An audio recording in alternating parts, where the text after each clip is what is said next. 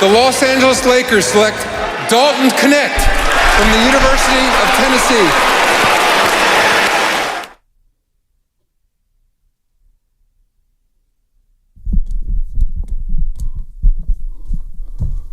That's how we really start the show today, Spinoni. You take one day off and just start with Dalton Knecht and the LA Lakers on this station. We're going to play a first-round pick of the LA Lakers on this station to start the show. That's how we're going to set the tone on the Thursday. Wasn't my idea. Whose idea was it? What? All right. Oh, baby. I don't even want to give out a no baby. Doesn't deserve a no baby. Look, I like the pick for the LA Lakers. I do. I've only watched Dalton Knecht one time. And it was against Purdue. But I like what I saw. How many texts from Steiny the second that draft selection went through? Because that's his guy. He texted me probably 4 times, which is like, for Steiny, it's like basically harassing you via a text. He texted me 4 times this year out of nowhere. Connect's my guy. Did he really text you when he posted our entire group chat when we were talking about the NBA draft the whole night? I swear, I bet you if I looked through me and Steiny's text. He's talking about last night. He's talking about last night. Oh, no. I meant throughout the regular season. Oh, never mind then. Okay. Oh, yeah. I was going to say he ghosted our whole show. Wow. That happens. That does happen with Steiny. That happens with all our shows. Who's getting into some action? Old Chip? Action.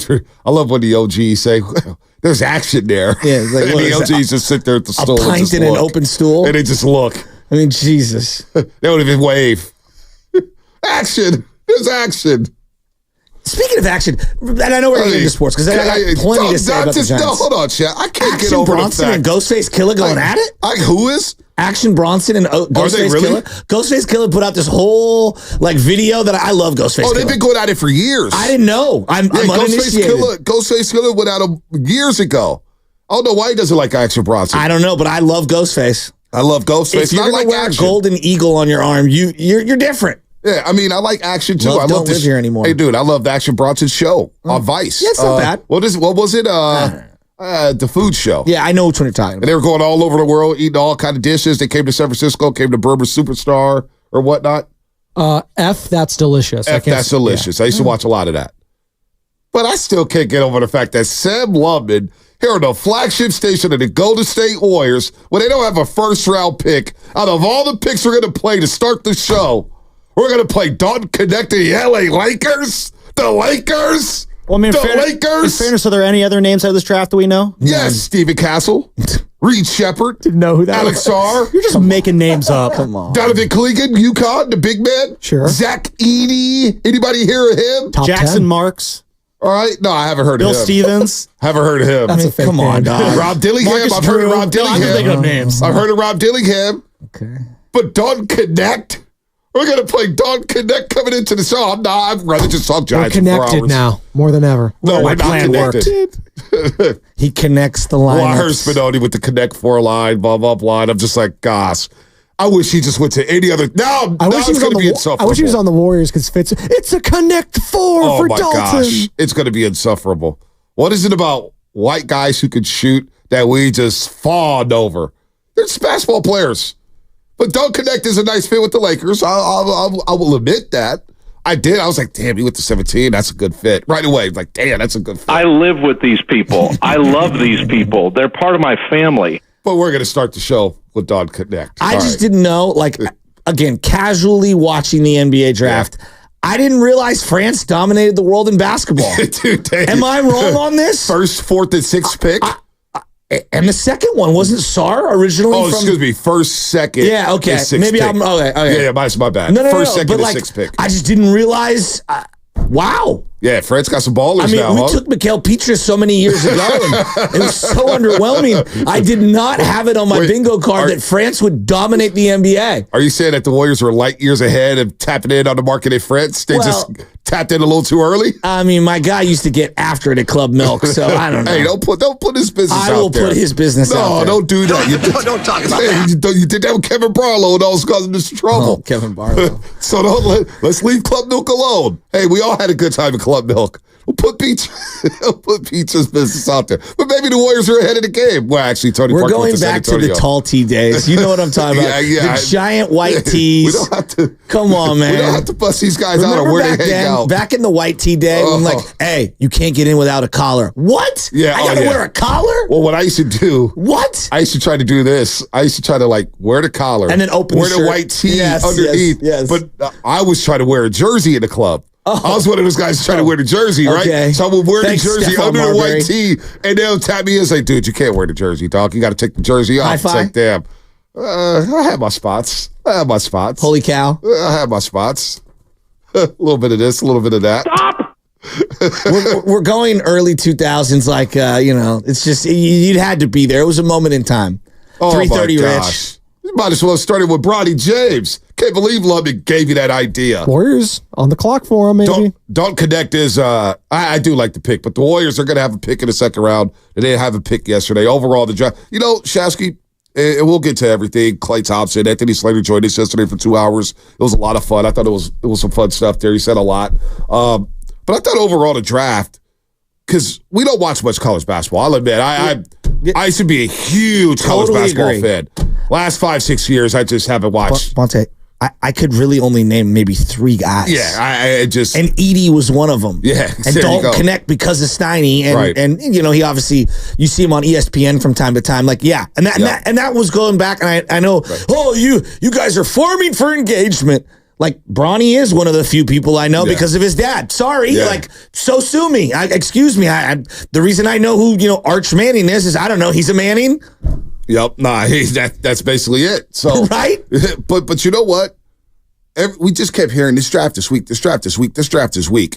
It was just right before the show. Like, Spadoni, I don't know if this draft is going to be weak because when I watch the highlights and I watch the players, and then I see the teams who drafted these players, and then I think about their role with these teams, and I'm thinking to myself, there might be some hidden gems in this draft. We just don't know. Like Spadoni brought up the quarterback class. Trey Lance, Trevor Lawrence, Zach Wilson, Matt Jones. They're all on a different team but Trevor. Yeah. Who's the other quarterback? There was one Justin more. Fields. Justin Fields. They're all on different teams, except for Trevor. Yeah. And even then, I question why they gave him as much as they did. Right. They had to.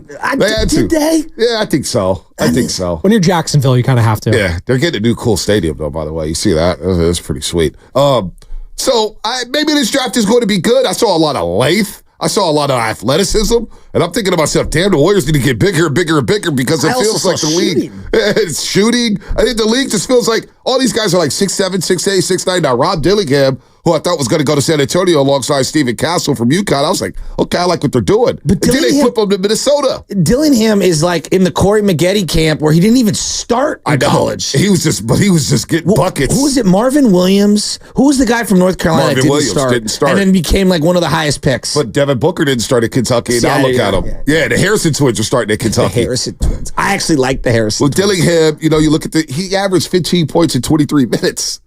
So he got buckets in college, but he's a small guy, 6'1", 6'2". They worry about his physicality. I was watching Calipari on the set. I think it was Stephen A. who brought up, he reminds me of a little bit of Iverson. I was like, whoa. But the reason why I like the Dillingham pick and the trade for Minnesota, because he gets to learn behind Mike Conley Jr.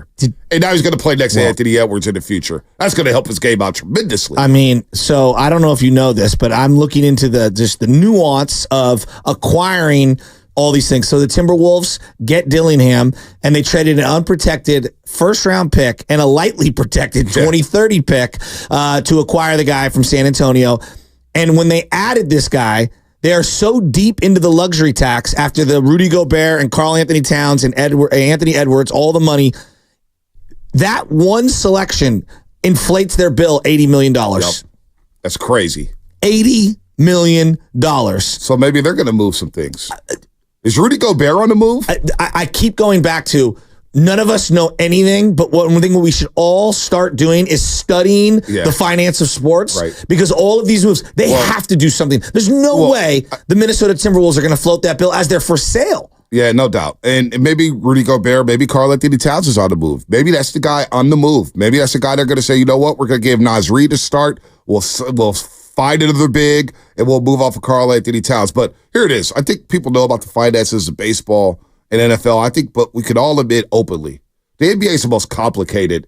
Salary cap, first apron, second apron. Trades. I've got it. I've been had it up on my timeline as a pinned tweet. And it's still as confusing as hell. It's so mid-level confusing. exceptions, veteran mid-levels, taxpayer exceptions. Like, it's just out of control. And I don't think we're going to be able to fully understand it because the rules always change when it comes with the CBA. We heard Anthony Slater, he's as tapped in as anybody in this league when it comes to covering this league. And he's like, dude, I'm learning stuff on the fly, trying to think, what the hell is going on here? All right, you can do this, but you can't do that. If you do this, you can do that. Like, it gives you a headache. And certain trades lock you into certain aprons based on the trade, not based on the money. It is out of control. But one thing that we can be very certain, and this I think goes back to the Wiggins and the Poole extensions, the second the Warriors won the championship that offseason, and they said, oh, we're going to extend Poole and we're going to extend Wiggins. The entire league, all the other owners were like, whoa, wait a minute. You just floated the largest tax bill of all time, and you're re-signing your own, and Wiggins took less. We've got to find a way to make this the most penal we can to even the playing field for the OKCs and the Minnesotas and the Clevelands. And what ended up happening was 20 to 25 of the owners that didn't want to float tax bills of that magnitude, which I get. They were like, we are going to crush the Clippers and the Warriors and the high price teams, and even teams like the Lakers. We view them as a big market, big spender.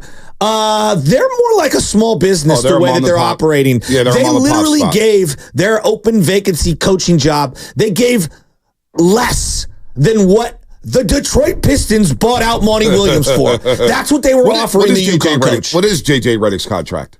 I don't know. Did they reveal it at all? But they're already paying Darvin Ham, and because again, they remind me.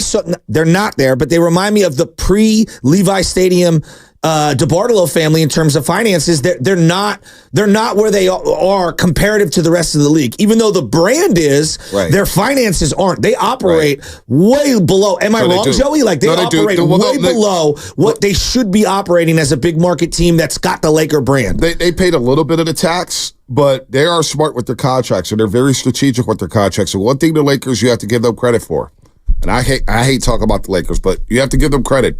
They've drafted very well, and they've developed very well. They do. That's what they do. Austin Reeves has turned into a damn player. He is, no doubt about it. They know how to draft and develop. And so that's why with Dalton Knecht, you're looking at it as 17 overall. Next to Anthony Davis and LeBron James, and with more spacing in the NBA game. Because the only game I watched Dalton Knecht, I heard Steiny talking about him. Dalton Knecht. I'm like, all right, at one point I tap in. Well, I ended up tapping in the Elite Eight when he was playing Zach Edey in Purdue. That was the only game I watched with Dalton Knecht all season long. And he was a high-volume scorer in that game. I don't know if he was the most efficient. If I recall, I don't remember the stats offhand. I think he had over 30. But I saw the vision. I saw what everybody was talking about, saying, this guy could score, and with more spacing in the NBA game, where college is all congested, they're running zones, they're all in your hip check. It's just a different game. And I'm thinking to myself, okay, this guy with spacing, he could maybe do something in the pros. Then I look at the Celtics pick.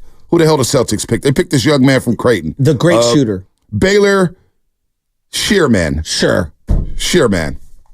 That's what I'll say. I'll bring up my pronunciation. That's how I say it. Sure, I don't know. Here's my pronunciation guide. I got to get my pronunciation guide because I do have a pronunciation guide. This guy, I only watched a little bit of Creighton. They had two big white guys. This is one of them. Wait a minite. Creighton had two big white guys? Two big white guys. I'm shocked. Hey, the Holman McDermott, right? His father still coaches there. Kyle Korver. His dad, Kyle Korver. Yeah, Kyle Korver put Creighton on the map. He did do that. I thought he was a scrub. But this guy, I didn't say he was a scrub. Just compare Klay Thompson to him, a Hall of Famer, to an 11-point per game career score. Listen. But nobody calls him a scrub. He wanted dude made an all-star game averaging 12 points a game. Okay, cool. It bothers me. It doesn't bother me. It's just wasting our time in Madison Square Garden watching all those fraudulent Hawks play in the all-star game with the exception of Al Horford. Anyway, this guy from Creighton can score. Wait a minute. You're just like driving by, shooting the Uzi out the window at everyone here. No, I'm not. Just take a deep breath here. Get to the Creighton part. After you just shot an Uzi at a guy who... I said he was more like an older Kyle Korver off the bench sniper. I'm not talking about it. Ray Allen. We never go to the Ray Allen part. Move on. All right, I'm moving on. Move on. Anyway, the guy from Creighton who's got selected by the Boston Celtics, it looks like a great fit. They play 5 out. This guy can score. He's going to play off of Tatum and Brown. I see the fit. So I say all that to say, like Ryan Dunn going to Phoenix. The guy looks like a hellacious defender. He really does. And Phoenix needs defenders. Like, wow, okay, maybe that's a good fit. Also, Minnesota selects the young man from Illinois, Terrence Shannon Jr., who that was their old guy. They had the guy Hawkins who went back to school, and then they had Shannon Jr. Shannon Jr. can score. Now all of a sudden, Minnesota's got some playmakers here. So I saw the vision with some of these teams and some of these scores. I'm trying to get Sherman's name. Baylor Scheiman is how you say it. Oh. The R's are silent. Yeah. Well stated. Yeah. I'm Looking gonna at the take guy your right word there. That last 2 months that Gunnar Henderson got with the Orioles last year. Audi Rushman, who we're going to see in the home run derby. Yes. We've got to get here.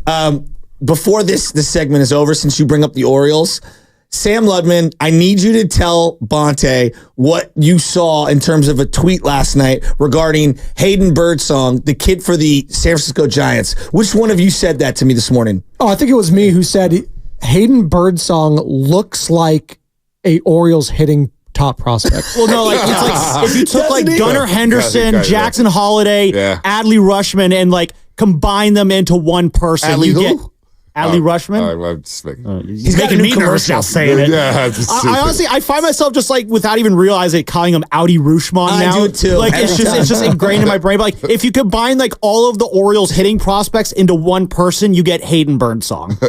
I do like Great name, Birdsong. by the way. Third Hayden in MLB history, by Hey, the way. you know what? Third Hayden in MLB history. Yeah, Hayden. there's only I been feel like 3 guys now. There's that named Joe Hayden. Joe Hayden. First name Hayden, by the way. No. Yeah, first Hayden Hayden. Christensen.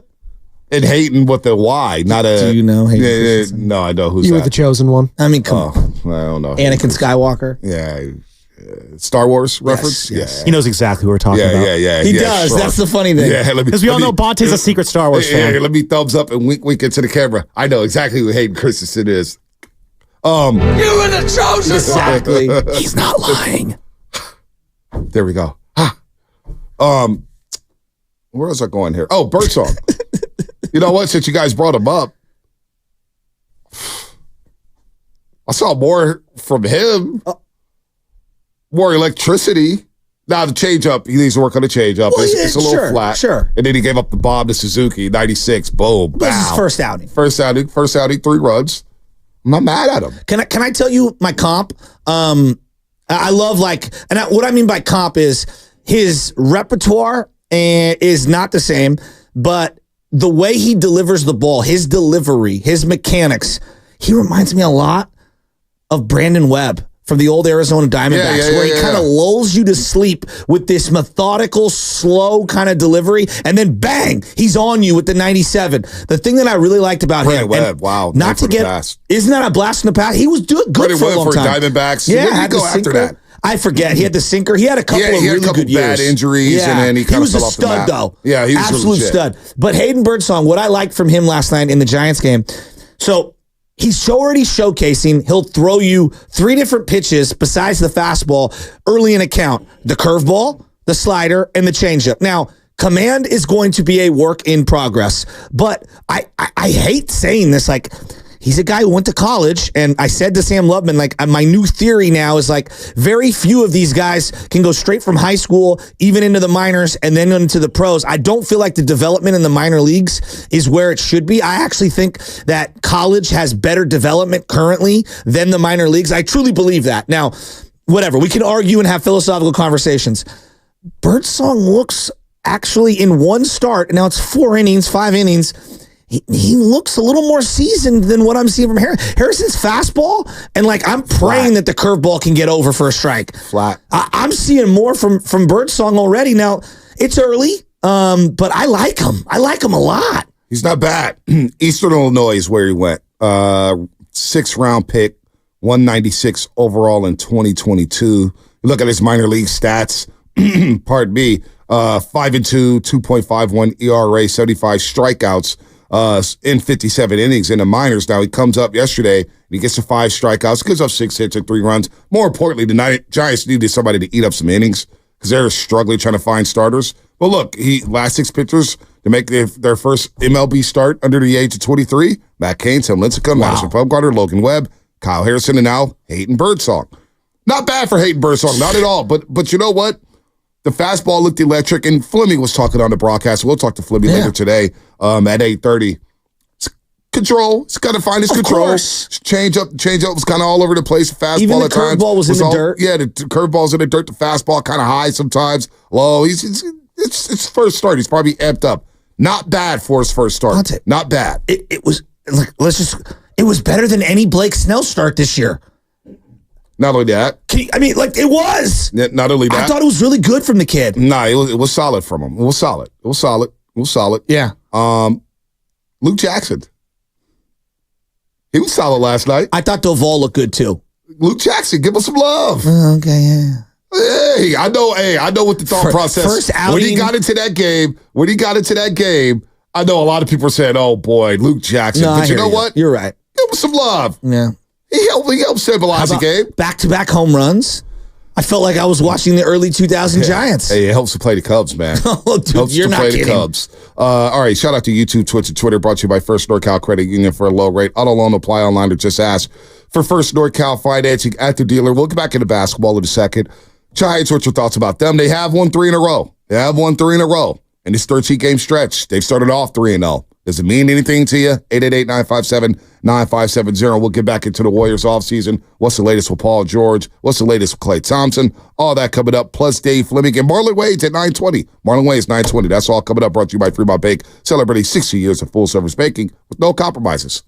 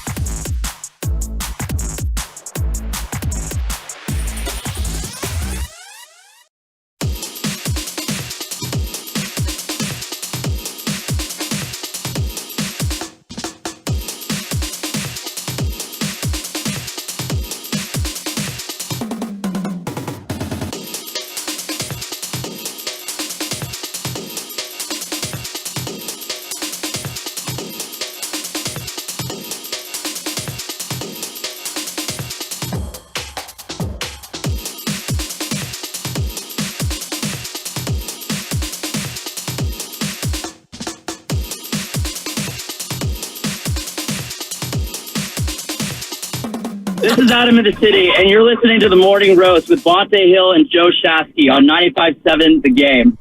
You know, Adam in the City, as we shout out our friends at Flowing Water Plumbing and Drain, if we're going to call it to the roast, you better bring it, because if you don't, you will be flushed. Brought to you by Flowing Water Plumbing and Drain. Gotta say, our boy Adam in the City, he gets around. He was just in Argentina. Oh. Argentina, rocking the jersey. I mean, his job allows him so much leeway. Guys in South America, what are we doing wrong? Lucky us. I would love to be in South America right now doing the show. Talking Messi and Copa America. By the way, shout out Mexico. You lost 1-0 yesterday at SoFi. You missing penalty kicks left and right. To Venezuela. To They're not known Venezuela. for their soccer, by the way. And that's the first time they ever beat Mexico, huh? They were partying at SoFi. Good for them. Oh, they were getting after it. Oh, the Venezuelans. 707. Morning, guys. Just wanted to see if you could shout out a happy 50th birthday to my husband, Brian Martins. And I hope I'm pronouncing that properly. He's a huge fan of the show, born and raised in Daly City, California. Shout out Daly City. And graduated from Archbishop So Reardon that's High why School. you read it. That's why you read the text. Let's go. That's why you read the text. Happy birthday, Brian. Because he went to Reardon, so you read the text. Shout out to course. Reardon. Shout out to Brian. No, seriously. Of Shout out course. to Brian. Since we're going to do some shout outs very early here, there's been the liquor store on 17th and Gary, Smoke Shop. Yeah. Got vandalized. People stole $50,000 What? worth of products, and they didn't have the insurance on the store because they've been broken into before. Just got destroyed. I saw it on my boy Caton's timeline yesterday. Tenderloin guy or dad or whatever his name is on Twitter, but that's my boy Caton. So a lot of things going on there. Another store got ramshacked. I mean, it's just nasty stuff out here. What are we doing? But yeah, happy birthday, 50th birthday. Go Crusaders. Go Crusaders. Go Crusaders. God. By the way, the Cubs base running yesterday. Oh, we talk about it? I mean, I'm not gonna lie. Steve Berman, our boy Steve Berman from The Athletic, used to write all the media columns. I'm wondering what he's doing right now. I don't know. There are no media columns lately, but he tweeted out, and when he got picked off, Morel got picked off at first base. The first and second, 2 outs immediately, in the I eighth thought inning. of, Mauricio Dubon. Like, he looked just like Dubon, like the smile and everything. I was like, Dubon. And he tweets it out, and I was like, that's the first thing that popped in my head. But their base running last night, the Cubs, Horrible. all-time bad. But this goes back to, I truly believe that, like, situational awareness in baseball, we have overly obsessed about exit velo and how hard you throw and, swing for the fences, throw through the glove. You know what I mean? Bonte, the art of fundamentals is lost. So great example. 8th inning, first and second, Tyler Rogers on the mound. He's got the funky, delivery. He does what we call either the inside move, the spaghetti move, whatever you want to call it. Everyone's got a different name. Right. It's first and second with 2 outs. You're down 1. You're chasing outs at that point. There are 4 outs left in the game if you're the Cubs to try to score. And you're in scoring position and you get picked off on an inside move? Yeah. That's It's uncalled for. Then in the 9th inning, you have 2 outs. And Camilo Duvall is throwing over to first. Dog, get the batter. Get the batter. And what does he do? He throws down the line. Now they got out of the game. But, there's 2 outs. Get the batter. Hey, look, man. It's just... back-to-back home runs. Matos got one. The game-winning home run. They're winning without, going deep in the games with their starting pitching or whatnot. Like, Spencer Howard picked you up one night. Hayden Birdsong gives you 4 2/3 of an inning, which I think is a luxury for the Giants. I'm still using the bullpen a lot. Birdsong's here to stay. He might. Yeah. Who else you gonna let pitch? That's what I'm saying. He's got to pitch. And if you can get the go 4, 5, 6 innings, wow, on this staff. Yeah, no doubt. I'm looking at our screen here because the headline, should the Warriors let Klay Thompson walk, and Kendrick Perkins saying yes, it's best for both parties. And we'll get to Klay Thompson and whether or not he should leave or whether or not the Warriors should re-sign him. But I've kind of come to that conclusion. As much as I love Klay Thompson, and much as I love my Golden State Warriors, it might be best for both to just say, you know what, we got to move on and evolve. What's best for the Warriors winning more games next year? Yeah. Well, you got to swing for a big guy, right? Mm-hmm. But, Joe Lacob has been on record for the first time in a long time. I know Joe Lacob is, if there's a move out there and he'd have to pay the tax, he'd pay the tax. He would. For the right move, yeah. For the right move. I agree. But for the first time, he has acknowledged, man, I just paid a lot of luxury tax money, and we've lost in the second round, and we didn't even make the playoffs. So I understand why they would maybe want to reset their books and make some marginal moves. But I mean, we talk about what's best for the Warriors, what's best for the Giants. What's best for the Giants right now, and the Warriors may be coming to this conclusion. What's best for the Giants is playing the youngsters, right? I mean, David VR, I don't mind seeing David VR. Kind of know what he is, but I don't mind seeing him play. Let him play. But it's interesting that they waited however many weeks. This goes back to the data boys. I have to bring up Trenton Brooks because he's a lefty. I have to bring him up because he's a lefty. It's like, well, just give me David VR. I told you, just give me the righty. I said Slater. David VR was sitting there. Yeah, Trenton Brooks was not ready for the major leagues. Just like Connor Joe at that time was not ready for the major leagues in Bruce Bochy's last season. Exactly. Just like Michael Reed or whatever his name was. I totally Remember him? Forgot about they that. went Connor Joe and Michael Reed at Petco Park. That was your right field, left field, outfielders. That's right. I totally forgot about Michael Reed. Don't bring up guys who are not ready to play. I know. Bring up some youngsters who actually could contribute. So VR contributed. Matos contributed. Matos actually had really good at-bats. He did have at-bats. And he finally got rewarded with the home run off an 80-mile-an-hour off-speed pitch. Hit it to left field. Boom. There you go. Let's go, Matos. Let him play. The Warriors may be coming to that conclusion next season at training camp where it's just time to play the youngsters and just see what you have for a season. Now, people don't want to hear that. I get it. We all want the playoffs. We all want to compete, and we want to maximize Stephen Curry, which makes the whole damn thing complicated. Because you want to maximize Stephen Curry, and I want to win one for Steph Curry as well. I want to maximize it because we may never see a player like that wear a Warrior uniform ever again. May not. Look how long it took for Rick Barry to step. Like, Mullen was great. He's a Hall of Famer. Mitch Richmond was great, but it was short-lived. Tim Hardaway was great, but then, team success just wasn't there. Baron Davis, you hadn't even referenced, one of my favorite players of all time. We have him for 2.5 seasons. That's it. I mean, 2.5, 3.5. I mean, and so you may be coming to that. Now the Giants, now you play Hayden Birdsong. When's Kyle Harrison supposed to be back? Where's he at with the ankle injury? No, I haven't heard nothing. The whole thing is odd. Yeah, the whole thing's odd. They're like, well, he sprained it really bad, so he wants to be 100% healthy because you don't want to re-sprain it. And I'm like, there's an innings limit. What are we talking about? Just call it what it is. We're manipulating the IL to get this guy to miss a bunch of starts so he can make it to the end of the year. Just call it what it is. And I believe that too because of what Ross Stripling said last year. Yeah. He was a veteran who said, I got put on that. And now Ross Stripling wasn't any good, but he went out there and was like, by the way, J.D. Davis batting cleanup for the New York Yankees. Playing a little first base too. I saw him with a first baseman glove working what did I do wrong? Are you kidding me? On fielding before the game, and I was like, J.D. Davis is a Yankee? He's a Yankee, and he was batting cleanup last night. Hey, somehow he will piece together that $8 million he's mad about. No doubt he will. He will. Now he's wearing pinstripes. He's like 14 more teams. He went from the Giants. Oh, he was an all-star against Sam Lubman last year. Last year at this time, he was the Giants' lone all-star. Don't need to chime in, Lubman. We know. He's gonna come stomping in to defend his J.D. Davis take. Lubman's getting ready to unload on you about all the bad takes you have. You better leave him alone. He's a little edgy. I'm a high-volume shooter. You saw how he threw the fast five yesterday. He was edgy off of that. I mean, gosh. Like Klay, I'm streaky, you guys are but 2 minutes late on it, so, I was like, whoa, I'm gonna loosen up a little bit, buddy. We got Slater in the building. Have some fun. 650 Xfinity Mobile Text line. I'm so impressed by Ramos in center field. I can't believe this organization completely slept on their own guys. So you know what? With the Giants, they're this 13. You got the Dodgers coming in the weekend. Go on the road. You're going to Atlanta. You're going to Cleveland. Yeah. You know what? Let me see these guys play against some big boys. Let me see it. That's how you keep me in tune. I'm very interested to see how many Dodger fans and how many Giants fans show up. And I'm not going to do the, oh my God, it's being taken over by Dodger fans. I'm just curious to see how, we are now in the middle of summer. School's out. It is about to be July 4th. This is the time to go to take your family for the weekend. Michelle and I were thinking about going Friday night. We were trying to find somebody to watch, the baby or whatever. And because, he's got to go to bed by 8 o'clock. Don't even start me on that. Exactly. Well, no, you know what Baby Chaz is doing? Papa, I don't want to sleep by myself.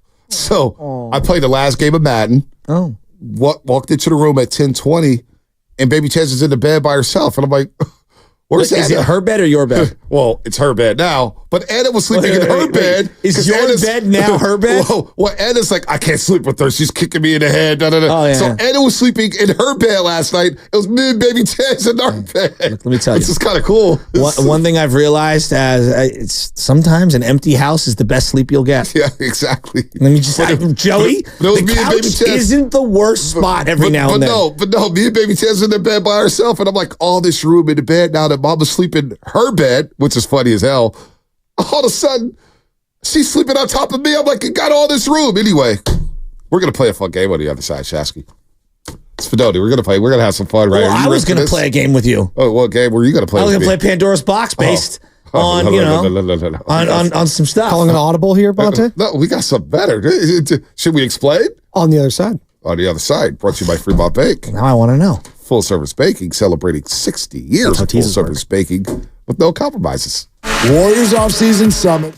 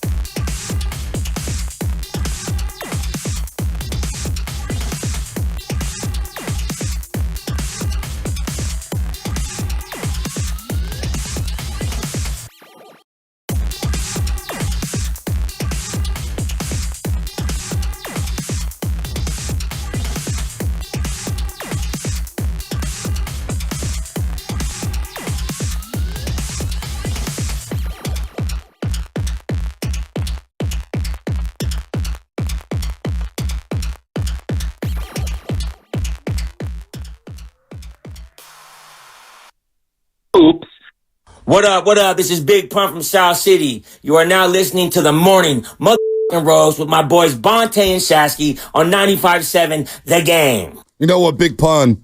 And we have such a good connection with our roasters that we follow a lot of them now. And Big Pun has us all in group chat, but I sent Big Pun individually some sick Mexican OT songs.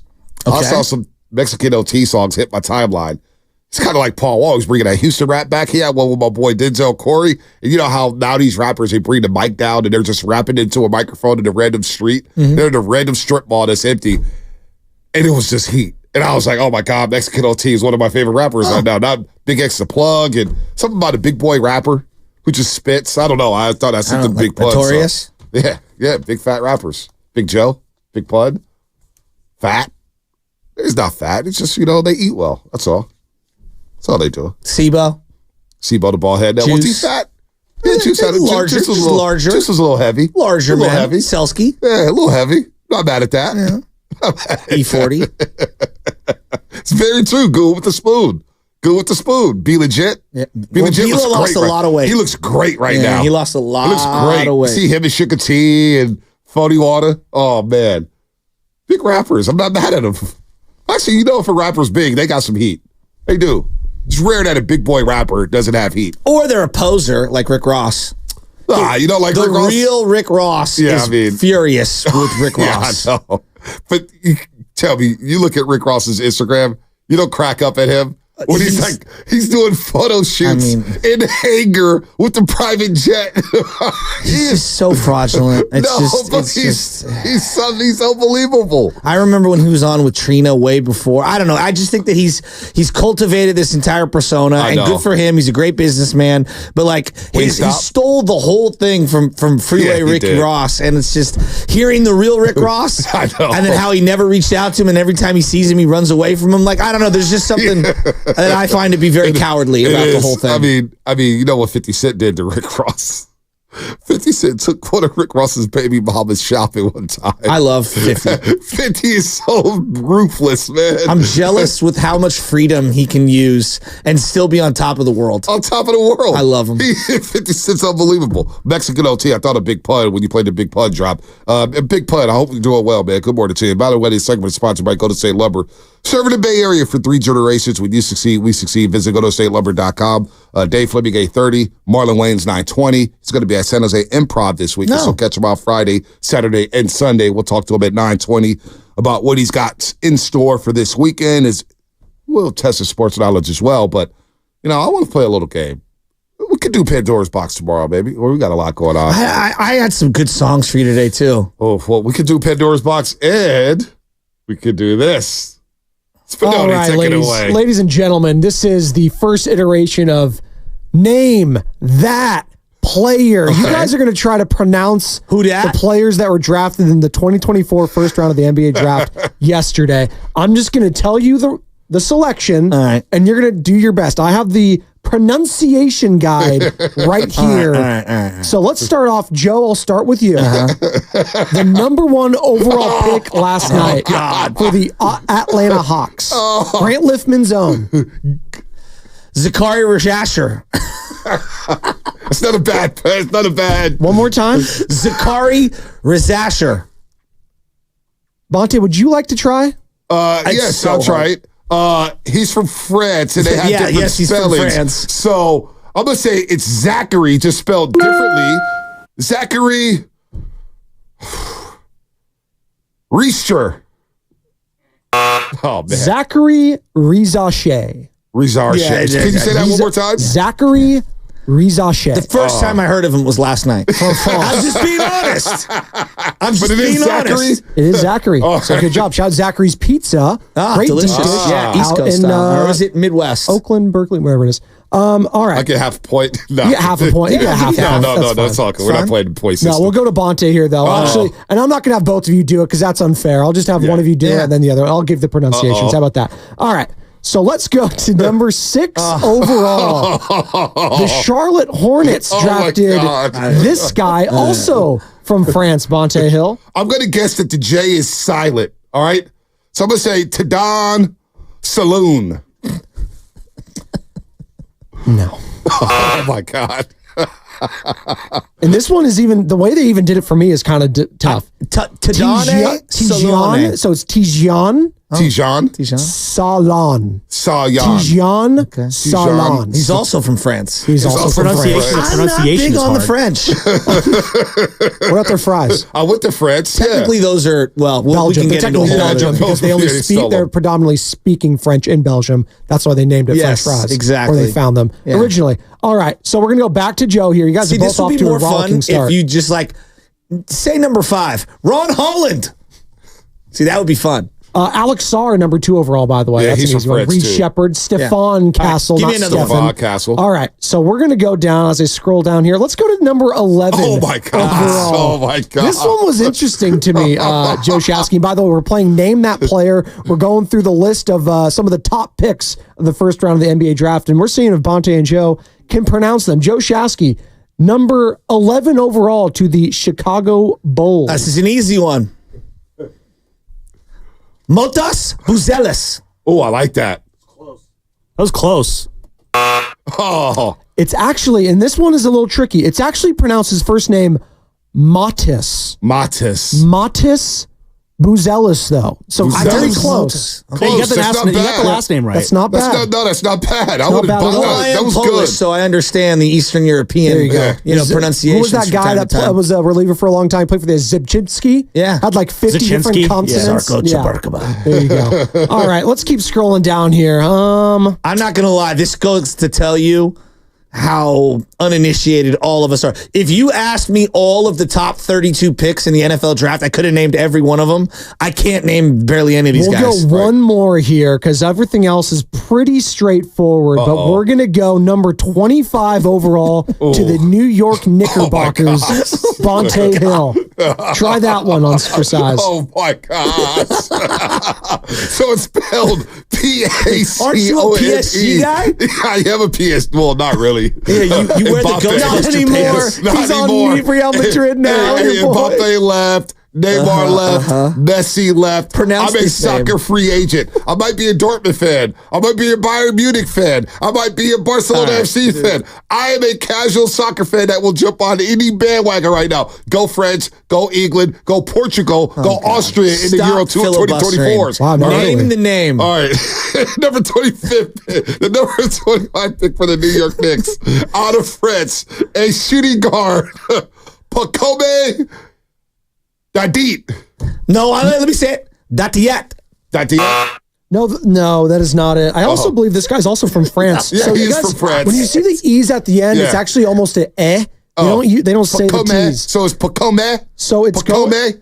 going to be. Can we do a Canadian? Pacome. There's no E at the end. So Pacome. I got that right? Dadier. Pacome Dadier. Pacome Dadier. And that was Name That Player. Maybe we'll do this throughout the year. That was hilarious. The NHL draft is coming up, and I cannot wait for that one. How about that? Oh, my God. No, we're not going to do that one. Well, the next 10 years are the Sharks. Yeah. We know Macklin Celebrini, and that's about it. I saw a video of Macklin Celebrini who was in Vegas. I know more about him than every other prospect in the NBA draft, though. I'm dead serious. And they were doing Go Knights Go in Vegas, and he wouldn't do it because he knows he's going to be a Sharky, and his Sharkies hate the Vegas Golden Knights. There's a rivalry there between Las Vegas and San Jose. A huge rivalry there. Shout out to the Florida Panthers, the Rats for winning the Stanley Cup, of course. But Connor McDavid won the Conn Smythe Award. He was really good, except he didn't get a point in the last 2 games. Anyway, that was NBA is so international. They are international. Jeez. You know, Adam Silver and who's the backup? Who's the assistant commissioner? Oh my God, he nails them. Tatum something. Spinoni, look it up. Tatum something. I should know his name. Mark Tatum. He gets up there in the second round, and he nails it with a smile on his face, showing all 80 of his teeth. I swear to God, he was there for years. That's a lot of teeth. Now, I don't know if he's doing the picks this year in the second round, but he's done them for many, many years. He would come in there, and he's got the famous photo with the tall Brazilian kid with the afro and the hat, and he's like handshaking him. He's like 7'5", and Mark Tatum's like 5'6". Oh, okay. Another break? Oh, wow. Okay, cool. Anyway, he nails the names. You just got handed paper and just completely were rattled. No, I wasn't rattled. Like a free release rusher, and you didn't have a hot route to throw. I was just looking at it and saying, "Oh, okay, cool." And then I kept going with Mark Tatum. Only I could do that.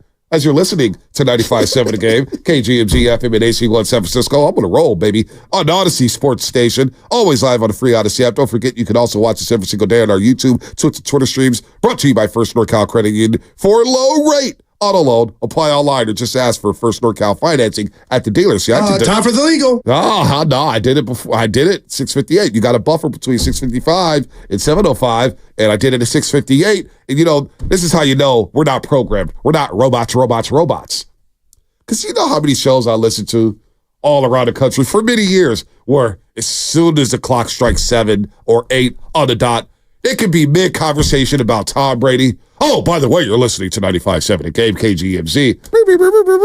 Get your take out. Don't be a robot. Don't be D2R2 or R2D2, whatever his name is. You don't need to be that. Do the legal when you do the legal. You have a 10-minute buffer, young broadcasters. When you come into radio, you don't need to do it exactly at the top of the hour.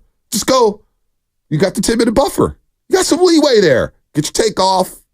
And get to the legal when you get to the legal. And by the way, if the people don't know what they're listening to, then, what are they doing? You think people are riding around in their car saying, oh, I didn't know I was listening to 95.7 The Game. Let me turn the station.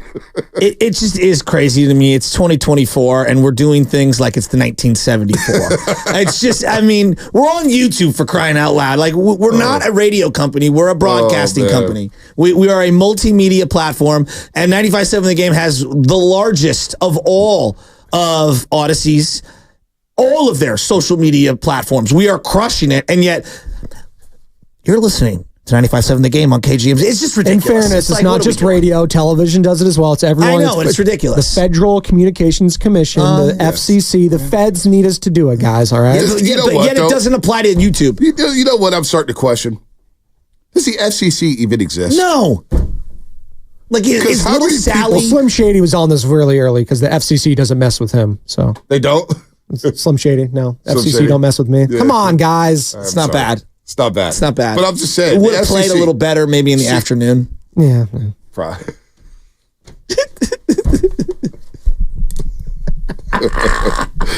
Well stated.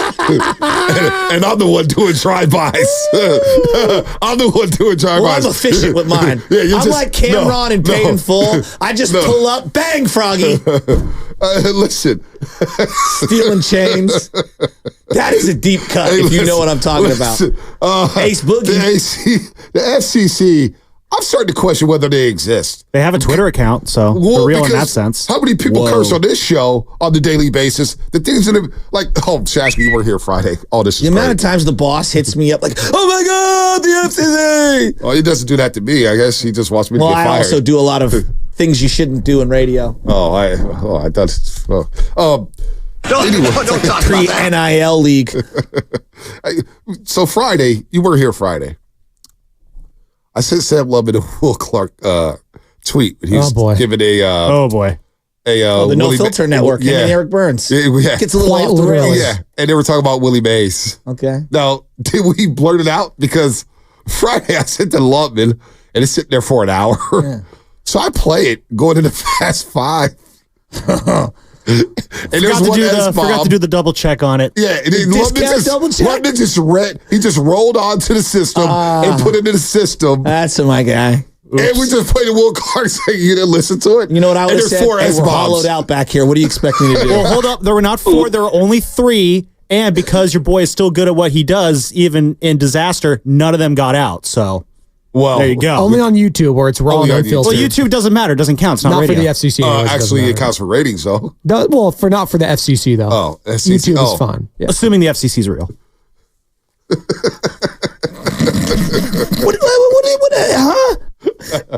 So I'm convinced the FCC doesn't exist because they would have popped us with that one. We got them. Somebody's jumping the bomb on us every other day on the show. I've never heard any other show where people just feel so comfortable they're just dropping bombs. Like Big Plug, for example, gets through 4 words, drops a bomb. How many people just drop bombs on this show? Guest, us. But as long as it doesn't go out over air, correct. If we successfully dump it, then we're good. They only deal in radio, television, satellite, and cable. They don't deal with YouTube. Okay.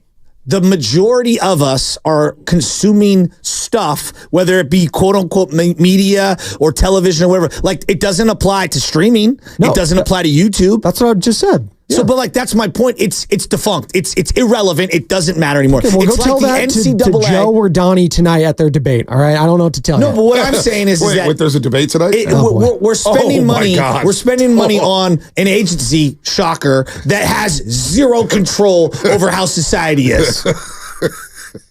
Only the FCC could get Joe Shasky worked. No, it pisses me off. Only Joe Shasky. It's like when I drive by. No, it reminds me like when I drive by and I see a bunch of like people working on the side of the freeway not doing anything, and I'm like, there goes my hard-earned, tax-paying money. Just 500 dudes chilling, all eating a sandwich. No one's doing nothing. So I'm curious. I wasn't expecting to go down that road, but okay. But you don't think you're paying for the FCC? Oh. Are the Warriors going to be paying for Paul George next year? That's brilliant. What a pivot. Way to get off that, London. Yeah. Gosh, sometimes you could be a really good producer. Thus concludes our FCC history lesson. Now back to Paul George. I just don't think they exist. I just don't. I feel like our mics are going to get cut off at some point because we keep disrespecting them. Well, Paul George, by the way. Disrespected Paul George, or we disrespected Klay Thompson? Can we ask just on the Paul George thing before you go to any sound that you want to go to? Okay. I loved when Slater basically said that Paul George has a lot of the leverage because the league is very like player run. The players have a lot of the leverage, and the CBA. It's many things. It's very complicated. It's very nuanced. But the one thing that still holds today that held 10 years ago when LeBron made his, or 15 years ago when he made his decision, is the players do have really large amount of power. They do. And unlike the other sports, like, yes, certain quarterbacks have power. Patrick Mahomes has power. In baseball, 10-5 guys have power, meaning 10 years with one team, or 10 years in the league, 5 years with one team, they have power. But the NBA superstar can dictate with 1 year left on their contract wherever they want to go. And not that the teams don't have some control, but you really lose a lot of leverage. You do. So Paul George is in, like, if he wants to be a Warrior, if that's what he wants to be a Warrior, and the Warriors want him, I mean, they can really finagle this thing and make it work. Well, again, to me, it's the price point, right? What are you giving up? And by the way, the NBA draft does continue today. The second round begins at 1 p.m. Steiny and Goo will be live at Warriors headquarters starting at 10 a.m. Early start time for the NBA draft, second round. So Steiny and Goo will be out there. Go check them out. Warriors headquarters.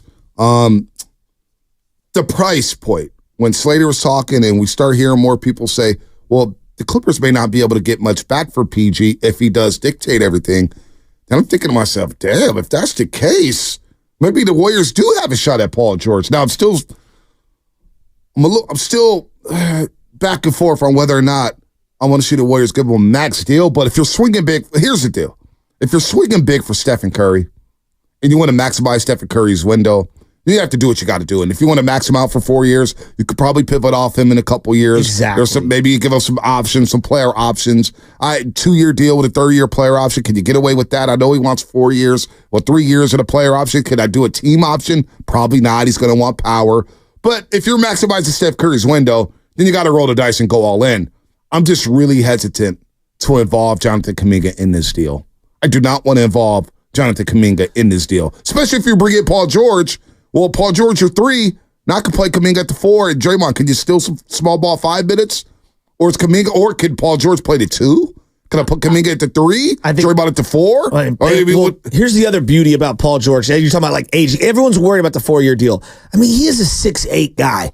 He is a big body guy who could still, even if he slows down, could still be a spot up shooter. Yeah, you know, no and he doubt. could still get into the lane. I know everyone's like, oh my God, you give him the money and you're screwed. Like, who says you can't pop the balloon 2 years from now and move off him like the way the Nets have done? The Nets have basically acquired a bunch of old guys, moved off a bunch of old guys. They've done it like 3 times, it feels like, in the last 7 years. Yeah, so you can always pivot. I'm just looking at the team. Like, who are you starting in the backcourt?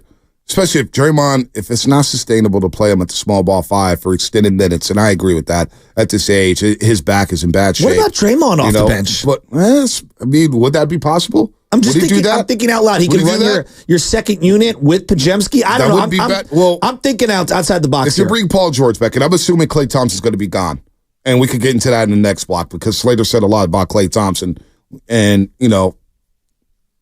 It feels like Klay's gone. I agree with that. It feels like, and it's felt like that to me for a long, long time. It's felt like he's been gone and he's seeking, whether the market, who knows what the market is? We have no idea. Mm-hmm. Do we have any idea that Mikal Bridges was available? We didn't. No. We really didn't. Do we have any idea that Giddey would get moved that fast out of OKC? We really didn't. I mean, 6 months ago, I thought he was going to play at least another 5 years for Oklahoma City. And be next to SGA and ball out. So things happen quick. Things happen fast. So there could be a market for Klay Thompson. We just don't know about it. We have no idea. But I'm assuming that Klay's gone as of now. He's an unrestricted free agent. And we've heard nothing. They're like, that was the thing, too. And Evan Giddings brought this up the other day when he filled in for Guru. Minutes after free agency started, Draymond Green was signed. And Steiny's been over this. You know, they all said Draymond, we want Draymond back. We want Draymond back. The minute the Lakers series is over, we got to have Draymond back. Draymond. And he signs immediately once free agency starts. Now, the Warriors have had this window for Klay Thompson.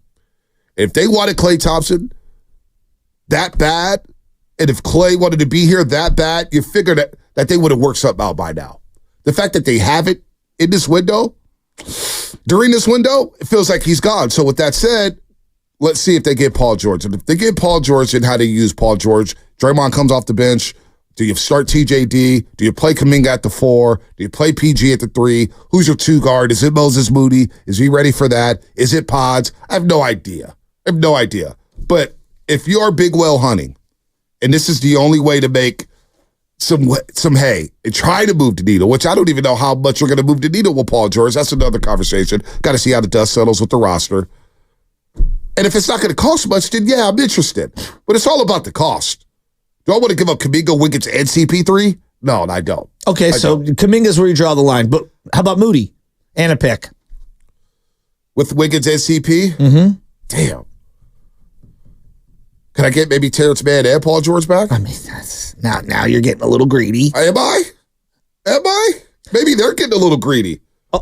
Oh, are they? Maybe the Clippers are getting a little greedy. Well, if they don't have the power, right? Well, I'm with you on that. If they don't have the power, who the hell are they to ask for Wiggins, Kuminga, and Chris Paul and a pick? The hell with that? Look at this. I love this, that you're coming around to my side of the boat. No.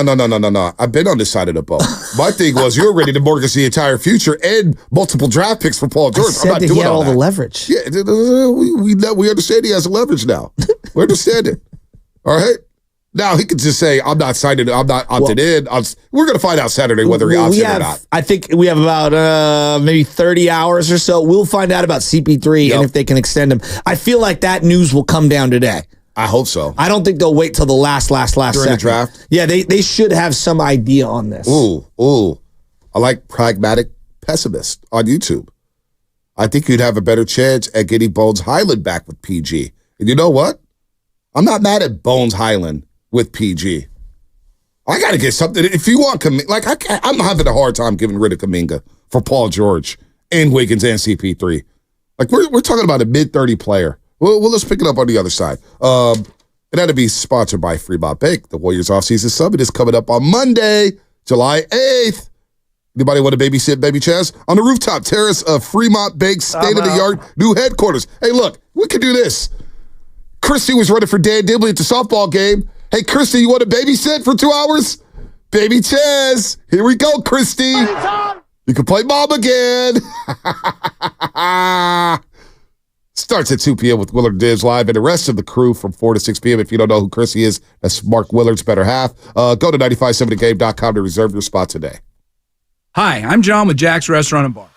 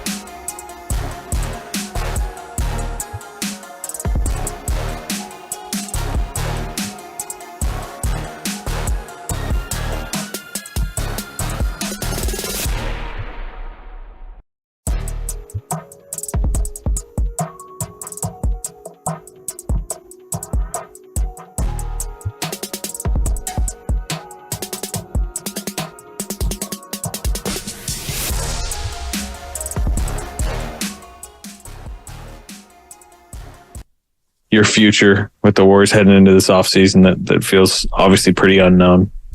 We don't want to talk about the season first. You want to talk about the future? That was a lot of games played, man. That was a pretty big accomplishment.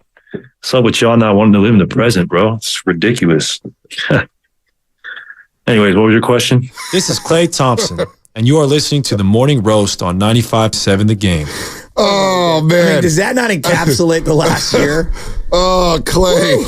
I love Klay, man. Long live Klay Thompson. What are we doing? Warriors Offseason Summit details. Here it is. Warriors Offseason Summit with all the hosts Monday, July 8th, 4 to 6 p.m. Willard and Tibbs will get the party started at 2 p.m. I'm sure there will be a lot of Klay talk, which is going to drive me crazy. Location, Fremont Bank, 39150 Fremont Boulevard in Fremont. Space is limited, so go to 957thegame.com to reserve your spot now.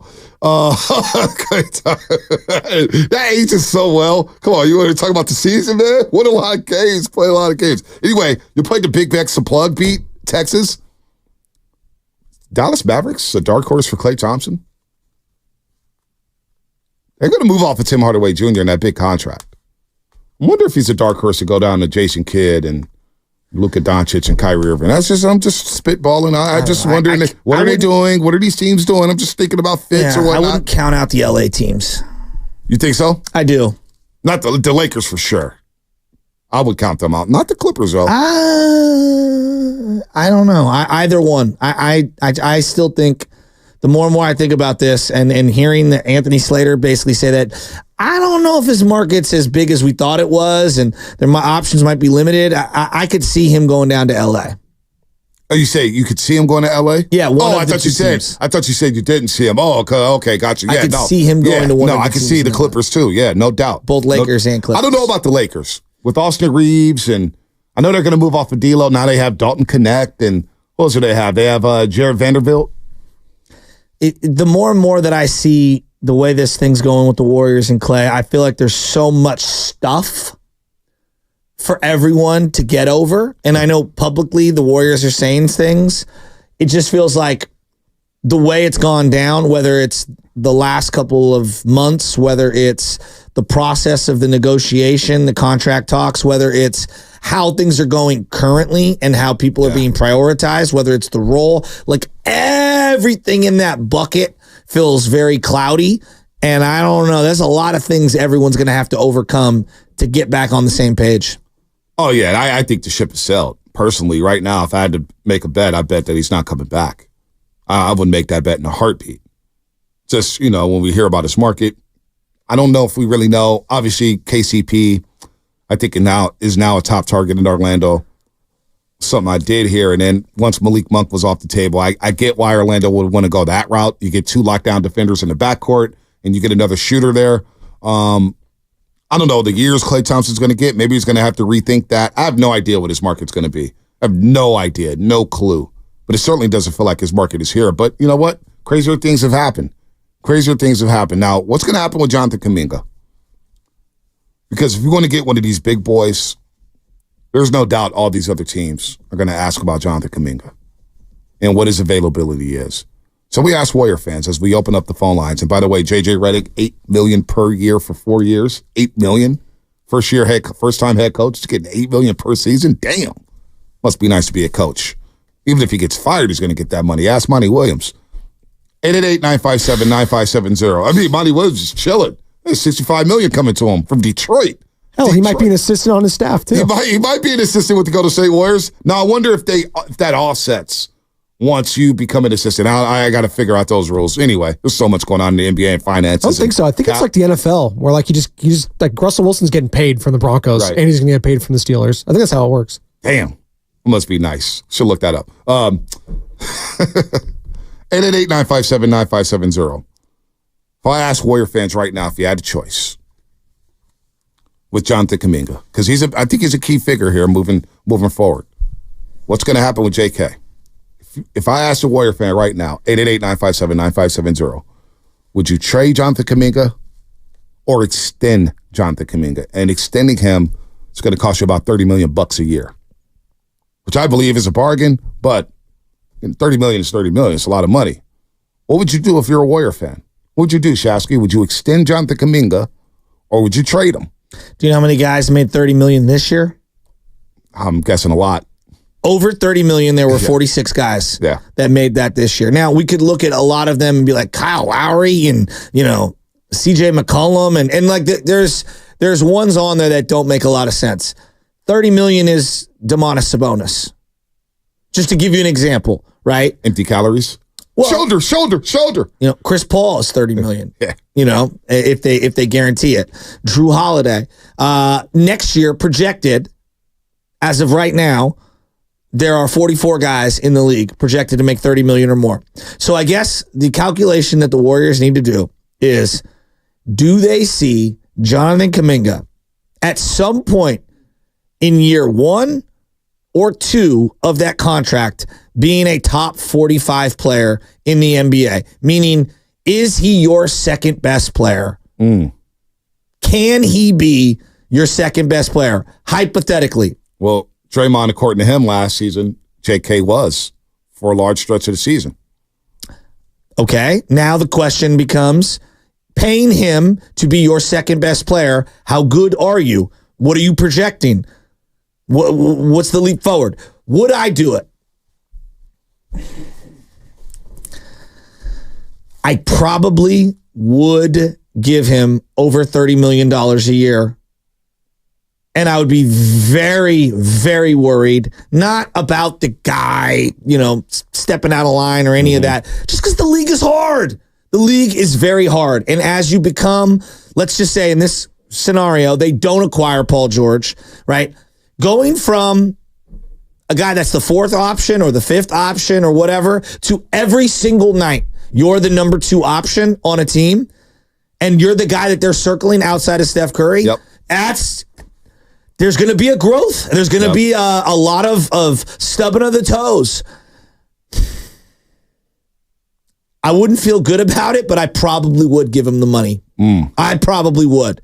Now on this roster, you have TJD, and as of now, Looney's on the roster still. Draymond, TJD, Looney, and Steve Kerr's on record saying basically that JK right now is a 4. He doesn't see him as a 3. So if he's just a 4, working under that assumption, and he's just a 4, where's the minutes going to come? Because you're not going to play Draymond Green at the small ball 5 for heavy minutes. Not going to do that. They're trying to get off of that, which is why TJD entered the starting lineup, right? To get Draymond Green off of that small ball 5 and let him roam around as a power forward. So if JK's not a 3, and they're going to clog the paint, is it worth extending him? And then if you do make a big boy move for Paul George, could he fit with Paul George? Hell, Wiggins may be a better fit alongside Paul George than Jonathan Kuminga. I know we're so down on Wiggins around these parts, but that may be the truth. So do you extend him? I would probably extend him too. Now, my worries are a little different. It's not so much that can he produce and can he produce at a high level. I still think he'll get his numbers, but will it translate to winning, and what does it look around him moving forward? And then you have the veterans here. So is Steph Curry going to defer a little bit as you get older? Is other guys going to defer a little bit to JK? I don't know. I don't know how it looks, but I'd probably extend him too because he's my most athletic player, and he's 6'8", he's physical, and he gives me something that I need that all these other teams have. Like the Suns draft Ryan Dunn yesterday. That's division, right? Defender. We see Jaden McDaniels up there in Minnesota and all their guys. It's all around the league.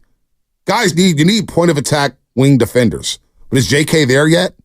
Is he there yet? Slater said it yesterday, man. When he's engaged in one-on-one matchups, he's really, really good.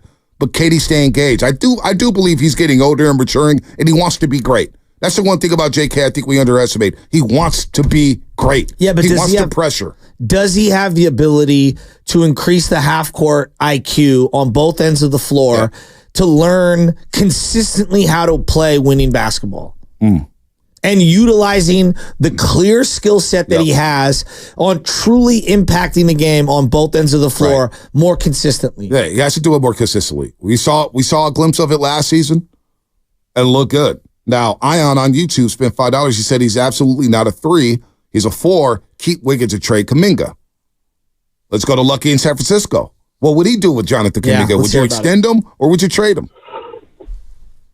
Top of the morning, fellas. Long time no here. Long time no here, Lucky. How you doing, man? I'm better now, Bonte, man. I've had my 6 months sobriety over football, man, so I'm good. I'm still hurting from that Super Bowl. Oh, man. Hey, training camp's right around the corner. We got to buckle up for another long journey, buddy. I know, man. I know. I'm ready, man. Let's get it. All now, right. As far as JK, man, I would extend him, but I wouldn't extend him for that price.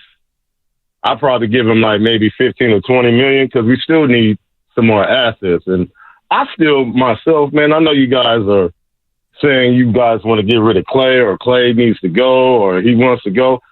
I think Klay needs to come back, man. We need to retire the big three and add some good, nice pieces and go get a ring or two, man. I'm ready for it. Let's go. You know what, Lucky? I don't necessarily want to move on from Klay. I'm just speaking that it just feels like both sides need a fresh start.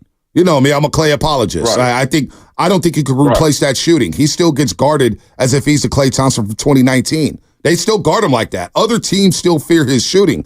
But it just feels like it's time to move on from both parties. That's all.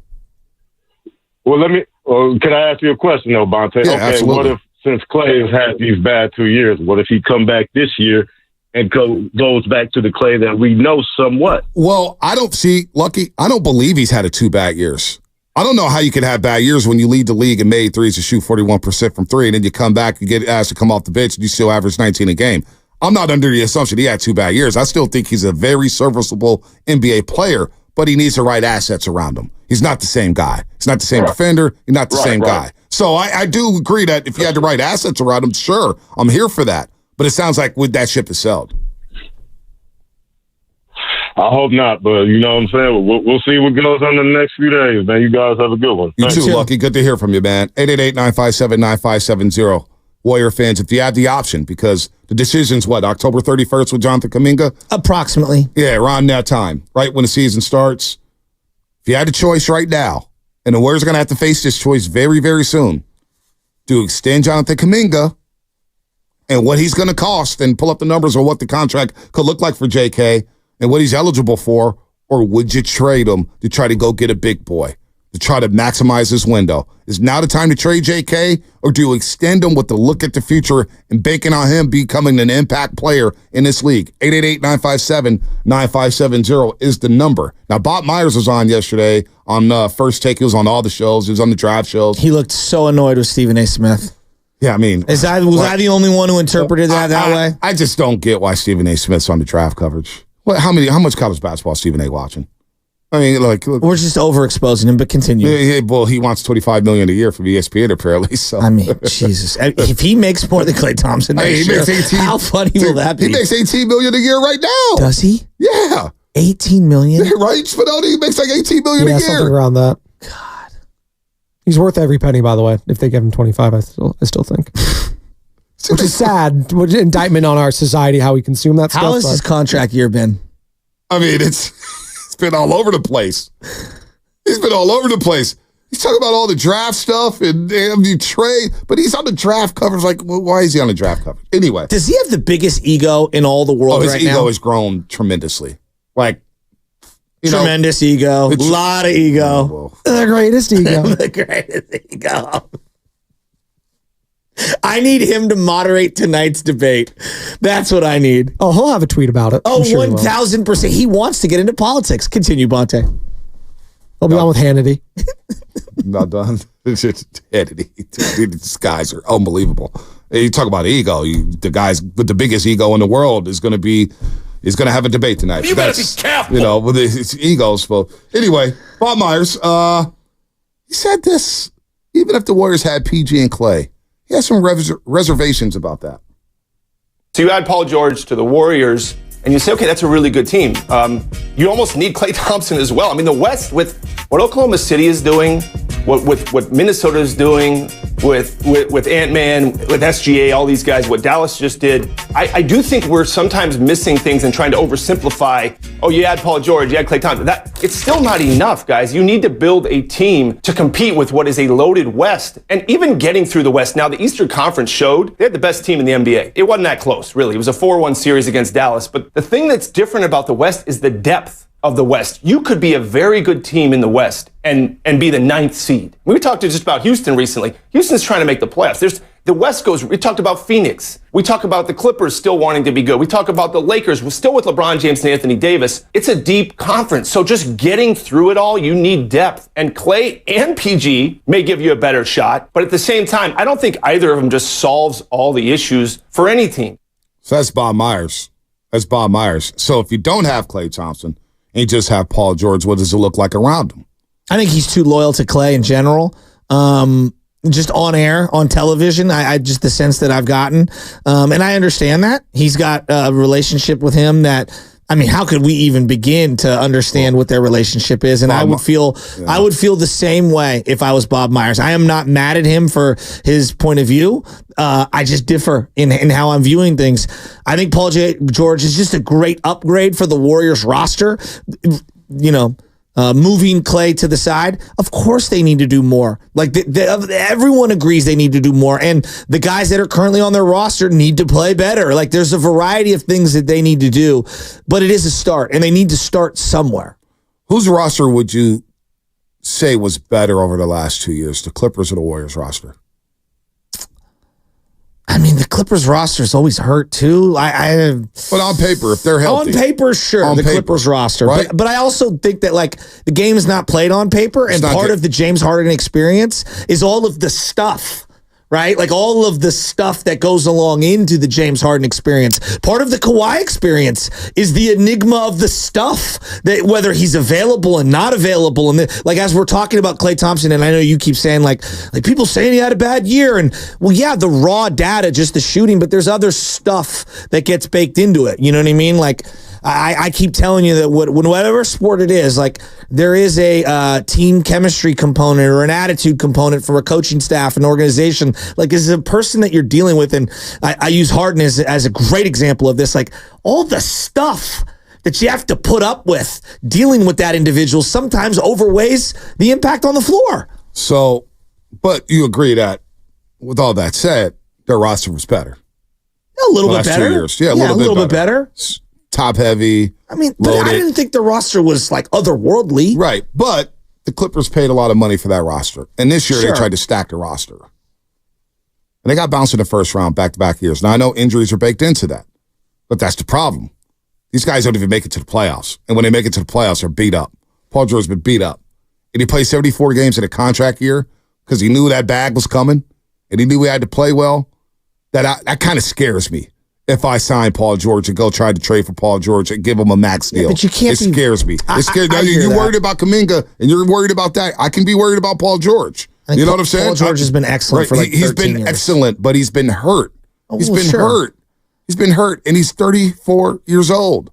Like, that's the truth of the matter. So, I don't know how much better the Warriors are with just Paul George. I don't know how much better they are with a middling 30. Like, I just don't know. Well, here's what I would say. They need to be better than the 10 seed. And I think that adding Paul George makes them a better basketball team. They're an 8 seed? What? They're an 8 seed? Well, are they, how about this? They were only a couple of games away from being the 6 seed. With Paul George, are they a top 6 seed? I think that they're right on the fringe of that. Because if you want to use that theory, then I'm going to use my theory that, hey, Draymond Green doesn't get suspended, the Warriors are a top 5 team in the West. And then we're maybe having a different conversation.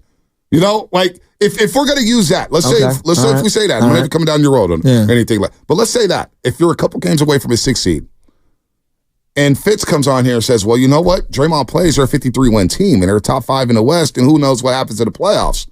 Then hell, if they're bringing in Paul George, and that could be close to a championship run then. If that's the case, I think that's a few lanes too far for me, but I see where you're going with it. I'm saying? But here's my deal with Paul George. That's it. Ever since he got to the Clippers, 48 games played, 54, 31, 56, and then 74. He went 5 straight seasons, or 4 straight seasons, in which he didn't play more than 56 games, not including the playoffs. That concerns me.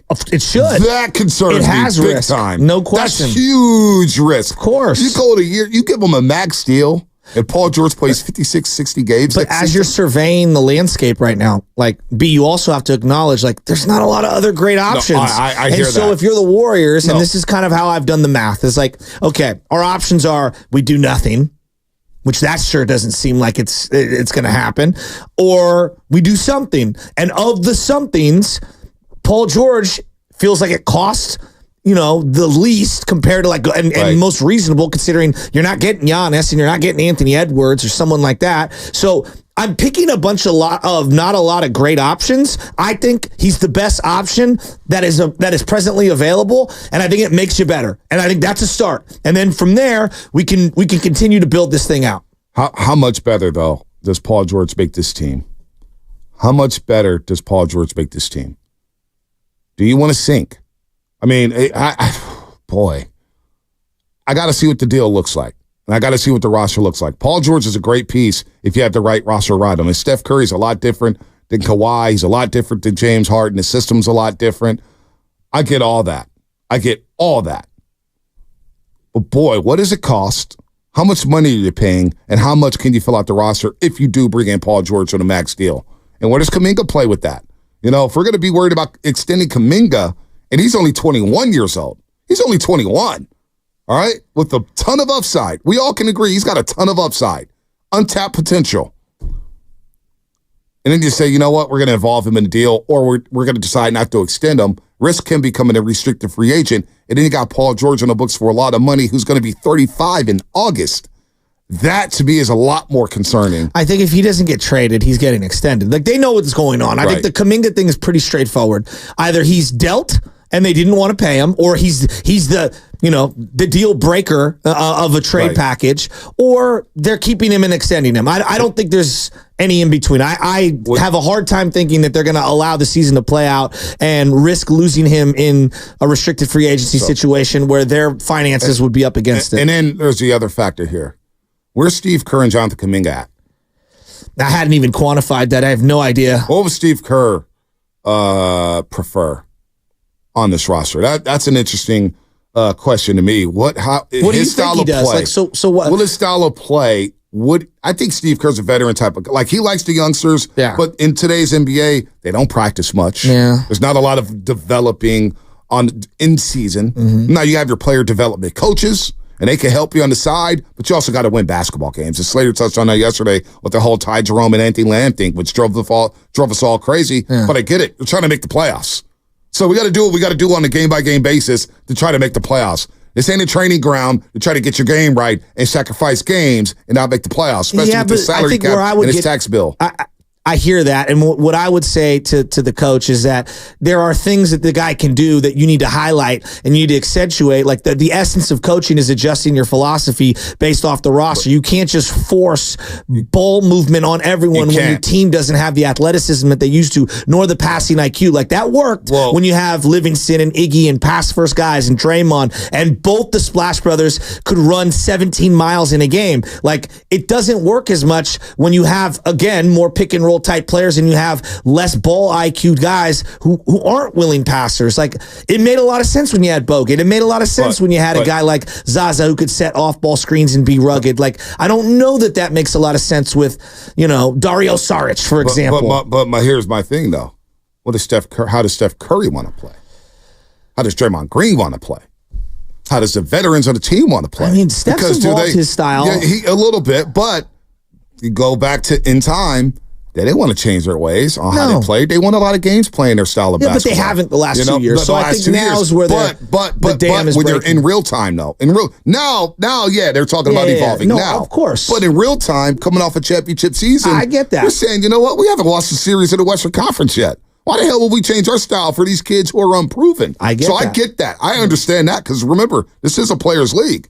It's a players' league. So I think the players would be foolish to not acknowledge that they're not slipping, because that's too harsh, but like they're depreciating slightly and their style of play has been caught up by the rest of the league and everyone else is playing a different way. And if you're not evolving, you're dying. Like the adapt or die. That's how it works. And I think that these guys I think Steph and Draymond and even Steve Kerr, they're pretty high IQ basketball guys. I think that they're understanding. They could still run a lot of the same elements while incorporating some new ones and fix their style. And that's why, more than anything, to your point about style of play and the young guys, that's why I think Paul George fits really well. I think he actually fits the old school style of play that they've wanted to play for a long time. And I also believe that he brings multiple elements to the table: ball handler, facilitator, a little bit of length and size.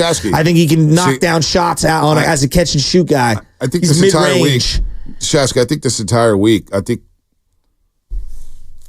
understand he does fit. That's not my issue with Paul George. He does fit. And I made a mistake. He doesn't turn 35 in August. He just turned 34 May 2nd, so my apologies. He does fit. I don't question the fit. But I do question the age, the money you're going to have to pay him, and the roster you're going to have around him. And when I look at the Western Conference, like you bring in Paul George, how closer are you to the Minnesota? How closer are you to Oklahoma City?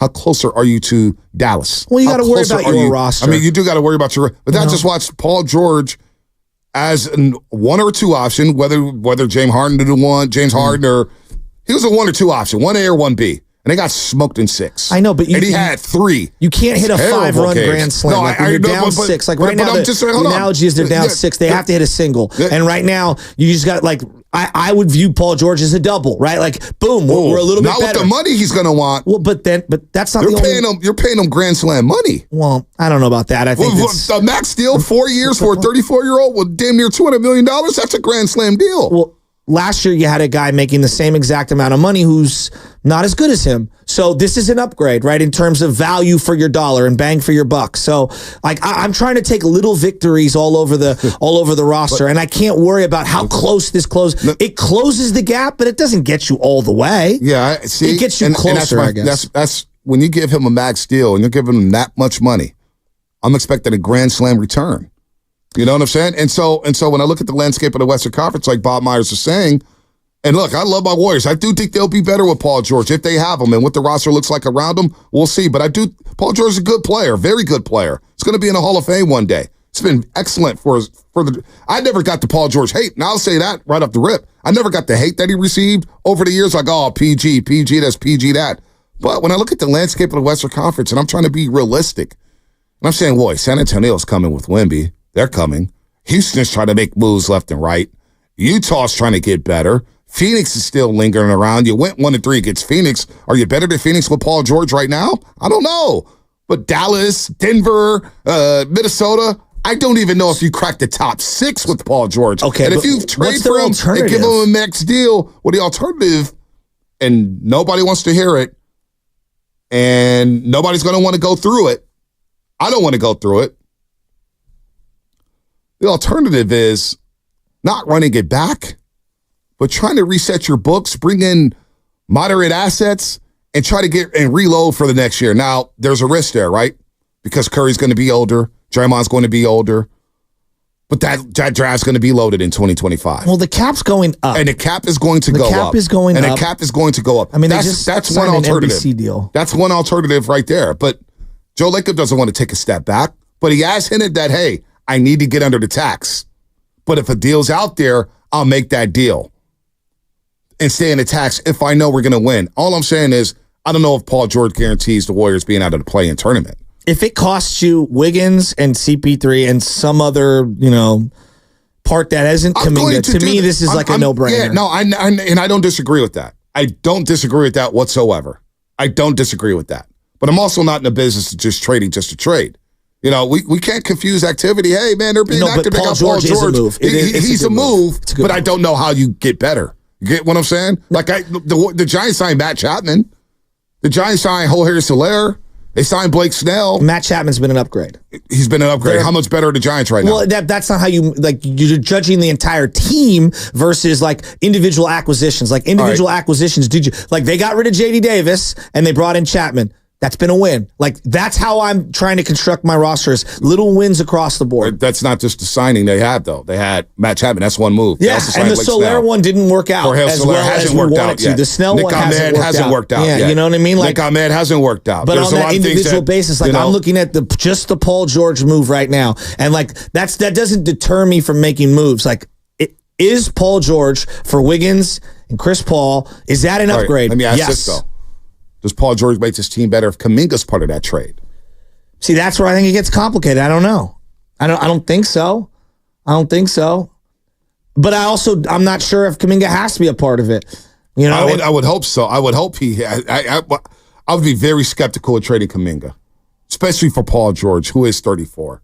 I just think that to be fearful at this point, given where they're at, where the sand is coming out of the hourglass, right. I think trying to pick holes in a slight upgrade for a guy that wants to come play and Curry wants to play with him, I think we don't know that. Like, we're assuming that. Out on that. I mean, we're kind of assuming that he wants to play with them. I think he would want to play with them. Feel that way. We would. I mean, I don't even know what tea leaves are. And my counter to everyone would be like, hey, look, like, give me the other trade that's viable, that's out there.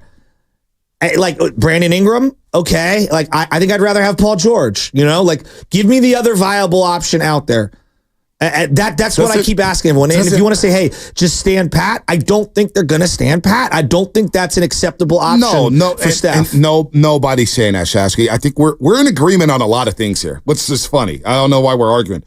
We're in agreement on a lot of things. They can't stand pat. They can't run it back. They are big game hunting. They're doing all those things. But I'm just looking at the player of Paul George, and I'm trying to think to myself, damn, how does he make the Warriors better? Okay, he's a better player, but as a team, do you get better in the Western Conference when I'm looking at the other teams? Because I got to say, all right, I'll bring in Paul George. Now where's my compete level against other teams?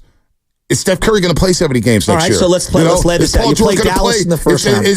But you got to go matchups, right? Let's say you play Dallas in the first round. Well, now I do have a perimeter defender that can guard either Kyrie or Luka at times. Have you watched Paul George try to guard Luka Doncic? Everyone's had trouble. Everyone's had trouble doing it. And then you have Kyrie. Who's going to guard Kyrie on this team? Well, we'll find out. I mean, we will see. If they keep Kuminga, it might end up being Kuminga. If they keep GP2, it might be GP2 for times. But I'm just, you have to lay this thing out. Like currently, they had Klay at the 2. He couldn't guard either of those guys, and I'm not crushing him. That wasn't what killed them. Chris Paul couldn't guard any of those guys. Luka missed one of those games. You know what killed the Warriors in those games against Dallas? Wiggins missed the game down the stretch, and he didn't guard those guys. Lively, Gafford dominated the Warriors. No doubt, but it starts with stopping the ball. And I just watched Paul George try to guard Luka over and over in these playoffs. Luka had a great run to the playoffs. You know, like you're asking me, and I'm saying, like, all right, that's fine. I'm just countering. That's all. We don't have to get mad or anything. I don't know why we're getting all. No one's getting mad. You're saying, why does it make you like better? Does it make you good? I don't think a front office sits there and goes, all right. If we do this move, is it good enough to make us better in the West? I think it's very simplistic. It's like, hey, Wiggins has been a negative the last 2 years. Chris Paul, we're losing for nothing. Can we upgrade the roster right now on this one move? Yes, we can. Is GP2 going to last? I love GP2. And you were just telling me, man, GP2 can't stay healthy. You've been so down on GP2. It depends on who you keep on the roster. Now we're expecting him to come guard Kyrie 94 feet. Let's go to David. 888-957-9570. See, we got some calls stacked up. Here. Does Paul George make this team better if Kuminga's part of the deal? We're assuming that the Clippers would deal with the Warriors, and we're assuming that Paul George will want to come here to try to win. Is Paul George going to make this team better if JK is part of the deal? 888-957-9570. Number one, you can't gut the roster. You know that. You need more. I'm with Bob Myers where you need more because even if Klay came back with Paul George, I think you need more. The West is just that damn strong. Does Paul George make you better? Let's go to David Frisno real quick. Then we'll get to Arrow. We'll get to everybody. 888-957-9570 is the number. Dave, what's happening? Good morning, guys. Morning. Good morning. Yeah, I think Paul George will make any team better. Obviously, injuries and age, you got to factor that in.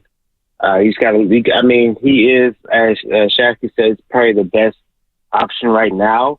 I think Lauri Markkanen, if he's available, that's something I would go a little harder at. And truth be told, guys, after thinking about it, even if they don't do something really splashy or big and kind of run it back, get some kind of new pieces, not necessarily the big splash, I like our chances. I don't think the West is as great as everybody seems to make it be. I think they're definitely better than the East. But the West don't really have any great teams. Do we know, are the Thunder going to, repeat the success of the Timberwolves? Like, we can say that, but it's not for certain. I think with our team as now, if our younger guys do get better, make that next leap, I think we can contend. Obviously, they do need to make some tweaks here and there, but if they don't get a Paul George, I don't think it's the end of the world. I think this whole West is the greatest thing since sliced bread, kind of getting overstated a little bit. Granted, it is better than the East. It is. You got Boston, who won it, who made Dallas look like, what was all this West talk? It was 4-1. So yeah, it was tough last year. I know we were only in the play-in, but like I said, I don't think you have to get Paul George. Obviously, that you want something new. You want something to look forward to. You want some change. But I'm just saying. I hear you, Dave. Good call. Good call. We got to run. Good call. We're going to get to Ariel, Joe, Rich, and Hayward. I got another question too. Can J.K. give you the same type of production as Paul George gave the Clippers this past season? Can he make that leap to give you the same type of production? Because there's a lot of untapped potential. Is he ready to take that leap? Do you believe in that? Because that's part of the reason why I think a lot of people would extend him and not trade him. 888-957-9570. But Ariel, Joe, and Rich, we're going to get to you on the other side. We got to get to the injury report and break. This is all good. It's all good. The Warriors going to be active, no doubt about it. But what is enough to get back in the hierarchy of the Western Conference? Because I disagree, Dave. The West is loaded. I don't think OKC is going to slip up. They're only going to get better. Let's continue the report, Spano.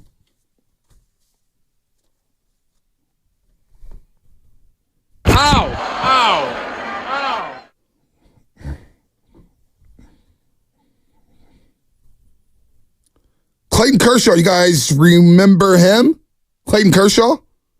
Well, the Dodgers are in town this weekend. Gavin Stone just went 9 shutout innings against the White Sox for the Dodgers yesterday. Just dealt, just shoved. Shohei's on a tear right now without Mookie Betts. But Clayton Kershaw has yet to throw a pitch this year as he rehabs from his surgically repaired shoulder, and the team announced that they will be shutting him down due to soreness he suffered last week in a rehab start. Kershaw was expected to be ready to go after the All-Star break, but now that timeline is up in the air. Damn it, Kershaw had a good season last year.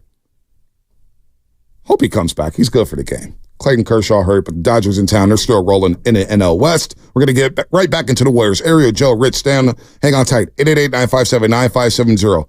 Does Paul George make this team better if Kuminga's part of the deal? And another question is, would you trade Kuminga for a big piece, or would you extend him, banking on his future with the Golden State Warriors? That's all coming up. Brought to you by Fremont Bank, celebrating 60 years of full-service banking with no compromises. NBA free agency is upon us. I'm feeling good right now. Woo! Checked it all into my veins. Rumors are swirling. They are being very, very aggressive. Kevin Durant, calling Kevin Durant. Lauri Markkanen, calling Lauri Markkanen. Will Klay Thompson be back? If there aren't 3-year deals out there for Klay, it does kind of open the door to Klay staying as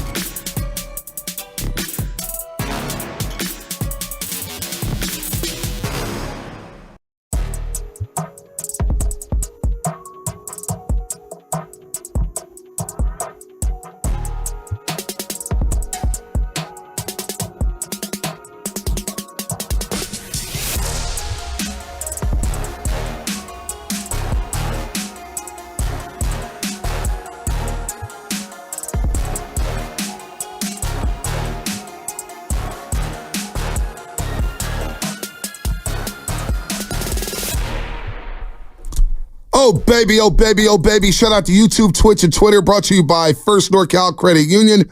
For a low-rate auto loan, apply online or just ask for First NorCal Financing. Got the dealer. Shout out to our friends at Flowing Water Plumbing and Drain. If you're going to call up to the roast, you better bring it, because if you don't, you will be flushed. Brought to you by Flowing Water Plumbing and Drain. And shout out to everybody out there getting up in the morning, getting off your graveyard shift, all the longshoremen, all the security guards, all the ushers. Who else do we got? We got all the street cleaners, DPT, officers, firefighters. Love me some. The cops, man. Me and the cops are cool these days, man. I like me some cops. we're tight these days. Also, the overnight dancers. We're not tight, but shout out to them. Hopefully, they had a great night as well. Before we go out to the lines, look, you've stated that one of the options might be, not doing anything. You take a step back. You reset your financials. Let's take that off the board. What do you think the Warriors can do or should do? What do you think the Warriors should do to get back to winning? Not just like you have to beat Minnesota. Just get back to winning and being somewhere in the mix. Well, you're asking winning. Well, they were in the mix last year, right? They won 46 games, which is more than they won. They won more games than they did the year before. Yeah, but they didn't make So if it's just about winning games, 50 games, they were 4 games off of that pace. They were 4 games off of that pace. And that's with Draymond Green missing how many games? Okay, so you don't think they need to do anything? Is that what you're I didn't say that at all. I'm not alluding to that at all. You're saying win games, not compete with the guys. Well, I mean, being in the mix is like top 6. Okay, what can they do to be in the top 6? Okay, well, last year they were in the top 6. They basically were in the mix for the top 6, right? They were 3 games behind the Phoenix Suns. Okay. So don't forget being in the mix of being in the top 6. Like, this is actually finishing in the top 6. Like, throughout the year. Like, you need to make moves. There's no doubt. I don't think I've said. I know, but what would you like them to do? Am I speaking Swahili around here? Am I speaking Pig Latin? What the hell is going on? I obviously got to make moves, and I'm intrigued with Paul George. But what am I giving up for Paul George? What's my books going to look like after giving him a max deal? What can I attract with Paul George? Are other players going to see, oh, well, Paul George, Steph Curry, and Draymond Green, they're in their mid-30s, but you know what? Let's go to Golden State and try to win. I don't know if that's going to happen. So let's say it costs you either one of the two, JK or Wiggins. I don't mean to be rude, but I feel like I'm talking in circles. I'm with you. They need to make moves. What is that move? It's got to be Paul George and more. Paul George is not enough. If they gave up either one, Wiggins or Kuminga, it sounds like Kuminga's a non-starter for you. I believe... I'd be hesitant because look, man. I think Wiggins could be really good. I think Wiggins could be really good. But we're down on him. We can't count on him right now. So I feel like him coming back is not going to be satisfying for a lot of people. And then where does that leave him in an offense with Paul George, Draymond Green, and Stephen Curry? Because it feels like Wiggins needs touches, right? He needs touches, especially early to be involved. Steve Kerr last year told Willard Dibbs, hey, man, we can't go 5 possessions without him touching the ball. He gets lost, and then all of a sudden he's not playing. It's natural. It happens in pickup basketball. It happens in the NBA. So what does that look like if he's playing alongside Paul George? Well, I do believe Paul George is a willing, good passer. I feel like he could play off that. Right. If it ended up being Kuminga, I feel like now you still have the 2 wing defenders in Paul George and Wiggins. Like the more and more I think about this, the more and more I'm like, okay, right. If it's JK and I can keep Wiggins, I'd probably still do it too. Because look, if you're looking for me to say a specific name, then I want Giannis, I want Embiid, I want the best of the best. Okay. Don't we all want that? If there's names, now Paul George is a name that's being linked to the Golden State Warriors. Yeah. Would I take Paul George? Yes. I've said that over and over, especially if the price is right.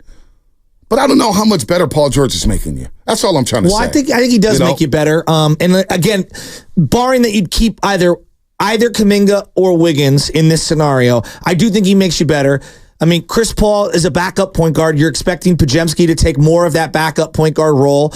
I'm now not starting Podziemski at the 2. I'm probably starting either Paul George or Wiggins, or Paul George or Kuminga in that 2-3 where it's like positionless. And maybe I make another move. I don't know. So let's just say if it's CP3 and Wiggins going to the Clippers. And I keep JK. I like that a lot. So I think that's a good starting five. I think now you've got some combination of Steph, PG, Kuminga, Draymond, and I don't know if my fifth is going to be Pajemski or going to be TJD or I don't know, but I think that's a really good start. So I think it's a good starting five. I just mentioned that last segment. That if you had that starting five, okay, that's not bad. Yeah. That's not bad with JK. Just mention that last segment. Yeah. I think that's competitive. I do believe that probably ends up somewhere, again, barring health, and we got to make sure that the chemistry fits on the court because sometimes things don't work out. But that feels like a 5th, 6th seed at minimum. Could be. Now you're with me here. You believe Kuminga could make that leap? I could with that roster. Yeah, I do. I think he's going to make a leap anyway. Even if they got stuck with Wiggins, even in this hypothetical, they get stuck with Wiggins and they had to surrender Jonathan Kuminga, I probably would feel pretty good about Andrew Wiggins having a better year this year than last. I mean, it can't get any worse than last year, can it? I don't love it. I would probably want to get rid of Wiggins, but if you got stuck with them, look, at minimum, he gives me another perimeter defender, a slasher, a guy who can play a little mid-block where I could throw it down to and PG can play catch and shoot off that. Like, it's not the worst thing in the world. I'll bite the bullet on it. Again, I would rather surrender Wiggins than JK, but if I had to keep, again, as long as I'm keeping one of those two, I think it's really doable for the Warriors. I think you're a much better team. I do. Well, teams are going to allow Wiggins to shoot the three. He's got to knock it down. They're going to allow Draymond Green to shoot the three. So now we have another spacing issue. They're going to have a spacing issue with JK too. Yeah. They're going to prove it as well with all these guys. They're going to have flaws. You're going to have the spacing issue there. I think Steve Kerr, and I don't want to put words in Steve Kerr's mouth because I don't know. I'm not inside of his brain. I'm not living inside his brain. But I have a feeling that if Kerr had a preference, he'd probably prefer Andrew Wiggins over JK at this point. But me personally, I would bet on Kuminga's future over Andrew Wiggins' future. I think we've seen the best of Wiggins now. I would agree with that. So I would rather keep JK and let him sit next to Paul George and learn from Paul George, another veteran who seems easygoing. Mm-hmm. I would do that. And I've said that all week long. I would do that. But am I skeptical of giving Paul George a max deal in this conference? And how much risk. better? And how much better are you in this conference? Now you still have Steph Curry. I thought the Draymond deal came with tremendous risk and was ridiculous. So of course I'm going to think that Paul George is extremely risky. Well, for the first year, the Draymond contract hasn't gone well. For the first year, he didn't make the playoffs, and he got suspended multiple games and kicked out of others and missed. What, he missed a quarter of the season? Yeah. So for the first year, we're on the same page. That contract. You know, so, but the other part is like, okay, you bring in a Paul George, and like, if I'm a high IQ basketball veteran, let's just say, I'm using this name, it's not Gordon Hayward, right? Like, okay, like I can see myself in the 8th, 9th, 10th man role, and I can come off the bench making vet men and be. It sounded like Gordon Hayward wasn't happy with that last year with OKC. Well, again, you know what I'm saying? And that was a team that was battling for a championship. I know, but that's a young team. And he still wasn't happy. Okay, maybe I'm just using him as an example. I hear you. I'm just using him as an example. Like, that's a vetman guy that I don't know what his value is around the league. Like, you add him, now you got a little bit of shooting, you know, and you can find a shooting big somewhere dirt cheap. Those are the kinds of players that you're going to have to sign up around these guys. 510 Xfinity Mobile text line. I think you get no better with Paul George, and you're going to take a huge salary hit. Otherwise, you're dreaming. He wants a max contract. Does he make you more athletic? Not really. Does he make you older? Yes. Why do we want to get older? That's from the 510. It's from the 510. I think you're underrating. I'm not underrating Paul George. No, I'm saying the individual. I think he's underrating. He is a good athlete. I mean, the guy gets into the lane. He's a good player. I'm going to ask, what do you feel about Paul George, Spadone? Get in here. And before we get to the line, so we're going to get to everybody. Get in here. How do you feel about Paul George? He is a guy that I think has never exceeded the hype that he was given out of Indiana. I think he took the team to the Eastern Conference Finals, and we expected him to be there or at least competing for a title with whatever team came after that, and he never replicated that success from Indiana. And I think that knee injury, obviously, remember that Olympic qualifying, whatever it was, you're training there. Yep, I think that changed a lot of that. But he's very good. Don't get me wrong, he's a very good. He's going to be at the very least a top 3 player on your team, whatever team you're on.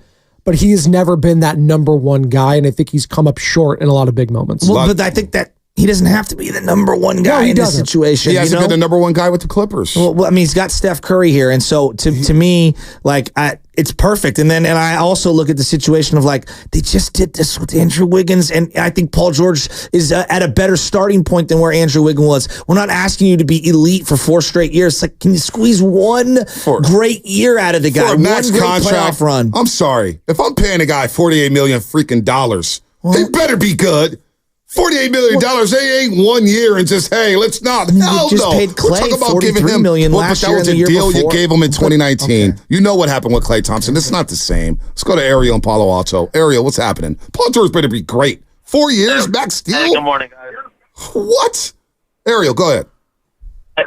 Hey, good morning, guys. I just want to say, I mean, I like Paul George. I have nothing against him, but, I mean, the goal is to supposedly get younger and more athletic.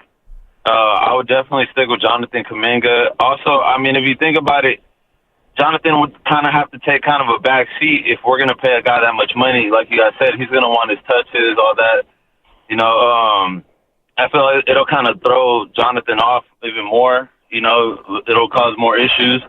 As far as picking up, like, maybe a younger player, maybe why don't we get somebody like Bobo? You know, somebody that they don't really talk about, you know, and I mean, he's big, he's young, he's athletic. You know, I feel like he could work well with the team.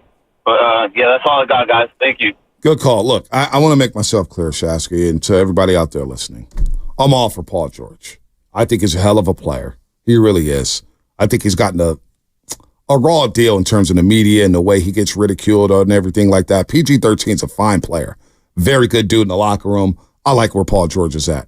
I do. I'm just very skeptical of giving a 34-year-old a max deal of a guy who played 74 games last year, but the previous 4 seasons never played more than 56 in a regular season. Because this team, like, we got to bake into the conversation, they are older. And what comes with that is injuries. And what comes with that is missed games. And do you have the rest of the roster to pick it up and win those games that the big boys miss? They're not in a position to they're not in a position other than having to probably overpay and run a giant risk. But, like, what other position are they in currently? If you want to maximize Stephen Curry. Exactly. If you want to, and I agree with that. And I've been with you the whole time. You ever watch, you know, Back to the Future? It's one of your favorite movies. It's one of mine. I think it's one of the great trilogies of all time. You know, there's the point of no return that Doc talks about, right? When they're on the train tracks. And I feel like we don't have any wheels, all right? We're in the DeLorean. We're getting pushed by the choo-choo train, all right? And we've hit the point of no return. So now we're either going to hit 88 miles per hour and we're going to try to speed off into the ravine, or we're going to hit into the time warp. It's one or the other. And I feel like they've reached the point of no return. And I think the time about... Yeah, I get being fiscally responsible and not worrying about overpaying, but I feel like we've passed that point. No, I hear that. But here... I just want to lay out the risks. That's all I'm doing is laying out what could happen if you bring in Paul George. I'm laying out everything here. Because I want to say it. I want to make myself clear. If there's a deal to be made for Paul George, you got to make a deal. I'm not team run it back. I'm not team, hey, if Draymond plays, you win. I'm not, no.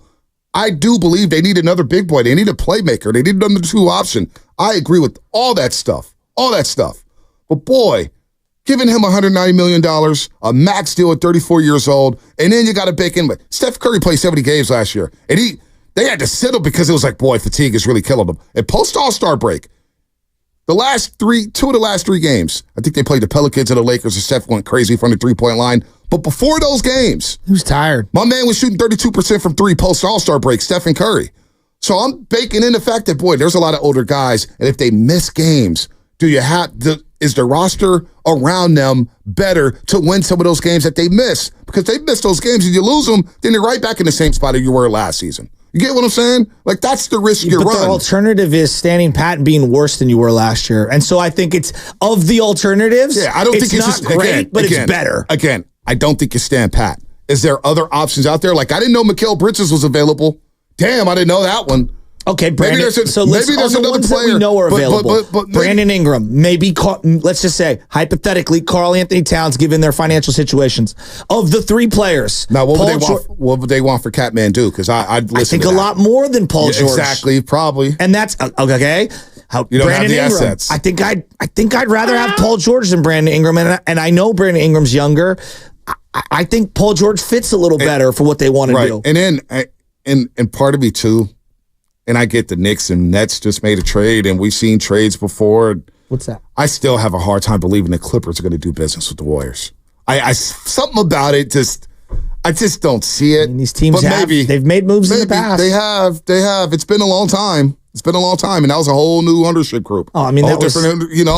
That was a long time Elgin ago. Baylor, dude. I mean, like literally running things. That was a long time ago. I mean, I don't know if Ballmer wouldn't do business with Lakers. There's actually a television show currently that took place just a couple years after that. Like I think teams are still distraught over the Warriors dominating the league for a decade. You think they want to do business? Let's go to Joe in Burbank. Joe in Burbank, what's happening? Good morning, guys. Good morning. Taking my call. Good morning. Good morning. I'm the side that on not signing Paul George because I just think it keeps us old, and because he is so injury prone, it's such a gamble to go 4 years with him. That's just if he was 32 and not injury prone, I'd say go ahead and move Kuminga, but it's just it's just not worth giving up picks and young players. It's just a huge gamble. If I just take a second, Warrior fans, we're all kind of spoiled. Everyone wants to sign a star because basically when you think about it, they can't cope with the idea of not having a championship team. We have 4 titles, 4 championships. Most cities don't even have one. And I agree with Bob Myers. Paul George is not going to get us where we want to in the Western Conference just by himself. So it's just a patch. Just getting him, it'll make us a little bit better, but it's not going to get us where we want to go. Let's. It's a great point, and I'll let you finish. But can we also acknowledge that they have a generational superstar outside of Wilt Chamberlain, the greatest player in Warrior history, and what if he's saying, like, guys, like, and he told you this at a press conference, like, we have to be better. I just want to win, and he thinks that Paul George can help him win in his final couple of years. Isn't there a little bit of like, I mean, if we're going to do this for all the players on the planet, this is the guy to do it for? Well, you have a point, but you're that's on the side that says let's do everything we can for the last few years for Steph. And when you think about it, after the 2022 championship, Joe Lacob went ahead and he said, I'll go ahead and keep the heavy tax burdens, the astronomical ones, and I'll go ahead and go another year. He did. It didn't work. Then last year he went another year and it didn't work. So, sooner or later, it all ties to dynasties sooner or later have to end. And I'm also a Warrior fan that, if the team can be competitive, I'm not going to, even if, they don't do well against the good teams. I have the patience. They gave me everything. They gave me 4 championships. I can be patient and wait for us to possibly, even though the odds of signing a superstar like Steph is just out there. I still can wait and see. I enjoy watching the team get better as far as young players. And last comment, getting back to Joe Lacob, getting under the both aprons is necessary. Just, if I'm not mistaken, just to get it so you can get your mid-level exception back. Mm-hmm. Hey, Joe, good call, man. Good call. I'm kind of with them. Here's an interesting text. I got something to say before we get to Richmond and Hayward. Who's getting better over the next 4 years, JK or PG-13? No, thanks to the 34-year-old. That's what a 510 is on the Xfinity mobile text line. I've been thinking about this, and I believe Paul George is a better player at this point of his career than the player I'm about to bring up. And it's a player from another sport. Okay. And it's a deal that I wanted back in the day. It's the Giants trading for Evan Longoria. And at the time, I thought, boy, you get this third baseman, get him out of Tampa Bay. Maybe you could find something there. You get a good 2 years. And it didn't work out. And I believe Paul George is a better player at this stage of his career than where Evan Longoria was. But it kind of has that feel to it if you do make a move for Paul George. Yeah, it looks good on paper. We're all celebrating. But you may end up in the same exact spot. Well, in that scenario, I believe you gave up Christian Arroyo, and he ended up doing nothing. Nothing. Yeah, no doubt. It was a low-risk, high-reward move. Yeah. But I'm looking at it from the Giants' standpoint. It's like, damn, you didn't get better. Yeah, but you could look all those guys in the eye, Crawford and Posey, and be like, we tried to do something. And I think that there is a level of... Can you sell that to the fans? Well, it doesn't matter. You have to sell it to Steph. I'm trying to sell it to Steph. Because the fans are paying the tickets. They're going to be coming to the games. Of course there's a fan element. I'm saying it starts, though, with Steph Curry buying in, because I think most of the fans are going to fall in line behind Steph. So as long as Steph is happy, because let's also acknowledge, this is the NBA. I don't know, Kevin Durant has bounced around 50 gazillion times. Damian Lillard, who I thought was going to be a Portland Trailblazer for life, he bounced out. Everyone leaves. Dwayne Wade had to leave the Miami Heat at one point.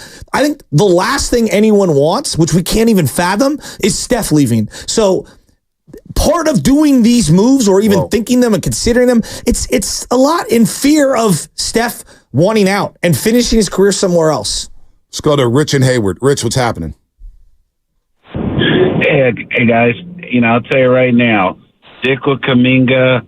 I'll tell you, Kuminga, because I seen that draft yesterday.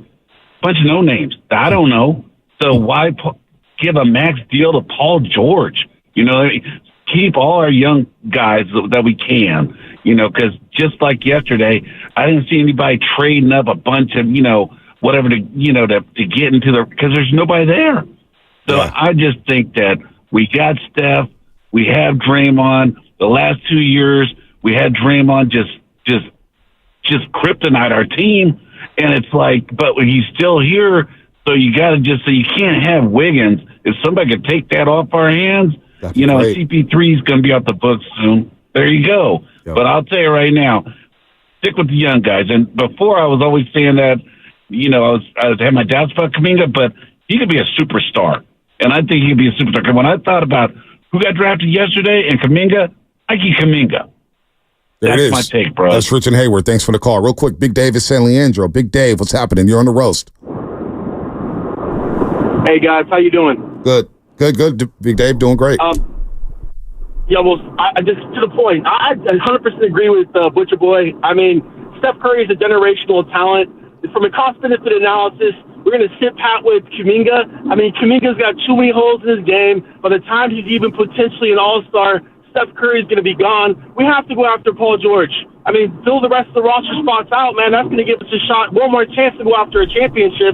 And I just don't understand some of these fans who are saying that, we have to stay younger. We're still going to have Trace Jackson Jr. and Pods. Moody, we don't know anything about him. We get rid of Kuminga, and Wiggins, a couple draft picks, so we get one of the top players in the league. Now, I think we also need to find a way to keep Klay Thompson as well, like Bob Myers had said. But without a doubt, 100%, we have to go after Paul George. It's no way we stay pat with just Kuminga. He's not worth it. I respect it, Big Dave. I respect it. I don't want to see the Warriors stand pat either. But is Paul George one of the top players in the league right now? No, but again, I'm just surveying the land. He feels like the most attainable, reasonable player out there top that 20 costs player? You relative to the other players that are in his caliber. It feels like it costs you less because of his contract situation. Is he a top 20 player right now? It's probably on that cusp, right? Yeah. That's an upgrade. That's an upgrade. So now let's do the math. What's Steph? That's an upgrade. 10? Top 10. Even if we're being gracious. An upgrade. No, that's an upgrade. Steph? No. That's an upgrade. Steph's probably top 10. Okay, so let's say he's top 10. So now you have a top 10 and a top 20. That's a great start. It's not bad. It's not bad at all. It's not bad at all. It's not bad at all. How many teams can say that? Just a few. Yeah. Jose in Oakland, what's happening? How we doing, Bonte? What's up, Jose? Me on. No problem. Hey, I agree with the last caller fully. I think we got to swing for the fences here. Don't get me wrong. I love Jonathan Kuminga. I've really enjoyed watching him play. But I don't know how much longer we can wait to come out of his shell anymore. Like, we've seen the flashes, but how much longer can we wait? Like the last guy just said, man, how many years has Steph got left? We got to swing for the fences here. Paul George is an upgrade. I don't know how much it can be, but I know pretty sure that he's going to be better than what we had last year, and he's going to contribute. He's an all-star, potential cusp of that top 20. Who knows what could happen? I don't think we have much of a choice here anymore. I feel like our hands are tied. So, real quick, Jose. I know your hands are tied. Max deal for Paul George, too. You cool with that? Yes, sir, yeah. I'm cool with it. I think we got to do whatever we got to do here. Like, whatever whatever to do to surround Steph with whatever time we got left. We're kind of playing with fire at this point. Like, what other chances do we have to get this good this quick? I don't see another option. I know. And kids don't play with fire. We're coming up on 4th of July. Just kids that are out there listening, all right? Don't play with fire. Don't play with fire. It's true. Don't do crack. Don't do drugs. I mean, it's always got to come back. No, just don't do drugs. Don't do drugs. When does crack, now, so the cocaine's happening, when does that crack come into play for you? Were you a pyro growing up? A little bit. A little bit here and there. My cousin used to always do the hand thing. Yeah, I'm over fireworks. They do nothing for me. I'm very scared of fireworks. I'm not scared of them. Not trying to be the dude with no hands. You know. JPP.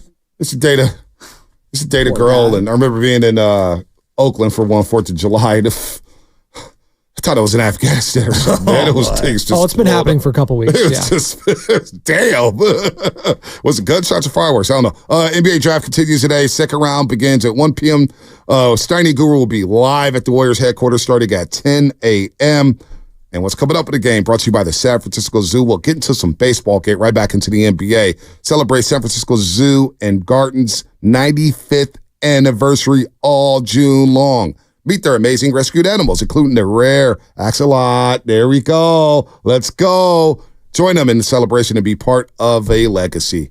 Visit fszoo.org to learn more. By the way, did we figure out what the hell that was? Was it a cat? Was it a jaguar? What was it?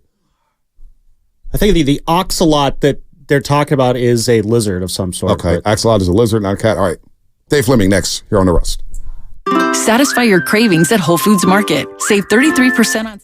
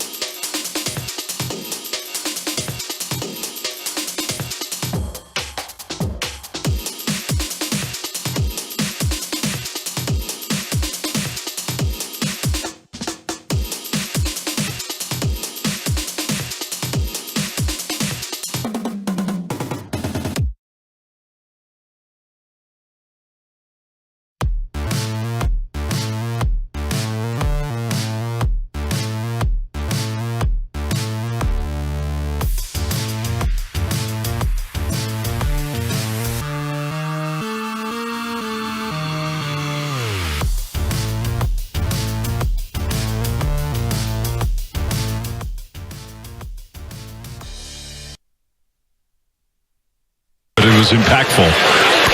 Matos to left. Back on the ball, half. It is gone. Luis Matos puts the Giants right back ahead. Now, back to the morning roast with Bonte and Shasky. Oh, I love me.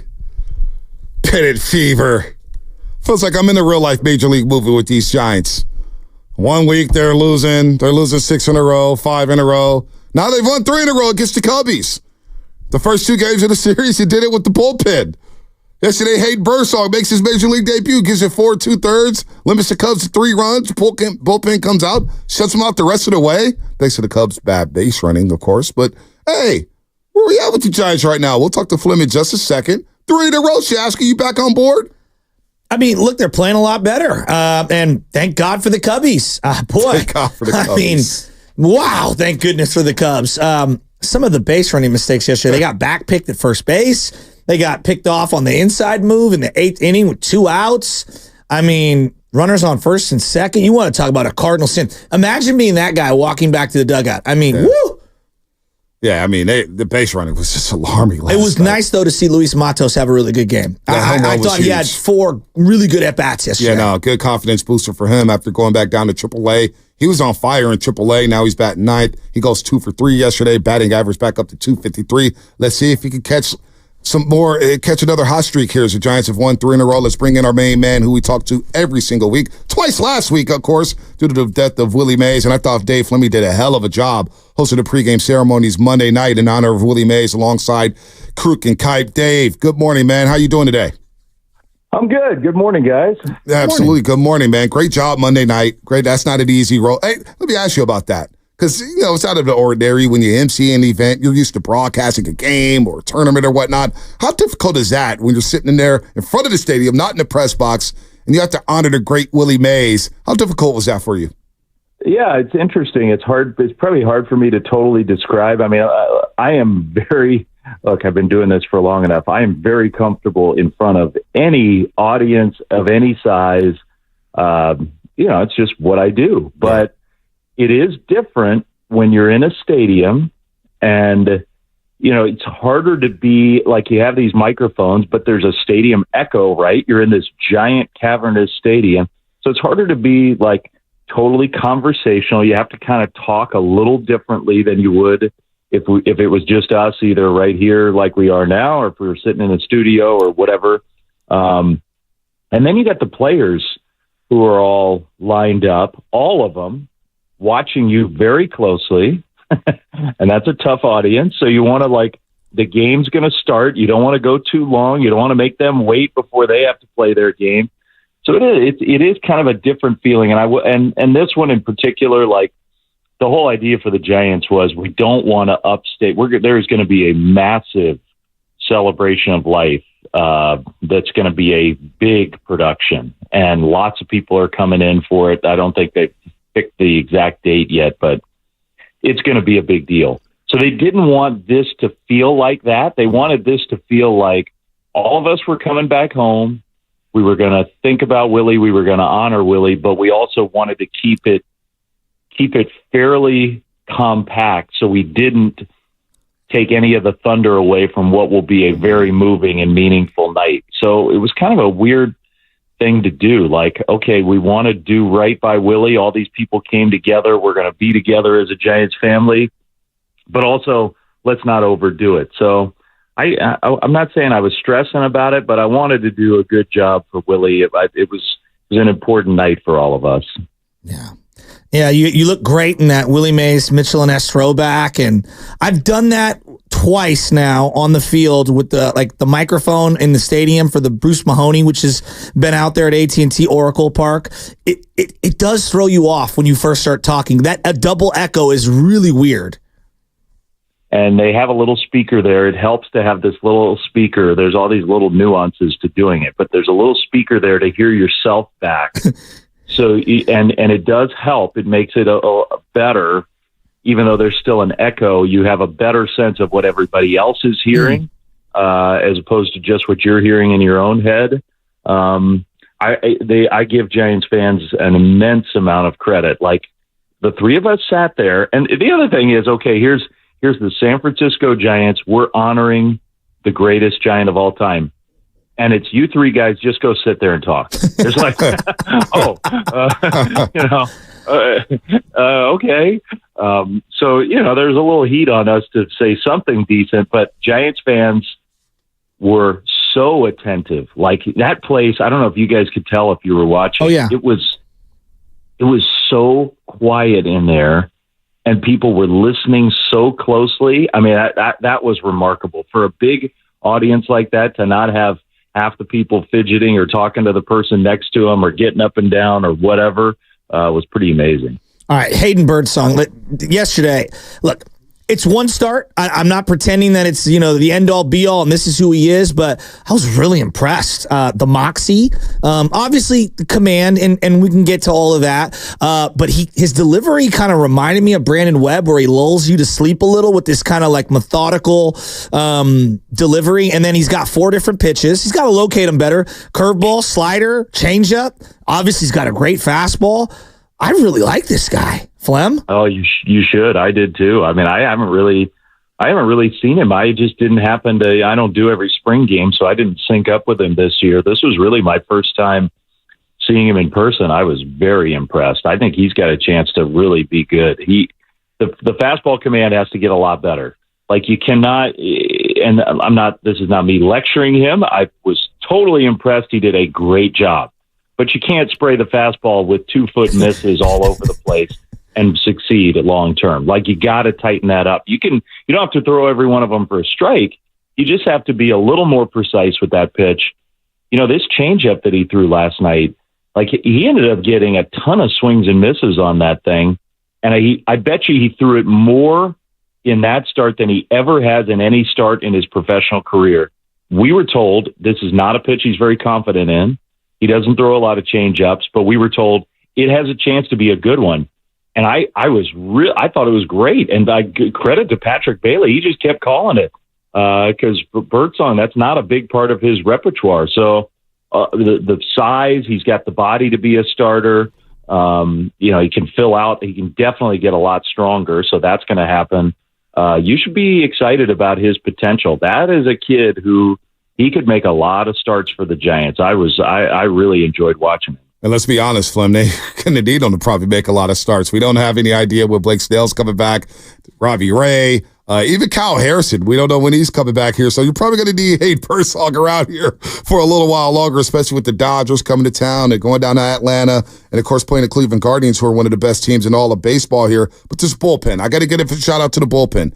They've been struggling a lot, especially during that 5-game losing streak, Flint. But to come back home and win the first 2 games against the Cubs, who are a 500 team, we get it. But to win those 2 games with the bullpen, Spencer Howard picking them up on Monday night. This is a step in the right direction. Even Luke Jackson last night, for crying out loud, gave you an inning plus yesterday.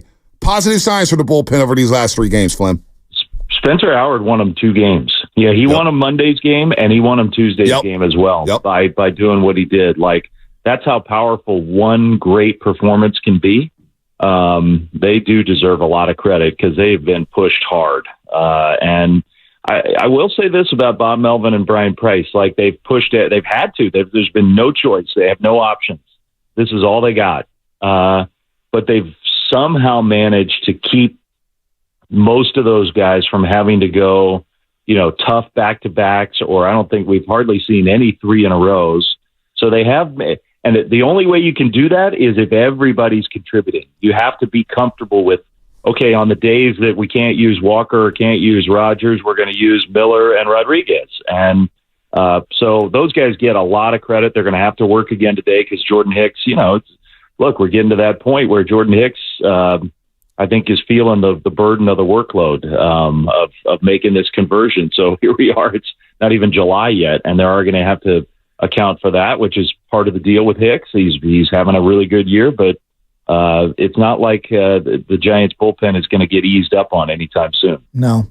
Well, I think Tyler Rogers will be their all-star. I could be wrong here, but I feel like he's having an all-star-like year. But it's not just him. That inside move, runners on first and second with 2 outs, Down 1, the Cubs are at that point, and for them to get a guy on an inside move the way that they did, it was shocking. Especially given how bad they've been at holding runners on and just slowing down the running game. And they also had a back throw down to first base. A bunt the other night with Estrada, bunting to kind of get that rally going after Chapman hustles. Are those little things? Are those from Bob Melvin? Is that something? Because it feels like an emphasis on the details. I didn't see that in the bag of their repertoire as a coaching staff the last couple of years. The bunt, I think, was Tyro's on his own. Although I do think that the Giants are at least considering, as a staff, like how can we help this beat up team right now? If we have to pick a spot for a hit and run or a sacrifice or a play like that, I think they are. I think more than before, those options are a part of what the Giants are thinking about when a game goes on. The runner stuff, I mean, thank God. Like, I think everybody just got tired of being embarrassed. Like, it was embarrassing on the road trip. I don't think I've ever had that feeling watching a Giants team where it was like, what are we doing out here? Like, we're not going to pay any attention to this. We're just going to let teams, first and third, we're just going to give away the possibility of a double play. We're going to put another runner in scoring position every single time. And it was costing the Giants runs, and it was costing them games. And maybe, it got so embarrassing in St. Louis when a catcher who's never had a steal attempt in his whole career and is one of the slowest guys in the big leagues steals a base without a throw. Maybe that was the moment where everybody said, okay, this is not, we have to do better than this. And if so, I'm glad it got to that. I'm sorry it got to that point, but I'm glad they seem to be doing something about it. Fleming, as we're talking to Dave Fleming here on the Morning Roast on 95.7 The Game, just watching Patrick Bailey, and I hear what you're saying about the running or whatnot, but just taking a step back and looking at him in the clubhouse, how he commands that catcher spot behind the plate, commanding his pitching staff, it certainly feels like, even though he hasn't even, I don't even know if he's been here for a year yet. Has it been a year since he's been up? Maybe a little past a year. It certainly feels like he's the leader of this team right now. It feels like he is commanding it in a way that Buster Posey was a leader, but he's a little more quiet. It looks like Patrick Bailey's bringing a fire. You saw him at Wrigley Field with Trenton Brooks. It feels like this guy is leading the charge with this team. It feels like he is now the captain of this ball club.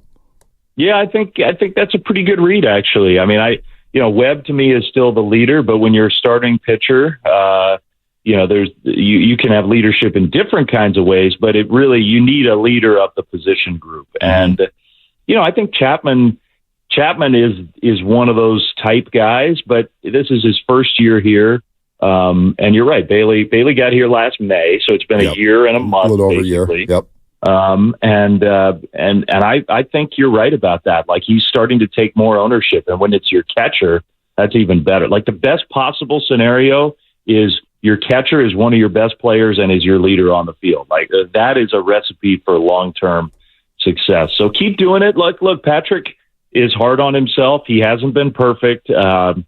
He's missed some blocks around the plate lately. And you just start to wonder, like, is the running stuff grinding on him? Has it been distracting? He's trying to fight through that and not get too frustrated. I think both the Giants catchers are very frustrated with the pitcher's inability to give him a chance to throw out base stealers. That wears on you because that's going on your numbers, even though it has nothing to do with you. Yeah.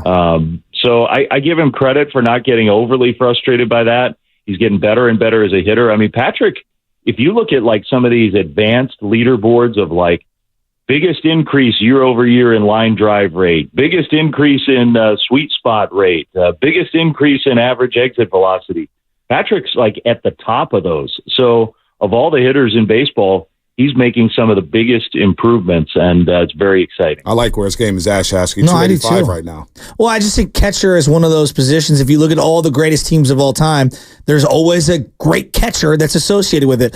Big Red Machine and Johnny Bench. The Cardinals of recently with Yadier Molina, obviously Buster Posey, Jorge Posada, like just Gary Carter. Go back, Munson. Go back to all the great teams. Like you got to have a great catcher. I mean, there was he was going to pinch hit the other night, and they switched him around to go the other way, and bang, he just rips one into right field. I feel like he's a throwback player. And then Bonte referenced this, but like Trent Brooks gets.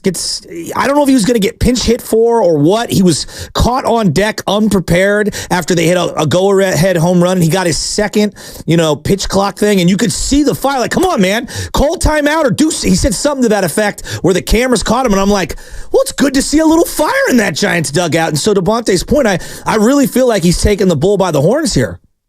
Me too. I agree, and I think we could stand to see. Baseball is never going to be like the other sports. Like you can't yell and scream every day.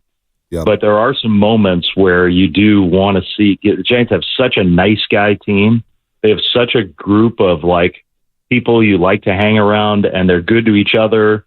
And you would like to see a little crankiness sometimes. And I think Patrick's suited to do that. Like he can get cranky in a good way. And just to emphasize that final point, like, would you have a great catcher, you're way ahead of the game. And it's part of what has been exciting about I know there's been a lot that's been frustrating about the Giants over the last year, but maybe the most exciting thing about them is his emergence. And he can be the foundational piece for this team. He can be, because Buster Posey was that. And with a catcher, it's always more subtle. It's not going to be Ohtani offensive numbers. It's not going to be, but he can be that important to the Giants. He really can be. Flynn, before we get you out of here, how crucial is this stretch for the Giants here? Obviously, we talked last week about it. Maybe you have to alter your philosophy. I know playoffs are the goal. Playoffs. We've heard it from everybody, heard it from you. But now with the Dodgers, Braves, Guardians, it certainly feels like this is a great litmus test to see where the Giants are at. And I know they have injuries. Boy, I just want to see them compete and win a couple of these games over the next 10. I know today you got to go for a 4-game sweep, but boy, the Dodgers, Braves, and Guardians, if you could just get to 500 over that stretch or maybe go 4-5, 5-4, I'll take that in a heartbeat, Flem.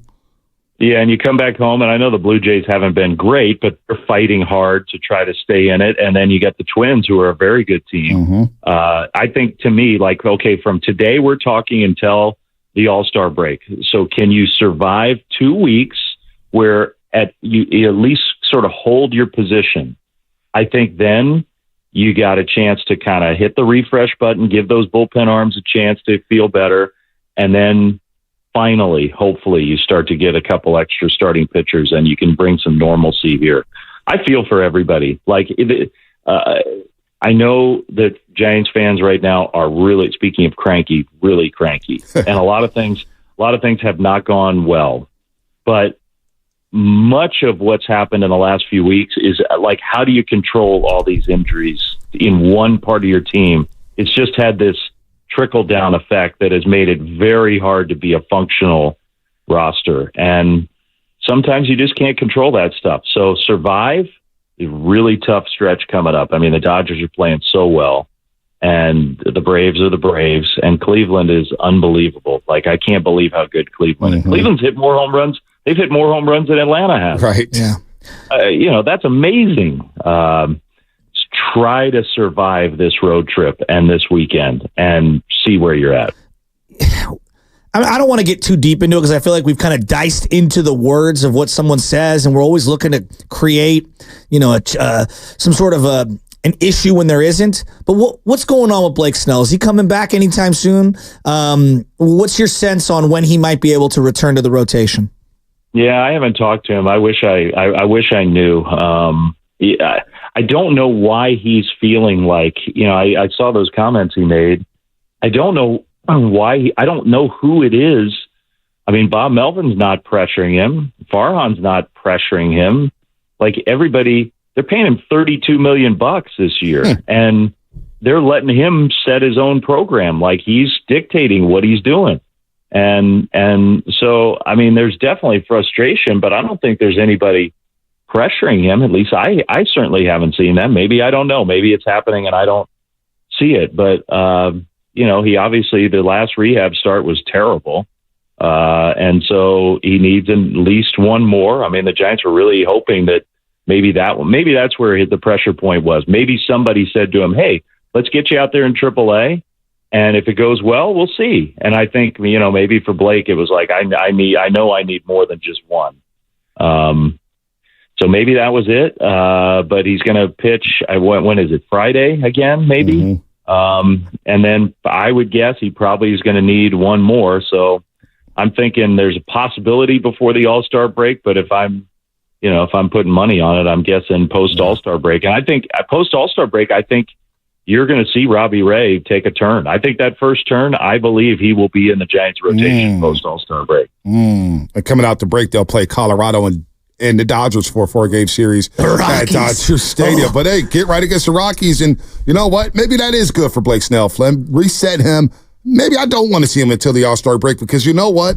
He could wash away a lot of those bad memories from the first half if he comes back and dominates in the second half of the season. And his lifetime numbers in July, August, and September are really, really good.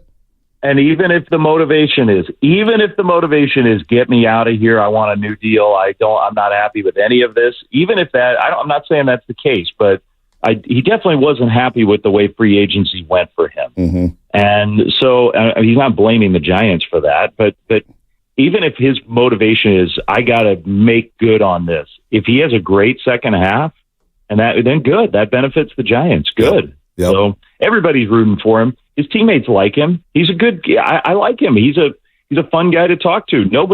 There's nobody who's angry with him. It's just, with everything else that's gone on, it's been frustrating for all involved that he hasn't been able to help a little bit more. And it's nobody's fault, but it's inevitable that people are going to be ticked off about it. All right, let's see if you could use that broom and dustpan today, Flynn, from that broadcast booth. Giants four-game sweep against the Cubbies. I'll take it all day. They're playing well. Three-game winning streak and playing well before the Dodgers come to town. Flynn, we'll talk to you next week, man. Good stuff as always. See you, Dave. Boach we do the manager's interview before one of these games, and you'd say, all right, 3, 2, 1. It's our chance to talk to Giants manager. Giants going for the sweep today, and Boach, stop. Can't say that. So it's like a superstition thing. Can't say going for the sweep. It's the final game of the series. Final game of the series against the Cubbies. Well, shut the door to the Cubbies for the season unless they beat up in the playoffs. All right, Flip. Have a good call today. See you, buddy. See you guys. Thanks. All right, Giants and Cubs at 12:45 today at Oracle Park. We didn't even ask about Jordan Hicks.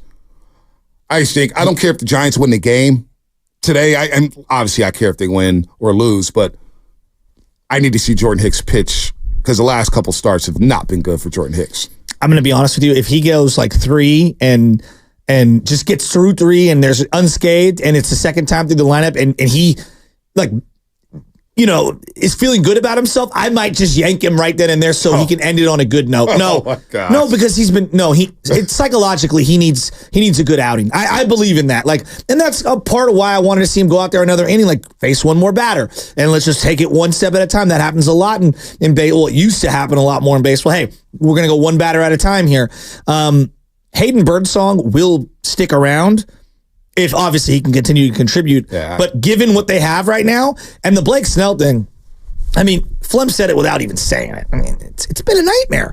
And you can be angry at the process or how it went down, or you could try to be angry at the Giants or the agent or the player or whatever. But the reality is that it's been a horrific couple of months for everyone involved. You know what? And it sucks. And to your point, he could wash all that away. 4 or 5 starts, and hell yeah, he could wash all that away with a big-time second half. I would just shut him down until the All-Star break, get your work in, build your arm up, reset, take the break, reset, come back for the second half ready to go. Because the lifetime numbers tell you in July, August, September, Blake Snell has been really, really, really good in the latter half of the season. So I'm cool with that. But back to Jordan Hicks for a second. I need more than 3. I need at least 5. He basically said that they're going to, he said it in one of the answers, you're going to stop him here soon. Yeah, no, I know. We've seen this coming. This is why I wanted him yanked in that Cubs game after 5. Look, that was actually, in his last 5 starts, that's been his best start. By far. Best start. By far. Because the Yankees, we know what happened here. Judge went home run. Middle April,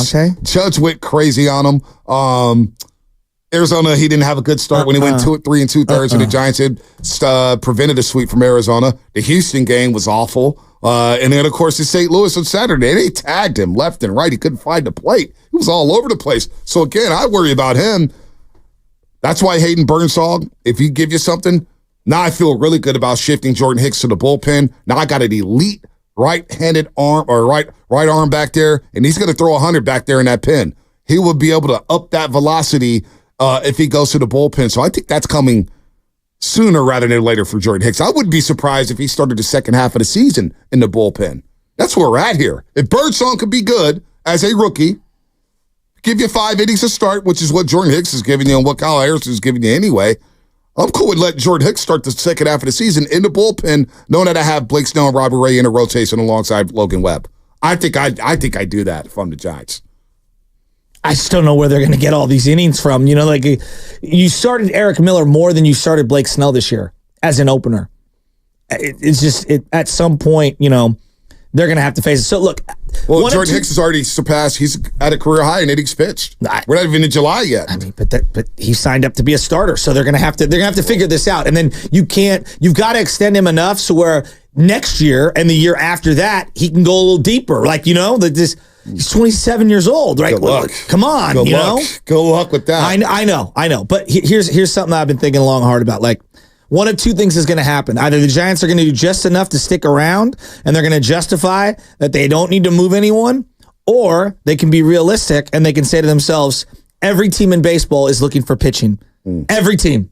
Every single team. And they have 2 players who I believe would be coveted if they hit the open market for trades. Tyler Rogers and Blake Snell. Blake Snell, obviously, you'd be eating about $10, $12 million because it's prorated for the rest of the year. So that limits you in the amount. Like, the Brewers are not going to make a move for a Blake Snell. They're not adding to their payroll. I wouldn't like trade that. Blake Snell if I'm the Giants. I put the pressure on him to opt out. And if he opts in, great. Then I'll have him for spring training.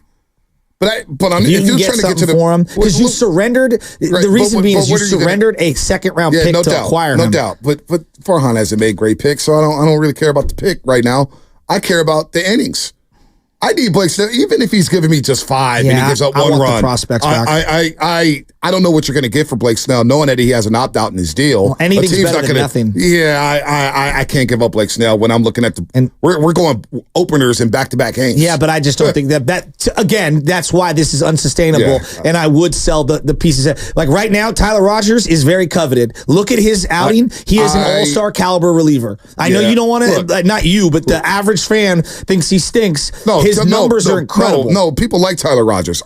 Right now, you're in the thick of the race. I think it's way too early to think about trades. Now, the trade deadline's coming up next month. I get it. But this stretch, you're coming back from the All-Star game. What if you go 500 over this stretch? You go into the All-Star break, 3 back of the wild card. Then you come out, you're playing Colorado, I think 6 of the first 10 games. Maybe 7 of the first 11, if I'm not mistaken. All of a sudden, you get hot here, and you got guys ramping up with Robbie Ray and Blake Snell, and it looks a lot better alongside Logan Webb. Now I got to press the pause button saying, I need Blake Snell. You trade Blake Snell. Now down the stretch, we're counting on Hayden Birdsong in his first year. Well, I want to see Mason Black maybe get another chance to come up. And I want to see. What are we doing? Well, I'm telling you what I'm doing. I'm trying to develop my team so that I know what I have for next year. So you're just punting on the season? No. I want to see the younger players play. I want to see Mason Black. I want to maybe if Carson Wisnant can pick it up here, I would like to see Carson Wisnant Again, there are very few times where you actually have opportunities to make your 40-man better, and I feel like this is one of them where you've got 2 pitching prospects. There are a lot of teams in the mix. You might be able to get something of value for you for either one of those guys. I don't know how much value you're going to get for Blake Snell. I don't know that, but you know what? If you start selling, and the fan base sees that, and yeah, sure, we all like the youngsters, right? We love the youngsters. We love watching youngsters. But if you're Farhan Zaidi, can you afford to do that? This is a mandate that needs to come down from ownership. I mean, that's where. Well, Farhan's trying to save his job. As much as I don't like Farhan, I know what you're not. But you should care if you're in the seat and you're Farhan Zaidi and you're trying to keep your job, you're selling off pieces. Yeah, and not make if you're Farhan Zaidi, you have to make the playoffs. You absolutely have to make the playoffs. I think even if they made the third wild card, I think everyone would say that this is not good enough. If they made the third wild card and got to the NLCS, you don't think that's good enough to keep his job? But whatever. Yeah, I hear what you're saying, but they're not. And it's not, again, it's the same thing with Chase Young in the Super Bowl. You had a great game. Great. You had a good month at the end of the year. The 6 years prior and everything that built up into the season, like, it's just, I'm sorry, it's not good enough. I don't make decisions based off of like what happens at the very, very end for a month. I make decisions over the long haul, and I just think over the long haul, I don't think this is sustainable. You can't have one starter, essentially for a month. That's just not good. Which is why I don't want to get rid of Snell. We got one starter right now. He hasn't pitched, but he will be back. Robbie Ray will be back. Like, we're getting closer. We just heard from Flippy. They will be back. And if you get hot now, over this next stretch, teams know what they are. The smart teams know what they like. People keep telling me that we're smart. Talking about the Giants organization. So let's just start selling right now. Why wait? What? Why wait? Let's just sell right now. Well, I would jump ahead of it because right now you'd get a team that would probably overpay because they're going to get an extra month of that guy. And so let's start selling, and let's see how many fans go to the yard watching these youngsters play. I don't think anyone goes to the yard to watch Tyler Rogers. I'm just being real. Like, they're going to go watch Casey Smith and Mason Black. I mean, I thought yesterday was fun with the kid. I leaned forward and I wanted to watch him. Personally, but I'm also unique. But no, I like watching him too. But I also realized he gave up 6 hits and got rocked a couple times and was struggling to get through innings. Like that was better than any Blake Snell start. The Cubs are running into outs for crying out loud. Hayden Birdsong's debut was better than every single Blake Snell start. For the Yankee start. The Yankee start, he was all right. Blake Snell, gotta give him that. He got hurt. The Yankee start was all right. All right. The Yankee start was better than, come on. I've been down on Blake Snell a lot, but the Yankee start wasn't bad. The pitch count guy player, that's what he is. One guy is 22 making his debut, and the other guy's making $32 million. I'm just, look, Hayden Birdsong was a good story, and I don't want to crush the kid. Well, let me see. What did he go? Let me pull up the box score here. 4 2/3, and he gave up 6 hits, walked 3 guys. He allowed 9 base runners in less than 5 innings. It was cool. It was all right. But on this staff, it's one of the better starts of the last month. That's going to keep fans engaged. No. But also, I'm working from the premise like this, too. And look, you guys already know. You already know how I feel about Farhan Zaidi. I don't need to overstate it. I don't. You guys know how I feel about Farhan Zaidi. It is sad, but it's true. I've been out on him for 3 years. But also, I realize that if I'm in Farhan's chair, this may be the only opportunity he ever gets to be the president of baseball operations on the team. And I know you don't care to hear that. I get it. Nobody cares about Farhan. But listen to what I'm trying to say here. If you are Farhan, put yourself in Farhan's shoes. You're in this wild card race. Hell, everybody's in the wild card race. We get it. And the Mets are red hot right now. So, the Mets are on fire. But when Farhan tells Susan Slusser, the stakes are high. When Flemmy tells us, it's playoffs.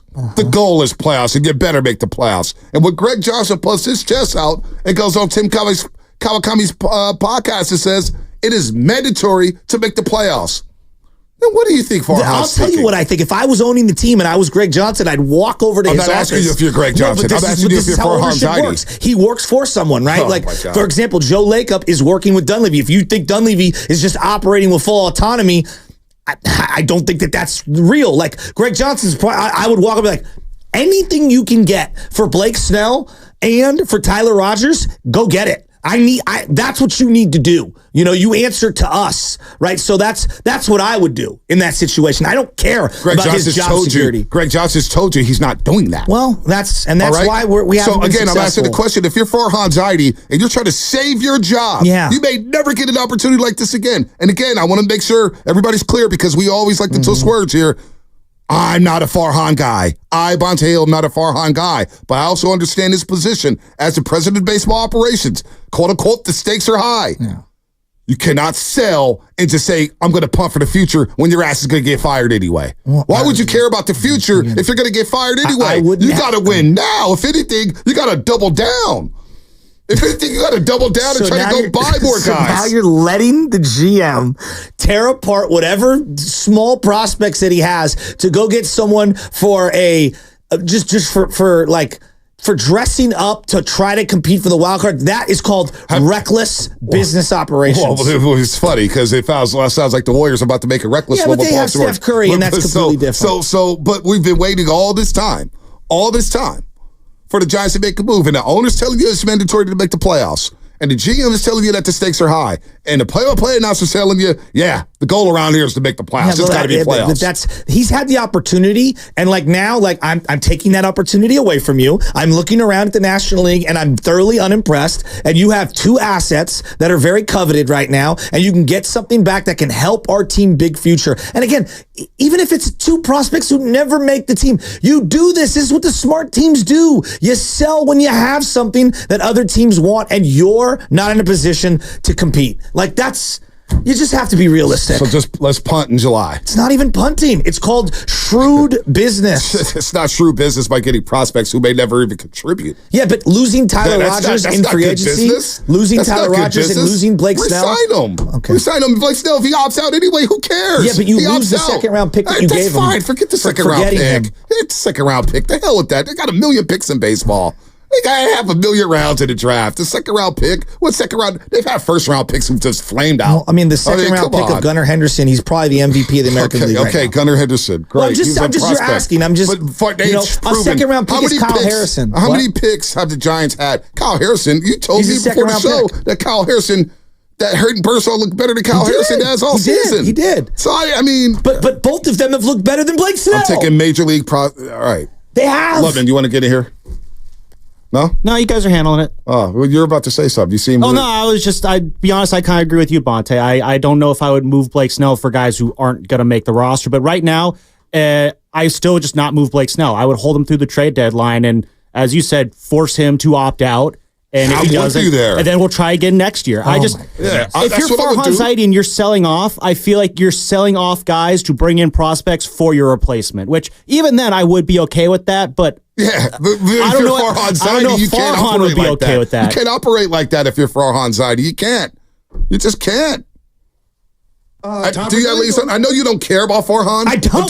But don't you at least understand that position? Everyone answers to an owner. Okay, and so I don't care about Farhan's future. Right. Okay, do what I want you to do. I know you don't care about his Farhan's future, but don't you think Farhan cares about his future? Yeah, but he might never get a job again. But I'm also not allowing him to recklessly, damage my team even more than he currently has. If he doesn't trade Blake Snell, that's not damaging the team. As much talent that is young as possible. The window is not now. It's different for the Warriors. The window is now. Blake Snell is not damaging the team. It's saying, hey, 30 million's out the door. Bye.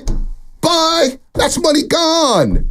I need Major League Teller. How many times we're going to let this guy trade for Now you're saying, hey, go Farhan, I need you to trade something for prospects. Well, if do you trust him even to find the right prospect to trade for? Due to him, and I wouldn't let him operate. I wouldn't let him operate my draft, and I wouldn't let him operate at the trade deadline if we're being 100% candid. But that's probably not. Right. I don't know what the hell's happening. You're listening to 95.7 The Game, Giants. KGMZ FM and HD1 San Francisco and Odyssey Sports Station. Always live on the free Odyssey app. Don't forget that you could also watch us every single day. Our YouTube, Twitch, and Twitter streams brought to you by First NorCal Credit Union for a low-grade auto loan. Apply online or just ask for First NorCal financing at the dealer. If you're going to sell on Blake Snell with that philosophy, you want to sell on Blake Snell, then why stop there? Why not go sell Matt Chapman? Why not sell Jorge? So just blow it all up there. That's where I'm at. I don't need to see it. The second Conforto hit that bomb, I'd be like, who wants him? Take him, please. Please. All right. Take him off my hands. 925, Giants need young talent. Yeah, we've been saying that for 6 years. We're saying that for 6 years. Which is the bigger you know what I'm tired of? Is seeing young talent and getting hyped up. Oh my God, this guy looks amazing. And then 2 weeks later, he's down in Sacramento. Come on, man. What are we doing here?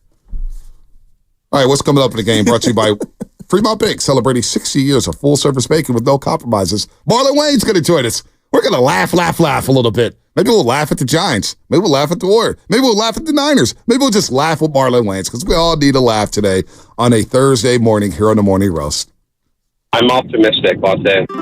Plan your dinner at Whole Foods Market. Get 20% off no antibiotics ever beef New York strip steak.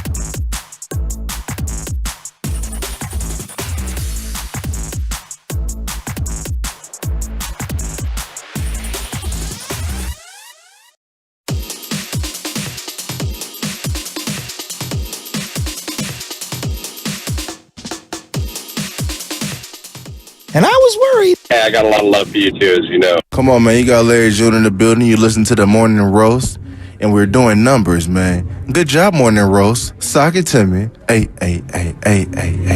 Yee! Larry June sat Juneteenth doing his thing. Shout out to Larry June. Shout out to all the roasters. And shout out to all the 95-70 game listeners who will be at the summit Monday, July 8th from 4 to 6 p.m. Willard and Diz will get the party started at 2 p.m. Location, Fremont Bank. 39150 Fremont Bank. Fremont Boulevard, in Fremont. Space is limited, so go to 9570game.com right now to reserve your spot. Also, they have their new state-of-the-art new headquarters. Can't wait to see it. Will they be giving out money? What does the bank do?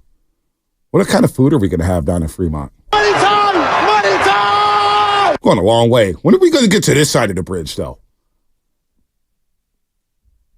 Not hating on Fremont, not hating on Walnut Creek, not hating on San Leandro, or where else do we go? Do we go to Denville? Fillmore Brewing? Juan Vino and Walnut San Creek, Ramon, right? I think. San Ramon. I think San Ramon. Yeah, what about San Mateo? What about Burlingame? What about Thrive City? Thrive City would be great. I think that's where Steiny and Goo are right now. They're at Warriors HQ today. Yeah, 10 to 2, Steiny and Guru live on location. By the way, 415 segment yesterday with Anthony Slater, some of the best sports radio I've heard, including WHN and YC Note, Warriors Witness, all those, blah, blah, blah. Anyway, it just said, I don't know what the hell the rest of it said, but it said the Slater segment was really, really good. I was legitimately saddened I couldn't work yesterday with you guys to just talk to Slater and stuff like that, because I never met him personally, obviously talked to him on air and stuff like that, but tremendous job. Yeah, I was listening with young Benny. I had to take care of the kiddos yesterday, and you guys did a great job. You're like kids at a candy store asking him all these questions too. It was great. It was like you were sitting on Santa's lap. All right, Slater, I'm going to ask this, ask that. And hey, credit to him. He's just very good. He was very personal with you guys too. Oh yeah, Slater's good people, man. I've gotten to know Slater. He's obviously been good for the station, but like even in 2019, when he first moved out here, I got to know him when he was with the Mercury News, and he would come on the show. Got to meet him in person, and then we hung out tight in Toronto, and we had a great time in Toronto. And I was like, Slater, like we just, you just certain guys you vibe with, right? Certain guys out there you vibe with. He loves baseball. We're talking baseball, and I was like, hey, Slater's a good dude. He's good. One thing that kind of went under the radar yesterday from talking with you guys and everything was, I guess, and I know this has kind of been hinted at before, but to hear it out loud into a microphone, the LeBron James thing was real, very real, during the season, and it felt like from everyone's reporting that Klay Thompson would have been part of that deal. That would have been a shocking move to do in season. Yeah, well, from what I heard, please don't quote me on it. But let's just, you want to talk about tea leaves. That report gets to ESPN a week after the trade deadline. Joe Lacob and Draymond Green's at the top of the article. Their names are at the top of the article, of that ESPN.com article, with the rumors, and the Lakers don't do it. But do you think the article even comes out if LeBron James doesn't improve the deal? And that's without me. Wait, so the report came out, right? Okay. The report comes out. LeBron loves it. He controls narratives. Got you. Especially ESPN.com and Dave McMahon. LeBron has a lot of control. Do you think that article even gets released a week after the deadline if LeBron James didn't approve the trade? Well, no, then he would have been traded, right? Like I'm confused with what you're saying. So basically, what I'm saying is, I'm sorry, I apologize. Basically, what I'm saying is, I don't think that news gets out if LeBron wasn't interested in coming to the Golden State Warriors. I see what you're saying. Okay. So if he's not interested in the Warriors, and if he doesn't agree to that deal, or saying, yeah, go ahead, sure, trade me to the Warriors. Is that the move, baby, that's on the table under the radar? It could be on the move. It could be another move on the table. Who knows? LeBron James, doesn't he have a player option? Yeah, he's expected to sign like a 3-year. That's what the rumors have been, like 3-year, $160 million or something with the Lakers. So who'd you feel bad? Honestly. So no, seriously. So, it's so what I was told during that time, and I refused to come on the air, and now that we're in the offseason, I feel a little more comfortable saying it. There's no doubt. I was told that, and just by reading the tea leaves, LeBron James approved the deal. LeBron James is okay with being traded at that point. Do you think he still wants to come to the Warriors? I think he'd enjoy playing with Stephen Curry. I think so too. And those conversations will probably take place at Paris, France. Who would you feel more comfortable paying 3 for 100 and what? 3,160. Okay, 3,160. So that's $53 million a year? Yeah, around that. Okay. Would you rather pay LeBron $53 million a year for 3 years or Paul George $53 million? LeBron James. Yeah, I would too. It's not even close. And I don't even know how much better you are as a team. Who's the better player? Well, because LeBron. Because LeBron's I still think LeBron. Maybe I'm biased. Because LeBron's not guarding Luka Doncic. No. LeBron's not guarding Kyrie. He's chilling on defense. He did shoot a career high from 3. He was incredible last year. That's what I'm saying. Yo, he was incredible. But I'll take him in a heartbeat. You guys always talk about defense, though, right? There's another side of the floor. Yeah. And the other side of the floor, Luka got dominated. Yeah, but that's never finals. His fault. No, who? What? LeBron. Yeah, okay. no, I hear you. But basically, just going back though. But just going back seriously, in all seriousness, that move that you brought up, LeBron and the Warriors, not only was I told that, yeah, LeBron James definitely approved that deal. Definitely approved that deal. Because again, if he doesn't approve the deal, I don't think the report even comes out. Got you. He denies the deal. I don't even think it comes out. Now I get what you're saying. Okay. So who was part of that deal? Who would have been the pieces going out? Well, the top 2 names is obviously Klay Thompson and Jonathan Kuminga. Interesting. And how would that have... LeBron for Klay in the middle of the season? My head would have exploded. Now the Lakers basically was like, yeah, we're not going to do that because we still think we have a shot with our roster. How do you think Warrior fans would have felt with that? I don't know. I don't know. I do not know. Okay, 4 months ago, he was in on it, and 4 months later, he has a player option, and he's not in on it? I don't know what LeBron's in on. Well, now he's got. I don't know what LeBron's in on. Darvin Ham app out of there. Got his podcast homie in there. I don't know what LeBron wants at this point. Bronny's getting drafted to the Lakers tonight, right? Well, or the Warriors Phoenix Suns. Lake up, I've got Bronny. No, you know what? Now that we're here, the second round starts at 1 p.m. I would not draft Bronny James. With the Warriors, you got a lot more needs than Bronny James. Why not? I'd buy a second round pick just to jump in front of the Lakers to take Bronny. For what? And what is that? Just to take him? Yeah, just to see them scramble. So now you got Bronny James, just to make another guard who can't shoot. You got California Classic next week in Bonte Chase Center. Lakers will be in town regardless. So Bronny James, select Bronny James. Just to do it. Hey, look, okay, so one thing that I've been thinking about, and I want you to follow me down this path, the yellow brick road. I like to think, and I know, thinking, huh? I like to think, and I'm looking at the league, and let's just say I'm Giannis. Let's say I'm Embiid. I'm Steph. I'm LeBron. I'm Paul George. I'm the older guard. Let's just call it what it is, right? The older guard. I'm looking around the league and I'm saying, I got 1 of 2 options if I'm one of the older players. Either I just take the most amount of money and I just stand where I'm at for the most part and I just consider it compensation for the rest of my career, whatever, which I believe these guys are more competitive than that, but that's just one thing.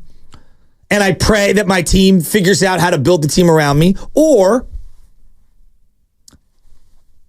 I take it into my own hands and I team up with one of the other old guys out there and we just figure it out. And we try to stave off the young guys for one of these seasons in the upcoming years. We're not going to be able to win multiple ones. We're just trying to get together to win one together. Like if I'm Giannis, LeBron, Paul George, Steph, like you've got to be surveying the land going, it's going to be really hard to knock off OKC and Minnesota. And you're probably, in this equation, you're all probably going, God, the East looks a lot easier. Even though Boston is the best team in the East, by far, they're the best team in the league. They prove that. Like, you're looking around, you're like, maybe our best chance is 2 of us old guys pair together and we just kind of figure it out from there. And I know it sounds absurd on the surface, but if you don't think that's how these guys are talking, I think you're kind of foolish. So basically what you're saying is you think these guys are all talking to each other about teaming up and trying to... I think if I'm Giannis, I'm sitting here and I'm going, wait a minute. So you're telling me Paul George is going to get out of Clipperland and he's going to go to the Warriors? And he keeps saying that like it's just gonna happen. No, I'm just saying like he's watching what we're watching, right? And he's getting texts from people and stuff, and he's saying to myself, all right, so do I really want to be with Dame the next couple of years? Are we going to win here? Do we really think we can win here? First of all, you have to assume that Giannis looks at Paul George going to the Warriors saying, oh my God, I'm scared. Well, no, but he's pairing up with a guy that I might want to pair up with, right? Like, because these guys don't want to play with certain guys. Like, we all have this, like I know you in your head want to leave me and go partner up with whoever, right? I'm teasing. That was a joke. Why you got a joke? You always use that joke. It's a bad joke. Me and Mad Dog doing Sirius Radio nationally. Hey, Doggy, what's up, Doggy? So what you're saying basically is, I think there's a musical chairs amongst the old guys happening currently right now, Game of Thrones style, and I think they're all thinking in their head, how can I sit atop the Iron Throne one more time? And if I pair up with one of the young guys, or one of the other old guys, I might be able to knock off the young guys in a singular season. I'm probably not going to win multiple, but if we just put our stuff together for 1 year, I got to find the right spot. And if I'm making that same argument and I'm looking around the league, where is it better to happen?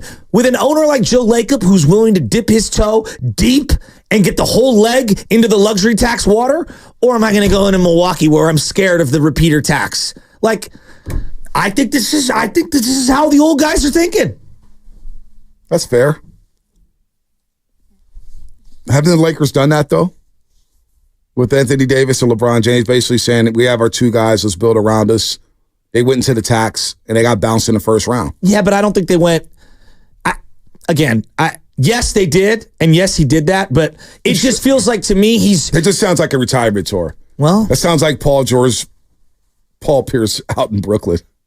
Playing for the Nets and losing the second round. It might be. But I hear you. It might be. Maybe I don't know. I don't know who Steph wants to play with. I don't have Steph Curry's phone number. I don't talk to him. We're cool, but I don't know what Steph wants. I don't know what LeBron James wants. If I'm an older player in this league and I'm watching the landscape of the NBA, I'm trying to figure out how I can tag team with some of these young teams. Yeah, but those guys don't want to play with you. Well, but if, like, for example, Oklahoma City's out there. Yeah. They've got a ton of money. Well, for sure. If I'm one of the older players, and I know it's Oklahoma City, so people are going to say that. Part of it. But if you're talking about just 1 year and being on the Iron Throne, you're an older guy. Wouldn't it be better to, hey, forget pairing up with another old legend? Mm-hmm. How about I'm an old guy and I go to Oklahoma City? Can you imagine raising a banner in Oklahoma City? No one says that. Nobody says that. Who says? But you imagine raising a banner? No, come on. No. Nobody says that. But think about what it does for your legacy. You get a lot more credit in the eyes of the fans. If you go to OKC and pair up with HGA and Chet Holmgren and Jalen Williams, and you go to Oklahoma City. Like if I'm Kevin Durant, for example. Okay, KD's unique because he played there. If I'm LeBron, I'm saying, boy. LeBron's not going to OKC. He may not. Just mark my words. He went back to Cleveland. He is from a small market. I mean, he should go back to the Eastern Conference if we're keeping it above. I agree on that. That's like where you'd want to go, like the Knicks or something, right? I agree. In this equation, LeBron James, why not go to Philadelphia and go pair with Joel Embiid and Tyrese Maxey? But hey, you're an hour and a half away from New York City. If you're LeBron, by this equation, I'm walking down the yellow brick road with you. You can't do all that. Kids. Well, he's got to do that anyway. This is what the older guys have. Like they have to, but like being on the West Coast and being an hour, 45-minute flight on your personal jet going back and forth to the Bay Area is totally different than literally living 5 hours on a flight away in New York as your other sons are, playing ball in LA. I'm just using your yellow brick road equation. I'm going down the yellow brick road with you and I'm asking questions. I'm saying, well, if that's the case, you brought up Embiid, right? Embiid was one of the names? Yeah. Well, why not go pair up with Embiid in Philadelphia? Why now I got a young Tyrese Maxey? That could be happening for Steph Curry right now. Where he's saying, maybe I need to get out of town. LeBron too. Yeah. LeBron too. He's uprooted his family from Cleveland to Miami, back to Cleveland. They got plenty of money. It ain't that hard. Yeah, but here's you got that much money. You got movie companies. You got all that stuff. Here's the one thing the Warriors have that a lot of these other situations don't have. The Philadelphia 76er owner is up against it financially and needed investment money to be able to pay off what they have. That's why they're... But you think you honestly believe, despite all that, they'd say no to a LeBron James. No, well, they also have an open slot. But what I'm saying is that the Warriors are uniquely qualified, and the Clippers are too, where they have a war chest of money, and they are and have proven being willing to spend $200 million on a luxury tax. But if Philadelphia, it's a unique domino. But Philadelphia for LeBron James would do that. Don't you think they do that? Bonte, all the jersey sales? The guy owns like 3 teams, and he can barely afford the 3rd team. So I don't know. Yeah, we haven't seen them do it. I have a hard time believing that if that owner of Philadelphia, whatever his name is. The guy who owns Fanatics. Yeah, he owns Fanatics and all that. And he got Saudi investment money to help him buy the Washington football team. There you go. Josh Harris is his name. Josh Harris. You got all that going on. You could bite the bullet for LeBron James for a season. I just don't see LeBron playing in Philly. But by this, we're going down the yellow brick road. I know. But and again, you want to win. Your actions, like most of these other ownership groups, their actions have shown you that they're very unwilling to do that because, again, very few organizations can afford it. It's the one thing the Warriors do have that we don't talk enough about. It's like the Niners, they pay for their coaching staff because it's unsalaried capped and blah, blah, blah, and it gives them an advantage, and it does. And I look at what the Warriors have, the Clippers have it. There's a couple teams. Like I know the Phoenix Suns owner wants to be one of those guys. Hold on, but you said this equation, you want to sit on the Iron Throne. Yeah. Right? Doesn't Philadelphia have a better chance right now with their roster to sit on the Iron Throne? Yeah, probably. So why not go to Philadelphia with Embiid in this equation? We're going down the yellow brick road. In your world, I'm using your equation. If we go down this yellow brick road. Because Curry, and he wants to play with Curry more than he wants to play with Embiid. Right now, Embiid's a better player.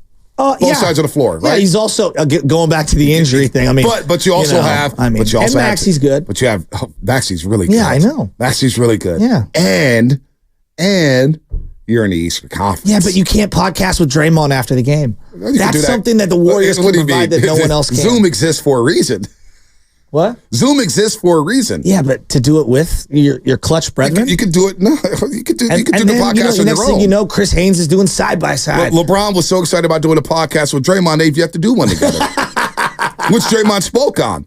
So you could podcast on Zoom. It's all good. Use a day off and podcast. I just don't see him leaving his family that far away, but that's fine.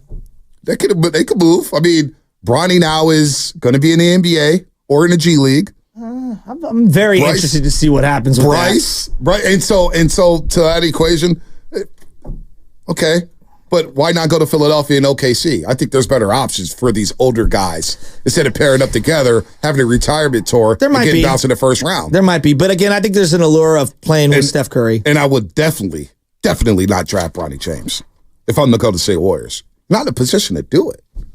Buy a pick and take him? How's that hurt you? Did you guys see Draymond's comments about a player probably going undrafted, but still is going to be the best in this whole group and making $300 million? He was talking about Bronny. He was definitely talking about Bronny. 100%.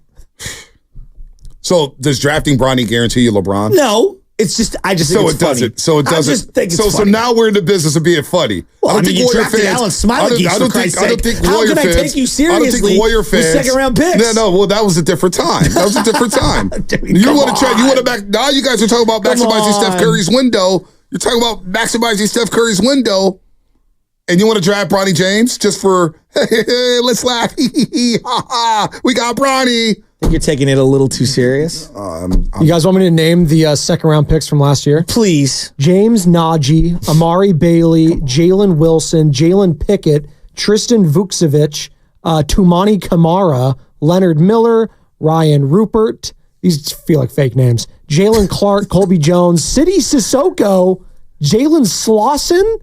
Come on. Give me a Bronny. That's what I'm saying. You buy a second pick, you find your way in there, you jump right in front of the Lakers, so then you get Bronny. You mess up their whole thing. So then you get Bronny.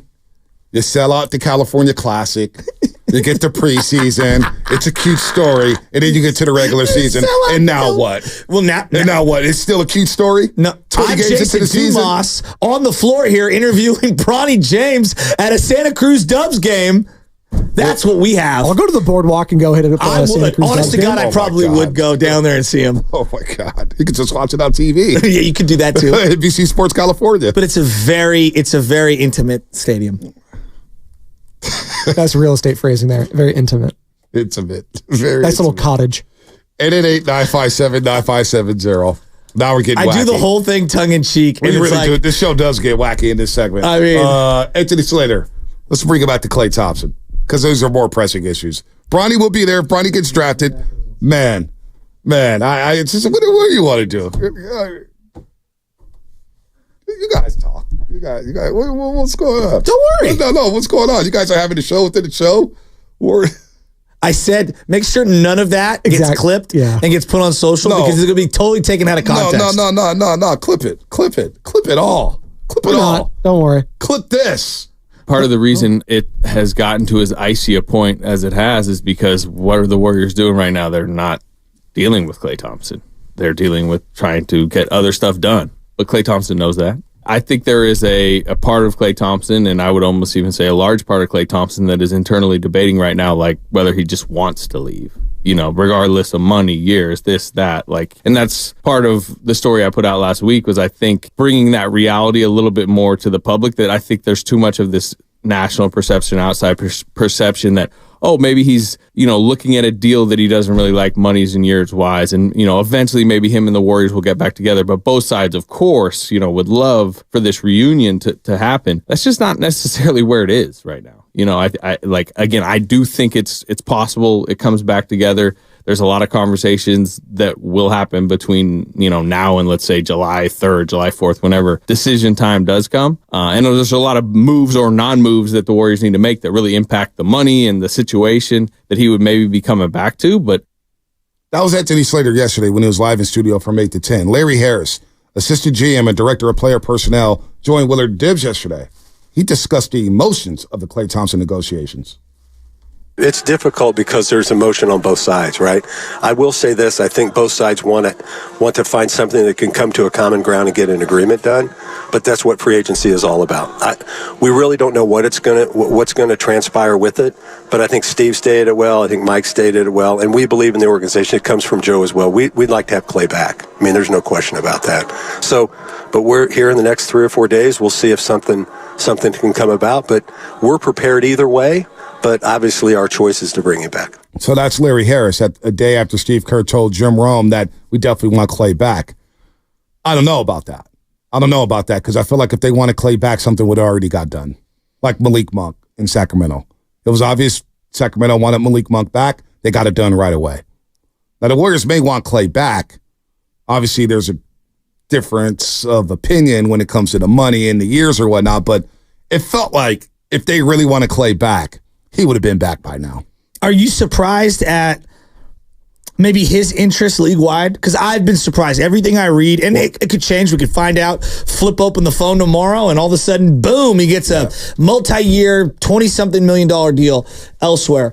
But I have been surprised where he stacks up in terms of rankings for free agents. That doesn't mean that that's how other teams are viewing him in terms of their rankings. But I have been surprised. I feel like the market has gotten softer for him, and I anticipated a stronger market. Yeah, I don't know what the market is. I mean, we hear that it's lukewarm for him, but obviously you just said it. Things can change right away. Absolutely. I don't know what's going on. I don't know what's going on in the war room or say the Dallas Mavericks. I don't know what's going on with say the San Antonio Spurs. What's going on with the Orlando Magic? What's going on with the Miami Heat? What's going on? I don't see Klay Thompson going to Brooklyn, but Miami. Klay Thompson love Miami. There's a lot of water. He can ride his boat out there. Wait 1 second on Miami for him. Does he fit Spoelstra and Pat Riley? They run a lot of 2-3 zone. They run a lot of janky defenses. I mean, they have wrote Duncan Robinson. I'm talking culture.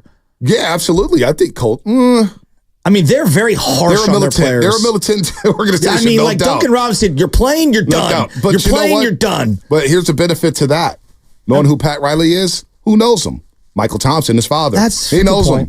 He knows him. He knows Spo. So Spo's just so cutthroat when it comes to playing time. He is. And Caleb Martin, you're so important. All of a sudden, Caleb Martin, you're not important at all. He will. But we don't know. I don't know what the teams are looking at. Maybe there's not a market for him, and maybe he does come back at a discounted rate. But then now I'm thinking, would the fans even want him back? Would the team want him back? Would Klay want to be back? This seems messy now. Well, hypothetically, he comes back. Let's just say I don't even know what to do. I'm scared of him. I'm scared for him to come back. Why? Oh, my God. The dialogue? Well, maybe he whatever. Maybe he fully embraces it and he doesn't care. I can't speak for him, but let's say he does come back on some wild, crazy, team-friendly deal. I think everyone would be like, yes, we got our guy. We got. You sure? You sure? I think a lot of people would. Yeah, I do. I think a lot of people would. Yeah, I don't know about that. If he came back on some like wildly inexpensive deal, maybe, but I also don't see that happening. But I don't see it happening, and I don't know the way we've taken calls on Klay over the last 2 years. I don't see how fans are going to be jumping up for joy for Klay Thompson coming back. I'm actually petrified of him possibly coming back, and what that may mean. Why do you say that? Because of what has happened the last 2.5 years. And the calls we've taken, the comments we've read, the people we've talked to, the dialogue we've heard, I don't know if that's a good thing. I don't know so if it's you're going to just be talking all, about like how the fans I don't know if it's going to be all kumbaya. I don't know if it's going to be kumbaya if Klay comes back. I don't know if that's going to make people go crazy. And then, does it impact winning? I mean, doesn't that, all the things you're saying, doesn't that kind of tell you that it's just worse to just not bring him back no matter what? I've kind of said over and over that, you know what? I think it's best for both parties to move on. I've had that mindset for about 6 weeks now. I think it's after reading everything out there and knowing what we know and everything that's happened with this organization, I think it's best for both parties to move on. So with that said, if he did come back, no matter what the cost is, I don't know if people are going to be excited about Klay Thompson. It certainly doesn't feel like it from the tenor of the conversations we've had and all the calls from all day long here at 95.7 Game. I'm not sure how many people will be fired up for Klay, which is crazy. I think people want him back. They want him back on the right role with the right mind frame of, I guess, not acceptance isn't the right word, but perspective on where he falls in line within the greater team aspect. I do. Now I'm intrigued. Now I am intrigued. We're going to play this Larry Harris Cup, but is there any Warrior fan out there that truly wants to see the Warriors draft Bronny James in the second round today? Well, if they do draft Bronny, I'm not going to lie, my head immediately goes to LeBron's back in play. Boy. Yeah, I would love to do that on a Friday. Does it not? No, I would love to do that on I'm Friday. asking you. Like, if yeah, sure. Yeah, nobody, absolutely. like right now, absolutely. no one's drafting Bronny strictly because of Bronny, right? So what if Phoenix drafts Bronny? Then I think that Phoenix is in play for LeBron. Whether that's stupid or not, that's what I think. Like, that's how influential I believe LeBron is. Larry Harris, Klay, and CP3 are two big questions. Here's what he said on Willard Dibs about those two questions. We got two big situations. We got a thing with Chris. We got a thing with Klay. We've got to deal with that. But then we also have some holes in our roster that we need to fill. Obviously, Gary coming back filled one of the roles. Looney coming back, that obviously gives us some more insurance on the front line. But we know we still need, we're trying to acquire a shooting big. We know we need to get better in the backcourt defensively to help Steph and them. So I think if today, what I have, the landscape, if I'm looking at our roster in front of us and telling our fans, I think you're going to see quite a few players return. We'll try to improve on the margins. If we can go make a home run, which Joe has no problem doing, we will do that. But right as of today, I think it's internally building our guys, getting them better, elevating our young guys. We know that they can play. We know they've played in meaningful games, and hopefully Wiggins will be a little bit better. And, Draymond's situation is in the past, and just having that more continuity another year together with our younger guys, I think the future is still bright, a chance to compete for a championship, and that's what I think our fans deserve, and that's what we want to try and give them. What did you make of that? Seems like they're going to give a little runway for the youngsters. Well, the first thing he said was we need to get a little bigger in the backcourt. And so I wonder, this second round pick that they have, will they try to deal for someone else in the second round and try to get multiple bigger bodies? I want to know what kind of skill set they're looking for. Yeah. I'm hoping it's a 3-and-D guy. Yeah, but everyone in the league is looking for that. Everybody's looking for that. Everyone. At every position. Every position. I think I'm ready to laugh now. Let's go to Oakland, California, to my homegirl, Tony, who needs to turn down her radio. Tony, what is happening? Okay, Bonte, this is, Green. Most people, they don't jumpstart a team the way Green does, but Green's having problems.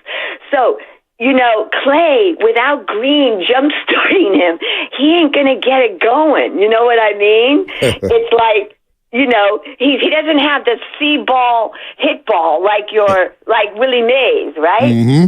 And what this boils down to is the secret.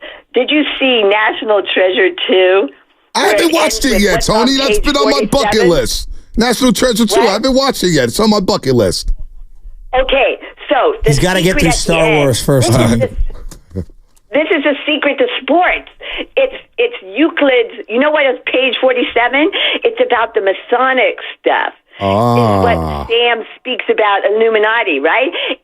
It's A squared plus B squared equals C squared, which is Euclid's 47th proposition, which he got from Pythagoras. And those boys, you know what they were into? They were into what started our country, which was the notion of everyone becoming like the way Green, when he's on, gets in, and Luka does, and Willie Mays, right? You know what, Tony? Tony, let me stop you for Tony. Right? Tony, I learn something new from you every day. Whenever you call, I learned something. That I need ibuprofen? Yeah, and what the cornerstone is man. The Masons are all about symbols. So the cornerstone is man, and when he rises up the way Green does sometimes and the way Luka does most of the time, then you get the White House. And you know what that means? No, I don't know what it means. When you become ineffable, like Willie Mays. Wow, Tony, let me ask you this, Tony. Tony, you in on Bronny James? You want to see the Warriors take Bronny James? Okay, if I look at him, I'll be able to tell you tomorrow. I haven't seen him. You haven't seen him yet? No. So what do you do? What about Paul George? Tony, have you seen Paul George? No. Here, let me take these. Paul George, and what's the other one? Bronny James. Bronny James. Okay, I'll look it up. Let me ask you this one real quick before we let you go. Do you know who Bronny James is? LeBron James' son, Tony. No, let her answer. Oh, okay. Well, usually the apple it flies far from the apple cart. It's rare to have one and then the other. Yeah, you're So what about this? Jonathan Kuminga. Would you trade Jonathan Kuminga, or would you extend him to a new deal? Well, as I said before, it depends where the Green is bringing it. Because you know what they should do? And if they need help, they could call on us. You need to pick someone that can bring it. If you need help, you better call the Ghostbusters. He lights their fire. Do you hear me? I hear you loud and clear. I'm in the zone, Tony. I hear something, but it's not registering. I'm very confused, Tony. Juice. Someone with the juice. Shasky said he's not. Tupac. Shasky says he doesn't understand you, Tony. Okay, well, this is a long, many lifetime, but you could do that, Bonte. You could help him out. You can feel this stuff. I wouldn't call if you weren't there. Listen, sometimes I can't get him in the zone. I don't know what zone he's in right now, but I'm hoping you can get him into the zone next time. Thanks for calling, Tony. Even that one kind of flew over my head, but it's all good. It's all good. She's in the zone more than Felix Rodriguez was in the zone in Game 6. Oh, boy. I mean, Jesus. I'm not mad at Tony. What was she trying to say? That Klay needs Draymond. Don't go anywhere. I think in a roundabout way, she's saying Klay doesn't need to go nowhere. Yeah, Yeah, that's pretty lame. Let me do this real quick before Fast Five. Apologize? No, I'm going to close my eyes. I'm going to put my hands together, and I only do this when I really, really need something. Who are you praying for? LeBron? I'm praying to God that today, with the 53rd overall pick, that the Warriors do not select Bronny James. That's not fair. He's a young man. I know. Please, I hope he gets drafted in the 40s, 30s, whatever. I hope he gets drafted. But I just hope he doesn't get drafted by the Golden State Warriors. Please, God, don't do it. Don't need another guard. Don't need another guard, especially if you can't shoot. Come on. Well, I'm technically, praying. you're getting a small forward if you get Bronny because you're getting LeBron. Are you sure about that? 100% sure. Oh, gosh. Like, this is like everyone's... So, 100%. So, you're getting LeBron James. You think someone's jumping up to get Bronny without trying to get LeBron? Honestly. So, guaranteed. You take Bronny, you're getting LeBron? No, I didn't say it was guaranteed, but you have to read the tea leaves. You said 100%? No, this is what I said. What I said was, whoever is getting him feels like they have a chance to get LeBron. Right. That's my feeling. I so can be now totally is LeBron wrong. making? Oh, I guess that's a conversation for tomorrow. Fast Five. It's time for the Xfinity Fast Five.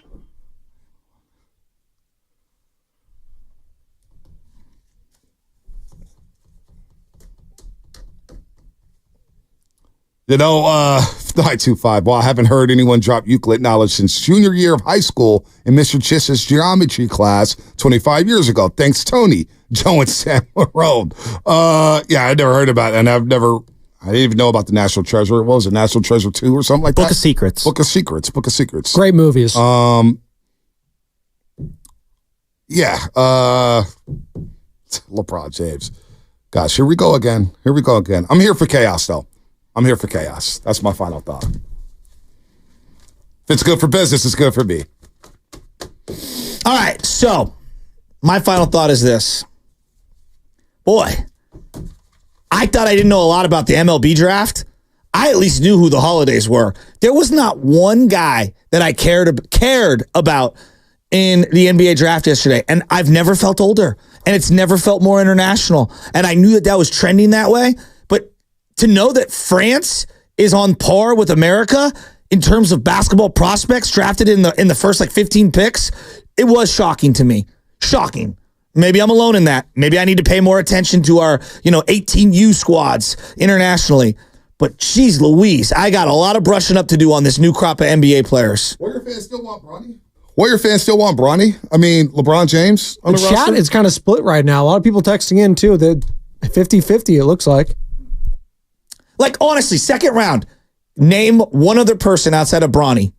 No, I can't. Okay. I mean, that doesn't mean I'm going to draft him. No, but I think that's the thing. Like, the Warrior pick, and then, if they trade back in, and Bronny. That's it. Do you view the second round of the NBA like the seventh round in NFL? Where it's Brock Purdy was Mr. Irrelevant. Well, they did find Draymond Green. And Gilbert Arenas. And Nikola Jokic. And Troy Murphy. There's a lot of There's been a lot. You find people, again, Brock Purdy. The Niners found him. Yeah. But second round, usually it feels like it's a crapshoot. So that means I want the Warriors to select while a Taco Bell commercial is going on, and we'll get the next three-time MVP. Cheesy Gordita Crunch, baby. Maybe they'll interrupt the commercial to cut to the draft pick. Please. If it's Bronny, they will. Lord save me. Please don't let that happen. Dude, could you imagine if LeBron comes, Bonte's like, I got to get down to Chase right now. I'm Bonte Hill, and the king is holding court right now. Bronny James gets drafted, I'm calling in sick tomorrow. I'm dead serious. Oh, good. I'll do the show all by myself. Yeah, I know. You'll love it. I'm out. I was going to say this. I lost. I'm out. If the Warriors draft Bronny, if we'll do 10 Shasky hours. lets me get my final thought off, I don't care if the Warriors draft Bronny. I don't care what team drafts Bronny. I just hope that whatever team does draft Bronny James is doing it for the right reason. Don't draft this kid to use him as a prop to lure LeBron James to your team. Don't draft him as a prop to lure him to your G League team. Draft him because you actually think he's a player, not because he is a prop. I hate the discourse around this that whoever gets Bronny is going to get LeBron. It just makes me feel really gross whenever I hear people going down that road. Okay. Well, I have something that's gross too. It's been a wacky 40 minutes. This is not even sports related. We had, peak dad dinner last night. I made some chicken nuggets, some French fries, some strawberries and stuff. Dinosaur shaped? Oh yeah, of course. Air fryer, so good too. So I put the ketchup on the side for the youngins, right? Ketchup, it's just a vessel. It helps them eat all their protein stuff. My kid ate 5 or 6 chicken nuggets, about 2 handfuls of tater tots, did not dip any of them into the ketchup one time. I'm kind of worried about our kid. Might have to seek some therapy. He's a no condiment kid? I will say. Gets that from his mom's side. When I have French fries or tater tots, I don't use ketchup either. Do you use any condiments? Ranch? Taters are different. Yeah, but even they're crunchy. Even fries. I don't ketchup on fries. Chick-fil-A sauce? It's kind of a hot take. I do sauce. No, I'm not saying I'm not no condiments, but just ketchup. No condiments for me. Condiments. I gotta have condiments. Condiments. But I do love fries on their own. Do they have fries and condiments over at Warriors HQ for Steiny and Goo? They might. They're getting ready to roll. Oh man, what are they going to talk about? He's extra salt. Oh, you know what? I'm getting salty right now because we got an all-staff meeting. I got to stick around here for another 2 hours. I'm out. Fast Five brought to you by Xfinity. At home or on Nickel, you'll get the fastest internet to all your devices. Steiny Guru next live from Warriors headquarters. I have a busy house, a kid, a wife, a baby. It's just going crazy. And the drain is constantly at work, collecting hair, food.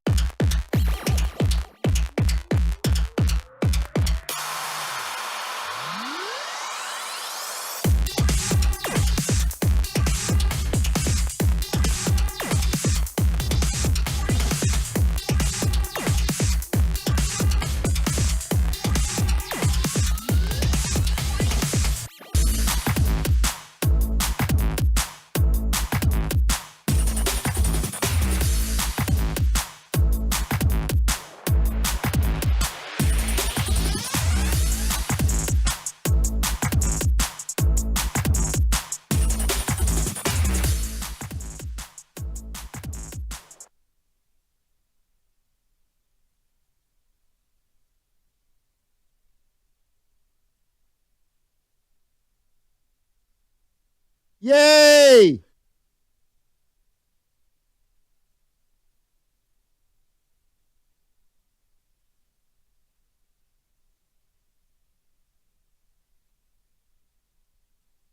I'm out.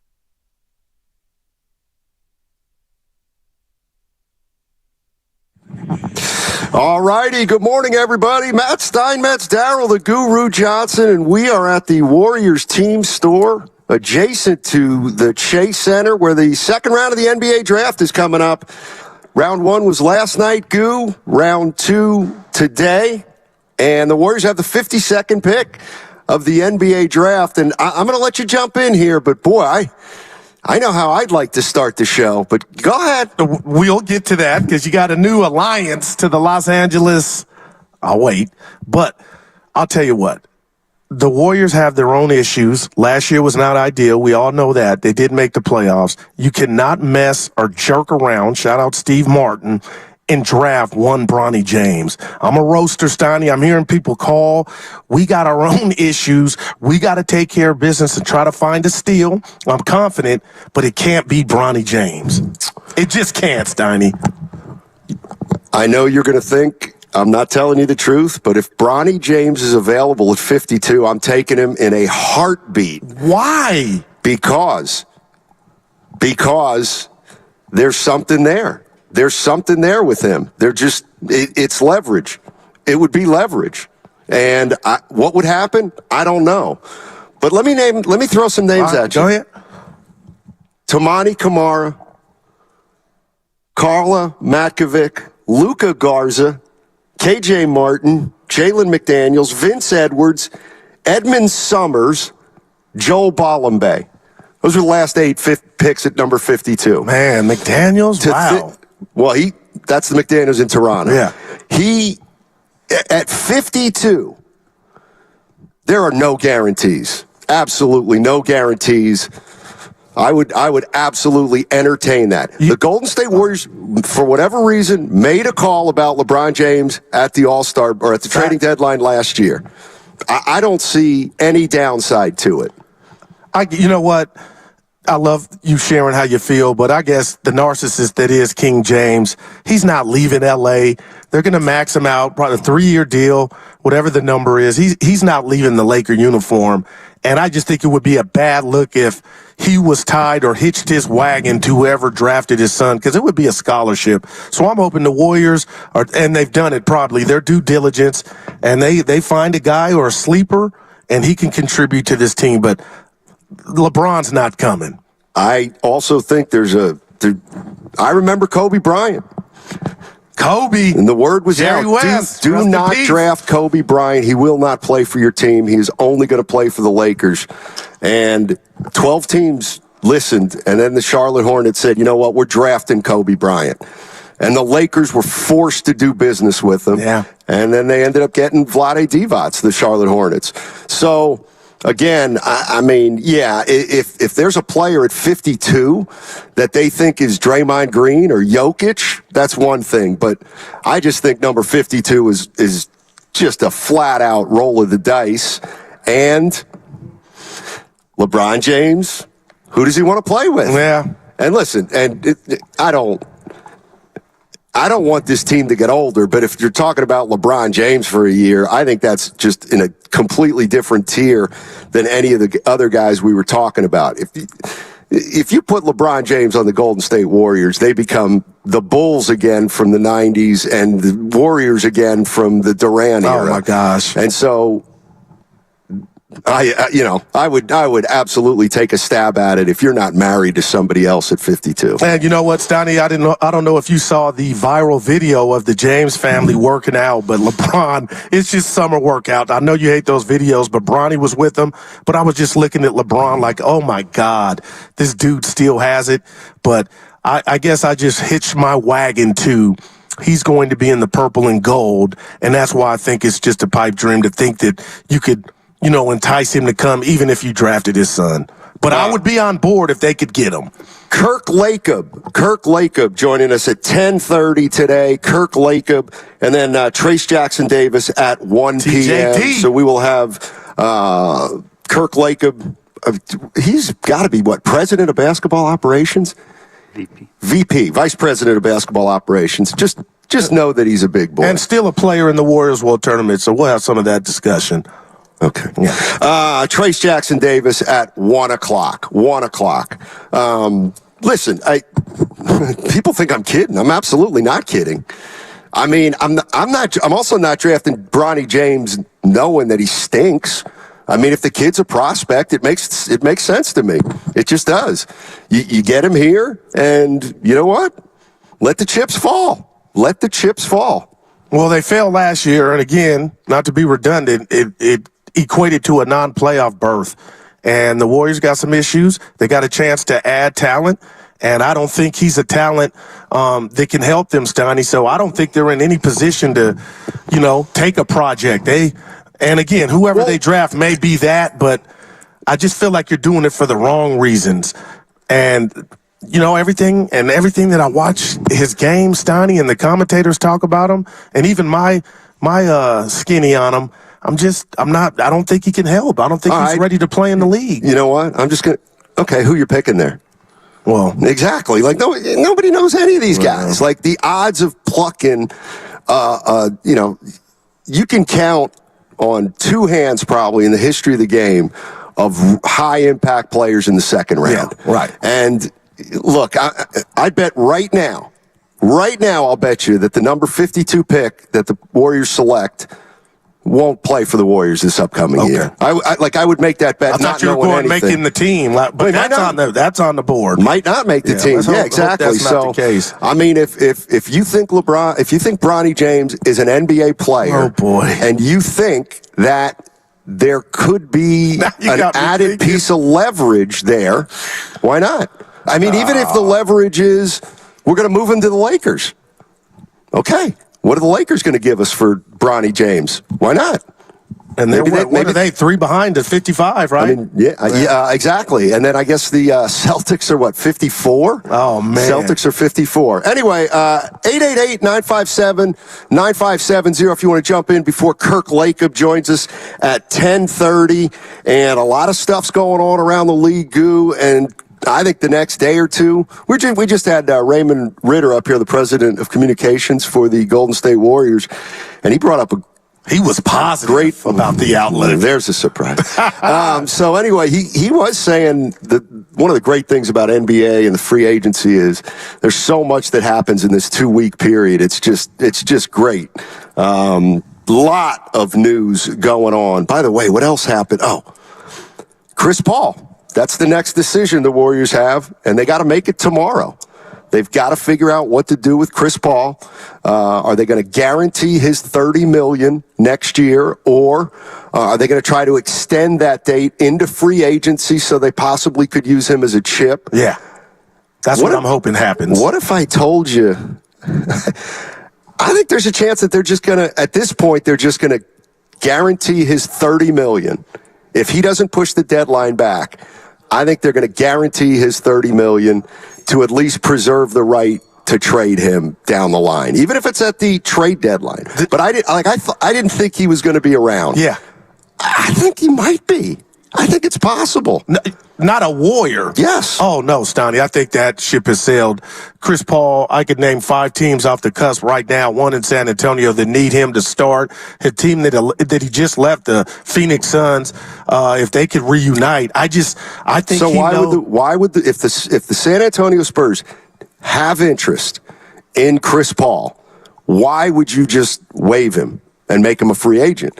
That's why I would if you think Chris Paul has value and you could get something for him, that's why they would guarantee that contract for next year. Not necessarily to have him on the team, but to give the Warriors an extra piece of flexibility during free agency. And that's what that would signal to me if they do that. That's what I'm hoping we get news today or tomorrow, early or late tonight, that, they've extended that window for them to, that lets me know they're in the lab trying to find a partner. But I also think it's possible that they could guarantee Chris Paul for next year, tomorrow, look for a trade in free agency, maybe not like one in free agency, and then have all season to trade him if they wanted to trade him. And if they didn't want to trade him, He's coming off their books again next year. Now, I'm not saying that's what's going to happen, but I think if you look at it from a strategic point of view, I don't think waiving him is the best thing basketball-wise. Wow. If you think he's a chip, you know what I mean? And I do. Let me ask you this, because it's a two-way street, Steiny. Chris Paul obviously came here, and I think the Warriors, obviously, everybody had aspirations of at least making the playoffs. If you're Chris Paul and you just endured this season that didn't culminate in a playoff berth, do you want to stick around here? Would you? Well, it's not his decision. It's the Warriors' decision. The Warriors can decide whether to make him a free agent or to... But and what I'm hitting at is there's always do right by the player. You know what I mean? Chris Paul, he gave you everything he could. He came here and didn't kick up dust. Don't you kind of, hey, let's sit down and kind of, we want to do what's best for you too. We owe that to you. Well, what's best for him will be, the first thing would be getting $30 million. No doubt about it. It's not guaranteed. So if the Warriors tell him to walk, he only makes $5 million. So the Warriors are actually doing him a solid if they say, look, we're going to guarantee your contract for next year. You're going to make 30, and we're going to try to move you to a place you want to be moved to. We'll see. I mean, I really thought that they may think of moving on from Looney, but they didn't, and I think it's because they still could view that salary as a chip. And I keep thinking that's what they want Looney back. You know what I mean? Because of what he brings. Well, what it does is it gives him the flexibility to either have him back or not have him back. So 888-957-9570 is the number. Let's go to Big Smooth in Oakland. Smoothie. What's up, Big Smooth? How you doing, man? Hey, good morning. Good morning. Hey, listen, Steiny, I think this is the first time I actually agree with you about snatching up Bronny 52. Listen, wow. This is the league. This is the draft of. This is the who he draft. Who are these people? Who are we don't know. So so it makes sense why he came out this year. I mean, who's to say from 3 to 2? Everybody's from France. Listen, why not snatch him up? He's 52nd pick is probably safe bet to say he's not going to make the team. Hey, one thing we know about Bronny, I mean, this was a joke at first, but one thing we know, he's going to be a hard worker. It's in the genes. He's going to be an intelligent player. At some point, I believe that at some point he's going to hold his own. And who knows, he may even exceed expectations. The only thing I would say is this. Now, it's already been said by Clutch Sports, he's not taking a two-way. He's not doing a two-way. He's not going to the G League. So I don't know how that's going to work. But I'm with you. Snatch him up. We're not relying on anybody from this pick to help us out. Realistically, who's going to help us out? 52nd pick. Snatch up Bronny, and he's got a lot of upside, more than anybody else that I can think of. But again, I'm not a scout. These guys have spent hours over this draft. But to me, I would do it. I'm with you, Steiny, and I think that's the first time I've ever uttered those words. I'm with you, Steiny. I'm snatching up Bronny. Wow, Smoothie shocking me, Steiny, because at least you said it helps you for the possibility, even if it's a long shot, to get his dad. Smoothie sounds like he's just talking about it from a basketball standpoint of the kid's barely 6'1" to me, a small 6'1", if that exists. So just from a basketball standpoint, Steiny, I guess I'm not sold because I've watched him more than you just asked me and I was stumped. Well, who would you draft? I just watch him and I'm like, no shade at the kid. He ain't NBA ready. He might not be NBA ready, but does that mean he won't be NBA ready in 2 years? Like, the one thing I have heard about Bronny James is he might have the ability to be a good defender. And, at 52, ain't no finished products at 52. I mean, it's like, Bronny James isn't ready. Okay, well, who are the other 5 choices you're taking at 52, and how ready could they possibly be? I'm not saying I would draft Bronny James knowing that he stunk. I mean, I just wouldn't. But if I believe that he he had a future in the NBA down the line, even if it's in a year or two, I would absolutely take him. Okay, let me run something by you, and I just thought about it. Because it's not like you're passing up 3 possible all-star. He's just a guy. But it would be a circus, and it would be you hate, the clicks and the what do you mean? What he is now. Like his game is not worth all the attention he's getting. It's his last name, and that's not his fault. But you know what I mean? I feel like the Warriors would be doing it for the wrong reasons. What if they think he's the best prospect at 52? Then you know what? I would be super shocked. And I mean, I don't know if he is or not, and I'm not going to rely on a magazine that puts him at 90 or a magazine. Well, I was just watching the combines, Donnie. He just, again, I'm not. What's our guy, Hubie Brown? But damn, I'm like, oh boy. Back to Chris Paul. Yeah. If they were to do that and give him that third, wouldn't that be the end of Klay? I never thought that you could afford Klay and Chris Paul. That's what scares me about if they do that. That kind of means night most likely for Klay, right? What if they already know it's basically night for Klay? I'm not saying they do. No? I'm not saying they do. I'm just saying that's reality. If you think Klay's leaving, then maybe you start making decisions based on that he won't be on your salary cap. Gigi's in Berkeley. Hey. What's up, Gigi? How you doing? Doing great, fellas. Thanks for the line. Sure. Hey, quick and easy. Dunleavy. I know it's only his second year, but in all fairness, people are making trades in this draft that are impacting their teams for nothing. Minnesota gets the number 8 pick, which could have been Dalton Knecht, who could have been a good replacement for Klay if he goes. They got him for a 2031 first round pick. Then everybody knows the Knicks aren't going to make 2 picks. The Knicks are not going to use their 2 first rounders. They can't afford it. So they get the 26th pick for 5 second rounders. Now, that's a lot of second rounders, but they're second rounders. Right. And that could have been Filipowski. What would the Warriors look like right now if they woke up with Filipowski and Dalton Knecht, both mature young guys who can produce today?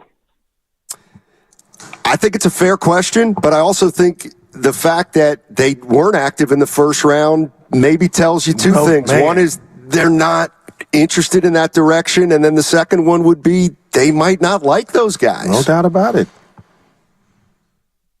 We lose. Okay, like I'm kind of with him. I love his thought, but yeah, I'm with you. Like if that was enticing, they would have did something.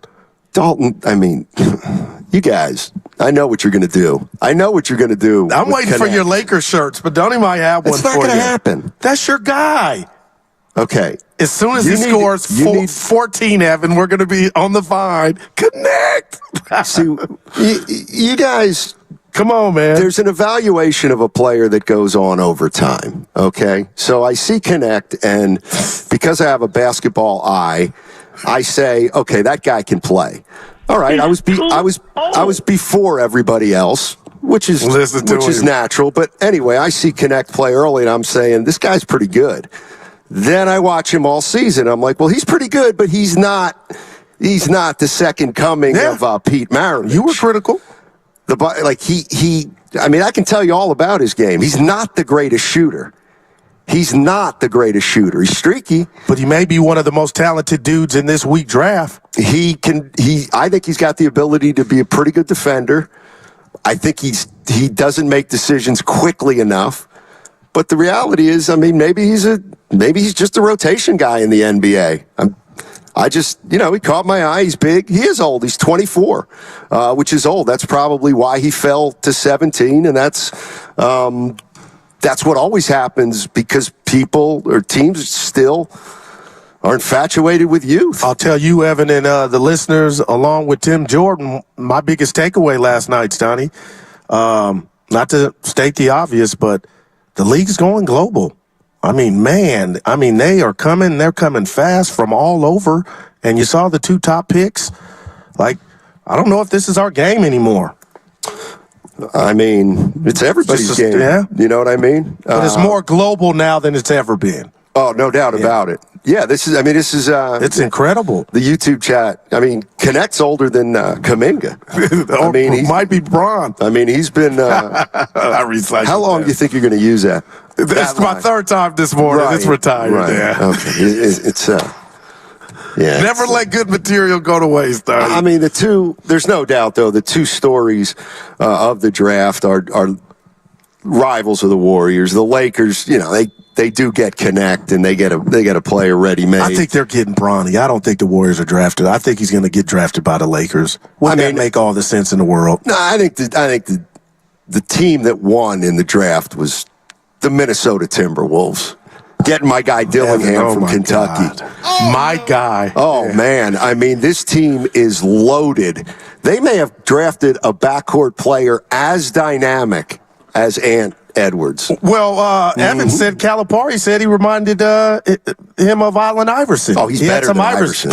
He's way better than Iverson. I don't think you give him all his just due, though. No, I give him his just due for being a 40% shooter. I give him that. I give him his due. He was tiny. He was a baller. Took that Philly team to the finals. Yeah, stepped over Fisher. That's what I remember for. See, you give him more credit. They won that game Friday. Game 1. Yeah. I was at the Hilton. You know what? I mean, seriously, I'll bet if you asked Allen Iverson, would you rather have a championship ring or would you rather have that highlight of stepping over Ty Lue? He'd say, yeah, give me the highlight. No, it's more important, right? It's more important. So, Kirk Lacob is joining us on the other side. He's Joe Lacob's son, but more importantly, he is vice president of basketball operations and the assistant general manager to Mike Dunleavy. Kirk Lacob joining us on the other side. What are the Warriors going to do at number 52? We shall see. But yesterday's, let's not sugarcoat it. We don't know anybody. Yeah, but I appreciate the honesty. You're right. Even the guys on the panel, I text Bob like, who are these guys? We'll find out though. You texted who? Myers. Why the hell would he know? He's not even working in the NBA. Well, he was on a draft show last night. Dealing with Steve today, boy. He was kind of. I think he might have been just winging it. Seriously. Everybody's weaking it. Yeah, we love you, Steve, today. Hey, Evan, real quick, how do you say the first pick's name again? The number 1 pick? Yeah. Risache. Zachary Risache. That so sounds like a dish. From France. Reichak. Yeah. I'd like to order the Risache. You got the second pick down, though, right? Sar. Yeah. I like Sar. No, Sar. That's my favorite. Oh, yeah, mine too. I think he's got action. Sar. By the way, here's another small piece of related. So James Wiseman. Damn it. He's available. Somebody's going to pick him up. It ain't over. Oh. If I were the Kings, I'd bring Wiseman in. Why? Because you need some size, and Lynn ain't it. This is James Wiseman. We're rooting for you, James. Pistons set to make former number 1 pick James Wiseman. Oh, man. A free agent. Yeah. Wow. That's a miss, man. Boy. Yeah. Now, why don't you ask Kirk Lacob about it? I will. He had nothing to do with, nah, of course not. Nah, he's just Joe's son. He's not involved. Yeah. Nah, I'm just messing around. All right, Kirk Lacob is on the other side, and Steiny and Guru, we are at Chase Center right now. The second round of the NBA draft is coming up at 1 o'clock. The Golden State Warriors have the 52nd pick in the draft.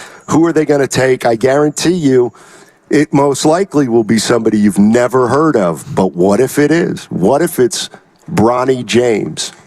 We shall see. Kirk Lacob on the other side. Our draft show is brought to you by Pettinelli Financial Partners.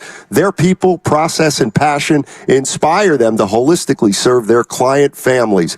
Executive Vice President and Assistant General Manager Kirk Lacob. He's on the other side on 95.7 The Game. Have you been in a car accident?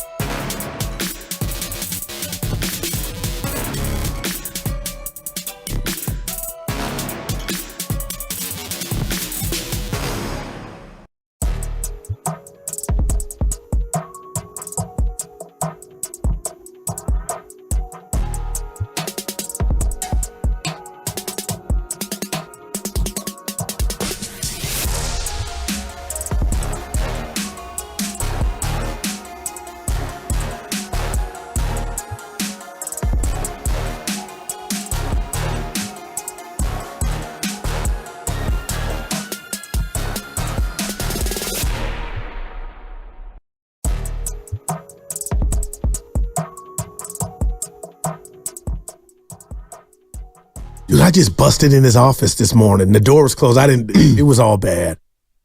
This is James Wiseman, and you are listening to Steiny and Guru on 95.7 The Game. All righty. Thank you, James Wiseman. We're rooting for you. Well, I mean, I guess so. Yeah. And one quick thing, too. Oh, sure. Uncle Looney said, why such the negativity towards Bronny James? And I'm rooting for the young man, Steiny. I wouldn't like to see the Warriors draft him. That's all. I don't think he's going to be an NBA contributor, so that's why I'm out. Nothing personal. Well, I don't think anybody at 52 can be an NBA contributor. I want to throw my computer. I think you're right. The Warriors are not going to get a good player at 52. We don't know that. They're not going to get a ready-made player. Look at Dunleavy, though.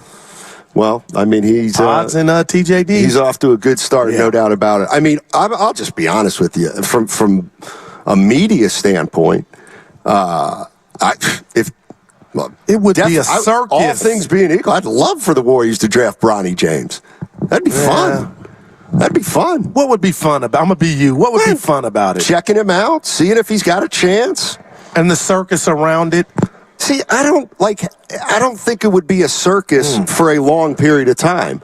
I think it'd be a circus, probably training camp. Okay. If he was, if he was invited to camp and he's there. But I think once the season starts and he is either the 11th man. Here's the other thing. He'll sign a two-way contract if he's got to sign a two-way contract to stay in the league. Well, if the Lakers draft him, he won't have to sign a two-way. Yeah, that's fine. But I would not draft him because his agent said, well, he's not going to sign a two-way contract. Okay, well, that's fine. We'll still have his rights anyway. Yeah. If we end up picking him. But anyway, that's, and I'm also throwing in there the fact that I'm just assuming that at 52, the Warriors aren't in love with anybody specific, and they think he's as much of a prospect as a half dozen other guys, and you may as well just do it. Yeah, real quick, that you got me thinking about our first caller who was talking about the two guys that he would have liked to have seen drafted with the Warriors connected. But Steiny, the Warriors could have moved up in the first round, and they didn't, and that tells me, they didn't see anything enticing enough. I mean, that's or what they were enticed by wasn't worth giving up what the other team wanted to move up in the draft. I also wonder if, once the Warriors found out they lost their first pick, they would have had 14 this year had they not made that deal with Memphis in the past. But what I'm getting at is maybe once they had the 14th pick or didn't have the 14th pick, how much homework does your homework stop then on the top 10 guys? Yeah. I mean, if you don't think it's a realistic opportunity to jump up, maybe you wouldn't, but or maybe you would. You compare the energy and the excitement around Wemby and that draft, and then what this one was, just night and day. No doubt about it. A couple things around the league. Here's a player that they say is available. I think he's, see, I think the Warriors are at a point, like, if I throw some names at you, you can't use the Warriors mentality of 5 years ago. You can't, he's not good. We're in a different time right now. Yeah. You like Tim Hardaway Jr.? I do. Dallas. I don't love Tim Hardaway Jr. How Dallas may have to move him. Yeah. He's making give you some oomph off the bench. Making $16 million a year. It's a pretty good number. He's in the last year of his deal. Let me just ask you this: I mean, if you lose Klay Thompson and boom, Tim Hardaway Jr. is your two guard, are you better, worse, or are you the same? The same. Yeah, I don't know. Maybe. Yeah. I always like this game. He can get hot with some of them. A couple other things. Here's a guy who's going to be available. DeAndre Ayton. You want DeAndre Ayton? I would go to the airport and pick him up, Steiny. Would you really? Yeah, I watch him, man. And I know he's got some skills. You're a product of your environment. And I know he was on that Phoenix team that went to the finals, and sometimes he looks like he's not all invested mentally, but Steiny, he's a talented dude, man. What about, here's a guy that his name had come up over the last couple months and years. Nick Claxton He's going to sign a $100 million deal with the Nets, so it doesn't look like Nick Claxton's going anywhere. How about the Knicks? Yeah, it looks good, Stoney. They haven't won the finals yet. I know everybody, but for them to do what they did with Bridges and then bring OG back, you are right. How about the Knicks? Bam Adebayo signed a 3-year will sign a 3-year $166 million deal with the Miami Heat. Man, he's 26 years old. Good. Couple reports, Brian Windhorst, among others, saying it looks like Jimmy Butler might not be going anywhere. He may stay in Miami. He's got 2 more years. He said a lot of stuff, Donnie. You talk about acrimony. My God, how do you come back from saying your coach needs to step his game up? And how do you look at Tyler Hero at dinner or whatever or on the airplane and act like you didn't say some stuff about him? Yeah, you apologize. And that's all you do. Yeah, I'm sorry. Emotion got the better. Right. Emotion got the best of me at that moment. Here's the one thing that as it relates to Paul George. So Paul George has a player option, and if he opts out, he becomes a free agent. Warriors probably can't get him if he's a free agent. He needs to opt in. Mm-hmm. The one thing that I'd be surprised about is they say he wants a 4-year deal, but I can't believe that he wouldn't take the Kawhi deal of 3 years and about $150 million. Like, why wouldn't he take that? Even though, is he really sticking on 4 years at 34 years old? That's the sticking point. That's where I think Windhorst was talking about the Clippers saying they may want to call his bluff a little bit. We'll find out, but I believe Paul George thinks he's worth every penny of that, and he wants that 4th year. I think he's going to get it. From who? Hopefully the Golden State Warriors. And I was driving home yesterday thinking, did I sell my man short? Because I used to fight you about Paul George, but you never said he wasn't talented. But Steiny, during an 82 regular game season, what he can do on a basketball court is special. And, I'm excited, but every day that goes by that we don't hear the announcement of the baby's not here, I'm just like, man, is it really going the other way? Is he going to remain in L.A. and play in that new building in Inglewood? Yeah, we'll find out. We'll find out. 888-957-9570 is the number. Warrior fans, would you even be enticed by drafting Bronny James at 52 if he's there? Would he be worth a flyer? Both his game and, you know what may come with it down the line.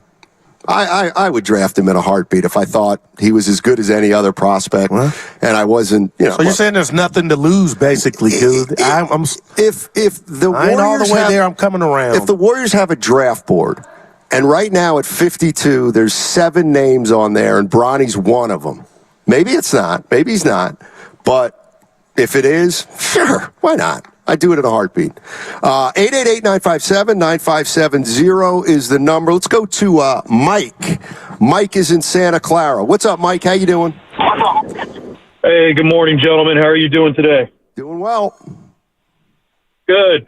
Hey, look, let's be honest. This draft isn't the greatest draft class in the world. So if we were to take a flyer on Bronny, I wouldn't be upset about it.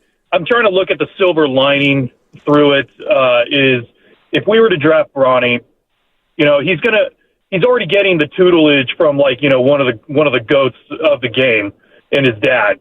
But let's think about it like this. Even though we're also in win now mode, especially with Steph's timeline and everything, I'm also looking at the silver lining of he's going to learn from some of the best players in the NBA.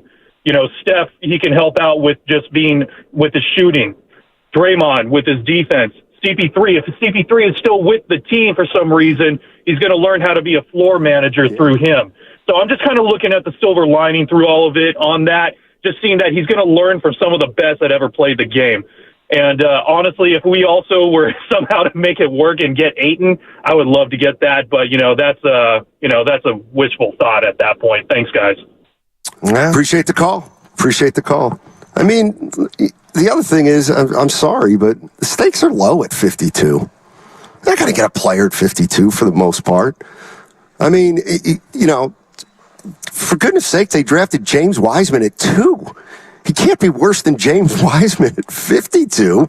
I'm not saying we'll make another mistake, but I'm just saying, all things being equal, why not? And I actually liked some of the points the last caller made, Mike, about what if he's not ready and he's going to be ready in 2 years? I think he's right. Well, what about the Warriors? How come we're not talking about the Warriors culture now? If the Warriors culture is so great, bring him in. Well, but you need immediate. You need going Clint Eastwood, sudden impact. You need something now. Then you should have moved up. Then you should have moved up. But what to the that top tells me, 5. Stoney, is they didn't think there was anything worthy of that. That's right. Moving up. So now it's about free agency or a trade, and that's why I'm sitting here thinking, could Chris Paul really come back? He'd probably stump the growth of Pods if they do pull off a trade. I mean, I got Pods in the Chris Paul role next year. I don't have him as a starter because I'm thinking they're going to go land a big boy that would be inserted into the starting lineup, and then Pods would be CP3. Yeah, we're gonna find all that out soon. Tomorrow. Yeah, let's go to Austin in San Jose. Okay. What's up, Austin? How you doing? Hey, fellas, guys on site. Be interested to hear what Lacob's got to say. I hope he's busy. If he's got time to talk to you guys, worries me that he may not be taking care of business, but that's another story. We're priority number one, Austin. The whole. I'm just kidding, guys. The whole prior. Bronny James, absolutely not. That is ridiculous. Pick somebody off Duke, UConn, Baylor. Go find a kid that actually played on a team where he got coached and won something. There's no accident. There's no accident that the New York Knicks are all a bunch of Villanova guys. You think it's accident they're winning? I mean, come on. That's Bronny James. There's no value. And the last thing we need is bring another guy on the roster that can't play now. And we keep talking about young guys. Under 23, guys. Go do your homework. Check the number under 23 list of guys and tell me where the Warriors young guys rank, okay? There's guys that are playing right now. There's guys in their second contract that are being paid. We don't have to wait 5 years for guys to become good. This whole notion that Steiny has that there's this 4 to 5 year plan out there for young guys is antiquated. That's an old mentality. Guys need to be able to come in now and contribute right away. And last thing, Chris Paul, come on, man. If we're still talking about Chris Paul and Klay Thompson as the off-season big moves, man, it's going to be bad next year, man. That's all I got. Thanks. Wow. The reason that the 4 or 5 year plan for Warrior rookies is antiquated is because they're a dynasty. I always thought it was I never understood why the Warriors were going to 6 straight finals or whatever it was, and people couldn't understand why the 27th pick in the draft wasn't part of their rotation. He wasn't part of the rotation because they were one of the greatest teams of all time. Strength in numbers. So, yeah, I get it. The Warriors haven't had much success with their young players because they really haven't had an opportunity to play. Yeah. Kuminga's starting to get a little bit of an opportunity to play, and a lot of people seem to be high on him, and we think he's going to be a pretty good player. Podziemski played last year. Why? Well, because the team wasn't as good as they were when they were in the middle of their dynasty, and there was room for him. So, I mean, I get what Austin's saying. There are going to be certain players that come into the league and make an imprint right away. And you know what? It's going to get easier and easier for young players to make an imprint on the Warriors if they're not a title contender. Yeah, and I think of the Jordan Bells of the world, but that was when, the big boys were carrying their weight and they were in the midst of a dynasty and we understood. But now, Stoney, I'm sorry. We mentioned James Wiseman early on in the show, but the ghost and the skeleton of that miss, I don't think is going away anytime soon. So, I know they don't have the number 2 pick in the draft this year, but I'm up here just operating through the prism of hope, and man, maybe they find a diamond in the rough. But the bottom line is for this team to make the playoffs next year, I'm not even thinking about 3 or 4 years. It's not my money, Stoney. It's like how Operation Get Back. How do the Warriors get back and become a threat in the West? It's through what hopefully we'll hear on the wire or on the ticker, that they made a trade for player A, player B, because that's the way to go. Because right now, to Austin's point, Moses Moody, I'm not out on him. Pods, I'm not out on him. And TJD, I like what I see. But Steiny, to his point, when you compare them to the others that have hit the ground running, and the others have hit the ground running on teams that are playing for something. Tony's in Oakland. What's up, Tony? How you doing, man? Hey, hi, Steiny. Listen, I just wanted to say one thing, and I'm interested in your opinion about this. You know, with the whole Lakers thing and the former coach being fired and LeBron's supposed connection to that happening, then the hiring of the new coach, he seems to be in the background and has a lot of power and say so about a lot of things that happen. Here would be my concern about Bronny James coming to the Warriors. How do you know that LeBron's not going to turn into LeVar Ball as far as being the father of a player and trying to tell the team what they need to do with his kid? I'd love to hear what you have to say. You know what? That's actually interesting, Tony. I haven't even thought about that Bronny's dad is going to be on another team in the NBA, but he could theoretically say, yeah, my kid should be playing more for Charlotte. You know what I mean? He did that to his own team last year after it lost, saying that Bronny was better than half the dudes in his locker room. So he's got his own fish to fry, LeBron James. So I'm telling you this, Donnie, Bronny James has worked out for two teams, his dad's team and the Phoenix Suns. Do you think the Warriors would come in and swoop him, not even watching him, if you talk, or do you think they've seen enough on film? I don't know what film, because he hardly played at USC, to where they would feel comfortable taking him, thinking he would pop in 2 or 3 years. Well, there was a player about 15 years ago when the Warriors had the number 7 pick who said, I'm not going to come work out for the Warriors. They ended up drafting him anyway. His name was Steph Curry. So that, to me, is irrelevant if they think the kid can play. But his resume in college spoke volumes. You saw Steph Curry play big-time basketball. He was also the 7th pick in the draft. I mean, this is 52. He's a prospect. They're not going to get a ready-made player at 52. I don't think. I mean, people might say, what about Trace Jackson Davis? Okay, first of all, Trace Jackson Davis didn't play for the first half of the season. Secondly, he is a 4-year college player at Indiana University. So, yeah, he was more ready than most number 55 picks. He also had NBA pedigree with his dad and playing at a big-time school under an NBA coach in Mike Woodson. I could kind of see how Trace Jackson Davis, carved a role out for himself. But, I mean, most of the time when you're taking a 50 to 52, I hear you. You're just trying to, I don't know, pick the best player who you think might turn into the best player. And if he turns into the best player in 3-4 years down the road, you still do it, because the 52nd pick, you usually don't get anybody who can play. Yes, Donnie, and that's why the rat on the table, brought to you by ATCO, is what they do with Klay, this decision on CP3, and if they fire and pull the trigger, and if they're able to land a big boy like a Paul George or, whoever else is out there, or Kevin Durant, that's going to change the immediate future and results for this team. That's what the Warriors Exhibit A is about, on the to-do list. Yeah, and that's where, you and I got into this a lot yesterday. Even there, Paul George, that's going to change the immediate future. I don't know. Will it? How if Paul George is, and I heard Bonte and Chasky talking about this, how sure of a thing is Paul George in terms of you acquire Paul George, and that means Chris Paul's not here. It probably means Klay's not coming back.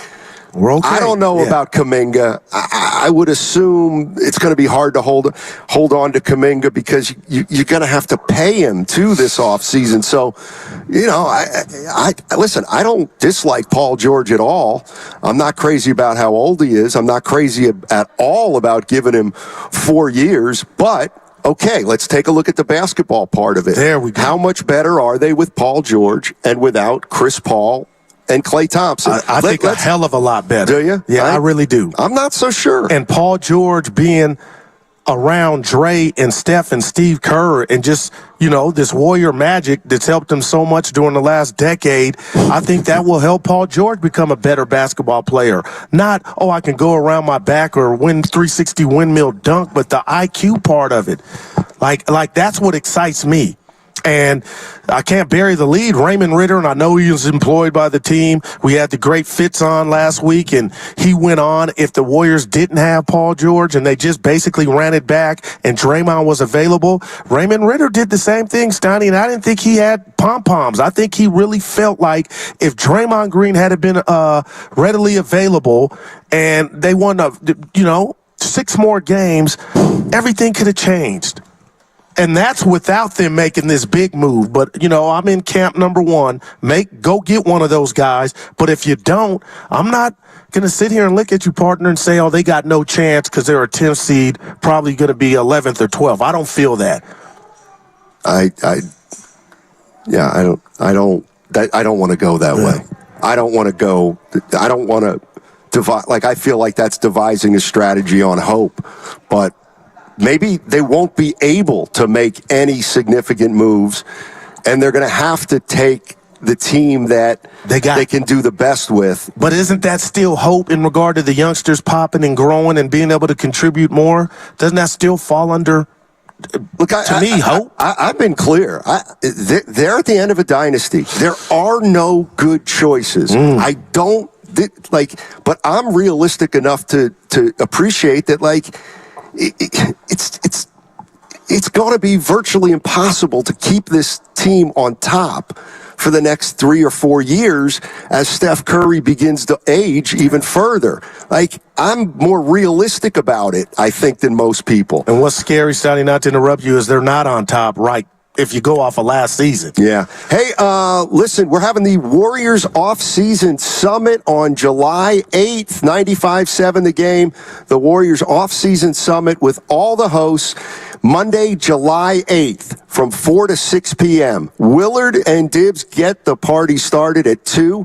They're going to do their show from 2 to 4, and then all the hosts will join them from 4 to 6. The location, Fremont Bank, 39150 Fremont Boulevard in Fremont. Space is limited, so if you want to jump into that Warriors Summit, you want to be there, go to 957thegame.com to reserve your spot now. That's Monday, July 8th. If you want to get there early for Willard and Dibbs, you can at 2, but the summit will start from 4 to 6. Do we have Al in San Francisco? Al, what's going on, man? Hey, how you doing, guys? Hey, well. Man? Hey, I'm Bronny. Heck no, don't draft Bronny, man. Let some other team have the headache. He's not going to pan out as an NBA player, man.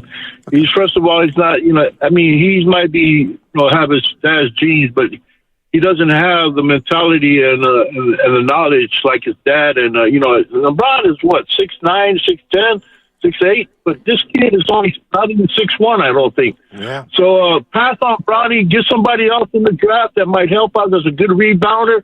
We don't need him as a shooter, but we need a wing. Paul George fits that script because when Wiggins on the bench with Klay and Paul George on the wings, that's a powerful combination right there with Curry. And you got Brodzinski as the guard. You don't need Bronny. Brodzinski's coming into play. He's a good guard. And with what happened to Hachimura and Reeves, Lakers, did they trade them away? Are they free agents? Those are another good 2 wing guys that can help the Warriors out. All right, yeah. Peace out. All right, exactly. Yeah. Draft Bronny James and trade him for Hachimura. Mm-hmm. Listen. I think it's completely and utterly unfair to say that a 19-year-old doesn't have the mentality or the knowledge. I mean, who knows? And nobody. Who's got? Would anybody bet $100,000 right now and say, "Oh yeah, Bronny's not an NBA player, never will be"? I don't. Nobody really knows that. You lower that bad boy to 50, you might have some action. Well, I'm rooting for the kid. I just know my eyes aren't lying to me. Well, here's the other thing: if Dad's 6'9" and he's 6'1", he's going to get bigger if he's 19 years old. The baby Bryce is the one that is going to be like his daddy, I believe. All right, what's coming up on The Game is presented by Fremont Bank, celebrating 60 years of full-service banking with no compromises. Our draft show is brought to you by Pettinelli Financial Partners, who strive to build long-lasting relationships with their clients, offering education and guidance throughout life's journey. Joining us at some point in the next hour, Executive Vice President of Basketball Operations and Assistant General Manager Kirk Lacob on 95.7 The Game. Warriors Offseason Summit with all the hosts Monday, July 8th.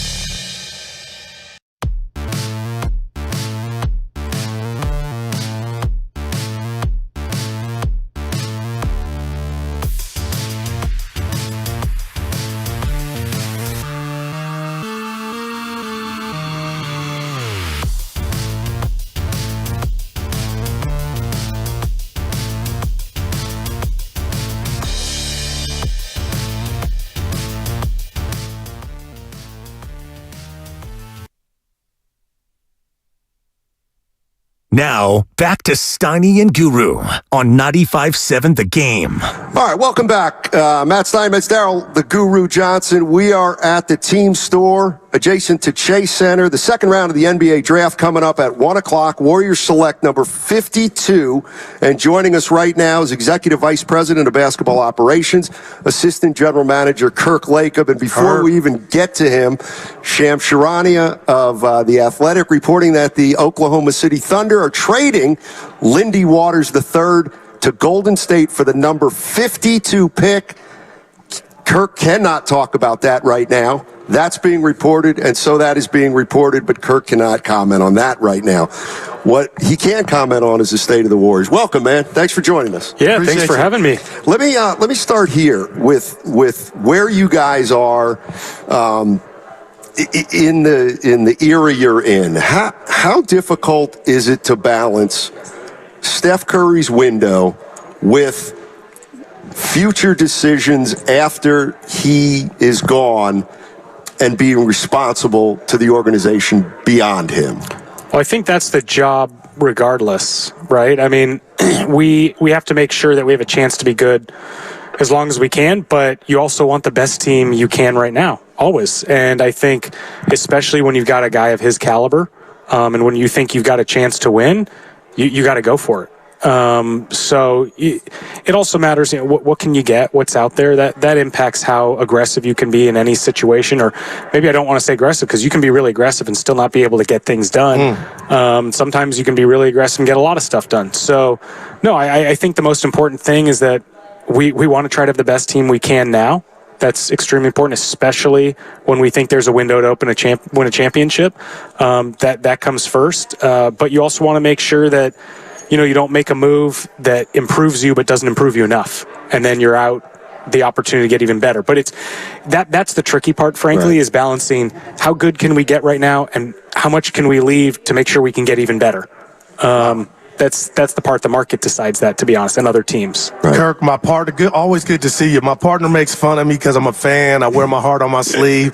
I share my feelings as best I can do when I come in. And I just keep watching the Sacramento Warrior playing game. And I see something different every time I watch it. And I haven't come to grips with the Warriors weren't in the playoffs. Like, that bothers me. But can you share with us when that final buzzer went off in Sacramento and the reality set in that, you know what, we're not part of the playoffs? What went through your mind? Well, first of all, you should not apologize for being a fan. Isn't that the point of sports? Short for fanatic. Yeah. With me, yes. Not with anybody else. Yeah, I think, look, we were all incredibly disappointed. We were disappointed that we put ourselves in that position to begin with. We were really hoping that wasn't going to be the case. Obviously, the West was incredibly tough this year. We had some self-inflicted wounds early on between tough losses, guys missing games for various reasons. We just, we won 46 games. That's pretty good. Typically that's pretty good, and then it'll get you in the playoffs. But you don't want to put yourself ever in the position where that might not be good enough. And we did. And then you're in a one-game play-in to get in there against a really good opponent who knows us well. And, they needed to get us back for last year too. And it was tough to watch. It was really tough to watch. I think there was a lot of shock from a lot of people right after the game because you never think you're going to lose until you lose. And, yeah, it was not a good feeling. To be honest, I think we knew we won 46 games and we were in the play-in game, and so there were some of us that were probably more realistic about our chances than others, but we still had hope. But it was a crappy feeling, and what it did is fuel the fire to know that we can never put ourselves in that position again. Whether that's, the front office, the coaching staff, the players, everyone took it upon themselves that we got to do better than that. Like, if you want a real shot, you better win 50. You better win 53. And whatever it's going to do to get to that point, we got to do it. Executive Vice President of Basketball Operations and Assistant General Manager Kirk Lacob joining us. We are outside Chase Center. Round 2 of the NBA draft is coming up at 1 o'clock. And one of the things that I found we've been talking about the whole time, and I'm going to ask you this question. You can't answer both. When you look at this team, one optimistic side could say, we're a 46-win team. We got to get to 49 or 50. But you can also say, they're 9 teams better than you. You're a 10th seed. And then you have the Draymond Green who didn't play the whole season. How do you evaluate those maybe 2 or 3 things that are giving you different kind of signals about where you're at? All depends on how optimistic you are about different parts of this, right? I mean, we've got tremendous players who are in the older part of their career, and I think you can always get better, but realistically, you're probably the same or slightly worse every year, and you got younger players who either get better or don't. And so you better, if you're an optimistic person, you'd say the older players are not getting worse. They're going to stay at their peak for another couple years, and the younger players will get better. And if you take that tact, you're going to think, man, we can go from 46 to 52 pretty organically and take all the craziness that happened last year and hope to put that away. But, there's always stuff that happens during a year, too. You can't pretend there's never going to be drama. I think probably I was involved in the only non-drama-free year in the history of the NBA when we won 73 in the 15-16 season. Then we found drama at the end. Right. So I think, every team has it. I think you just have to be realistic. Stuff's going to happen. So you can't play the woulda, coulda, shoulda game because everybody's going to play that. But what it really tells me is like every part of our organization has to be better. We have to get better players on this roster so that we have, more margin for error. Our coaching staff has to do a better job so that, whatever happened last year in these games doesn't happen again. I'm not saying it's their fault, but this is their job as coaches to figure out a way for something not to happen again. And all of our players, as they do every summer, have to go and work harder and try to see what they can do better, fill the holes in their game, see how they can fit with the other players on the floor better, see if they can do things that our team is missing. And if, those 2 out of those 3 or 3 out of those things happen, we will be better. But look, we've had seasons where we've won the championship and 15 minutes later we're sitting there saying, how can we be better? So, I don't think anyone should question whether anyone in this organization wants to be better if that's the standard that we've set. Right. You win a championship and you want to get even better the next year, how can you think that we're okay being the 10th seed and winning 46 games? That's not in our blood. I mean, from the beginning, it's been, we don't use the word good, we use the word great. So there's a lot of pissed off people right now, and we got to help make them not pissed off. No, I love that, Kirk. Let me ask you this, because I talked about the bad not making the playoffs, but the good is the contributions you got from TJD and Pods, 2 rookies. I got to believe, how much pride goes into that, knowing 2 guys in their first year were a big part of winning 46 games? We're really fortunate.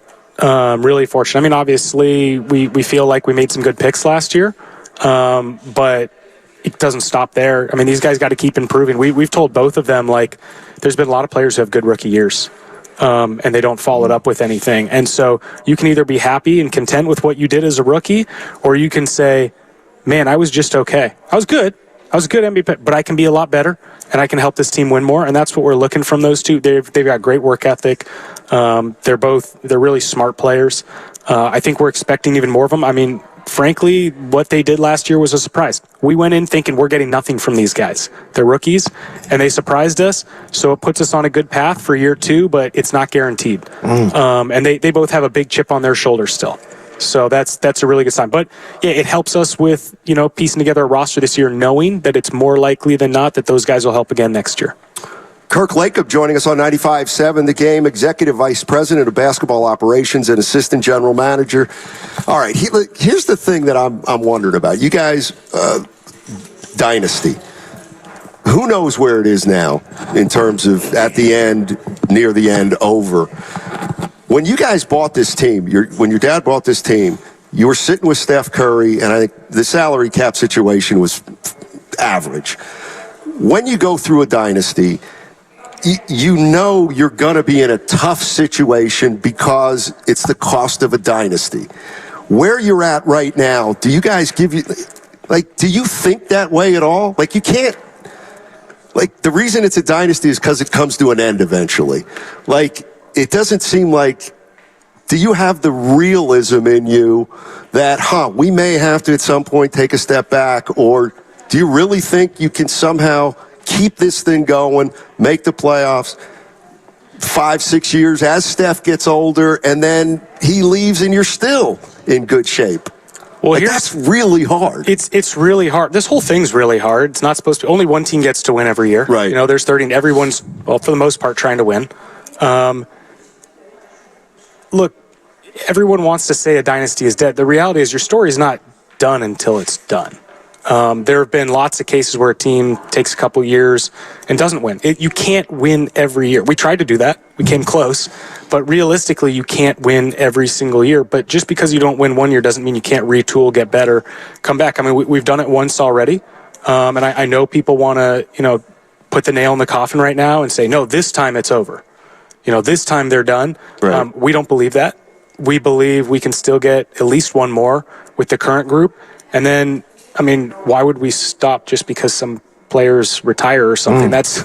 We still are going to try to win a championship. It gets harder when you don't have Steph Curry, Draymond Green, Klay Thompson. It definitely gets harder, but that's always the goal. I just think it's very easy to write a team. And I would do the same thing, by the way. We do the same thing. Every time a team loses, they're done. Next summer's going to be impossible for them. And look, people probably said that about Boston. Said, oh, that was their one chance. They didn't do it. And look at what they did. So it's on us to get better, but by no means do we think the dynasty is over. You don't get to say these are the years of a dynasty until like 10 or 15 years later. Right. And so to us, we're still in it, and we're going to try to win the championship this year, next year, and the year after. I love that. How do you acquire 3 Hall of Famers in the next 5 years? Hey, I didn't say I had a plan. I didn't say it was easy. No, but the standard is so high that it's created almost a feeling that it could last forever almost. Yeah, and you know what? I think because the standard is so high, a lot of people take that, they run from that. You're afraid of having to live up to expectations. Living to expectations is hard. There's a lot of pressure on people, but some people thrive in that. They love it. And some don't like it. They want to run away from it. As a group, we're the type that runs towards it. We love that pressure. I think who said it a long time ago? I make love to pressure. Steven Jackson. Yeah. Right before he asked for a trade. One of the great Warrior quotes of all time. Oh, I think we've got a group that loves to make love to pressure. We love having that on our back. We love that target. It fuels them. It fuels our players. It fuels Steve. It fuels Mike. It fuels Joe. So this is good for us. People coming at us, telling us, you're done. That's a good thing. And it fuels that fire in a very positive way. Kirk, let me run this by you because to me, if the Warriors are going to get back and have a chance at it, start next year, it starts and ends with number 30. And we get so fixated, fans, writers, with the birth certificate and the age. I watched every second of every game you guys played last year, and I mean this. Steph Curry is not the problem. Did he have a most consistent second half like he did the first half? If you want to say no, I get that. But there's no way he's still not operating on high octane as a top 10 player. Talk to us about the year he had, because he's 36, but if you watch the games, I just feels like he needs more help at this juncture in his career. You say what to that? Steph is a monster. This guy is as competitive as anybody I've been across in any walk of life, not just on the court. This guy is, I know it doesn't look like it, and we've talked, he doesn't look like that guy is so competitive, and he works so hard and so smart. We joke with him all the time that he's Tom Brady at basketball. He'll be, maybe I want to play 3 or 4 more years. And we're like, hey, you've been saying that for a while. Why can't you just do this till you're 45? There's other players in the NBA right now who I think people have predicted the end of their career for the last 10 years. And, some of those guys are still going at 40 years old and are unbelievable players. So I have absolutely no doubt Steph can continue to do that. And he's what you build around. It's just as simple as that. You build around special people, special players in any business. Not just in basketball, not just in team sport. You build around a singular special talent, and they need help. No one can do it by themselves. It's a team sport, and Steph knows that more. That's what's so great about him. He doesn't believe that he can ever do something by himself or that he needs to do something by himself. He's there to prop up others. He is collaborative. He's never pointing fingers, blame. He's always looking at himself and saying, man, what could I do to have a better year next year? And that's going to help the team. How can I help this team? How can I help the other players get better? How can I help us get better players? How can I help the coaching staff? What are the things that we can do differently, offensively or defensively? So, yeah, it starts at the top. It starts with your best guy. Steph is always going to take responsibility for everything, and that's what's unbelievable about him. Kirk Lacob joining us on 95.7 The Game, Executive Vice President of Basketball Operations for the Warriors, also the Assistant General Manager. There's some things you can talk about, some things you can't talk about. Obviously, we know everything about Klay and where he's at contractually, and he's going to become a free agent. Doesn't mean he's not a Warrior. Without getting into the details, because, I know you won't and you shouldn't have to, but is this among the toughest, let's say, emotional decisions that you've had to make with the Warriors? I think the latest decision you have to make is always the toughest. It's easy to have hindsight and be like, oh, that was easy, or that was, but we've had a lot of tough decisions over the years. And I think it's important to remember decisions aren't usually one way. They're two-way. There's more than one party involved in any decision. Look, we absolutely love Klay. We want him here. We want him to finish his career as a Warrior. We're unequivocal about that. Just got to try to see if we can figure this thing out. I think we all hope he's ready to come back and we can make something work with him because he is just such an important part of what we built and what we want to continue to do. Kirk, I want to run through that wall about in regard to Andrew Wiggins, his talent. I told my partner and all the fans, I don't think that, he's got some gifts from the basketball gods, but you're around him every day. We're not. We watch him on TV, and there's some misconceptions about Andrew Wiggins. What can you tell the fans about Drew? Because when he's good and locked in, Kirk, I think he's a top 15 player, but how do you get that out of him more consistently? Andrew, first of all, is just a great guy. Awesome guy. Everybody loves him on this team, in this organization. He is such a good person, and he's shown what he can do for us. And I think that's been kind of the story of his career, is how can you get him to the point where he's ready to take advantage of that talent. We have to do a better job as an organization putting him in a position to succeed. He's got to do a better job, too, of being ready to go day in and day out. We've talked to him about that. He gets it. I think the great thing about Andrew is he has shown when his back's against the wall, that's when he's good. So when people start to doubt him, and when he's got people in his corner propping him up, he's good. You saw when we first traded for him, people were dumping on him, said this guy's not going to play in the NBA much longer, worst number one pick, whatever. And he came in, was really good for us. And they said, can he really do it in the playoffs? So he never won a playoff series. And that guy just was all world. And so now we're back at that point with him where he's being doubted. And so we're working with him. He's working really hard. What I've loved to see is he's been around the Bay this summer a lot. Typically, he has a bunch of other things going on this summer, but he loves living here. His family's here. And so he's been around pretty much all summer, really working hard. And that's, you see that fire being lit. So I would expect that he has a really good year this year coming up. And we got to do our best job to make sure that, he's in the optimal lineups and being used the right way and is ready to go when the season starts. Executive Vice President of Basketball Operations, Kirk Lacob, joining us. He's also the Assistant General Manager. We were talking about Steph a question or two ago, and you said, you build around him. He's special. It's just what you do. How do you answer the question, for how long?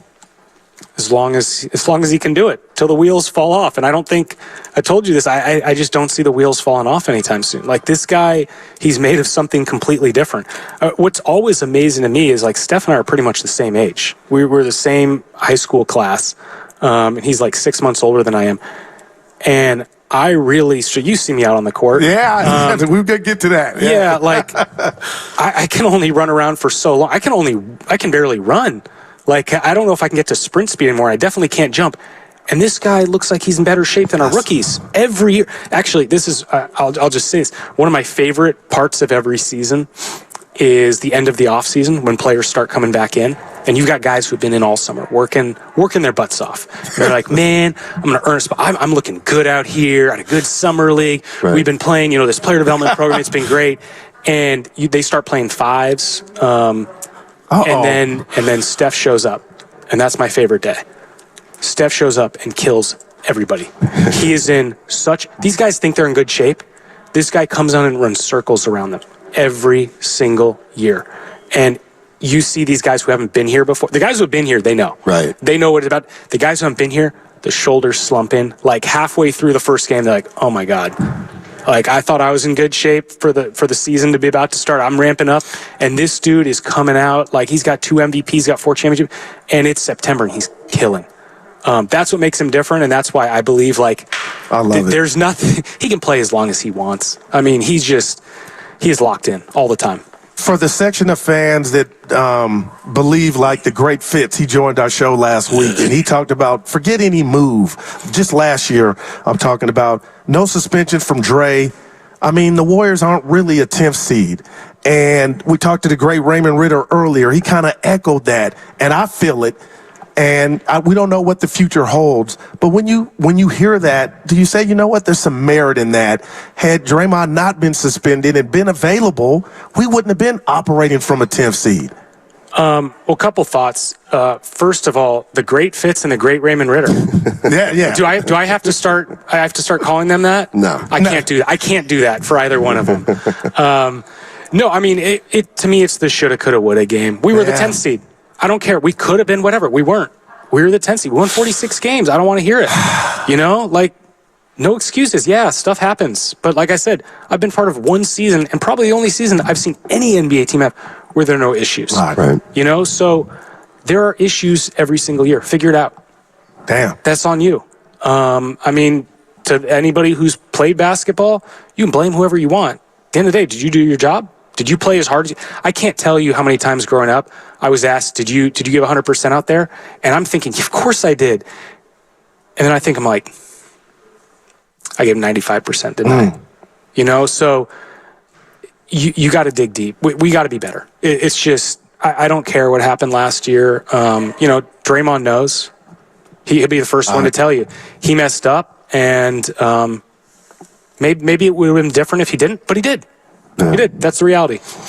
Kirk, thank you so much for joining us, man. Really appreciate it. Generous with your time, especially on a day like today. Good luck. Yeah. Good luck the rest of the day with whatever you guys do, and have a great rest of the offseason. And do us a favor, Kirk. This next World Tournament, can you lead the former Hoopers off the team, just for the other guys? Because we're coming. Can I ask you something? Can somebody please beat me? Oh, boy. I'm begging. This will get back to Bonte. We got a team coming this year. Please. I was hurt last year, I've been hearing from Bonte. He's got, and you know what? I heard from he's got some ex-players, and I talked to them. I said, I understand you guys play in the NBA.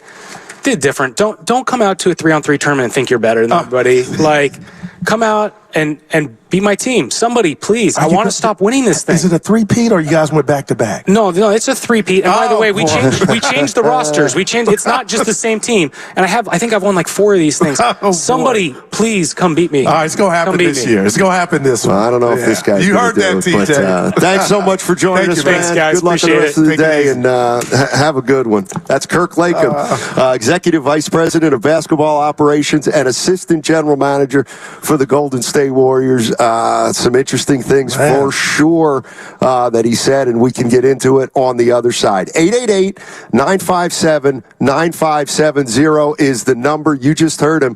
Kirk Latham, Executive Vice President of Basketball Operations and Assistant General Manager of the Golden State Warriors, son of owner Joe Latham, just joined us for a half hour talking about all things Golden State Warriors.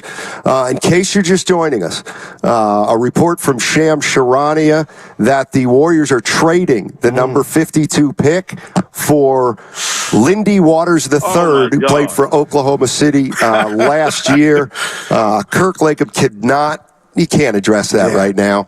And you know what? How tall is that kid? Do you know? He's 6 foot. Yeah, he's pretty. No, but so he didn't. I'm doing it now. You know, he didn't elaborate on that trade, nor did we ask him, nor would he have answered anyway. 888-957-9570 is the number. What was the thing that stuck out the most about what Kirk Latham talked about. I mean, I thought he had 2 or 3 things that I made a mental note of, and I'm looking forward to talking to Guru about it. If you want to jump in, 888-957-9570 is the number. Download the Odyssey app directly from our QR code on both YouTube and Twitch. Brought to you by First NorCal Credit Union for a low-rate auto loan. Apply online or just ask for First NorCal financing at the dealer. Our draft show is brought to you by Pettinelli Financial Partners. Their people, process, and passion inspire them to holistically serve their client families. 888-957-9570.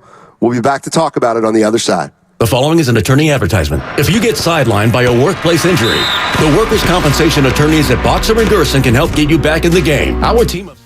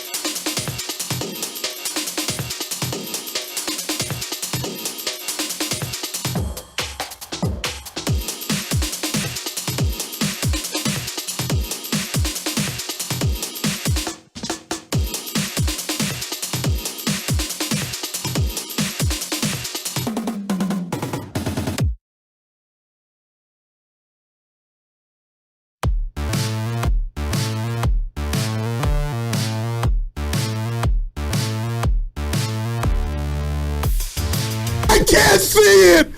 Now, back to Steiny and Guru on 95.7 The Game. All righty. Fun day already here at Chase Center. The second round of the NBA draft will start at 1 o'clock. And according to Shams Charania of The Athletic, the Warriors now no longer have the 52nd pick in the draft. They have traded that to the Oklahoma City Thunder for Lindy Waters III.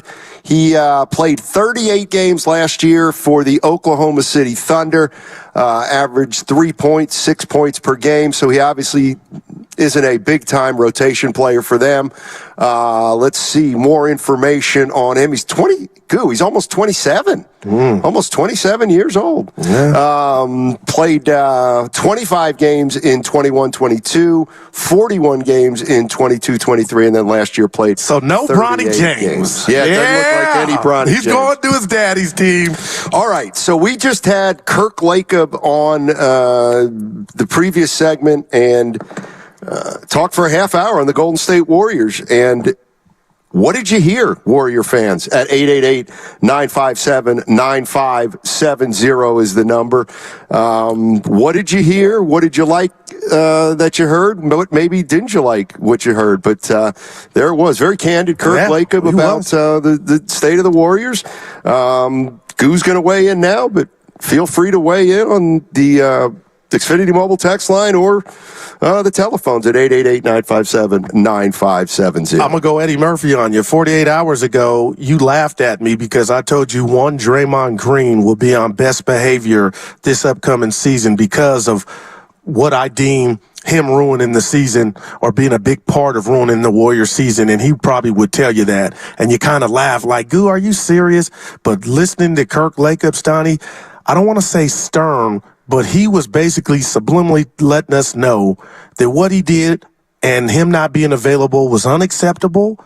Nobody's happy they didn't make the playoffs.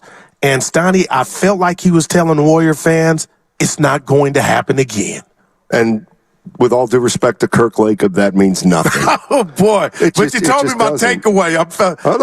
That's what I took. Like, I felt it. Well, it's kind of interesting. Like, what you heard was Draymond's going to be on his best behavior. You know what I heard? Clay's gone. Oh.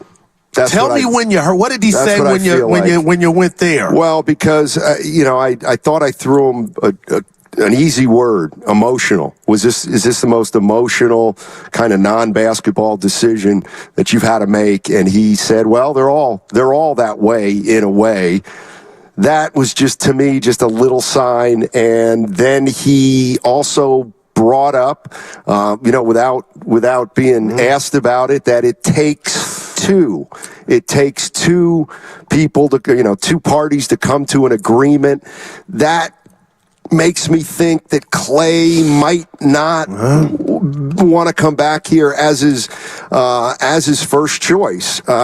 Maybe I'm wrong, but I do get the sense that the tone of Kirk Lacob's response is certainly the Warriors are allowing for the possibility that Klay won't be a Warrior. And I think there's something to wanting to let the fans know that that's a possibility also. Wow. I'll tell you what, partner, I hope you're wrong. I didn't even have that thought, but as quiet on the set as it has been in regard to Klay Thompson, Stoney, it just feels like it's inevitable. Yeah, it really does. When you're in love, things happen. You're a priority. Hey, what time do you get off? When can I pick you up? When can I see? This just seems to be like there's some bad blood. Yeah, I don't know. Those have certainly been the reports that there's some friction or there's a Klay's not feeling great about where he's at, but we'll see. 888-957-9570 is the number. What did you hear from Kirk Lacob, the Golden State Warriors Executive Vice President of Basketball Operations and Assistant General Manager? Here's the one thing that came through loud and clear to me. And as of right now, they're still building around Steph Curry. No doubt. And they believe that, whether he's the best player on the team or not, that he's obviously the guy who's the best player on the team, and they think he can be the best player on the team for another year or two. And that's going to be their approach, it sounds like. Okay. You know where I'm at on that. I still think the Chef is a top 10 player, but what about the Andrew Wiggins question or his answer, Steiny? I appreciate the honesty because it was raw and uncut, but I still felt like there's still a question mark of we don't know why he does what he does in regards to he goes in and goes out. I don't think anybody knows. I mean, I think that's when the story of Andrew Wiggins' career is written, I think it's going to be a mystery. We're not really going to know what makes him tick or what drives him. I mean, if you want to take something good out of it, Kirk Lacob did say that Wiggins has been around the Bay more this year than in the years past, that he usually has a lot of stuff he does in the offseason, and so he's not around the Bay usually. Kirk Lacob said that Andrew Wiggins has been around more this summer in the Bay Area. Okay, so here's my question to you, Goo. And I asked Kirk this. I said, okay, you're building around Steph. For how long? I asked him for how long, and he basically said for a while. He called him Tom Brady in regard to he can still play. And I know how you are, Steiny. You're about the age on the birth certificate, the piece of paper. I get that. But even if we say Steph didn't have his best season, which I'm not, it was good enough. It's about as he gets older, how can we lessen the weight or the burden that he's had to carry forever? And since Durant has left, nobody's done that outside of Andrew Wiggins in regard to being an offensive threat. And it's imperative that they get that. And that's why I think they're going, and I hate this phrase from Wendy, big game fishing or big fish hunting. Like, that's what that signals to me. It ain't Steph, Steiny. It's Steph trying to do all of it. He needs some offensive help. One of the things that nobody's talked about, and it's because it's not going to happen for a year or two, but okay, this is where I go. And because I'll take Kirk Lacob at his word. You're still building around Steph Curry. Yeah. Well, he's eligible for an extension next year. Steph is. He's going to make $55 million this upcoming year. Then the following year, he's making $59 million. He's eligible for an extension. How much do you pay him? How much do you pay? We're talking about Paul George. Do you pay him $200 million over 4 years? It's going to take him to 38. I mean, that's going to be such a interesting decision. Not that it's going to be a decision whether you Yeah, that's what I was saying. So, okay, is he going to get a raise off his 59 at year 38? Like, how do you even go about approaching that? Well, that's when I believe you sit down with the Chef and he'll understand, obviously, coming off another season, we don't know what they're going to do in that season, Stoney, but that's when he can read the room. I'm not saying take a hometown discount, but you look at his counterpart, LeBron James. The Lakers are about to extend him 3 more years, and he's older than Curry. So I say that to say Steph has made buku money, and I'm not saying give me half my pay. It's not that, but Steiny, it's a basketball version of, I know what time it is. Shout out Morris Day. I know what time it is. And we'll come to a number that works for both parties. Because he's not going anywhere. You know what I mean? That's why I love when you said that. Unless this gets ugly and the wheels come off and he knows I may not even make the playoffs, then we can. Again. Well, yeah. Again. That would be a nightmare. I mean, look, it's funny because we play this game all the time. They didn't make the playoffs, or they were 10th seed, but they won 46 games, but they didn't make the playoffs. They would have in any other year. Well, they haven't, 3 and 5. Wake up, Golden State Warrior fans. They haven't made the playoffs 3 out of the last 5 years. Yes, but 2 years ago they won it all. Like, I get it, and I'm not saying you're wrong for thinking this thing can go on. I'm not saying I'm right saying it's over, but how long do you go? Or 3 of the last 5 years they haven't made the playoffs. Like how much further, You ever see the Seinfeld where George Costanza's driving out to Long Island to get to his solarium, and it's not there, shows, okay. to get to his 2 horses, but they're not really there? I mean, if things maybe don't go great this year, like how much longer are you going to drive to the end of Long Island thinking that you can capture lightning in a bottle with the same group year after year? What if you've captured that lightning previously before 4 times? And where I'm going, Steiny, is reflect. That's the word I'm using, reflect. If you reflect on where this thing has started, what this team is worth, what it was worth when Curry came to the team, and you look at the landscape and you just focus on the immediate of the current state of the NBA right now, and you look at Minnesota, you look at all these teams on the come, who would you rather trade what you've accomplished with the teams that haven't even got it done once? So I say all that to say is when they get to that time where they got to extend Curry, Stoney, it's not about, oh, we got to extend Curry or somehow he might be in the way or he's older or he's slipping a bit. When you look at this thing in its totality, you won four championships, Stoney. You went to 5 in a row.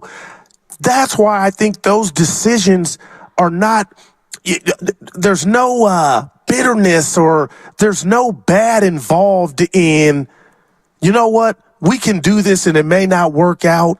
But when you look at it through the prism of totality and what they've done, and as many times as they've done it, and they've been a dynasty, I don't think any franchise in the NBA would not trade places with the Warriors. Well, I wouldn't right now. I mean, like, honestly, would you rather be the Minnesota team? And I get, like, listen, you got 4 titles. Okay, that's your legacy. Oh, but you're still operating right here, right now. You won 4 titles. Yeah. That you're going to have that till the day you die. Gotcha. You have one of the 6 dynasties in the NBA in history. But for the life of me, I don't understand right now, right here, what the 2015 title means to any of this. Like, that title to me doesn't matter one sliver until this thing is over, and then you look back and you say, well, we won 4 titles. Let's take a look at this team in terms of the greatest teams of all time. Is this the greatest run of all time? But, like, I can't, I don't, 2015... what does that matter? I'll tell you what, let's just break it down to what you asked me. That number for Steph, you know, I think that title matters. That was the embryo. That was the beginning, the inception of the dynasty. So that's when you look at the whole thing, you know, the whole resume of there's nothing to talk about here. You could honestly give us a blank piece of paper. You know he's not going to bring the house down, but you know what I'm saying, Stoney? So it does matter when, now for Klay Thompson, on the flip side of that, he's been robbed of his prime years, 2 catastrophic injuries. So that looks like it's coming to a head. But as far as the Robert De Niro of this thing, the Captain James T. Kirk, it's Steph Curry, Stoney. I just think those are good conversations to have. You know, I don't think anybody's running from it or looking at, oh, boy, this decision with Steph is going to cost us. And that's why I keep looking at last year, Stoney, like the last thing on my list, and the second half wasn't as good as the first, but he's the last thing on my list of what went wrong with the Warriors in 2023. 24. Well, I mean, I get it. 2 things can be equally true. He can be the least of the Warriors' problems. Right. But no matter what, because he's Steph Curry, he's still the most important player you have on your team. So this is where, to me, the rubber hits the road, and where it's about being realistic. He's a great player. He's still a really good player. But at some point, you can't keep paying him as much money as you are if he's not one of the best players in the NBA, because then he's like, to me, it's all about what percentage of the cap what percentage of the cap does Steph Curry is responsible for? So let's say he's responsible for, 27% of the cap. Like, he can't be responsible for more than that moving forward when we know he's not going to be as good of a player. So that's the number I think you got to find. And I think that's, when I talk about conversations, Tony, they sit down and you look at the earnings, Steph, is, what he's made throughout his career, Stoney. That's where I think, and again, I'm not using hometown discount, but Steph knows that too, and he's still trying to win, and they'll come up with a number that is good for both parties. Because the Lakers, I keep bringing the Lakers up because they're doing the same thing with LeBron, and all they're doing is get first-round exit, playing in, you know what I mean? So it's not like, look how this is working. Well, then why would you follow that model? Well, again, you're talking to me. I still think the Lakers are better than a lot of teams in the league. On paper, they didn't prove that, but I still think they got more action than the Warriors right now. So LeBron's about to get an extension. But he's been taking 1 year player option, 1 year player option.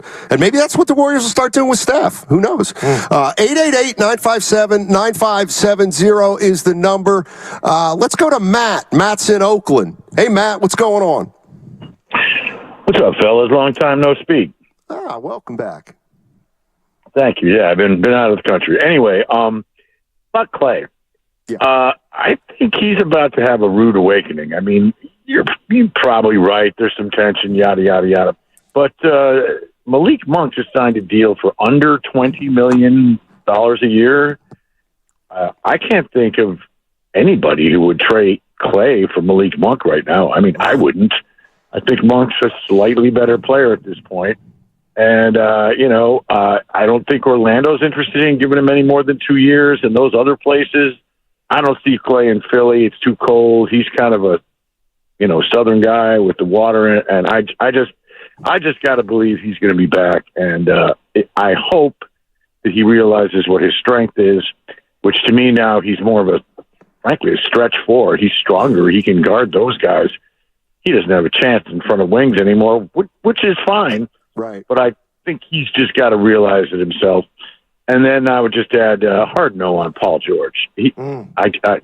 No, absolutely not. He just is not that good. I mean, he's a little better than Wiggins, but not a lot better than Wiggins. And just want to know what you guys thought. Great to listen to you again. It's been a while, and have a great day. Yeah, thanks, Matt. Appreciate it. Welcome back to the States. The one thing I'll say on Monk is I do think we got to understand exactly what his situation was. He was an early bird free agent. So he took 4 for $80 from the Kings. It was the most that the Kings could offer him. So the Kings, with their situation, they maxed out Malik Monk. So he could have said, no, I'm not taking that because I think I can go out in the free agent market and make more than $20 million a year. He decided not to do that. He loves the area, Stoney. Exactly. Okay. Exactly. So if I'm Klay Thompson and listen, if you think Monk's better than Klay, I agree with you. But my point is, if somebody says, well, Monk's taking 20, well, Klay can say Monk had to take 20. Monk took 20 because he wanted to be in Sacramento, and he didn't want to risk not getting that money. Klay has no offer like that as far as we know on the table. So, again, how much is Klay going to get? I don't know. Matt says he's in for a rude awakening. Let me ask you this, Goo. What would be a rude awakening for Klay in terms of free agency? I would 2 for 38. The 19, which is $5 million less per than the Warriors offered him this summer. Yeah, he would. Are you telling me he wants to be reminded of? I turned that down to come back to the table after it was all said and done, betting on myself, and I got $10 million less the 2 years, and the Klay that I think I know, Stoney, or I think we know that has an ego or has pride, and I get all of that. You guys sent me to the bench, and I don't know how far downhill that goes because that might not be the coaching staff. I'm wondering, is he looking at Steph, Dre, like you guys are going to allow this to happen? But it happened. I played the good soldier, and then you guys put my ass back in there. Like I could easily be at a bar having a beer with Klay, and I could understand how even if it was a right thing to do for the team, I could understand. Can you believe Evan and Stoney did that to me? Like, I would hold that against you guys, even on a day that I thought, you know what, maybe I don't. And maybe that's where Klay's operating from. But I don't know, Stoney. He had to think he was going to get more than the 24 that they offered him. I can only assume you're right on that one. I can only assume you're right. Otherwise, he would have taken it. But here's where I can't wait for this to get over with, man. I want clarity. I want to know. Here's what. Well, you have to wait till free agency starts, and we know that starts July 1st. So, hey, no, seriously about Klay. Here's where I disagree with some fans. If free agency hits and Klay doesn't have a robust market, and Orlando says, I'll tell you what, we'll do 2 for $40, $20 million a year for the next 2. And then the Warriors say, well, we'll do 2 for $40. I think he's going to Orlando. And I do too. I mean, I do too. I mean, and that's at the point where it's like, what if the Warriors say, well, I'll tell you what, we'll give you 2 for 48. Is that enough for him to put behind what seem to be hard feelings? Maybe not. So you're saying you agree with me? Then it's personal then for him. Well, I think the only measure that Klay will use for respect is the bottom line number that the Warriors are offering him. And if the Golden State Warriors say, look, we'll give you 2 for, maybe he realizes 3's out of the question from anywhere. All right. Okay, but the Warriors say, look, we'll give you 2 for 50. You know, that may be different, because then he says, well, that's more than they offered me last offseason. And I think that would get it done. I'm going to take that. But I think if it's a lower number than that, then he'll probably want to be somewhere else, I would think. And I'll say this to you before we were up against it, but if you guys are right, if the reports are, they said we got to go do this, and then we'll get back to you. Then if I'm Klay, like, don't even get back to me. Well, and that's when it would be, let's just sever this. Well, that's a great point, too, because and that's just part of the free agency. The Warriors have every right to say, Klay, you know, we can do some other stuff. If you sit tight, we might be able to get the team, you know, get it better. Then we'll revisit you. Well, what's Klay supposed to do? Not take an offer that might be right on the table for him like, if Orlando makes him a deal that he likes, he's got to take it. He can't assume, well, the Warriors will come back to me and make it right. Like, he cannot do that. I don't think any player would at that point. But 888-957-9570. Kirk Lacob joined us last segment, Executive Vice President of Basketball Operations and also the Assistant Manager of the Golden State Warriors. He joined us for a half hour. Let's talk about some of the things he said. You guys heard the interview. Anything stick out to you about what Kirk Lacob said? Anything that reassures you or worries you? 888-957-9570 is the number. Also, joining us at 1 o'clock. 1 o'clock, Trayce Jackson-Davis, Warriors rookie center, who's going to be entering his second year next year. He was a starter at the end of the season. Trayce Jackson-Davis joining us at 1 o'clock. Our draft show is brought to you by Pettinelli Financial Partners. Their people, process, and passion inspire them to holistically serve their client families. So, after you lift weights, your body keeps burning calories for hours post-workout.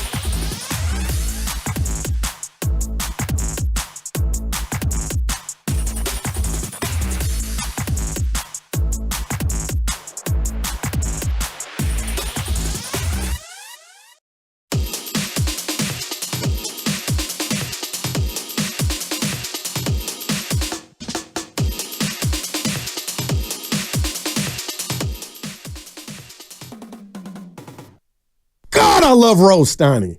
Now, back to Steiny and Guru on 95.7 The Game.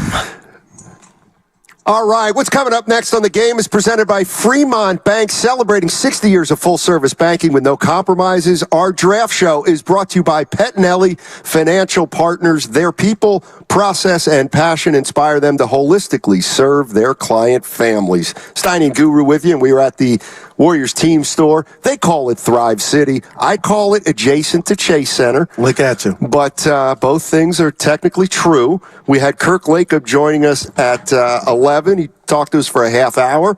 We're going to get into some of the things he said. We've got Trace Jackson Davis coming up at 1 o'clock, which is when the second round of the draft starts. Don't you get it, people? He was a second-round pick last year. He's going to join us at 1 o'clock this year to time perfectly with the second round of the draft. Look at you. Get it? Yep. All right. You want to? Okay. I don't like, you know me, I don't like to alarm Warrior fans. I do not like. You just live for it. I don't like to present anything to be seen as an obstacle. I think this thing is smooth sailing, and I think there's, I don't know, 3 or 4 championships still on the doors. You know what Raymond Ritter showed me? Raymond Ritter is the president of communications. You know what he showed me? No. I was here. I was talking to him. He showed us. Yeah. He showed us Steve Kerr's schedule for the Olympics. So Steve Kerr's schedule for the Olympics is Steph Curry's schedule for the Olympics. So it's a 5-week period. Curry's going to be leaving for Vegas next week. It's 5 weeks. They're going to be in Vegas, Abu Dhabi. Some town in Paris some town in France called Lille, where some of the Olympic Games are going to be, and then in Paris. 5 weeks for 36-year-old Steph Curry, a lot of jet lag. And he's going to have to come right back and get to training camp where Pajemski's going to try to be taking his job. Oh, man. But you heard Kirk say he comes to, when he shows up, it's like Batman. That's true. Yeah, but Steiny, I'm going to go Troy Aikman. I don't like any of it. I'm not being un-American. I want him to get his goal, but I'm serious, man. I don't like it. That's a lot, man. And you're telling me that's not going to catch up with him down the road? And maybe it won't, but I think what's likely to happen is, will he feel the effects? Maybe a little bit. Maybe the effects will lead up to, let's say, the All-Star break. He'll finally be feeling like himself, but then he's got to host the All-Star game, and that's going to set him back because that's a tiring weekend for the host team and the host star. I mean, I think could you make a case that for Curry next year, the Warriors are priority 3? Let's get that gold. It's the one thing he doesn't have, right? Let's get that All-Star game in San Francisco and let me be the ambassador. And, we'll see how the Warriors do. Yeah, exactly. Oh my God, that's right. He's got another one on the way, right? No, he's just he's got a newborn? I believe it's that's even worse. A newborn? Yeah. Oh, my God, he's going to be tired. Tell me when Cannon's starting to play AAU. I want to come out. It's got to be in his genes. His granddaddy and his dad. All right. Boy. If you're Caius a first time... Curry, by the way, Caius. Caius, okay. If you're a first-time listener to the show, I'm kidding, everybody. Let's go to Streets. Streets in Berkeley. What's up, Streets? How you doing, man? Hey, good. Steiny, good. Thanks for taking my call. Yes, sir. I appreciate it. This is less of an analytical response to the Lacob interview, which was great, by the way, and more of an emotional, sort of joyful take, which is that, man, I love that Steph anecdote about coming back from summer and just showing these young guys how to do it. I mean, those kind of stories are the thing to add to the lore of Steph, and that's one of the reasons why I love watching this team. And I mean, I want to win, and this is not, like I said, like a really analytical take, but that's got to be worth something. Just getting Steph around as long as possible and watching these Warriors play. You know what I'm saying? Because I love that stuff. That's just so much fun. You know what? I completely agree with you. And you know what's hit me on when Kirk Lacob was telling the story, and basically he told the story about how guys are working out at the facility before training camp, and they've been working out all summer, and they're in great shape. And then Steph Curry every year comes back for training camp and is in better shape than everybody and outruns everybody. Man. And he said it's kind of funny because everybody knows it's coming. But I agree with Streets. The reason that's cool is because, or to me anyway, is because, over the last 3 weeks, Jerry West passed and Willie Mays passed. And those are usually the time we get these stories about guys that we've never heard, and they're cool stories and they're insightful stories. So I'm with Streets there. That's one of those things where, we get to hear that kind of story when Steph Curry's still playing great basketball, albeit at 36, but even at his 36 is still better than a lot of young players 25. Yeah. So, I agree with Streets. That was pretty cool. JB's in Oakland. What's up, JB? How you doing, man? How you doing, fellas? Hey, good afternoon. Appreciate y'all for taking my call, man. Yes, sir. Hey, I just wanted to touch on the Lacob and just the larger conversations with Mike Dunleavy too. And I'm very worried about the state of the front office in the future with the Warriors, man. I believe there's another ring that could be had. I just don't believe this front office is the one that can get us there. 3 out of the last 4 years, we haven't made the playoffs, like you said, Steiny. How many free agents have we whiffed on, and how many free agents have we gotten rid of, like Brad Wanamaker's, Kelly Oubre's, Corey Joseph's? I don't believe they have good talent evaluation in the draft. We've had more Eric Pascals, Nico Mannions, and Smiley Geaches than we've had Brandon Pachimskis and TJDs. And the jury's still out on Kuminga and Moody. So I still think there's stuff to be had. Steph Curry is still amazing, but if this front office doesn't get it together, I feel they're walking down the path. And Guru, you might appreciate this, you might not. I don't know. As a Cowboys fan, I'm a Cowboys fan too. It's giving me a lot of Jerry Jones Cowboys vibes. Give me a lot of, they have well intentions, but they just don't know how to put it together. And they make all the wrong moves that aren't going to put your team in a position to win. So that's just my take. Y'all have a great day. Appreciate the call. I'll say this to him. Like, man, pull over the car if you're in it. I mean, you just won a title 2 years ago. The Dallas has not even sniffed a championship game. So, and to the caller's point, Stoney, how many times have they got a draft pick at the bottom end of the draft because they've been so damn good compiling all these rings? Like, wow, that was harsh. That was really harsh for a team that's done a lot. And I know you keep talking about they haven't made the playoffs in 3 and 5, but to me, one of those three was that you did it all, the whole enchilada. So that's worth 2 times not making it. There's nothing Dallas Cowboys about this thing right now. And I'm shocked he went there. You feel how you feel, but I totally disagree. Yeah, I mean, I don't think you can make those kind of blanket statements. And even if you're going to say, well, they're drafting, okay, well, Mike Dunleavy's had 1 draft so far, 2 for 2, and it looks like he's 2 for 2. Yeah. It looks like he's 2 for 2. Remember, we would have said Eric Pascal was 1 for 1. And I could have swore that show we did where you were like Guru and you had all your pens and your notepad. We could be looking at 6th man of the year. Well, we could have been that year, but we thought so. He had a big butt. He couldn't shoot. Yeah, he had an absolute. And he just fell out of the league. He didn't just go somewhere else. Hopefully, Wiseman's not that. I was thinking about this the other day, and I tried to get into it with Kirk Lacob, and it's just the reality. This is the way I look at it. It's the reality of where the Golden State Warriors are. In their dynasty and in the Lacob ownership. Mm-hmm. And I am I absolutely am giving the Warriors a break. They are at the end of a dynasty. I don't expect them to be able to stay on top. It's nothing against the Warriors. It's watching what happens to teams that have had this kind of success for more than a decade. What they're embarking on is from the position they're in right now, with the age of their stars and the salaries they're paying them, I give them the just due of you're going to start from from the bottom after a dynasty because that's where you have to start. So when I look at the Warriors, I think it's great that Kirk Lacob can sit here and say, well, no, the goal, it's excellence. We want greatness. And if that's the way they want to judge themselves internally, that's fine. Matt Steinmetz is going to judge them as a team coming out of a dynasty.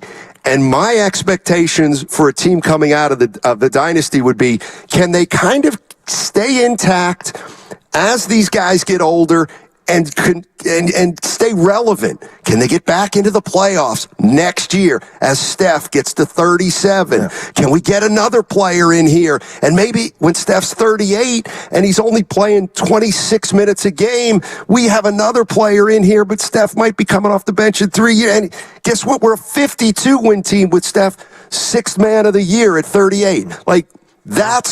That would be... That's perfection. Right. You're describing perfection, it sounds like. Well, no. Right place, but it sounds like, you know what I mean? Like, that's awesome. Well, then why do people expect this team to get back on top in a year? And why, if they don't, will people be super disappointed? As a guy who's watched the game for 45 years, what you're asking them to do is virtually impossible to pull off. And so I'm going to use that standard when I look at the Golden State Warriors. If they win 52 games next year and are a 5th seed and win a round or two, that is a hell of a year. And maybe they're on track to keep this thing at a good level, even as Steph Curry winds down. And maybe they're willing to mortgage the future of Jonathan Kuminga to go get a guy that could enhance that, and maybe you don't lose in the second round, you get to the finals. Maybe, but I think Steph, Klay, and Draymond were the core pieces of this team in 2015 when this team won a title. It's going to be 2025 next year. That's crazy. That's 10 years later. Those three guys cannot pull it off by themselves. The difference between 25 and 35 is just I don't think those three can pull it off 10 years after they won it for the first. It's so hard to do. So it's not that I'm down on the Warriors. It's that my expectations are more realistic, I think, for where they're at than some other people's. Yeah, well, I know we got calls, but I'll throw this to you. I hear everything you're saying, but Stoney, the question I would ask you is, do you agree with me to where right now, if we were to go into the boardroom with Lacob and Joe Lacob and company, it's operation, how do we get back to trying to win it all? It's not about it, because it's easy for you to say, hey, talk to me about 2027, 2028 and draft picks or whatnot. I think they're operating in the microwave era of let's do it now. Hey, we might not get it done, but we're going to try to do everything around us to put us in to give us the best possible chance we feel. Now, the basketball will take care of itself, but Stoney, that's why this Paul George or them being linked to a player of his caliber, that's what I feel like this core deserves. And to your other point, I don't think Dre and Steph want to do it by themselves. That's the whole goal. And I think they're looking around you know what? Evan might not be ready. He's great, but Paul George, that would get us closer to the ultimate goal. And I do agree with you. If they did win a couple rounds, that would be a hell of a year. But my point is, that's what I think the mission is. That's the fine. mission is not. Of course, the mission's to win it. When Curry's gone, that's when we'll handle it all. But my point is this. Let's say you go out and get Paul George, and let's say next year win 52 games, and you win a round in the playoffs. Okay. Yeah. What happens the year after that? Well, guess what? Maybe the year after that, you fall off. Yeah. It's okay, that's fine. There's going to be a fall off. Oh, it's coming. That, and I was kind of joking. I would keep winning. Okay, how are you going to get 3 Hall of Famers in here in the next 5 years? Because that's what you had. You actually had more than 3 when Durant came. You had 3 Hall of Famers. Did you know it at the time? No. But you had 3 Hall of Famers on your roster at the same time. It's how can you possibly duplicate that when you're paying the price for having those superstars, and it's harder to get Hall of Famers because of the salary cap situation and replacing legends is brutal. Yeah, real quick, the new NBA, Steiny, requires help. I don't care what type of star you are. Boston has it. They have a plethora of it. You look at Ant. He needs more. It's apparent now as you get deeper in the playoffs, he needs more. You know, he needs more from the stars. But I'm telling you, Steiny, Steph Curry needs another bona fide dude in here. And that's why I sleep better at night if I got the news that a guy like Paul George was wearing a Warrior uniform. Okay, so you get Paul George, and now you got Paul George in here. You still got Dre. But you have no flexibility. Now you are capped out again. So now you have 3, and then Steph's up for an extension next year. Now, when are we going to use that flexibility? Because that's my point. What about the season before we get to that question about the flexibility or their lack of? What about the 82-game season that is the Warriors is currently constructed with Paul George? Okay. What is it? To me, no. I'm just saying that's at the top of my to-do list. That's what I'm worried about first, not about flexibility the summer after the season, but what if we win the chip, you know? I think that's the kind of thinking that's really – I'm not saying you don't get Paul George, but my point is it can't be we have to win a chip. Like, I feel like saying, you're not going to win a chip. How do you know, Steiny? Because it's kind of never been done before. And then, like, even if you were to win a 5th title, like, then what? Oh, we're going to win another one. Like, at some point, you have to realize there's going to have to be a reset here. And I understand to stay with Steph as long as you possibly can, but the only thing that I am talking about here is there still doesn't seem to be the feeling among Warrior fans that you might have to, at some point, redo this thing. Well, you know what? I'm not mad at any of that, but we just had the assistant general manager say he thinks this guy is Tom Brady. This guy talking about Steph. So when you got that piece at what they deem still playing at that high level and that prolific, Steiny, you're in, and you try to get everything. You push your chips into the middle, and again, he said Tom Brady, who went to another team and won a Super Bowl. I'm just saying when a lot of people thought he was done. I'm not saying this is going to happen, but they're operating like they still got Arthur Fonzarelli. Right. And when you have when you're that cool, you always got a chance. See, that's where I guess I'm starting to, as great as Steph Curry is, and this is the part that listen, what do we always say about the NBA? One guy can do it. Like, one guy can make you from a 35-win team to a 50-win team. One guy can do it. Well, Steph hasn't been able to do it. Well, he needs more help. I get that. But there are certain stars in the NBA, and Steph used to be one of them, that just guarantee you're going to be successful. Right. For whatever reason, as great as he is, maybe it's because they don't have enough talent around him, which I'll meet you halfway on. But at some point, we have to start wondering that if what if we can't get Paul George in here? You know what I mean? Yeah. Maybe this is the year where we're finally saying they might not be able to get it done. And all I'm saying is I ain't coming down. Whenever they don't get it done, I ain't coming down their road. Oh, I hope you don't think I will. And you're talking about that. Well, your expectations are to get back or to I don't even know. And there's nothing Are the wrong Warriors trying to get back, or are they trying to they didn't make the playoffs last year. So what would be the goal next year? To win to a round or two, or get to the Western Conference Finals, or be competitive, but not fall off like they did this last year. Well, see, and that's where did they fall off? No, there's some extenuating circumstances that went into last year. And if some want to say fluke, we could say it, but Kirk wasn't buying that. He was like, we're a 10th seed. Okay, I feel you, but I think he felt me too, or like Fitz and what Raymond Ritter was saying, if we do a little math here, it could have easily went this way. And I'll say this about that 5th championship, Steiny, I think there could be a 30 for 30 on the 4th one. Anytime you set out a training camp and like the Warriors did, and you're telling me Bob Myers and Laker probably thought they were done winning a chip and they win one, I'm letting you know that's how incredible that 4th one was. Right. No, I hope you know, your partner know that 4th one. I don't know. There's not another team that could, like, it was the same cast of characters. Right. That was incredible. Well, let me. But they're not stopping there to say we ain't got a chance at a 5th.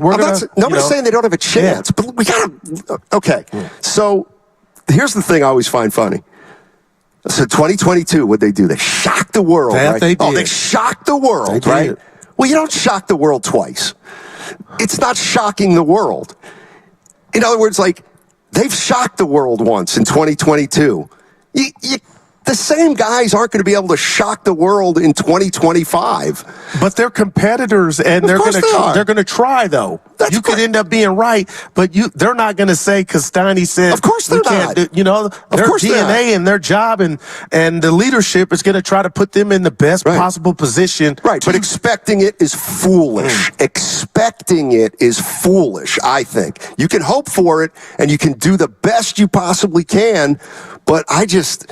What does expecting it look like? I think most fans don't have an appreciation for how hard it's going to be for this team to be successful from 2025 to 2030, regardless of how long they last with Steph Curry or how much he's able to play. So is that where you come with the phrase? Because you got me with that one. Let's say you don't try. A championship. Exactly. But those are the fans. The Warriors are just trying. They know what time. They're trying to just put hey, we think Paul George gets us closer to the mark. I mean, honestly, because there's a risk. Honestly, we all know in everything you do. Honestly, if I'm Kirk Lacob, he says stuff that's great. I would be more realistic about the expectations. I would say, you know what, it's tough for teams in our position. We're going to do the best we can. We're going to try everything under the sun. But I just think, and actually, Lacob's done a great job of this, all of them, of creating an environment where people think they can win it every year. But when you have number 30, I think you should. We've seen that. For how long? I don't have that answer. Well, he's 36 now. Right. Like, that's the thing. LeBron's damn near 40, Steiny. Why do you... but LeBron is they're the same to me. They're defying gravity. They're defying odds. If you wanted to put on the autopsy table prime LeBron to what he is now, oh, my God, there's slippage, but he's that great. And I can do the same thing for Steph. And I think they know that. And that's why they're going to get the fact Paul that LeBron's 6'9" and Steph's 6'3" doesn't have anything to do with it? No, but my point is he's still lethal in what he does and how he scores. And the attention defenses have to give them. 888-957-9570 is the number.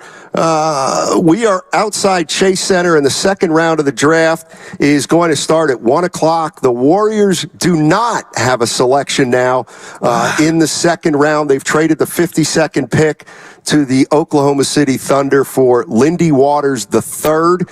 He's going to be 27 years old, and he's been on an NBA roster for 3 of his years. So the Golden State Warriors right now do not have a pick in the second round of the draft, and yet here we are anyway.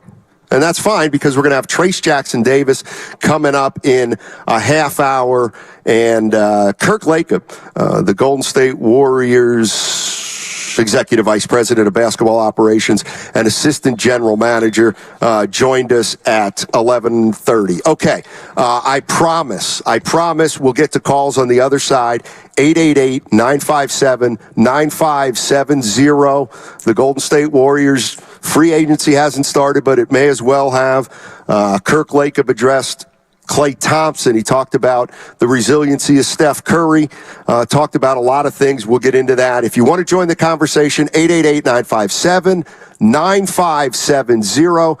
Don't forget, download the Odyssey app directly from our QR code on both YouTube and Twitch. Brought to you by First NorCal Credit Union. For a low-rate auto loan, apply online or just ask for First NorCal financing at the dealer today.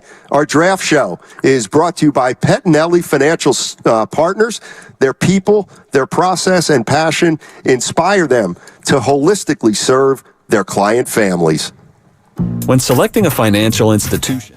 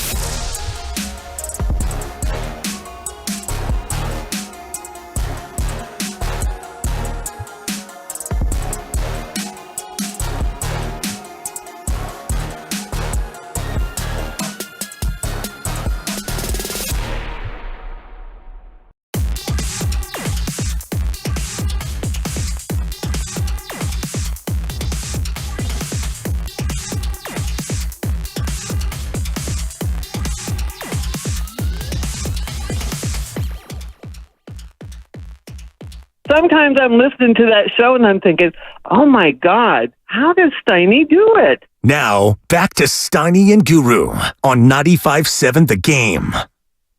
Tell me you had her call. That was not a natural call. Wow, lady. It was as natural as it Take it gets. easy on the goo. Some would call it organic. Mm-hmm. And she meant it. You look, you feel so nice. Dude, are your eyes green? They're brown. But they're different colors. They look green today. This guy. No, I'm serious. Like I'm so looking at unpredictable. Steiny's got green because we're by a window and the sun's hitting you different. I'm like, his eyes are green. Well, I've been told I do have beautiful eyes. No, I didn't but say they're not that. green. I just said green. Well, boy. All right, we got a lot of people on the line, but I think I got a great point to make. But we'll go to the calls first because I'm going to be unselfish here. Let's go to Rocky in Mountain View. What's up, Rocky? How you doing, man? Yes, sir. Thanks for taking my call. Love hearing you guys. Love the perspectives you bring on. Thank you. Awesome. Hey, so I just wanted to comment on the Klay thing, but I was listening to you guys for the last 45 minutes. And, I'm a data scientist, and I approach this whole NBA Warriors situation with data. Yes. Every year, there's 1 in 30 chance of winning the chip, and the mission is to win the chip. And you put the strategy together, and every year you start all over. And I think this year, Klay's a big part of that. And hey, Klay is not 2017, 2018 Klay. And if he thinks he is, and he's a $30 million 4-year extension contract player, then let's all agree to disagree and move on. And you guys were talking about angry Klay, and you don't want angry Klay back. Totally agree with that. And you move on. You agree to disagree, and you go out and get a Paul George or a Butler, and you put the pieces together. And just wanted to share that perspective, and love hearing you guys, and thanks for taking my call. Thank you. Appreciate it. Oh, I think a data scientist would be skeptical of the Warriors' data. Yeah. And I heard Willard bring this up, him or Dibs. Nobody wants angry Klay. But when do you think that started?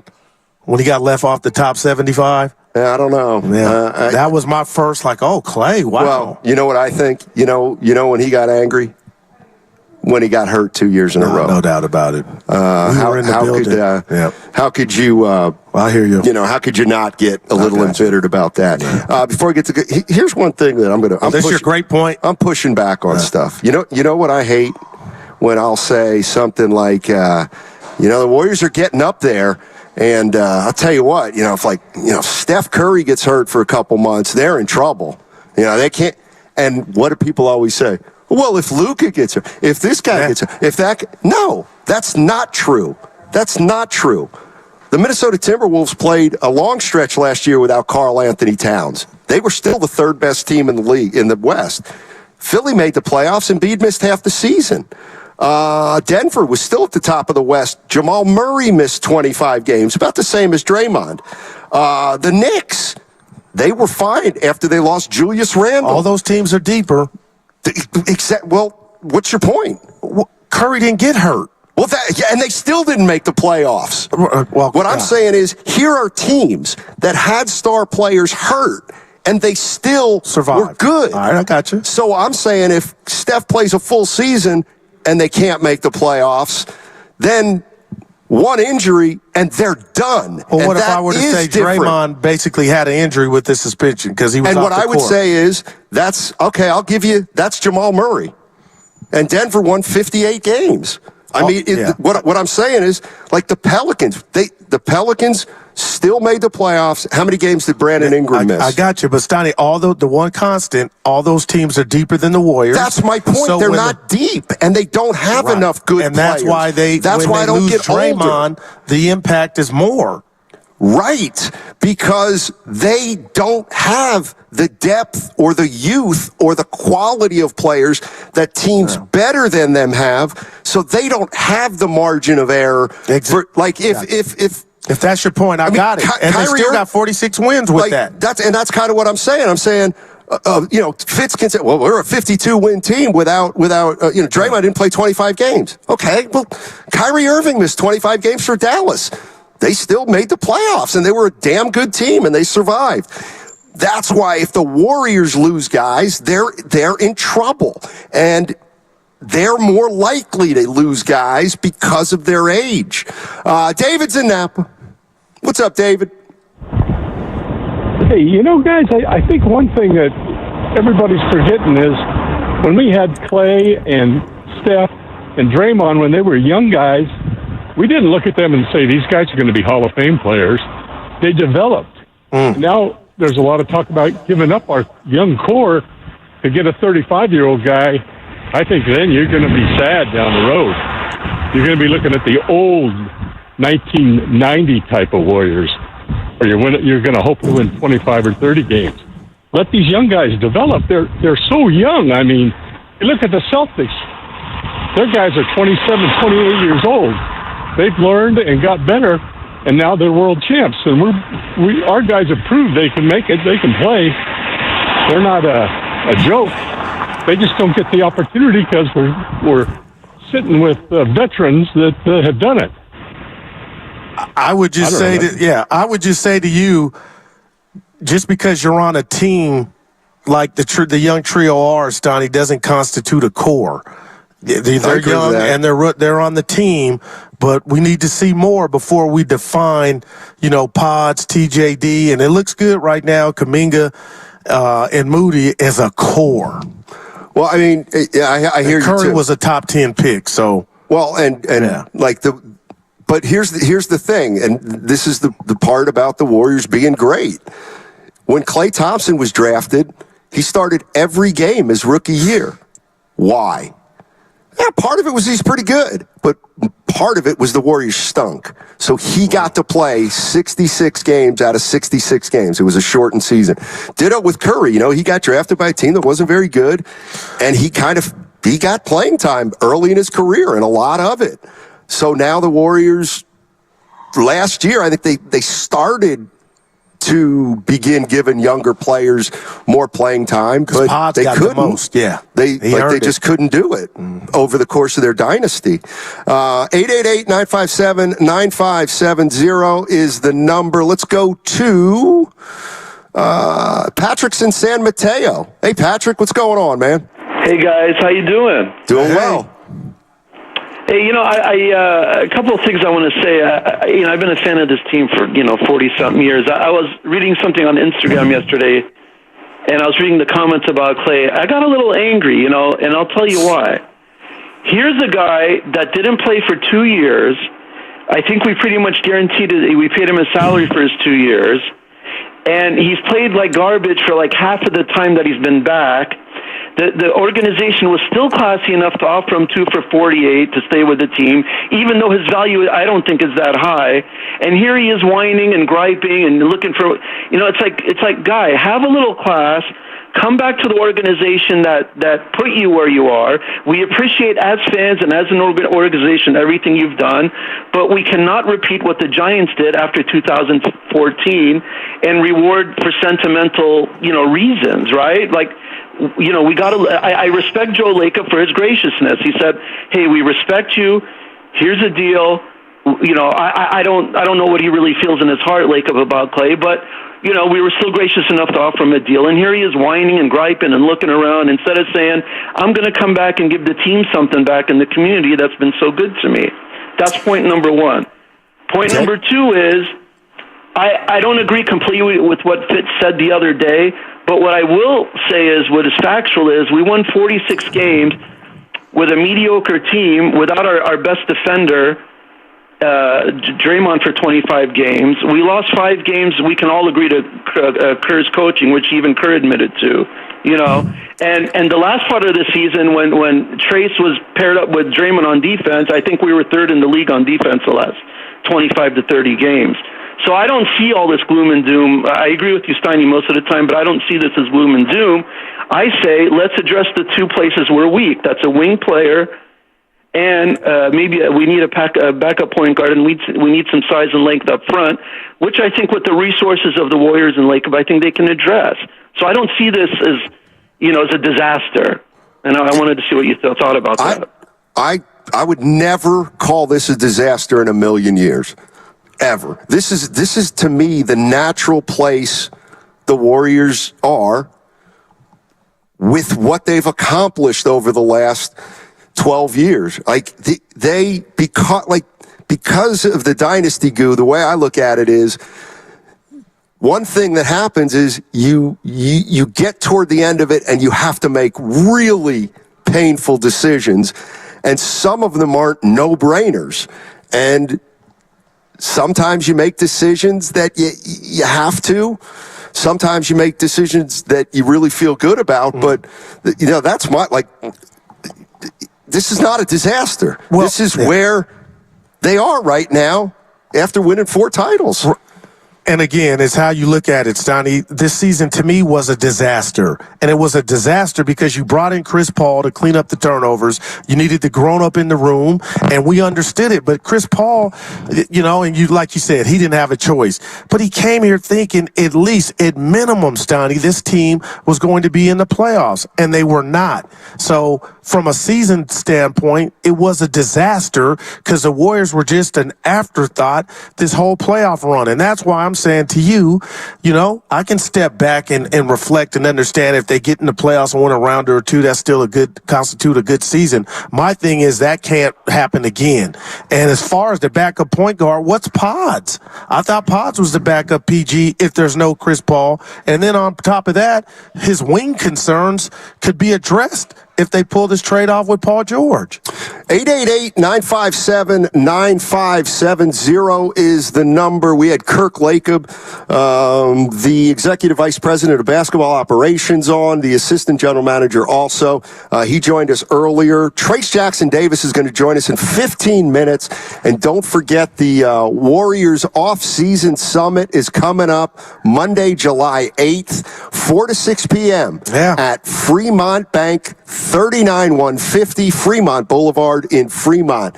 Space is limited at this venue, and so we want you to go to 957thegame.com to reserve your spot right now. That's Monday, July 8th. Willard and Dibbs get the party started at 2 o'clock, and then all the hosts join them at 4 o'clock. From 4 to 6, the Warriors Off-Season Summit. What's so funny?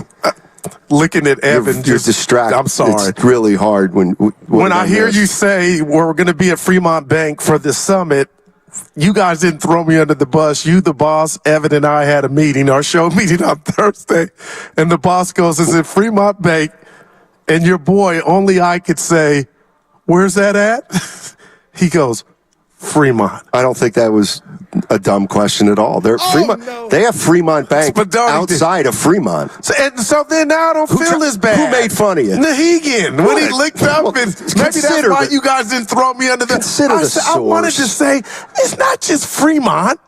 Thank you, Stein. They have Bank of California's in Nevada. I got in the caddy like, oh, brother. Consider the leave the show. No wonder. I feel better. Spadoni, take that back. Yeah. Oh, Spadoni was in on it too? No, he just played the little drop. Oh, all right. 888-957-9570.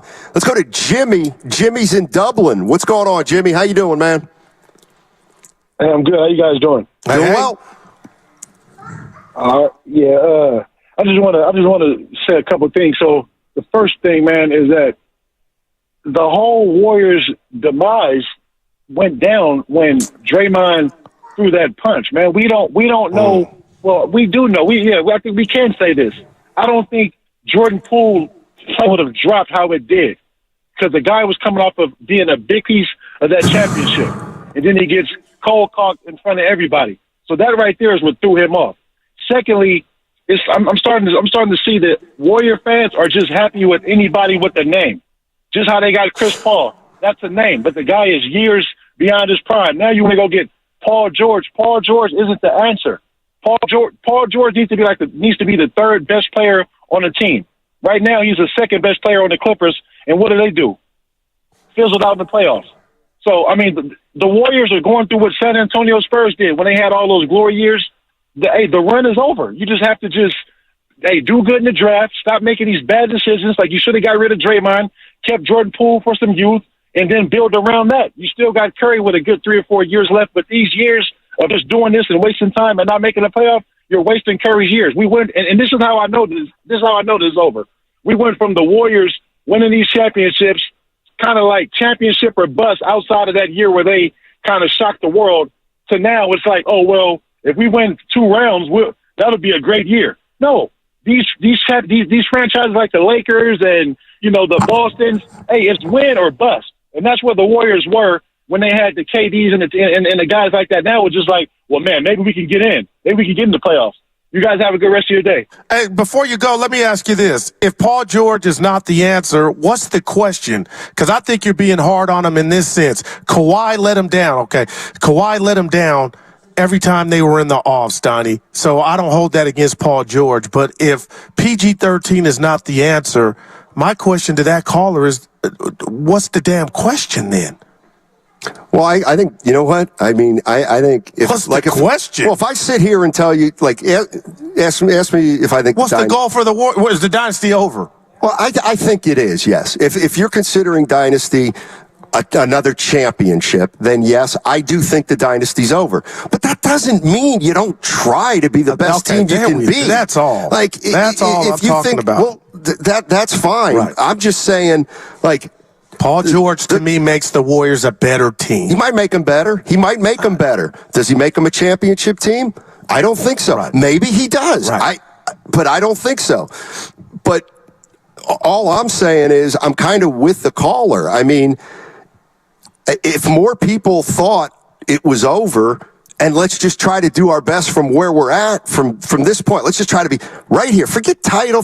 We won 46 games. The goal should be, let's get better. How can we get better? What if we can get 2 games better? Would you do it? I would. I'd love to get, if this team got 48 wins, now you're in the playoffs, now you can see what you got. They don't even know what they have. Well, I'm not moving Kuminga if he was part of a deal just, to get 5 or 6 more wins. Stoney, I'm thinking about April that we could be able to make a run. I mean, I'm not giving up Kuminga on the premise of, hey, we can win a few more games. It's got to be no series.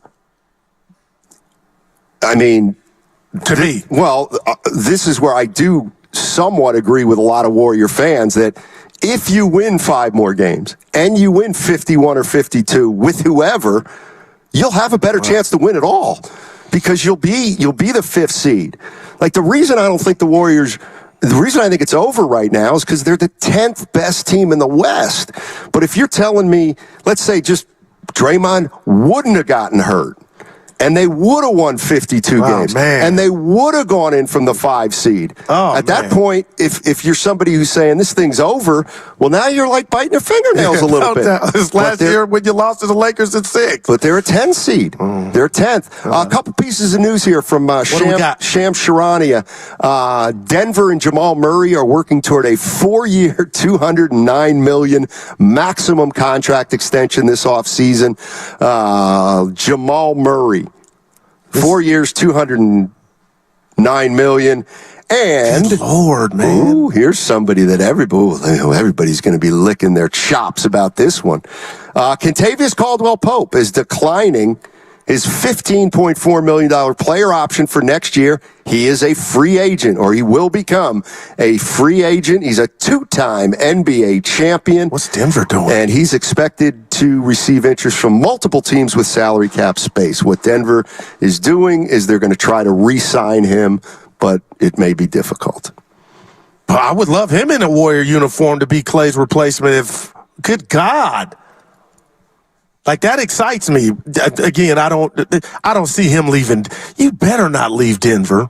Yeah. And sometimes people bring this up, and Dallas was a 10 seed, then they made the final, Stein. Yeah, and they have 2 players.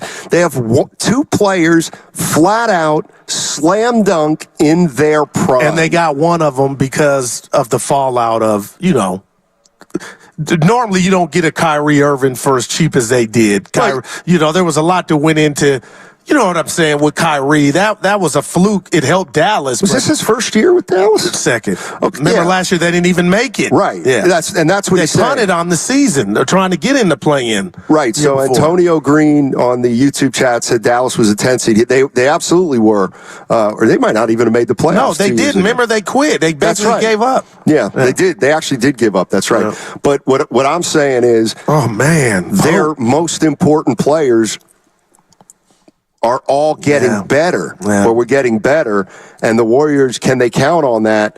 Can they count on that from their older core? 888-957-9570. Then we're going to have Trayce Jackson-Davis coming up in about 8 minutes at 1 o'clock. This is an interesting thing from Brandon IU on the YouTube chat. I thought you said IU. I don't know why I thought of this, but if Kentavious Caldwell-Pope is a free agent, don't you think Orlando's got him higher on their free agent list than they have Klay Thompson? Yeah, I would imagine. I would think so also. I got to believe Denver knows that he did that, but they got a good chance of bringing him back, right? Well, that's their plan. That's the hope. But, I mean, look, they're giving Murray $209 million. Their payroll is sky high. They're a team that... Like the Niners? No, I'm just saying they're a team. Can't pay everybody. Yeah, and they're a team that they're probably looking at themselves saying we didn't even make the finals. We got handled in the Western Conference Finals. So we'll see how it all shakes out. But the second round of the NBA draft starts in 6 minutes. But more important, we are going to be joined by Trayce Jackson-Davis. At 1 o'clock. At 1 o'clock, he's going to be a second-year player this year for the Golden State Warriors, and started at the end of the year. Kirk Lacob was joining us today, and I asked Guru what he thought, what he took out of the Kirk Lacob interview. For me, he was sounding kind of a sober tone about Klay Thompson. I don't know when it changed, but I think if you'd ask me now, Steiny, do you think Klay Thompson's going to be a Warrior next year? At this point, I would now say no. I don't think he is. That's just what I am kind of reading into. What about you, Goo? Yeah, I told you I want to be wrong, but I think there's a lot of personal stuff going on that has gone on, and Klay's holding on to it. And if the Warriors are, hey, we got to double back and check some other things to get back to you, I think that's a slight. So I don't see it happening, but we'll see. Matt's in Oakland. What's going on, Matt? How you doing, man? What do you got? Hey, what's up, fellas, man? Hey, man. I really love this show. I really love you guys. The banter back and forth. I missed the one where you guys role play. That's really funny.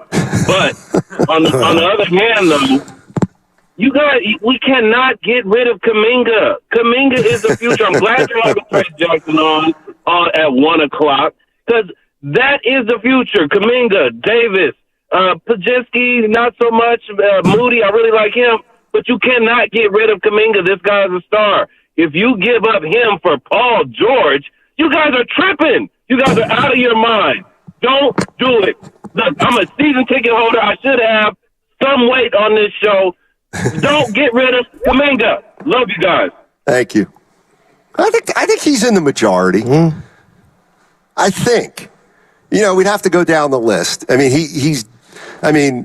How many players would you give up Kuminga for? Giannis, of course, right? Jokic, of course, right? Luka, of course, right? Paul George. That's when it gets a little bit dicey. Mm. And I probably would. I'm a little bit against that because. But you would understand it. Yeah, I would understand it. You got to give up something. I would understand that the Warriors are really, really putting chips into the middle. That's what I would say. They're really, really putting chips into the middle, and I'm not sure they have a great hand. That's all I would say about that. But coming up on the other side, Trace Jackson Davis, Golden State Warriors center. He's entering his second year with the Warriors. And you were taking a shot at my guy. Who's older? Trace Jackson Davis or Dalton Knecht? Knecht. You sure? I'm positive. You sure? Trace Jackson Davis played 4 years at Indiana. Let's check the numbers. Yep. Our draft show is brought to you by Pettinelli Financial Partners, who strive to build long-lasting relationships with their clients, offering education and guidance throughout life's journey. All right, coming up in the 1 o'clock hour, that's right on the other side, Warriors forward, last year's second-round selection, Trace Jackson Davis, right here on 95.7 The Game. Have you been in a car accident? Children.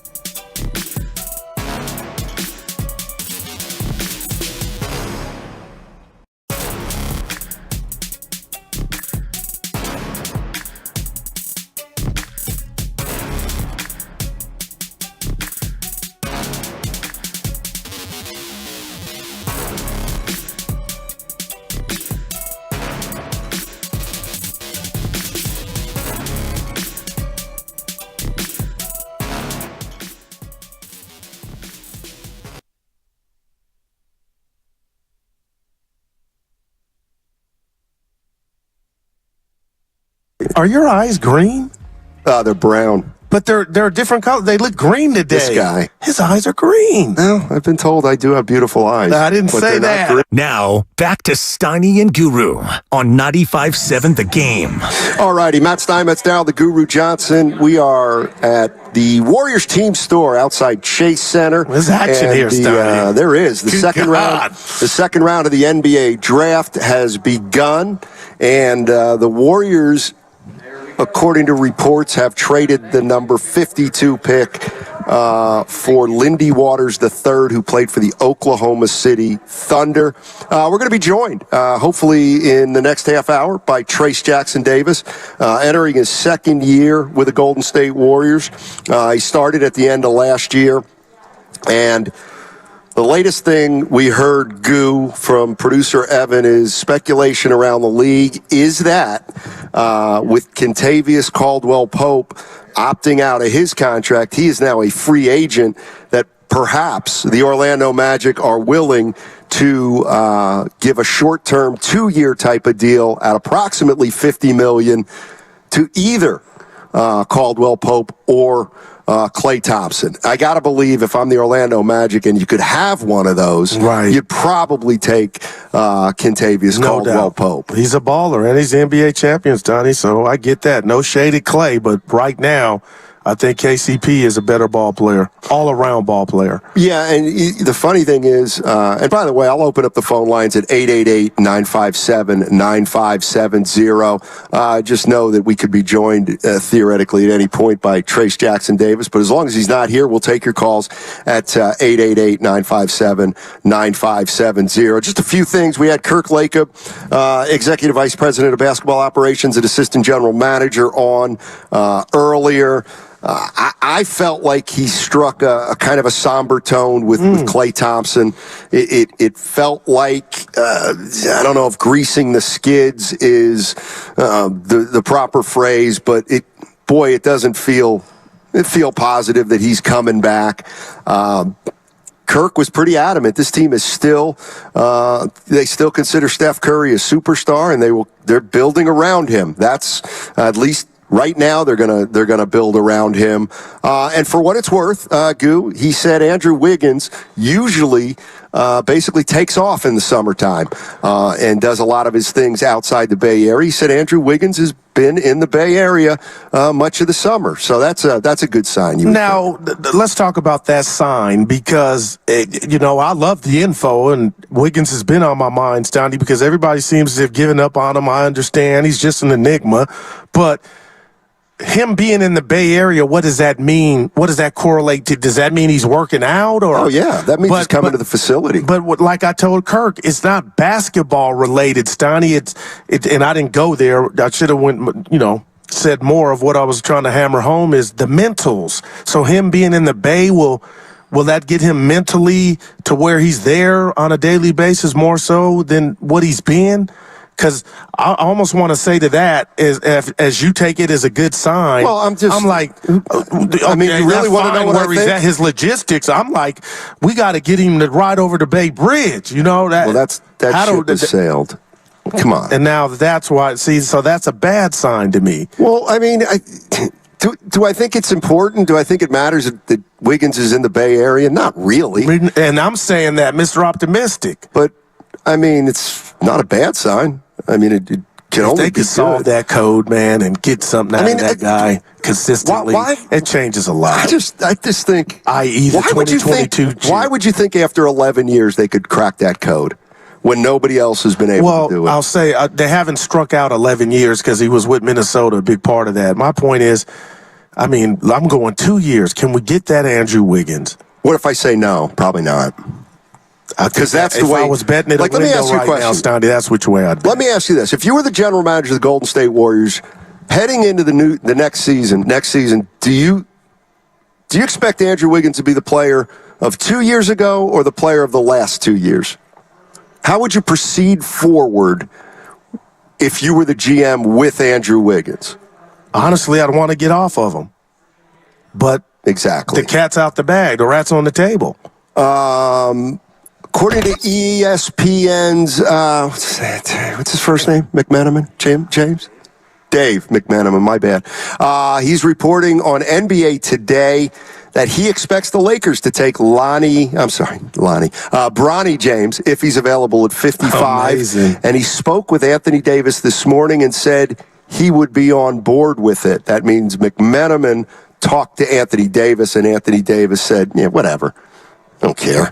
Who cares who we drafted 55? Ain't going to play anyway. You kind of converted me into that, like, yeah, you weren't getting nothing out of him anyway, Goo. Exactly. But he'll be a Laker with his daddy. So I'm looking at Bob Myers right now on the NBA draft show. No, not out in front of the building. My he's in L.A. My understanding is Myers said something yesterday where he said Paul George is not enough for the Warriors.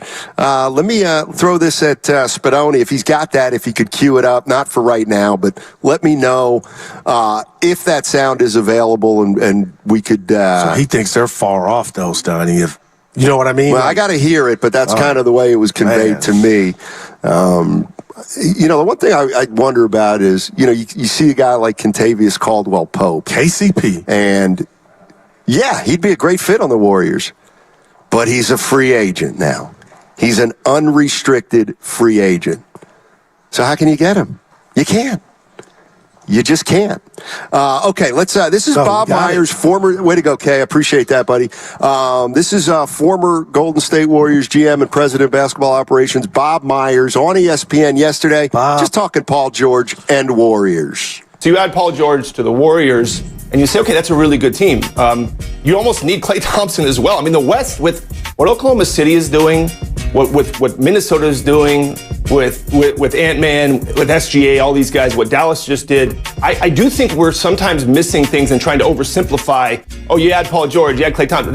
It's still not enough, guys. You need to build a team to compete with what is a loaded West. And even getting through the West, now the Eastern Conference showed they had the best team in the NBA. It wasn't that close, really. It was a 4-1 series against Dallas. But the thing that's different about the West is the depth of the West. You could be a very good team in the West and be the 9th seed. We talked just about Houston recently. Houston's trying to make the playoffs. The West goes, we talked about Phoenix. We talk about the Clippers still wanting to be good. We talk about the Lakers. We're still with LeBron James and Anthony Davis. It's a deep conference. So just getting through it all, you need depth. And Klay and PG may give you a better shot. But at the same time, I don't think either of them just solves all the issues for any team.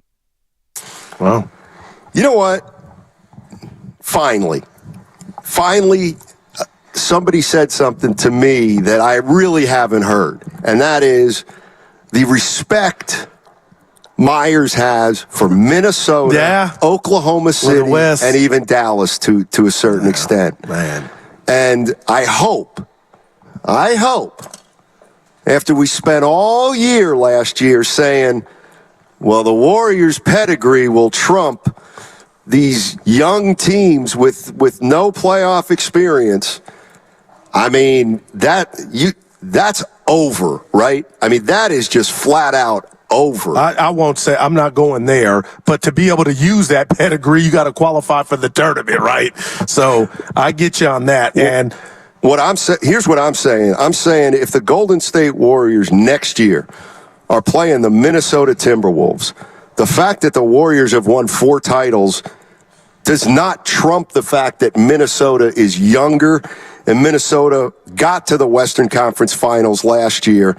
And to me, there is no pedigree advantage. The resume is better on the Warriors, but the pedigree part to me is over. Well, I'll tell you this, not to me, Stoney. It's like the old boxer fighting the younger boxer. He's coming for him, but the older boxer still has the know-how and the history of what to do in big situations, and that's why this year hurt so much for me, is I know Minnesota, when it was all said and done, was a better team than the Warriors, but there's nothing like what Kirk talked about, Stoney, that series, being able to go, 48 hours and make an adjustment and come back, and the way, the brand of basketball that the Warriors play on a good day, I think confuses a lot of teams, and that's why I was yearning to see them get in, but they didn't earn that. But when you say it means nothing, one season of not making the playoffs, and you're coming back, and you may add a caliber player like a Paul George, you still got Steve Kerr, and you're still running the same offense. Like, you could tap back into it. Is that going to win you the series just by itself? No. But good God, Stoney, that doesn't just go away. Well, and that's why they won in 2022. What about the fact that you went 0-4 against the Minnesota Timberwolves? Does that factor into anything? I mean, hey, that's a bad matchup. But and then what did you tell? What was the record against the good teams? 5-21. Yeah, that one. Yeah, that ain't a good one. But still, Stoney, it's what they used when they won it in 2022. See, and you know what I'm saying? They went to that bottle when they needed it, and right, something was in there. But Steph was 33-34 at that point. Klay and Dre were 32-33 at that point. And we've seen 2 years take some game away from those three. Now, it hasn't taken a lot away from Steph, but it's taken some. It's taken more than a little away from Klay, and it's taken some away from Draymond Green. I'm not saying that the 4 titles don't mean anything, but you know, that in and of itself if you're can't on get that you alone, a cup of coffee. 888-957-9570 is the number if you want to jump into the conversation. And we are outside Chase Center. Second round of the draft has begun. We have no pick. They traded it. Yeah. I know you said it. No, I mean, who cares? Sorry, who cares? Nobody cares about the second round of the draft. If you told me, I'm stealing you and Evans a bit when I was out. Now here's when people go, but Draymond Green. One out of every 28 players. If I could go to basketball heaven right now and drop a player on the Warriors, ask me who would be. Well, should be Jokic. No, the type of player I think they need. Who? Tyrese Halliburton. A guy like that can do more than just one thing, man. A point guard. I don't just see him as a PG. He can do it. I just like him. That's what they need. A guy that can just not a one-trick pony, you know? Did you just see him on the TV? Or No, I was thinking about another night. Yeah. Okay. Who's going to bring the ball up? Yeah, they're going to fight over it. Pods. And the Curry's playing 3. 888-957-9570 is the number. Steiny and Guru at the Warriors team store in San Francisco, and we're having a heck of a time here today. What was it? God, some other just stuff that's been happening. The Warriors have traded the 52nd pick to the Oklahoma City Thunder for. Oh, God. Lindy Waters III. Lindy Waters III. Chris Paul II. By the way, decision time on Chris Paul tomorrow. Decision or we could get something tonight.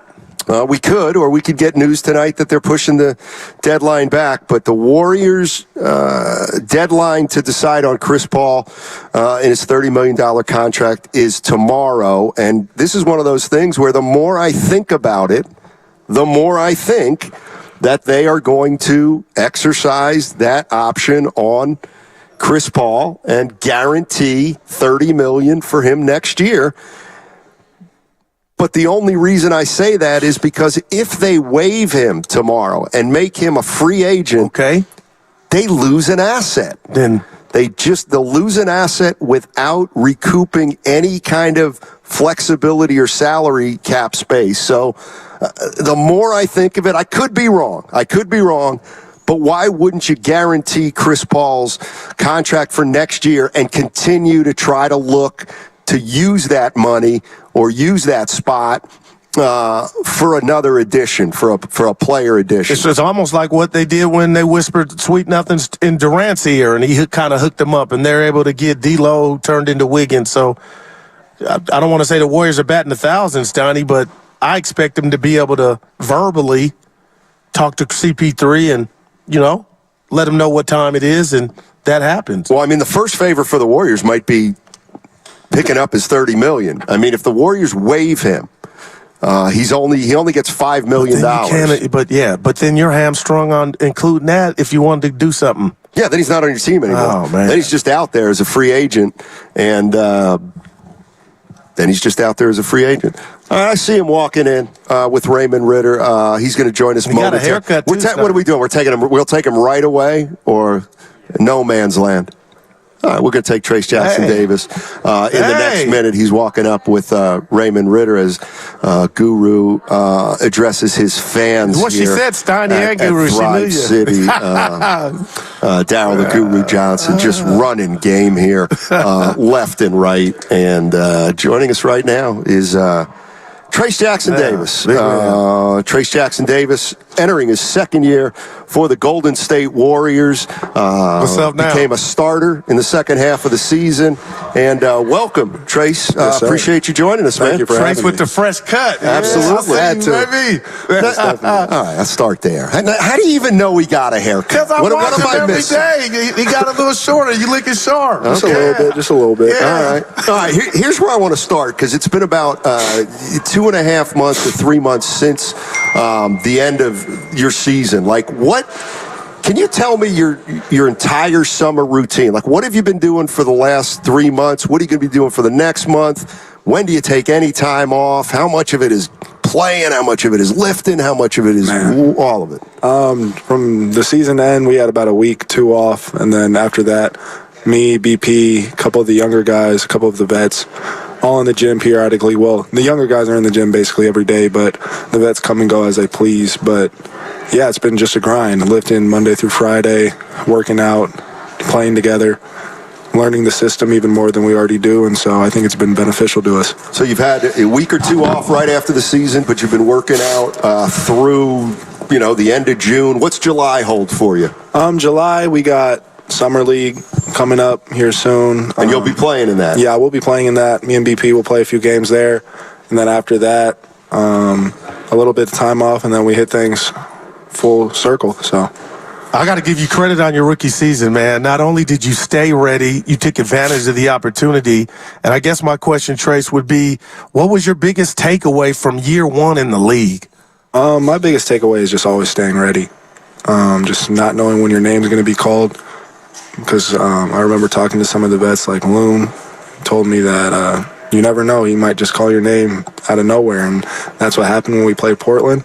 Then I started playing a little bit. You remember. He said Portland. Yeah, that was really the first game where I kind of asserted myself a little bit. And then after that, played a little bit, then kind of went through the ups and downs of a season, but always stayed ready, always stayed the course. And by the end of the year, started a few games and just tried to help the team win. Yeah, that's something I'm actually curious about. We're joined by Trace Jackson-Davis, who will be entering his second year with the Warriors. The Warriors have had a great team. They've had a dynasty. And the young players who've come onto this team have had trouble playing because they got Hall of Famers in front of them. You're kind of the quintessential example of this. Here's what we hear a lot about young players. Man, if Trace Jackson-Davis had been playing since the start of the year, he'd be better at this point. And then the other argument is, well, he might not have been ready to play at the start of the year. You basically started to emerge the second part of the year. Yeah. Like, how did it go from not playing to playing? And did you think, I could have come in right away and played? As a player, yes, I think that I could have came in right away and played, but at the same time, I knew that there were going to be growing pains. There was going to be stuff that I had to do first, wait for the vets and stuff like that. I know Coach Kerr's old school, and he even came up to me early in the year. He said, you're going to get a chance. You just got to take advantage of it, and that's what happened. And so he called my name and just went up from there. Trace, you probably don't remember this. We got the opportunity to chat with you right when you got drafted, and you talked about your background and how if you would have came out early, how COVID just basically threw a monkey wrench into the whole thing, and you might have got drafted higher. Is there any vindication that you have of your rookie season? Like, yeah, I went second round, but I shouldn't have went there, and I showed everybody what I could do. Yeah, it just shows just the growth that I've had throughout the years.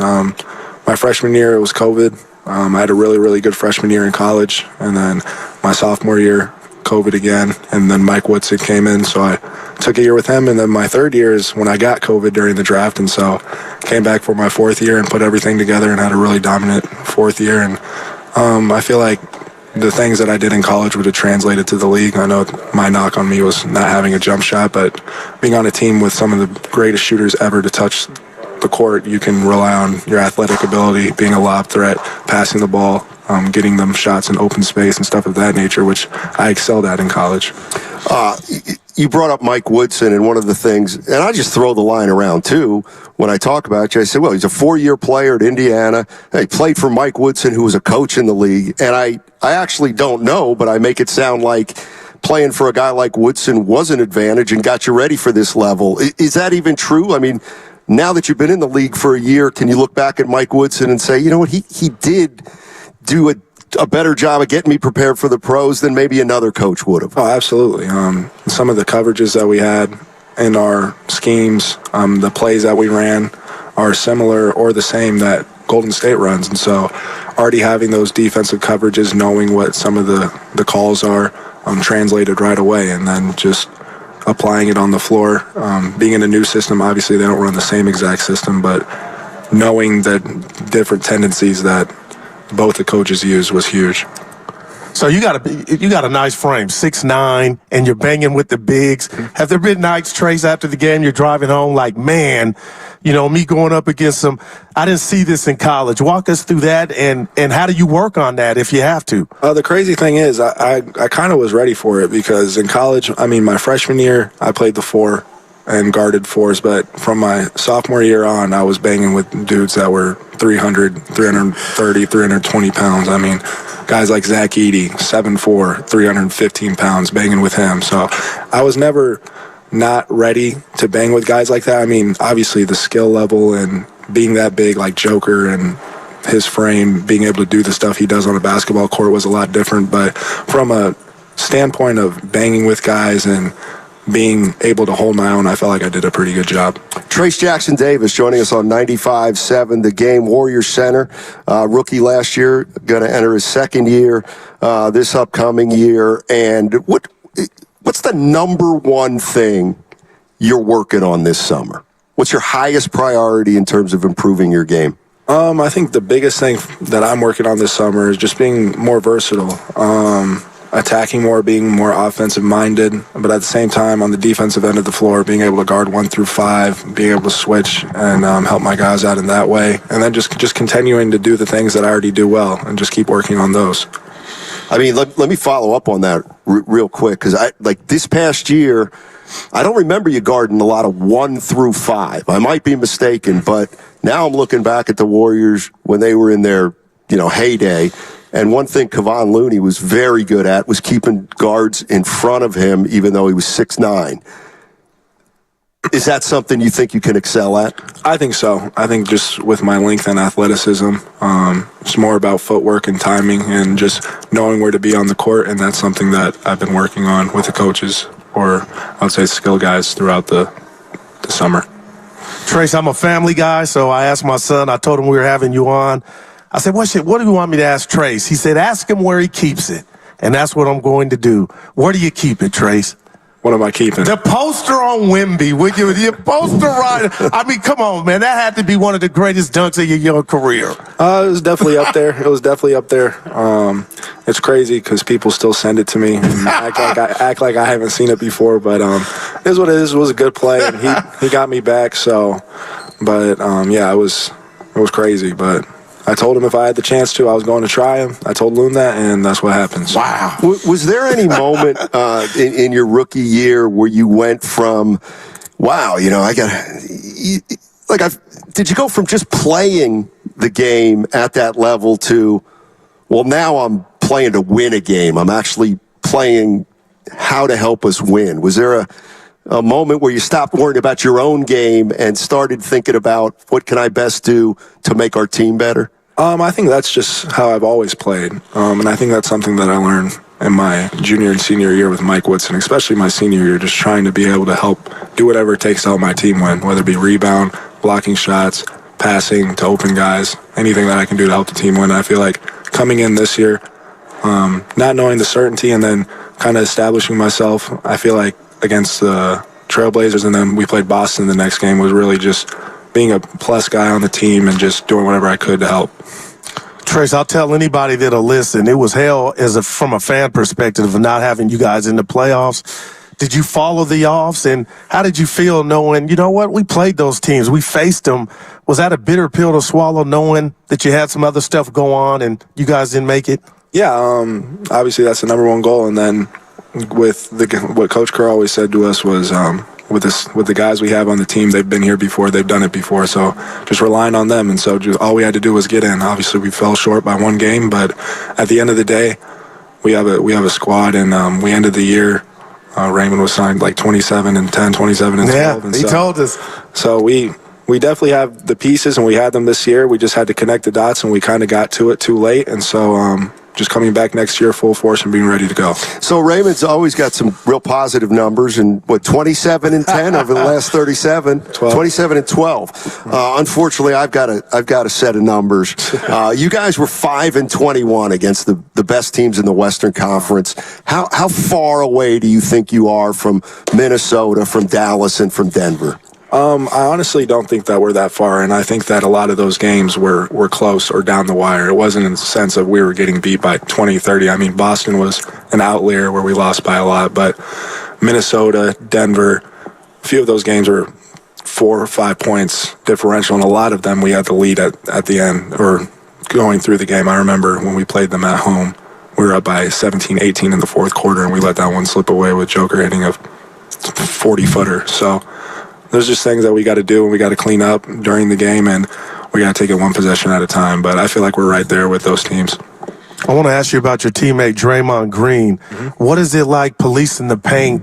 Because I think he's one of a kind. Absolutely. And, I call him the junkyard dog, but just the stuff that he uses and the emotion, to play defense and cause havoc out there. What have you learned from him? I feed off his energy. He helps me out on the court. He talks to me. He tells me what he wants me to do on the defensive end of the floor. And obviously being a rookie and having him as a guide is huge. All the vets, him and Looney, honestly, both were huge helps to me. But Draymond, just being on the court at the same time with him, terrorizing offensive players, is great.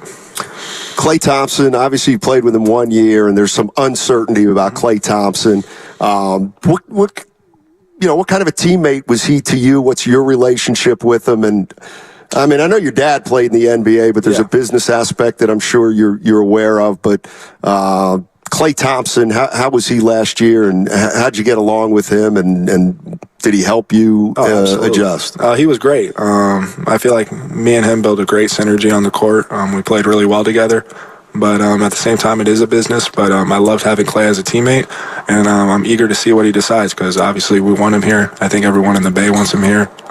He's a Golden State Warrior, so hopefully we can get that worked out. But at the same time, it's a business, and he's going to do what's best for him. That is true. I actually didn't put two and two together that you and he did have some connection on the court. Like, when did that start to form, and then when did it manifest itself actually in games? Well, I don't think people understand just how good he is. And the reason why I'm getting wide open dunks is because they're putting two on the ball almost every time, because if he gets just a little bit of space, he's going to hit an open shot. And so a lot of the dunks that I had were because of him. And so, yeah, obviously you like playing with him just because of that. You get easy dunks or he's going to get a wide open shot. So what's the next step for you? Like you just said, you're running a pick and roll with Klay Thompson. He's going to have two bodies on him.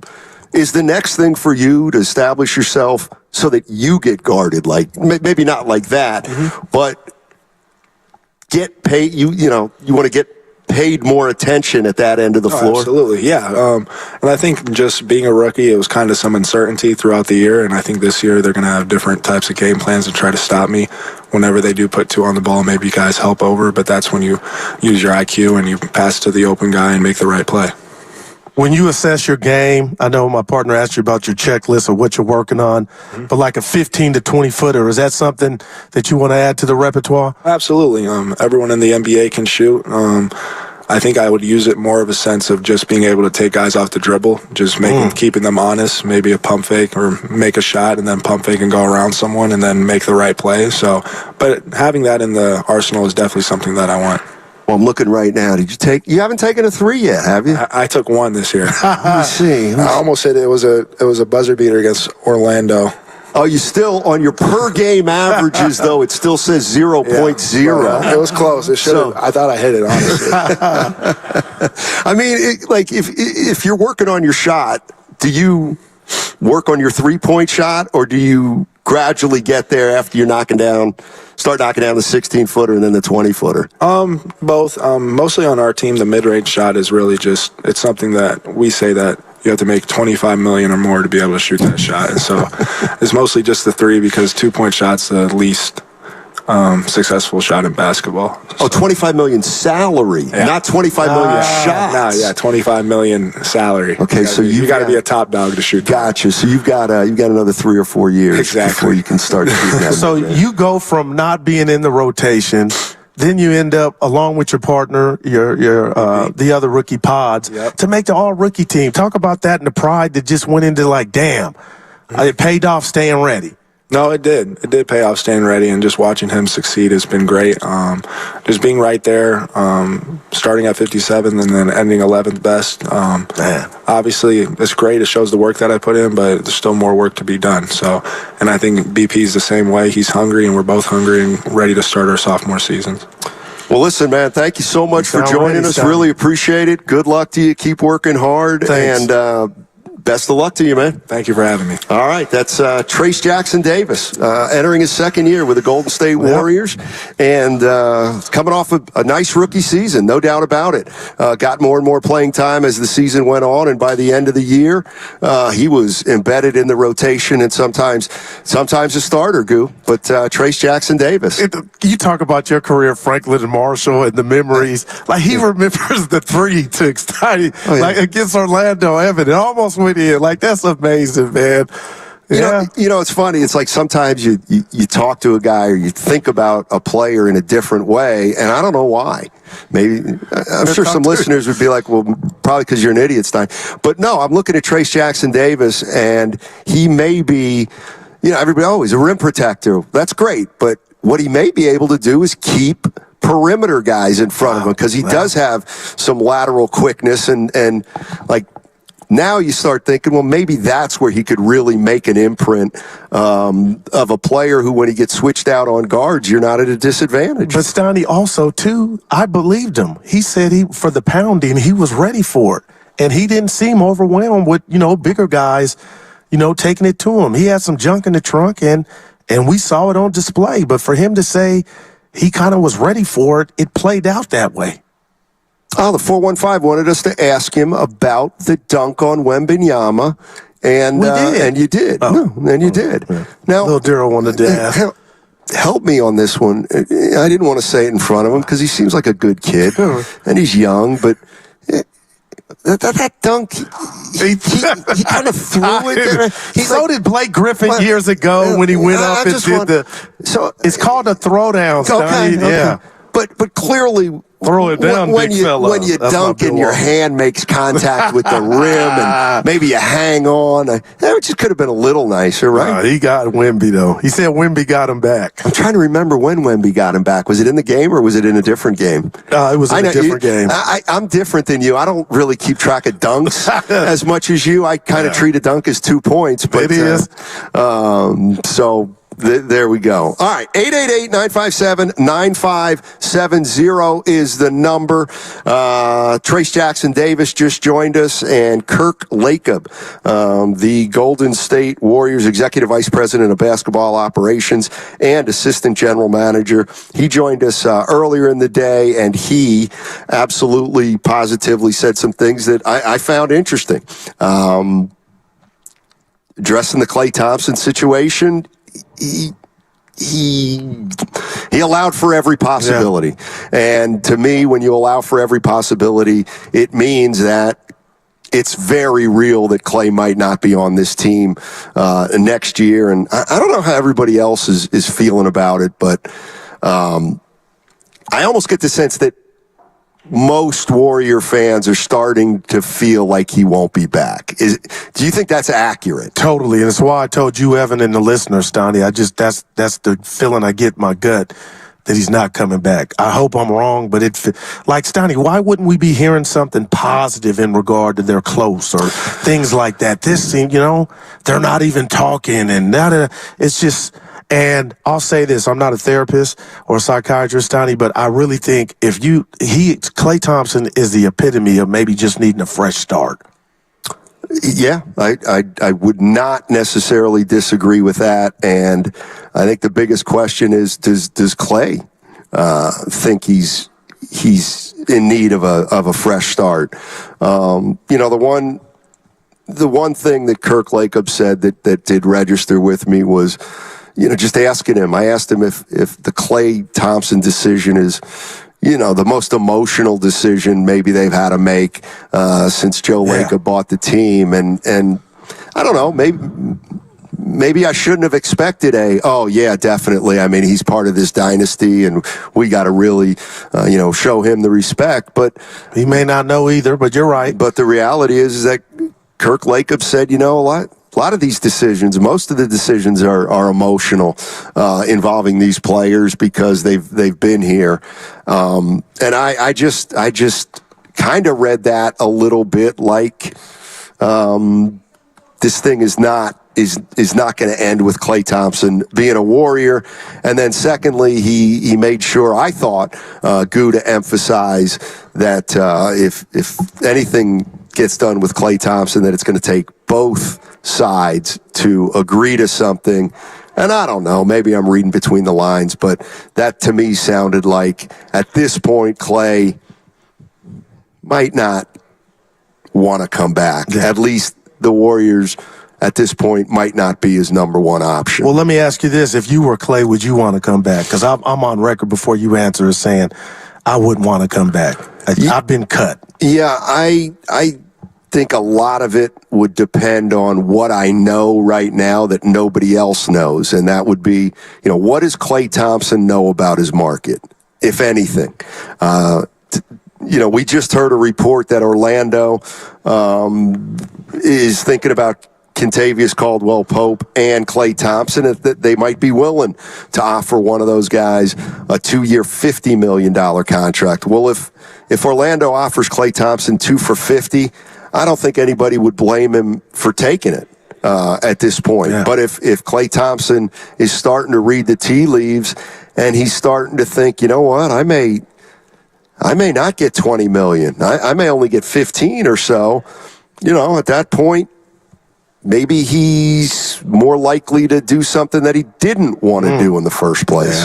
Yeah. If you know what I mean. So 888-957-9570 is the number, and the second round of the draft is underway.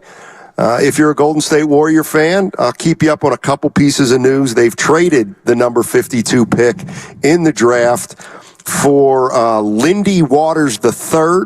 He played for the Oklahoma City Thunder last year, but the Warriors have traded out of the second round and acquired a player instead.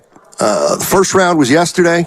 And how you like the 2 rounds? They should just got it done yesterday. Well, we wouldn't be here today. So I mean, the one thing that's just completely different is the NBA second round compared with the NFL second round. Oh my God, can't even be compared. Yeah. You know what I mean? I mean, it just can't. I know what you mean. In fact, I don't think you can even compare the second round of the NBA draft with the 7th round of the NFL draft. There's probably more interest in the 7th round of the NFL draft. Yeah. Trace hooked me up too, Stoney. He knew it too. He was 11th. I thought there was 3 NBA all rookie teams. Oh yeah, he didn't make it. Yeah, that's why he said 11th, but he hooked me up. What do you mean 11th? He was 11th guy. There was 10, and then he was the 11th. But he was the 11th. Yeah. So and he said it. But you know what he also did? This is why he's a nice guy. What did he brought up Pods, who did make the team. No, he did. And I think he did that just to not make you feel better, but just to ease you. I brought Pods up too, because I brought him up in the question. Both you guys met. Yeah, but he was 11th. Yeah. All right. Coming up on the other side, we'll probably be doing the crossover with Willard and Dibbs, or maybe we won't. We'll see. We're very fluid. Yeah, let's go. Look, we're fluid, and you guys, we need you to make an adjustment because we're also making an adjustment. All right, what's coming up on the game is presented by Fremont Bank, celebrating 60 years of full-service banking with no compromises. Our draft show is brought to you by Pettinelli Financial Partners. Their people, process, and passion inspire them to holistically serve their client families.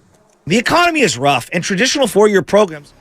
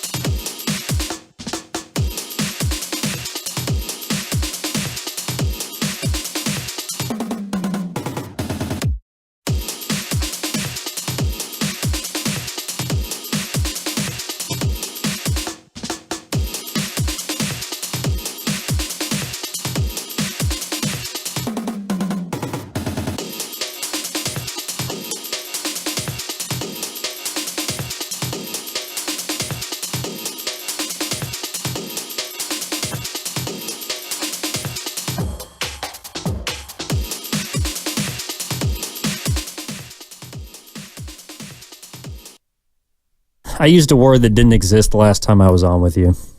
Okay. Guru does that every day. Now, back to Steiny and Guru on 95.7 The Game. Call 911, Evan. Wow. Your boy's been hit. And I heard that lie. That hurt me, Steiny. Everything is in good fun. Yeah. We don't mind good-natured banter. We are at the Warriors team store in downtown San Francisco, adjacent to Chase Center, and we're here because it's NBA draft day. The Warriors, they've traded their pick. They had the number 52 pick.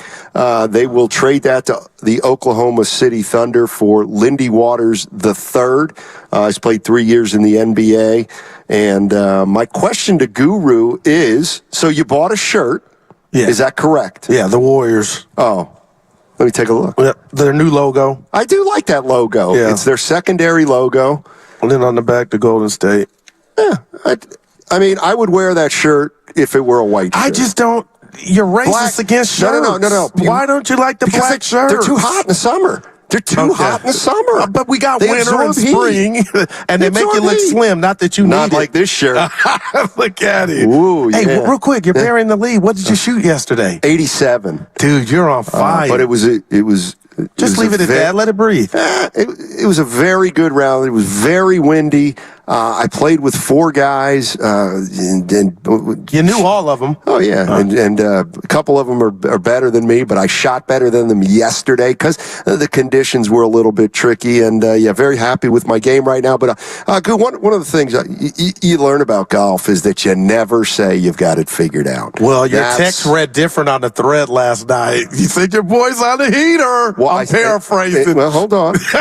What did he say? Let's be honest. Oh, boy, tomorrow's show will be great. Let's be honest. I said... yeah, you were feeling good. I said... Another hell of a round for your boy today. Yeah. Notice I said today. All bets could be off tomorrow. By the way, are you going to get the, you know how much the Curry jersey's going for? Game jersey? Like, $299. $299. Well, that's kind of low. It's low? $299. How did you find that out? Because we're at the team store. No, but that's outside Chase Center in Thrive City. No, you went shopping is what I meant, because that's normally what they go for. I don't usually shop at places like this. Yeah. Can I read a tweet to you? Yeah. Spadoni sent it to us. There was also something that I got to ask you about. Go ahead. This is from Laker Nation on Twitter, courtesy of @MC10. Just reported on NBA Today that he expects the Lakers to take Bronny, if he's available, which he'll be at 55, and get this, and that he spoke with Anthony Davis this morning, and he said he would be on board with it. Like Anthony Davis would really say, no, don't draft Bron's son. This is just the circus that is the Lakers, man. Everything is just gravy right now for the Los Angeles Lakers because they're coming home with Dalton Knecht, and nobody had that before the draft. Do you really think he got action to be an OK pro? Look, all I know is the Western Conference has been put on notice. Yeah. Tibbs let me know that Knecht was older than TJD was older than Knecht. Yeah. Wow. And we call him Knecht. TJD is 14 months older than Knecht. Fossil. Yeah. I mean, he might be just like the rest of them. Trey Jackson, I should have asked him, do you think you're on the decline like half the team? Dude, he's a big boy, though, Stoney. You think? Yeah. Well, he's a big boy for the average human. Nah, but what about on the court, there were days. I mean, Jokic put him in the basket. But other than that, he held his own. Now and he said, you know what, Goo? Yeah. That was an astute observation. He didn't say it. I felt he was saying it. He said, I was ready for it. He's a banger. Yeah. Was that the game Jokic had 40, 20, and 20? I can't remember. No, they have another shirt over there. Maybe Evan can help me with this one. It's got a Warriors logo, and then it has the Rolling Stones logo.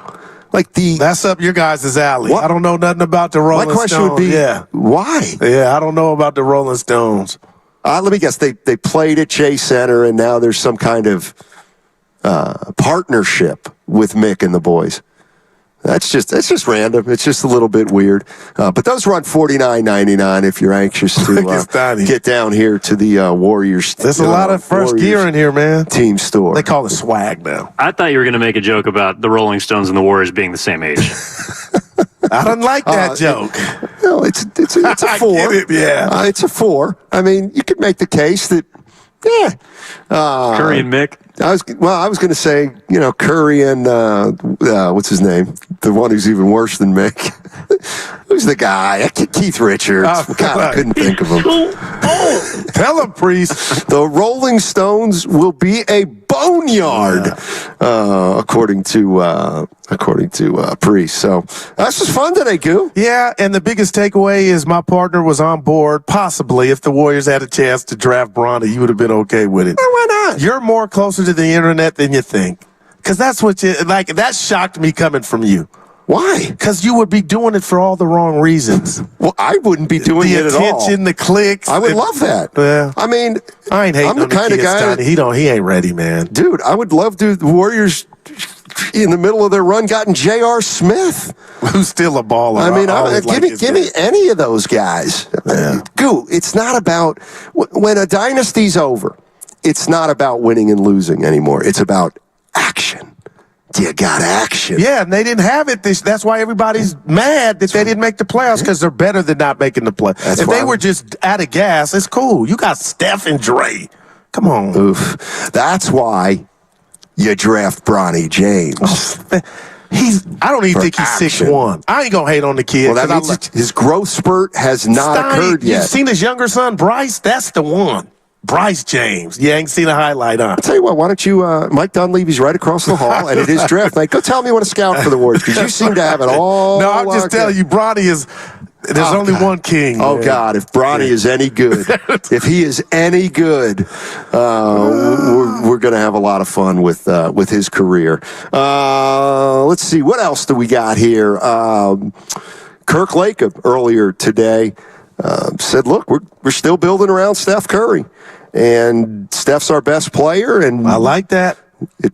I mean, he didn't say it, but it does feel like you're going to ride Steph till the wheels come off. And there you go. So we'll see. Yeah, I guess that's. I mean, look, the one part the Warriors, whether Steph's here, whether he gets traded tomorrow, whether he plays 6 more years. The challenge still with Steph Curry is going to be how they adjust to him and how he adjusts to them as his role declines. And would you, any superstar in any league. You being the hoop savant that you are, you do understand it's easier for him to make the adjustment they make to him when he has other talent around him. It makes it easier. Right. Okay. But that's where I think what's going on now is they don't have an abundance of that. But at what point do you say, geez, I'll let you know. We have to put so much around him that it's unrealistic. I'll let you know when we get there. And he'll let you know. No, he won't. Yeah. He ain't there yet, Stoney. What, 18 holes? Curry's probably on the 11th hole of his career. Yeah, okay. He's going to play at least 40. And that's the kind of... Kirk said it! And that's the kind of thinking that will ensure that the Warriors will take a long time to get back on. Bragging? Well, somebody beat me. That hurt. Well, it should hurt, because you ought to be ashamed. You're 6'4", he's 6'1", okay? I mean, guard the guy. It's a team game. Guard him. Wow. All right. Coming up on the other side, Willard and Dibbs. It is the crossover on 95.7 The Game. Plan your dinner at Whole Foods Market. Get 20% off no antibiotics ever beef New York strip steak with Prime through July 2nd. Have a party of one or grill a meal for the whole family. While supplies last, shop in-store.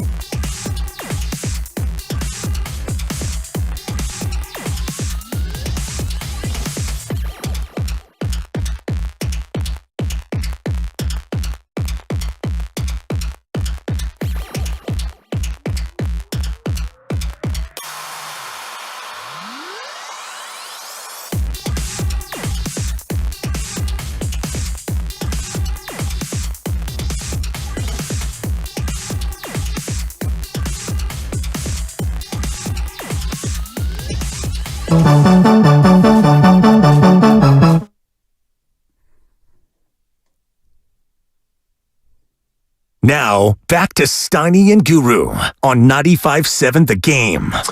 All righty, Willard and Dibbs joining Steiny and Guru for the crossover. Steiny and Guru, we are adjacent to Chase Center. Willard and Dibbs are in downtown San Francisco at the studio. What's going on, gentlemen? How you doing? Fellas, how we doing? Yeah. Oh, dynamite. Dibbs, I'm in your seat. You were in yesterday, and Willard, Steiny's in yours. Yeah. Actually, you kind of had that backwards because Mark was where you were and I was where Steiny was, but that's okay. Thanks for doing it, man. Good reminder from yesterday again to both of you. We can see you, so behave accordingly. But I do want to start today by thanking you both. I appreciate you spending a good solid hour off the top of the show on would you draft Bronny James, because I think the Warriors heard it.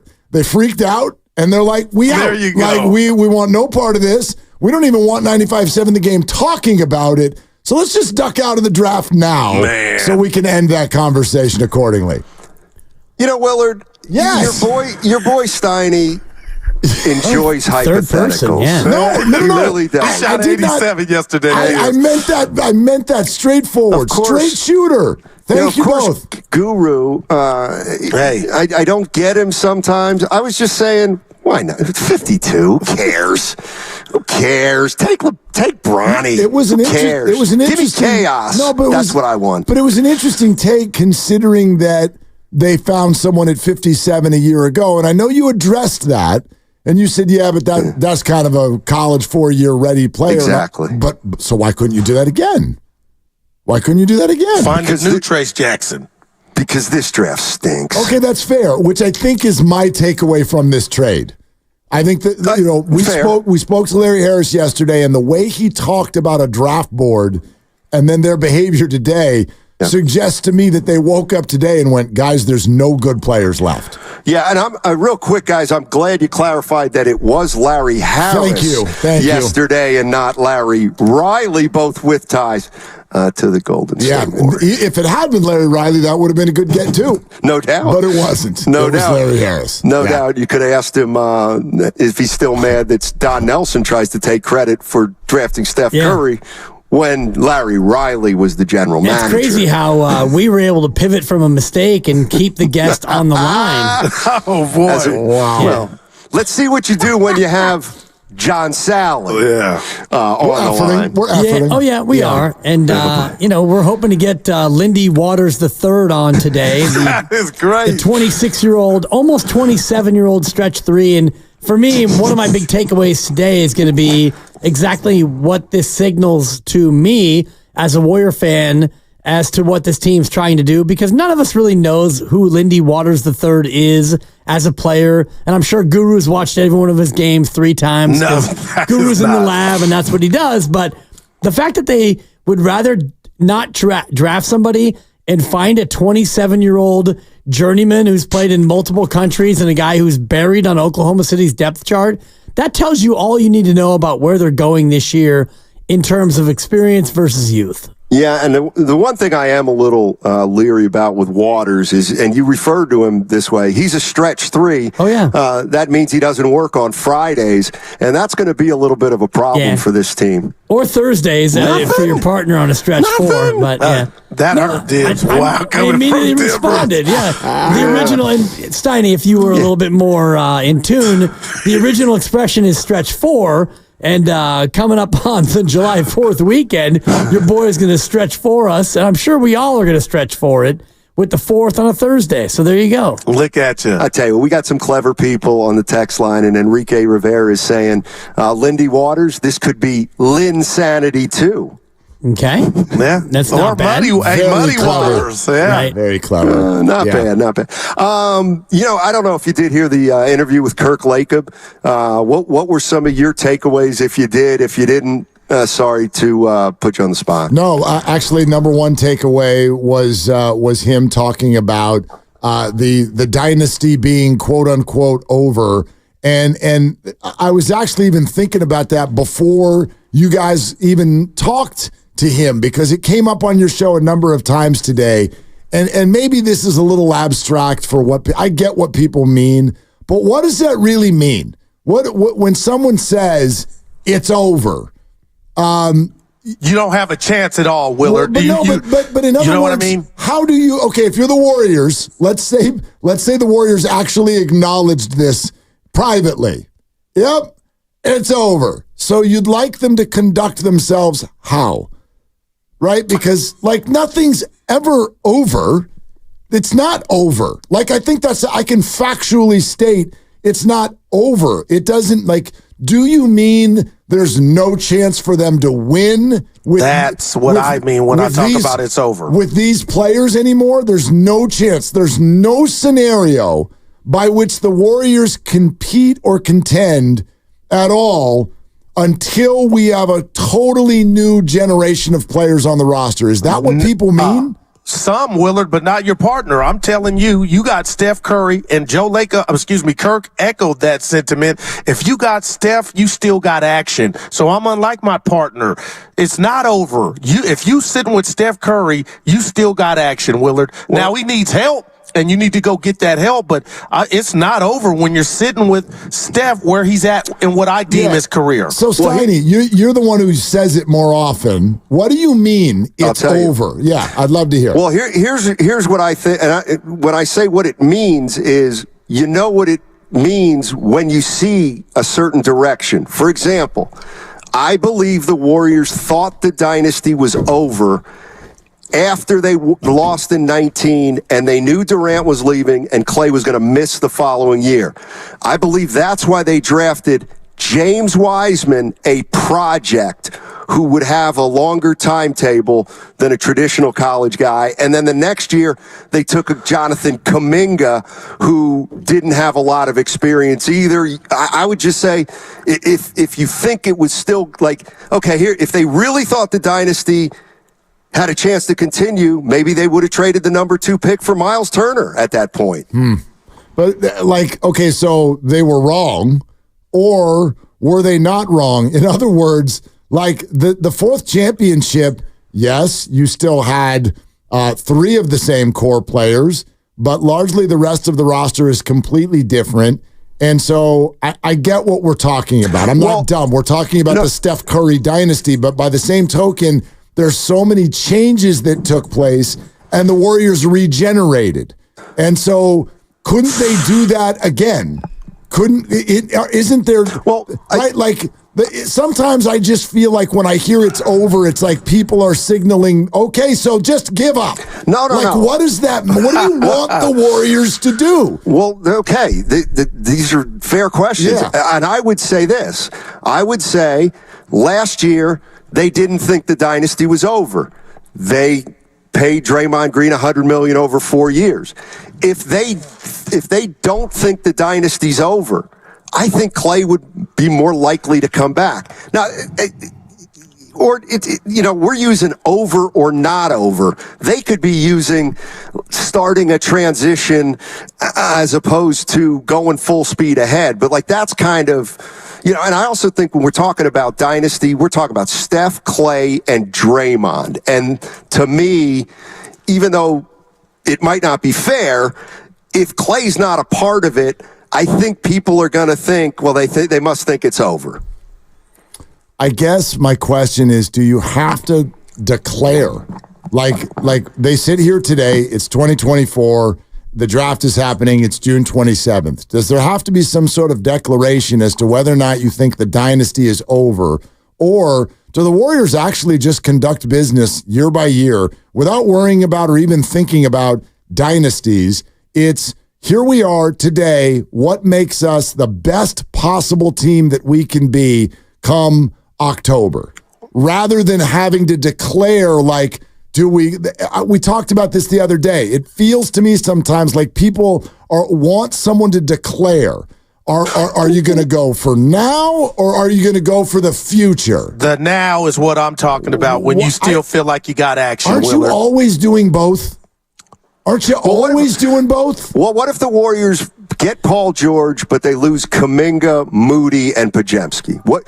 That's going all in. I would say they conducted a really crappy trade. Well, is what I would say. Basically, as far as the now or later, that is a now move because you're taking a guy who was all rookie this year, and you're taking TJ Dewey, who was more than serviceable, and you're taking Kuminga, who might be part of the future of your team, and you're sending all them out to try and go all in on the next year or two. So that is, for me, it's a now move, not a future move. But I'm kind of with Mark about declaring. You don't have to declare what you're doing. Your actions will speak louder than your words. There you go. Exactly. The Nets trading Mikal Bridges, they're telling you that they're not really about that now life. Yeah. They're trying to, get picks and worry about later. And the same thing with the Spurs. And now they're 5 years removed from being a part of the now. And they're hoping that next year maybe they can be a part of the future or be a part of what's going on in the now. But the Warriors, I don't think will ever go through or try to go through a 5-year drought like San Antonio did. Yeah, but Dibs, to that point, if we find out in 2 hours, to Willard's point, that the Warriors traded for PG-13, forget if it works or not. That is, to me, signals we're going all in. Just like if the Warriors traded Curry for Bol and 17 picks, then it's over. Yeah, right, it's over. I don't think they're going to say it, but I think the type of the move will lead people to believe it's going one way or the other. All right, Chance. No. We're getting waved off. Yeah. I'm sorry. Okay. Call it a 20 right now because you guys spent some time on Bronny James today. There's an update to pass along that we think that both of you will find very, very interesting. It's from someone that both of you brag that you text all the time. So Bob Myers was on ESPN just a short time ago saying this about Bronny James. Rich Paul's calling teams, don't take Bronny James. He's telling them, do not take him, okay? He's saying, don't take him. If you take him, he's going to Australia. So he has a plan and he has a place. But he's not telling the Lakers. I don't know if he's telling one team. Mark Tatum. Okay, there it is. You're not Kobe. Clutch is calling teams and telling them, don't draft Bronny. Your thoughts? Stop it. It sounds to me like Jerry West making calls about Kobe, saying don't draft him Arn Tellem it would have been, or whoever his agent was. I'm going to explain tomorrow, Willard. Guru, you're right. He's not Kobe, but his dad is. And I feel bad for Bronny. I'm starting to feel really bad for Bronny. I know he's got a great life. You know what? I just got my parent hat on. This is not cool. No, Bronny knows. Willard, this is not. I'm putting my dad hat on, and it's really starting to bother me. And then he ends up in the worst possible spot. Now he's going to run out there like he's a Laker, like he's earned it, and you haven't. It's just the greatness spot of your dad. If it wasn't for his dad, he'd be playing second division in Ecuador. So he's going to get a chance to be in the association thanks to his dad. Now everyone's He'll using him be as the a pawn. real Austin Rivers. Everyone's using him as a pawn. If LeBron, doubt about it. If LeBron wasn't selfish, he never would have brought the kid's name up once in the last 2 doubt years. about it. I will say this: if Bronny James is not a pro player, he will not be in the NBA. You know what I'm saying? He already is. Well, if he can't make it, he's not going to be on a team. I believe the worst part has already happened. Austin Rivers was an NBA player. And he still caught grief that he got a scholarship because of his dad. He's going to catch grief no matter what. I'm just saying. I'm with you. The pawn, I like that, man. That's how I feel. And I like the kid. The home run hitting tandem of brothers, you know who the all-time tandem is in Major League Baseball? Lou. It's the Aaron brothers, Hank and Tommy. Oh, yeah. You're welcome. Wow. How many did Tommy have? Tommy had about a dozen. Oh, I thought you were going to say one. Well, it's just like I was going to go Ozzie and Jose. Greg Maddux and Mike Maddux have about 350 wins. Mike Maddux was the real pitcher, though. That's a little bit of a flimsy example. Right. Maybe if you would put the bag down and do some homework, you would have come up with more than that. We're getting waved off in here, man. He can't telling me get out of here because I'm going to charge him overtime. We're getting all midsection from you right now, Stein. Tommy had 13, not a dozen. And look at that belt. It's all core. Wow, what a lovely belt. You got the Gucci belt, That's all core. All right, gentlemen. All right, gents. 95.7 The Game. They're longtime friends. Let me tell you something real quick about Dibs that I'm sure not everybody knows. And first-time partners. Hang in there, big guy. There'll be brighter days ahead. Now, these two homegrown Bay Area boys finally come together to take over sports talk. Get the hell off of my doorstep. Major League Baseball, you stink. It's Willard and Dibs. on 95.7 The Game. This is a complete right turn, but I don't know why I was just listening to that open in a little bit of a different way than I normally do. Hang in there, big guy. There are brighter days ahead.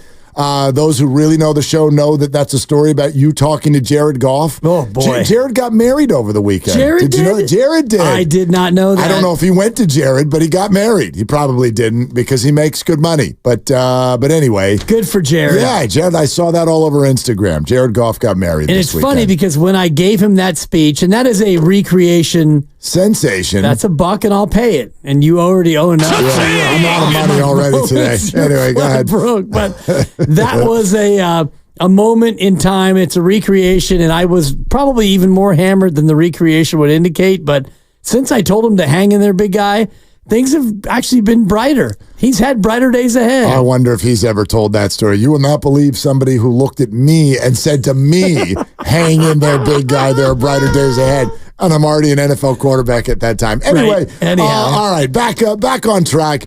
888-957-9570. Good afternoon. Back from our FiDi studios here in San Francisco. We had a great day out at Chase Center yesterday. Thanks to Raymond Ritter and all of the Warriors and Larry Harris and not Larry Riley and all the people who came by to hang out with us yesterday.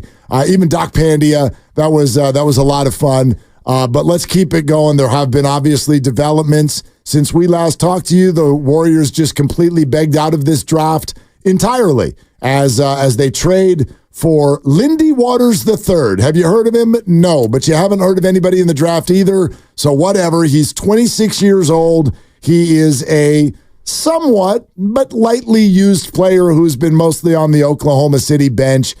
He can shoot a three. His defense has been kind of as far as metrics. He's a 6'6" swingman type of a player. Anthony Slater says the Warriors do see him as a depth option. So there's your 2024 NBA draft for the Golden State Warriors. He's shot the ball 457 times in his NBA career, and only 64 of those have been two-point shots. And if you want a modern player, there's your modern player. 85% of his shot attempts have been from behind the line. He plays basketball the same way I did when I was in like a weekly men's league. I'm not going inside that line. Bad stuff happens in there. That's where people get hurt. Right. And that's where people block my shot. I'm not going in there. I'll just stand right here and shoot and do great things. And so that's who Lindy Waters is, and that's what the Warriors have decided to do with the 2024 draft. I think there are more interesting things to talk about. What about this? And we will play for you what Kirk Lacob told Steiny and Goo here in just a couple of minutes, so you sort of know the inspiration or a part of it for this question. But I don't want to speak for you, Dibs. I really want to hear from the It's Over crowd today. Boy, do I want to hear from you. Hey, it's over, people. Call us right now. Text us, tweet us, whatever avenue you got. 888-957-9570 if you're one of the It's Over people. Because I kind of want to interview you. What does that mean? What does that mean? And please, I'm going to make you remove from your answer, well, it means trade Steph Curry. So that's absurd. Right. It's not happening. It won't happen. It's a bad idea. If that's your idea, I wholeheartedly disagree. So does everybody in all NBA circles. You're entitled to it. I think it's a terrible idea. So if I remove that from your answer, what does it's over mean? How are you actually asking the Warriors to conduct themselves? What is it you'd like to see them do? What is it you even mean by it's over? And I bet 3/4 of you it's over people have been it's over people for 5 years. And it factually wasn't over. It wasn't over, yeah. So why, like, I want to know what is the benefit of even thinking that way? What do you get from that? Well, there's no benefit. It's just looking at the situation and making an honest read on where they are as a team. And you look at the situation with the team, the age, the roster, the Western Conference, and you realize that it's over in terms of them winning a championship. They won't win another title. And that's why I mean, again, okay. It's an opinion. Yeah. It's not a definitive fact because you never know what could happen. They could get Paul George. They could draft, they could trade back in the second round and get Bronny and get LeBron, and who knows what they could do. But right now, when you look at this roster, where they are, what the West is, the it's over crowd. And for me, when you talk about it's over, the it's over fact is your time of being a championship team. That's over. Okay, so here's what's it's over. But here, are you an it's over guy? As far as a title, yes. Okay, they will not win another title with Steph Curry. Okay, here. that's. I mean, obviously, it's the very kind of easy prediction to throw out there. Right, but here's for me. That's what it's over means. Right, but I want to challenge you for a second because even in your answer there, you're like it's over. But then you're like, but anything could happen, and they could get Paul George and trade back into the second round, and then they could get LeBron, and then it's not over. So then it's not over. Well, nothing is over, Mark, until they fold up the franchise. Of course, it's not over. Right. So it's over idea. Over. It's never over. It's not over, but it's never over. There's no such thing as over. Lindy Waters the third is the big move so far. Are you planning to not wake up tomorrow? No, I'm planning on waking up, and I'm planning on being a Warrior fan. Exactly. Do the Warriors have a schedule this year? It's not out, but I would imagine they're going to play 82 games. Okay. Including some play-in tournament games, in-season tournament. I don't even understand. I get this would be my question for an it's over person. If you're an it's over person, are you done? Is it over for you? Are you watching games this year? Of course, but you care about this team? Your expectations. But you're not a trade Steph guy. No, I mean expectations. Not. You know me. I don't I do everything in my power to remove them from sports. Remove them. They're not. Obviously, there are things that are sitting there. I can look at the 49ers and be like, that's a good football team. Super Bowl or bust. Yeah, but I don't do that because their quarterback could get hurt week 2. So, boy. No, but right? It's over. Definitive statements when a season is months from even starting, and then you followed it's over, quote unquote, by then throwing out, albeit a harebrained but idea. That's possible. On how it's not over. Yep. My response would be, well, then it's not over. Well, right now on June 27th, if you look at the roster as it's composed and you look at those players and you realize that, CP3 is going to be gone most likely and Klay will be gone and you don't know what's going to replace it. And you look at Steph and Draymond and the rest of those players. Yeah, you could say it's over. And with new information, you can change your opinion. That's part of being a fan. You can say anything you want. I'm not trying to take anyone's opinion from them. I'm trying to understand what that means and how you'd like the Warriors to conduct themselves if that's your opinion. Because it's over suggests that many of you feel it pointless that the Warriors keep trying to win right now. Because we can objectively say if it's truly over, then quite frankly, they'd be better off losing. They would be better off losing, would they not? No. Why? Because then you're talking about 3 or 4 years of rebuilding.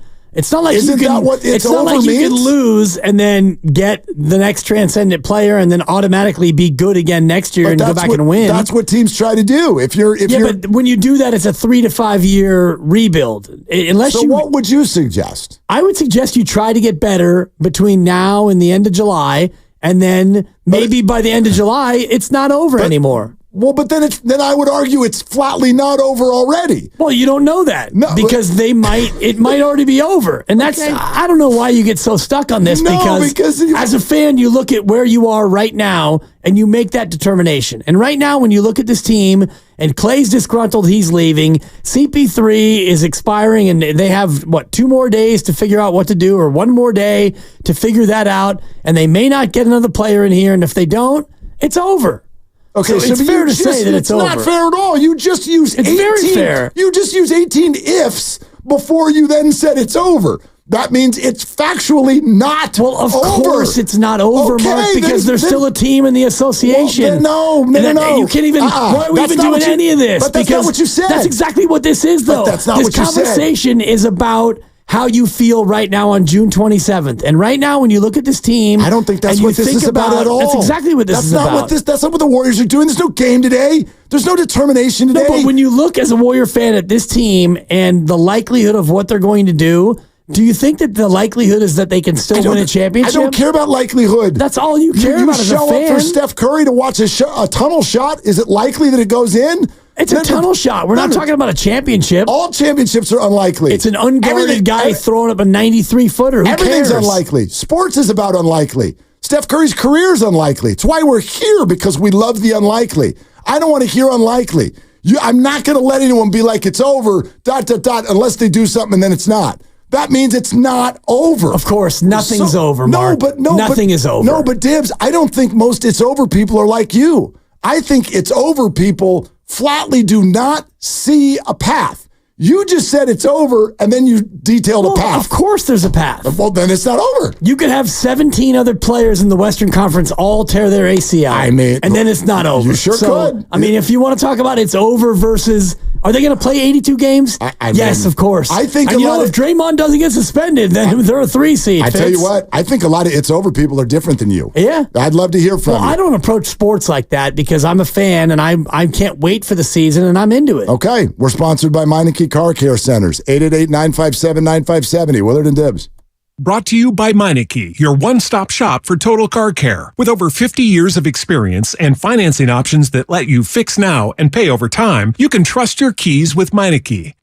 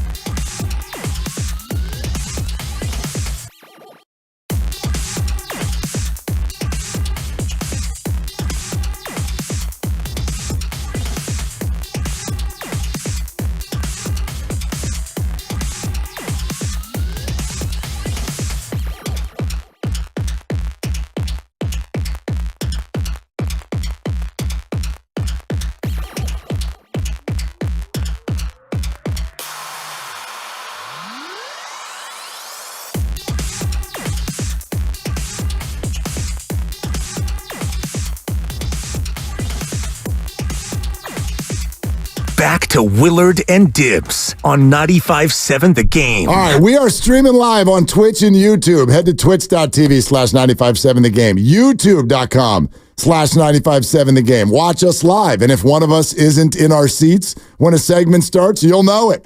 But if you're not watching, you're not streaming, you wouldn't even know that. You're just listening on the radio, and you're like, which one? I wonder what's going on in there. And you have to just believe whatever we tell you. So you subscribe to the channel. All of the 95.7 The Game content all day, every day is right there. Twitch and YouTube, and it's powered by First NorCal Credit Union. Good afternoon, Dan Dibley. Yeah, Mark, what's going on? Not much. Not much. I'm just sitting here watching what I think is maybe the oddest sporting event on TV I've ever seen in my life. The NBA draft? Well, this is the first time, correct me if I'm wrong, that they've done it over 2 days. Yep, correct. And they decided to make the second day. Look, it's just a funny year to do it. It's already round 2, which is already when people have not heard of anyone. Right. But this year, nobody had heard of anybody in round 1. Exactly. Then, and I get that it's on the East Coast, how long has this thing been going already today? Did this start like an hour ago? At 2 o'clock, I think. Okay, so it's been going for 33 minutes. At least. What the hell is that? Why? Like, this is when my mom used to watch soap operas. It's 2 o'clock in the afternoon on a Thursday. What do you do? This is just... Seriously, what are you doing? I don't even know what I'm watching here. There's just a parade of people that no one's ever heard of. Adam Silver's not even there. It's the middle of the afternoon. It feels like day 3 of the NFL draft, which is on a Saturday. Right. And at least on a Saturday, we're not working in the middle of the day. Exactly. I don't know who built this. Can I interest you in maybe the most interesting random storyline that has come out between the first and second round? Ladies and gentlemen, Director of Sports, Lucas Alexander. Kyle Filipowski was one of the best players on a Duke basketball team last year who was really good. Coming into this last college basketball season, he was renowned as like a top 10 projected pick coming into the draft. Yep. He fell out of the first round, and the slide was really confusing to a lot of people. Mike Schmitz went on the broadcast, or Jonathan Gavoni went on the broadcast, and said that the reason for this was because of his estranged relationship with his family. He doesn't talk to his brothers, doesn't talk to his parents. Then he threw in there, he also has an older girlfriend. And teams are worried about bad coaching or bad leadership. He doesn't have a role model. And so this older girlfriend is maybe giving him bad advice, so teams are scared of that. Now, more reports are coming out. He gets drafted at the top of the second round. Yeah. What advice? What advice are they? They're like basketball advice or like life advice? That's where this gets interesting. All right. He goes in the top of the second round to the Utah Jazz. Okay. And it comes out that this girlfriend is 28. And again, these are all rumors. We don't know the entirety of it, but it is true because his brothers are on Twitter. His mom is on Twitter and saying, it's true, we don't talk to him, but you guys don't know the whole story. His girlfriend is 28. This kid is 21, 22. All right. Not the weirdest thing in the world, but she is Mormon. She is Mormon. Okay. And has emphasized this relationship, this estranged relationship from his parents and leading him towards the Mormon religion. Now he's going to be playing basketball in Salt Lake City. Well, then everything worked out. Isn't that the last For her? Yeah. For her. Perfect. And this is a really good player. Kyle Filipowski will be an NBA player for what should be a long time. You don't know that. I don't know if there are any NBA players in this draft. I really don't. I'm not even joking. Well, in keeping with what you believe, you can't even comment on it for 3 years. So. That's correct. Yeah, so we'll find out. I didn't comment on it. I simply told him that he doesn't, like Lucas said, Nobody knows. Is an NBA player. Well, let me rephrase. I at least know he's good at basketball. I've seen him play good basketball at the college level. I think everyone who's getting drafted is probably good at basketball. And I would hope. Last year, unless Bronny gets picked. This is after his sophomore season that he's now getting drafted. After his freshman year, he had a good freshman season. Yeah. Probably would have been a first-round pick if he went in last year. Had a okay season, fell. He was going to be bottom half of the first round, but for him to fall to the second round, that's why these character, quote-unquote, family issues came up. Well, there you go. Now I know why it's on in the middle of the afternoon. It is a soap opera. Perfect. That whole thing just worked out perfectly. Anyway, it's just got an odd look. Someone texted in, it's because of the presidential debate tonight. Then don't do it today. I don't think that's why. Why? But why is it on a... I was even thinking this with us yesterday. Why is it on a Wednesday? That's weird. That's just a weird night. Like, let's do the draft. How about Wednesday? I think it fits in the calendar. I think the Wednesday is great, but do 2 rounds the same night. You're not at the point where you need to have 2 rounds in 2 days. You are not the NFL. The NFL now, 3 days worth of draft coverage, and I don't have the ratings, but I would bet that the day 3 NFL draft ratings were probably as good as last night. And I would also add this. Oh, I bet they're better. I would bet you that the WNBA draft ratings were better than what last night rated. I will agree with that. So what are we doing, Adam Silver? Your draft is not 2-day worthy. Nobody knows any of these second-round picks outside of Bronny James, who, by the way, may not get drafted today. May not be a second-round pick. And the fact that you're burying this at 2 o'clock Pacific time, your second-round draft is a matinee, that should tell you all you need to know about your draft. By the way, what number are the Lakers? Are they 55? 55. 55. And we're at 48 right now. So keep it locked. Yeah, don't miss a pick. No, it's honestly, it is the only compelling thing that I find about this entire NBA draft. And I say this, I mean this now as a Warrior fan. The only compelling thing is the Lakers' second-round pick. Are they going to take him or not? And we'll get that answer, and it'll take 5 seconds, and then I'll move on with my life. The other part for me, and this is a little bit more of an Olympic take, but the fact that France had 3 of the top 5 picks in the first round becomes interesting as we go to Paris for the Olympics, because they're an Olympic team, and I'm not sure if all those guys are going to be on the team, but Europe is coming. So the idea of France and Germany and the Olympics is going to be more interesting because of the draft. I mean, I think Europe is coming. Europe has been here. Yeah. You know, when it comes to hoops, it is obviously not the automatic gold medal that it used to be. All right, 888-957-9570 is the number. Willard and Dibbs, and we were talking about the whole "it's over" crowd, and here is one of, not the only, but one of the reasons why. Kirk Lacob, big part of the Warriors front office, obviously, and he was on with Steiny and Goo. And this is one of the things that he wanted to discuss, whether or not the dynasty is, quote, over. Everyone wants to say a dynasty is dead. The reality is your story is not done until it's done. There have been lots of cases where a team takes a couple years and doesn't win. You can't win every year. We tried to do that. We came close. But realistically, you can't win every single year. But just because you don't win one year doesn't mean you can't retool, get better, come back. I mean, we've done it once already. And I know people want to, put the nail in the coffin right now and say, no, this time it's over. This time they're done. Right. We don't believe that. We believe we can still get at least one more with the current group. And then, I mean, why would we stop just because some players retire or something? We still are going to try to win a championship. It gets harder when you don't have Steph Curry, Draymond Green, Klay Thompson. It definitely gets harder. But that's always the goal. I just think it's very easy to write a team. And I would do the same thing, by the way. We do the same thing. Every time a team loses, they're done. Next summer's going to be impossible for them. And look, people probably said that about Boston. Said, oh, that was their one chance. They didn't do it. And look at what they did. So it's on us to get better, but by no means do we think the dynasty is over. You don't get to say these are the years of a dynasty until 10 or 15 years later. Right. And so to us, we're still in it, and we're going to try to win the championship this year, next year, and the year after. I do know that I said these things. It's so much easier when you're looking at it and your heart's not involved. San Antonio Spurs, New England Patriots, both of those lasted longer than I thought they would. There were years where I'm like, that's probably it. That's a wrap. And then it was like, oh, no, I guess not. I guess they're still playing. And then we did it. You mentioned this earlier. We did it as a society very much to Tom Brady as an individual. Yeah. He had a down year. Jimmy Garoppolo takes the 49ers to the Super Bowl. And the 49ers passed on the idea of going after Tom Brady, and they kept Jimmy Garoppolo, and I was firmly in favor of that, and Tom Brady went out and won the Super Bowl the next year in a different uniform. So I think as a fan, all you really need to know is what the Warriors are thinking, and he said it. We believe we can win at least one more with these people as our core. So there's your baseline for how they're going to conduct themselves.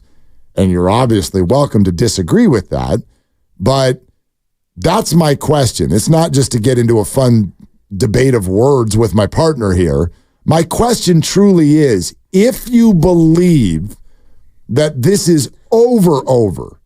And my definition of that is there's no chance. There's no path to be a contender in the near term. If that's what you believe, how would you like the Warriors to conduct themselves? And I guess I can't do this. It's probably not fair, but I'd like to remove from the conversation the idea of trading Steph Curry, because that has such a ripple effect through so many different avenues of the organization, much bigger than basketball. It's so out of the realm of possibility. It is, but I do think for fans, like if you want to ask people how they should proceed, that is what some people think. Sure. Because if you really are of the mind that it's over, and I believe that it's over, but the one caveat for me is if you do something dramatic now, or maybe at the trade deadline next year, and you bring in a real star or a real number 2, and if you make this roster somehow better in the short term, yeah, there's a chance. So I'm of the mind that, yes, it's over, but I'm not of the mind that it's over, blow it up, trade Steph, trade Draymond, get picks, go the OKC route, go the San Antonio route, and we'll see you in 2030. That, to me, is an unreasonable way to go about it because the owner, he's not going to do that. So even But would you do it if you were the owner? No. Okay. Of course not. What I would do would be try to get better in the margins. If you could make a big swing and bring in a big fish, you do that. But other than that, you've got the most popular player in the sport right now, and you've got the singular money-making force that you've ever had in your organization. And you've gone from a team that you bought for about $400 million, and it's now worth $5 or $6 billion, $7 billion, whatever the billions are that you could get to sell it. You've already made a ton of money for everyone, but you don't then take your cash cow and just trade him to try again in 5 years. I mean, one thing that I try to do, especially this time of year. I understand that the West has good teams, and I understand that there's no scenario by which the West won't have good teams in October. But there's so many things that are about to happen that haven't happened yet that we don't even know about. It's funny to me that we sit there and go, "Well, the Warriors, you're not going to be good enough to compete in this stacked West." You know, Bob Myers even did it yesterday. You know, he said on a public platform they could get Paul George and bring Klay Thompson back, and I still think they need more. And that's a fair opinion. However, it's not just as simple as what you said a couple minutes ago when you joked that 13 players could tear their ACL. Like, what if Kevin Durant is traded? What if there is an injury? What if Dallas is going to do the championship loss hangover thing? What if Denver's seeming lack of motivation really kind of takes hold of that organization? What if Karl Anthony Towns is dealt? Certainly, was a thought prior to the playoffs unfolding. It's funny to me that we sit here, not even July yet, and think we've got a bead on how this is all laid out and where the Warriors sit in it. We don't even know who's on what team right now. Right. How can we have an opinion about what is and isn't over? Or how about if I say it a different way? What is and what isn't possible? Don't you have to, that's what the offseason is. It's hope.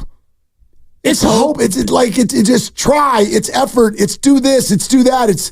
It's try to get better and see how the deck shuffles, isn't it? It is, but you look at their constraints with an organization where you've got certain pieces that are going to be tough to move, and you've got certain constructs that are already in place, and you don't have the ability to go out there and really get a free agent. You don't have the budget to bring in a big free agent. So now it's a sign and trade, or it's a trade that you have to, part with assets. And so the big assets that everybody seems to want is a guy you don't want to trade, and the rest of it is just bench pieces and an expiring contract. So we can talk about the what if, and we can all, go pie in the sky about, Chris Paul and that $30 million contract. That's got to be attractive to somebody. Well, is it? You can think that it is, but until somebody wants to bring that on, really, it's a 39-year-old with a $30 million contract that is either valuable to somebody or not valuable. And beyond that, Klay's going to leave. And beyond that,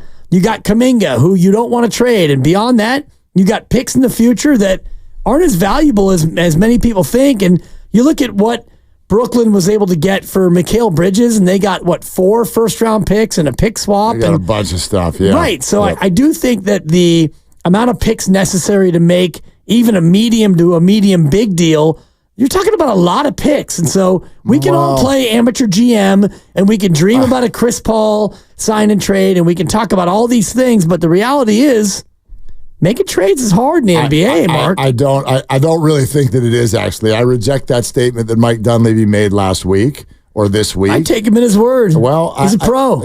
I'm not saying that they're easy, but a bunch of them happen every offseason. So they're very doable. And I'd also pause before comparing the Mikal Bridges deal to any of these other deals, because that's very, very different. Brooklyn was in a position where they didn't have to deal him. Brooklyn was in a position where Bridges had no power over where he went. Brooklyn is not in a position where anybody gives a rip how many games they win next year. When you start talking about people like Paul George, Jimmy Butler, Kevin Durant, or whoever else may be involved here, you're talking about a different level of player that is a veteran, that has a lot of say potentially over where he goes. If you're a Paul George, for example, if you're a Jimmy Butler and you have a contract coming up really soon, and you're dealing with teams that have gone so all in financially, Clippers, Phoenix Suns, etc., so all in financially that finances rather than assets, I think, are just higher up on the pecking order of what they want to get done with a deal. The Clippers do not want to trade Paul George. The Clippers would like to sign Paul George for less years than Paul George wants. So the Clippers are not in a situation of let's go out there and just completely grab someone's assets for well into the future and they'll trade us that for Paul George. I don't believe. I believe that if they trade Paul George, it's because they have to. Paul's going to have a lot to say over where he ends up. And the Clippers, in fact, if they weren't worried about money, they'd have signed him already themselves. He's a very good basketball player. They're obviously better with him. So I don't know if the Mikal Bridges deal has anything to do with how some of these other deals may end up looking. I just think the price that they were able to get from Mikal Bridges becomes part of the template of what we're talking about. And if you're the Clippers and you have Paul George and it gets closer to July 1 and it feels more likely that he's going to get dealt, I do think that the price is going to be higher than what you and many other people think, just based on the competition therein. And I do have both eyes on the Chris Paul contract, because when that needs to be guaranteed, and I think that's on Saturday, right? The 29th is when the Chris Paul... It's tomorrow. The 28th. Tomorrow. Okay, so by tomorrow, we will know if the Chris Paul contract is live in the trade game. Unless they agree to push it back, which they said they were talking about. Which we'll find out tomorrow as well. Yes, we'll find out something tomorrow. And if I'm Chris Paul, I wonder if he would be motivated to allow that deadline to get pushed back. I don't know why he would, although unless there's something to sweeten it for him. Right, unless there's already a deal like, hey, if you can just push it back for 2 more days, we're pretty sure you're going to be able to go to the Clippers and they're going to pick up, at least your $5 million, and then you're free to go and sign with them. Or I don't know what that would mean for Chris Paul. Like, what's in it for him other than, maybe doing the Warriors a solid, which I don't know. We talked about this yesterday. Why would any player want to do their team a solid, especially after Chris Paul being here for 1 year? Well, I mean, if it's not causing them any problem, again, sure. I think that, I don't know what Chris's goals are. I've heard L.A. I think they're talking about the Lakers, not the Clippers, but I've heard that that's where he wants to end up. I don't know that. If that is where he wants to end up, I would argue that Chris would be open to doing anything if it helps the Warriors, fine, as long as it helps Chris along to his goal. So I don't know how that's all going to shake out. Along the lines of what you're talking about, more from Kirk Lacob, he talked about the challenges that currently sit in front of the Warriors with regard to maximizing the remainder of Steph Curry's career.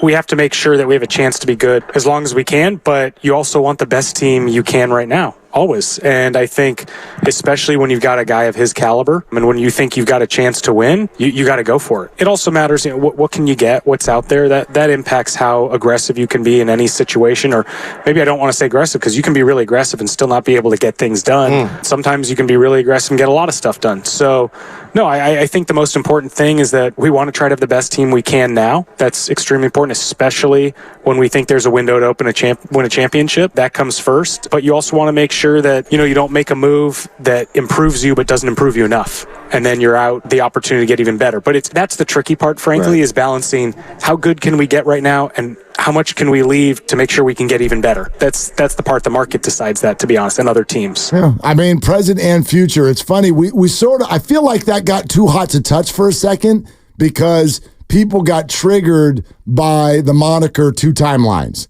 And then we got to the point where we're like, well, that doesn't work. And I largely agree with that if what you're saying is we're going to be champions and then all our good players are going to leave and we're going to just immediately be champions again. Like, you don't know when people are 21 and 22 years old. You can see if they're good. I don't know if you can see whether or not they're championship core players. That's a totally different level, obviously. You can see someone who's like, oh, he can score 20 points a game. That, to me, has nothing to do with whether or not that's a championship-level core player. You could say his name. What, Jordan Poole? Thank you. Sure, I'll give you 1,000 examples. No, but that's a great example. 2 timelines would have worked if James Wiseman wasn't a bust and if Jordan Poole didn't go the way that Jordan Poole went. So I'm not blaming Jordan Poole exclusively. No, but what you're saying is 2 timelines would have worked if Jordan Poole and James Wiseman were championship-level core players, which is the most special thing ever. Not even championship core players. If James Wiseman would have been an actual NBA player, you could have had him be really, really good in 2027 as a 25-year-old. But that doesn't mean you'd still be championship-level caliber team. No, but you didn't even need James Wiseman when you won a championship. I get what you're saying. Point, yeah, I get what you're saying. I'm just everybody's got a good player. Everybody's got a good player. But 2 timelines would have worked if, James Wiseman if he was an actual serviceable, good 7'1" player. Then 2 timelines actually probably would have been a thing. Maybe. Yeah. The second timeline would still be very TBD. It'd be years away, exactly. So people get sort of knocked off kilter, I think, by that idea, but it is true. What Kirk is saying is nothing's ever over. We're going to try to be good now, and when these players that we're talking about now aren't here, we're going to try to be good then, which means we've got to try to be good without just completely ignoring our young players, but we're also not going to make it all about them. It's kind of been this is my whatever. Who cares? I don't know if anybody does, but my message for the week is you don't need this declaration of now or future. It feels to me like so many fans are like, either we win this year or we say bleep it and we just turn everything over to the young guys and build for the future. You don't need to do that. Well, you can't do that in this city and with this ownership and this franchise. Point. You can't do that. And if you were another team in another city, yeah, you try to do that. And San Antonio has tried to do that because you got to a point where even after Manu and Tony and Tim were gone, you had Kawhi and you got that last one, and that was a surprise. And then Kawhi did what he did, and he, chose to go rehab elsewhere. And you had other players, DeMar DeRozan, you traded him, and you started getting rid of all your veterans. LaMarcus Aldridge was gone, and they tried to turn the thing over. And here we are 5 years later, and they were 20 and 62 this year, or 22 and 60. I can't remember which one, but they were terrible. And so the Warriors will never go that direction because Joe Lacob already said, our goal is to never be in the lottery. Thank God. And you've been in the lottery once already. Thank God. Since he said that. You're 1 for 1. So nothing ever ends. The question we're heading to is, how do you want the Warriors to conduct themselves? I mean, that's what matters. What do you want them to do?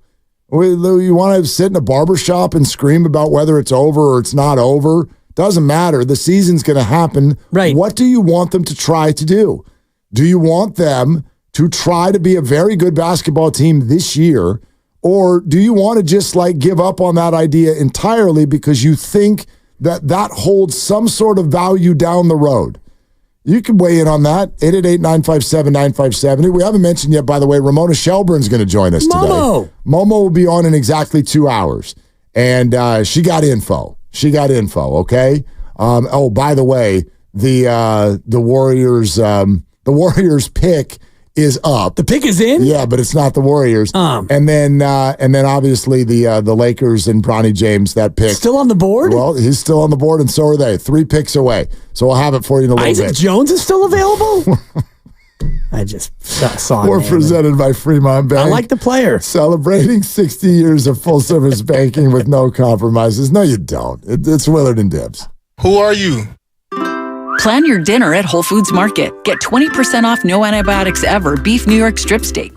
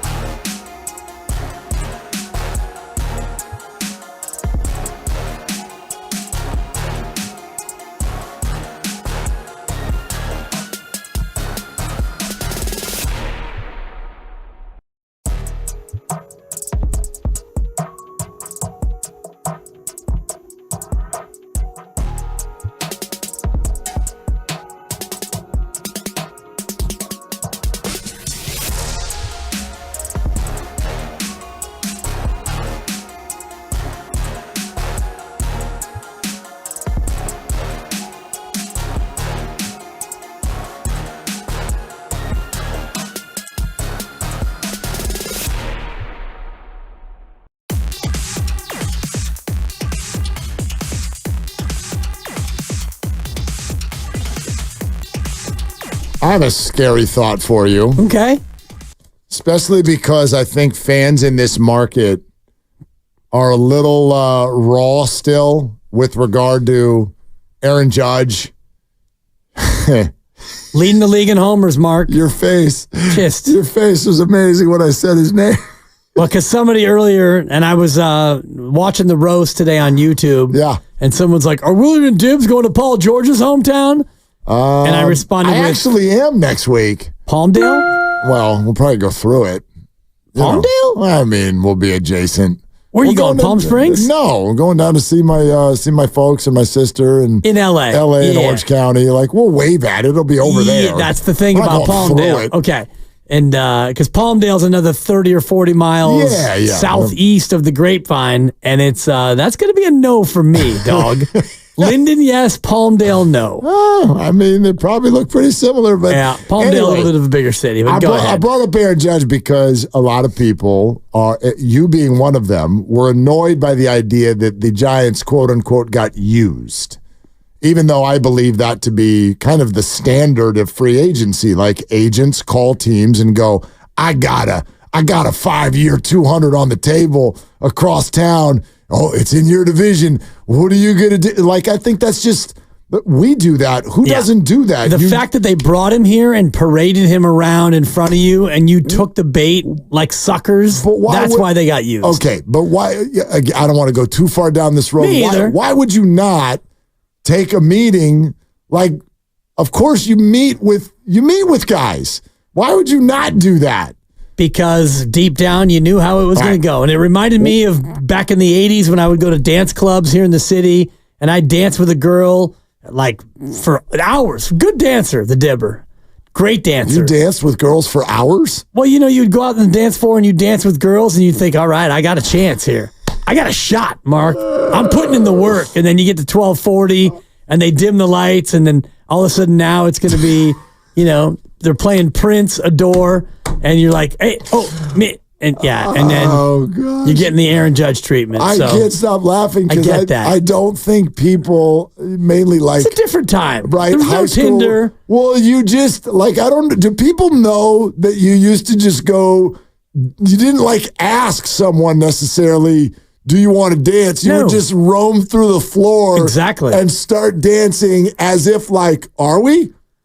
Are we dancing? Well, then there'd be that moment where you would be dancing, and then they would leave. Eventually, when it came time for the contracts to be signed. It's so weird. I was the Farhan Zaidi at the Palladium and the Sound Factory. Oh gosh. Okay, first of all, struck him out. The Boston Celtics at pick 54. The pick is in, so that means the Lakers are about to be on the clock. Will it be Bronny James? We will keep you up to date. Keep it locked right here. We'll have it for you as soon as it comes in. 95.7 The Game. Lucas, Director of Sports, you look like you want to say something. Well, we could have a production meeting on air. Do you want to go to the pick live? Yes. Okay, cool. I really do. I want nothing more. Go to the podium. This is the most dramatic, I don't know what's coming pick since the 49ers grabbed Trey Lance instead of Mac Jones. You're just waiting for the words to come out of the guy's mouth. With the 55th pick, the Lakers select. And that little pause right there, everybody's heart's going to skip a beat, right? Well, a little bit. Little bit. Anyway. Is there a second round green room? Is he having a draft party? No. I have questions. I don't even know if this is actually happening. This looks like a scripted made-for-TV event. Bob Myers is there. Even he looks bored. Look at poor Bob. Just staring off into space. Anyway. So here's why I brought up Aaron Judge. What if the Warriors are being used right now? It's possible. What if they're being used? By whom? By the Clippers? By Paul George's agent. Hey, Clippers. This is just something that sort of occurred to me yesterday. I'm always mindful. It's why I was so critical of the Lakers with their coaching search. I'm very mindful that when things are that public before they happen, something's going on. Why is it so public? Well, the Warriors, not only are they in on Paul George, here are the contractual terms that they will give him. Who does business like that? The Warriors called Brian Windhorst? Hey, Brian, just want to let you know, we're big fans of Paul George, And we were thinking maybe you'd want to know exactly what we're going to offer him and how long we're going to offer it to him. Does that sound like something the Warriors would do? No. So why is it happening? Why are we hearing that? Who's saying that to Brian Windhorst? It feels to me like pressure points are being pushed between Paul George and the Los Angeles Clippers. And who benefits from that being out there? Because remember, Brian didn't just say the Warriors. There are a handful of teams. Yeah. But let's put some gravitas on it.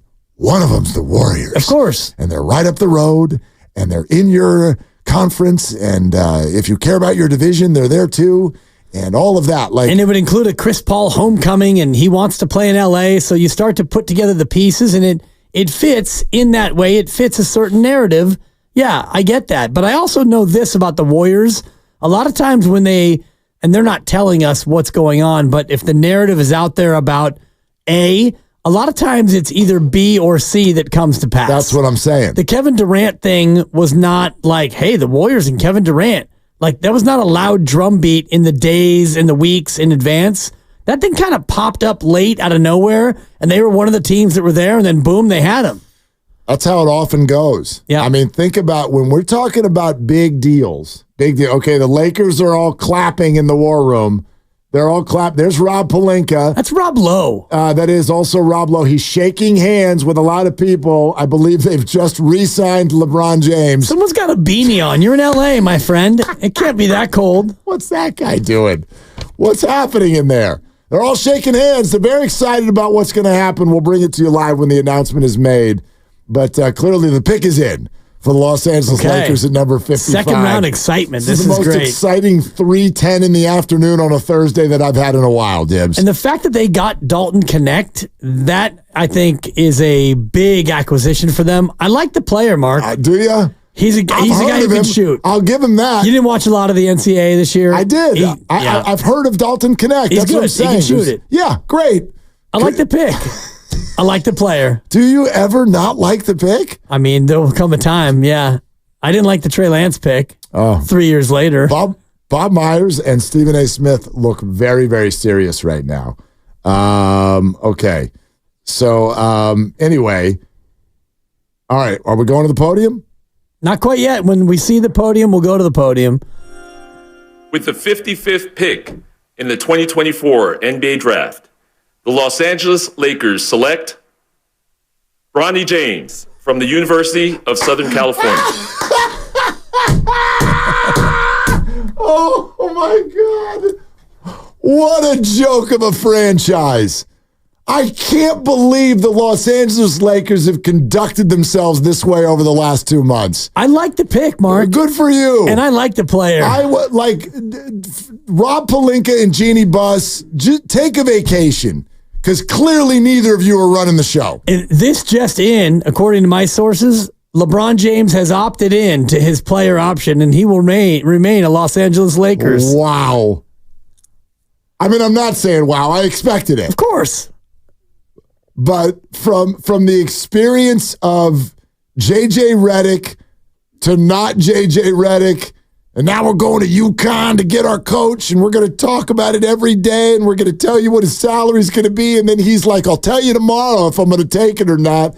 And then he comes to the podium, I'm not taking it. I'm going to stay in UConn. Now we're going back to the podcast host, but he's given up his podcast, but it's okay because now he'll just swear at press conferences instead. And this is really fun. And now we're letting a 40-year-old with a jersey make selections for us in the NBA draft. Bronny's got a lot of upside, Mark. He averaged 4.8, 2.2, and 2.1 last year at USC. Yeah, I mean, my, how the mighty have fallen.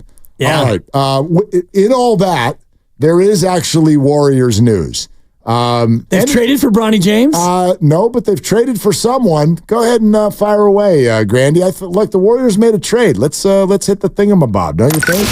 95.7 The Game breaking news. Golden State Warriors, who earlier today traded the 52nd pick, have just used cash to reacquire the 52nd pick. So the selection that they made about 15 minutes ago, which we thought was on behalf of the Oklahoma City Thunder was actually on behalf of themselves. And they drafted big man Quentin Post, who Mark Grandy once joked, it looks like all of his highlights are on the perimeter. Maybe his name should be Quentin Perimeter. But his name is, that's what I gave him. His name is actually Quentin Post. And also of note, the pick officially hard caps the Warriors at the second apron. They are now unable to go over it this season, which was the plan anyway, says Anthony Slater. Okay, there you go. So now you're hard capped at the second apron, which means you can only shed salary. And if you get below the second apron, then you can aggregate salaries in trades and you can, work and get money back as long as you stay below that second apron once you get to the beginning of the league year on July 1st. So there you go. Wow. Not only did they not make a pick in the second round, but they wound up with 2 players out of the draft. That's pretty impressive. Yeah, well, so they still, by the way, they're not sending back the player that they acquired in the original trade. Right. Essentially what they did was they subbed in cash instead of the pick that brings them Waters from Oklahoma City, and now they get the pick back, and they use it on a big man who Larry Harris said to us just yesterday, we want a big guy who can score, and that is that's the scouting report on Quentin Post. Yeah, 7-footer from the Netherlands by way of Boston College. Yep. So there you go. And we talked about having a big who can step out and shoot it. Hopefully this is a guy who can come out there and do that for Golden State. And I don't know how much time or how many minutes and how many shots he'll get right away, but just to have this sort of a player in their arsenal, they don't have that otherwise. It's an option, and again, I think one who comes into the draft with a little bit of experience, and we watched what happened with that last year. We watched what happened in the 50s of the draft last year, and it turned into Trayce Jackson-Davis. So I'm with you. This is not anything that's going to matter for game 1, 2, or 3 of the season. Could this become something down the road? Sure, it could, and at least from a scouting report and a body structure perspective, you can understand what the Warriors are doing. It's the kind of player that they need. Yep. I don't know if this guy's going to be able to do anything, but it's the kind of player that they need. Well, I don't want to go out on a limb too soon, but I like the pick, Mark. And from what I've seen so far, I like the player. Okay, good. 5 years in college. How long ago did you first hear of him? It was, what time is it, 3:16? What time did you hit that damn sounder, 3:09? Somewhere in there? More like 3:12. Yeah, okay, 4 minutes. Yes, before, okay. 4 minutes. But as I've started to really pour over my notes, he did shoot 43% from 3 last year. Can shoot. He averaged 17 a game. It's a shorter 3 in college, Mark, as I checked my notes. But I saw the highlights. Like, he put the ball up with his right hand, and it would go in. Like, he's got a good-looking jumper. Yeah. Whatever. He's 24. He's not 20. Exactly. He's 2 years older than Jonathan Kuminga already. Exactly. So he's another one of those types of players that the Warriors got in the draft last year. Looks like he has a really well-established mustache. Good ability to grow a beard. Yes. What else do we have on the young man? Did I mention he's from the Netherlands? Yes, he played for the national team. Yeah. in the Netherlands. Okay. And once played for the Mississippi State Bulldogs before going to Boston College. Exactly. So these are all wonderful bits of information about Quentin Post, your newest Golden State Warrior. According to RotoWire, shades of Brook Lopez or Al Horford to his great. game. Shades. So there it is. Phenomenal. I hate draft reports like that. Post will probably need reps in the G League before he turns into a reliable backup big. Yeah. You could just go ahead and write that for every second rounder. Blank will need reps in the G League prior to becoming a whatever, which, by the way, Brandon Pajemski and Trayce Jackson-Davis had reps in the G League before they then became actual Warriors and then became people we talked about and cared about a few months later. Maybe Quentin Post will be the next. There you go. Can we go back to laughing at the Lakers, though? That was hilarious. I wanted you to ask me last week about what I thought of the J.J. Redick signing as to be their new head coach, and it's the exact same reaction that you gave to the Bronny James pick. It was just pure head back, mouth open laughter. Well, but J.J. Redick might be a wonderful coach. That's not even my takeaway. Bronny James might be a wonderful backup guard. Yeah, he might be. Like, I don't know what these people are going to do. The hilarity is not involved in the personnel. It's involved in the process. Agreed. And you guys asked me this morning, prior to the Warriors trading the pick that they then reacquired, what about Bronny James? And Steiny and Goo spent some time on it at the start of their show, prior to the first Warrior trade of the day. Would the Warriors consider Bronny James?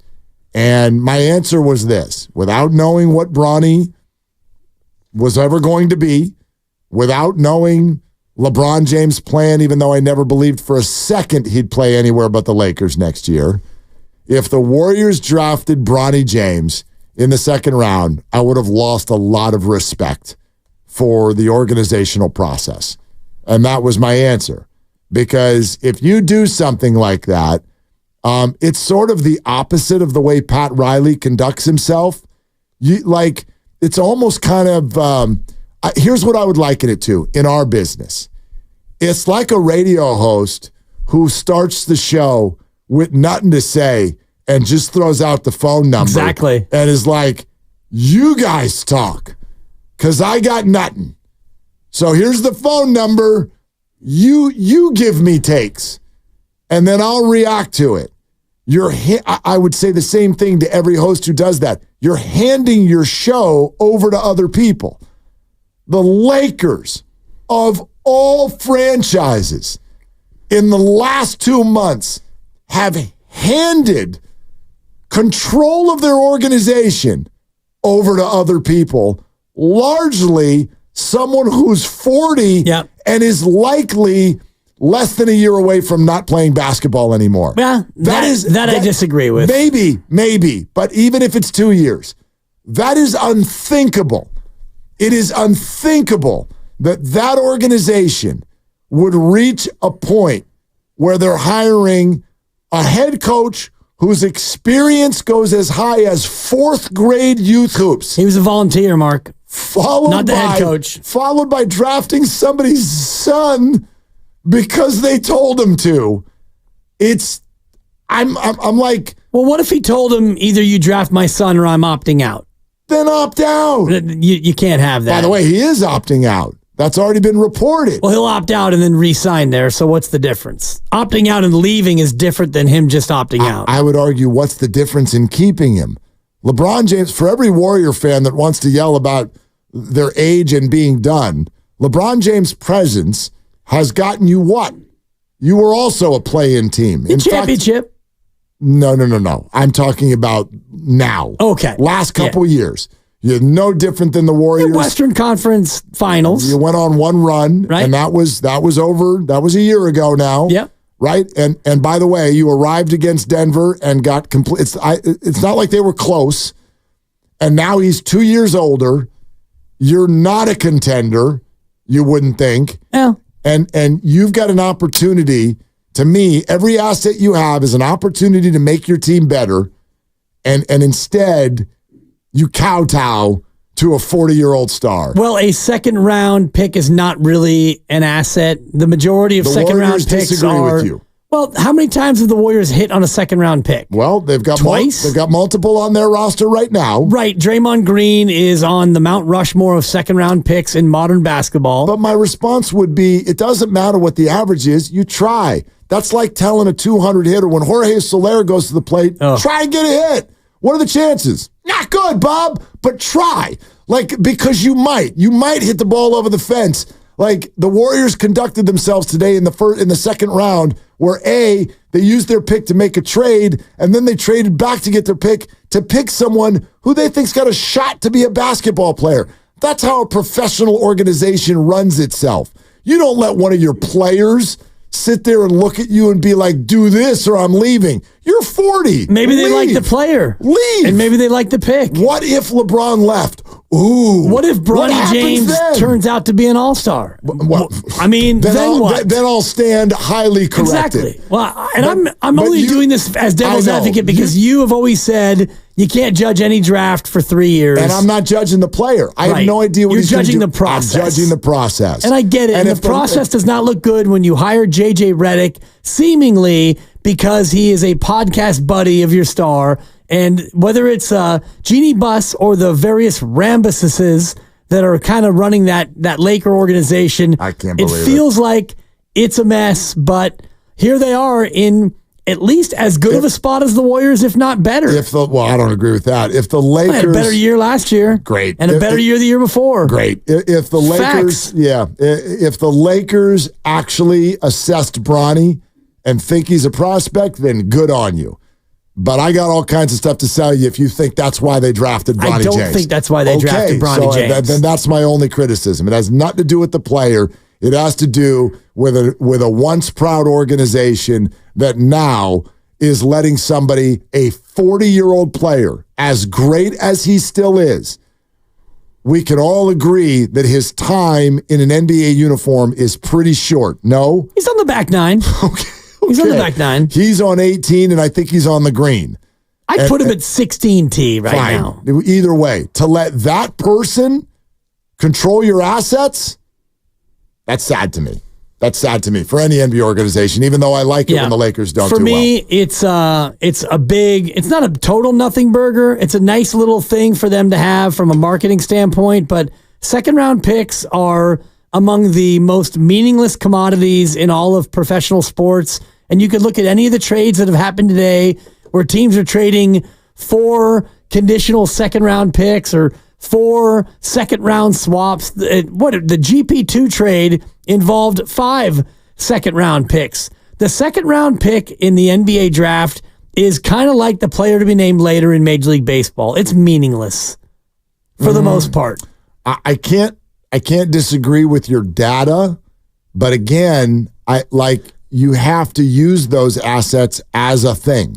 You have to conduct yourself. It's probably more valuable in a trade than it is in an actual pick. Like there's no other NBA team that is conducting their second round the way you're talking, which is like, hey, Bill, should we even show up today? Because who cares? Nobody's doing that. Even if the batting average is bad, you do your homework, you conduct yourself, and you try to get better with your second round pick. You don't hand it over to an aging star and go, could you tell us what to do, please? Because we're terrified that you might leave. It's so sad. Like, what happened? Business is what it is. No, it's not. If the Lakers lost, like if they call a bluff, gosh, the day that I saw that the Clippers are the LA team that's willing to call a bluff as opposed to the Lakers, what would really happen if LeBron James left LA? First of all, no, he won't. The only reason he's a Laker is because of geography. That's why he wanted to be there. Because of sun, because of what school Bronny could go to, what program Bronny could be in, and Hollywood. So he used the Lakers as a conduit, and he's still doing it. And the fact that they're like, if he were to leave them, okay, he's going to leave you in a year or two anyway. He's going to retire. You let him control your assets? It's a second-round pick. To me, it's not really them controlling their assets. And you know what? If J.J. Redick doesn't work out, then they're going to show him the door like they have so many coaches before him. Look at the list of coaches they've had. Darvin Ham, 2 years and gone. Frank Vogel, 3 years. Luke Walton, 3 years. Byron Scott, 2 years. They are churning through coaches based on the whimsy of Jeannie and the Rambuses and LeBron. Well, a lot of that happened before LeBron was there. Yeah, some of it, sure. So it's not like this is an organization that's looking to invest and build with a 5-year plan. They're doing it year by year. 888-957-9570. We are sponsored by Safeway. Glad you're with us. Ramona Shelburne in 90 minutes. How would you like the Warriors to conduct themselves? What is it that you want them to do here as we're in this offseason? Conceptually, you can certainly weigh in on that. You can weigh in on the Bronny stuff as well. This is Willard and Dibs. Head to Safeway this week to get ready for the 4th of July. USDA.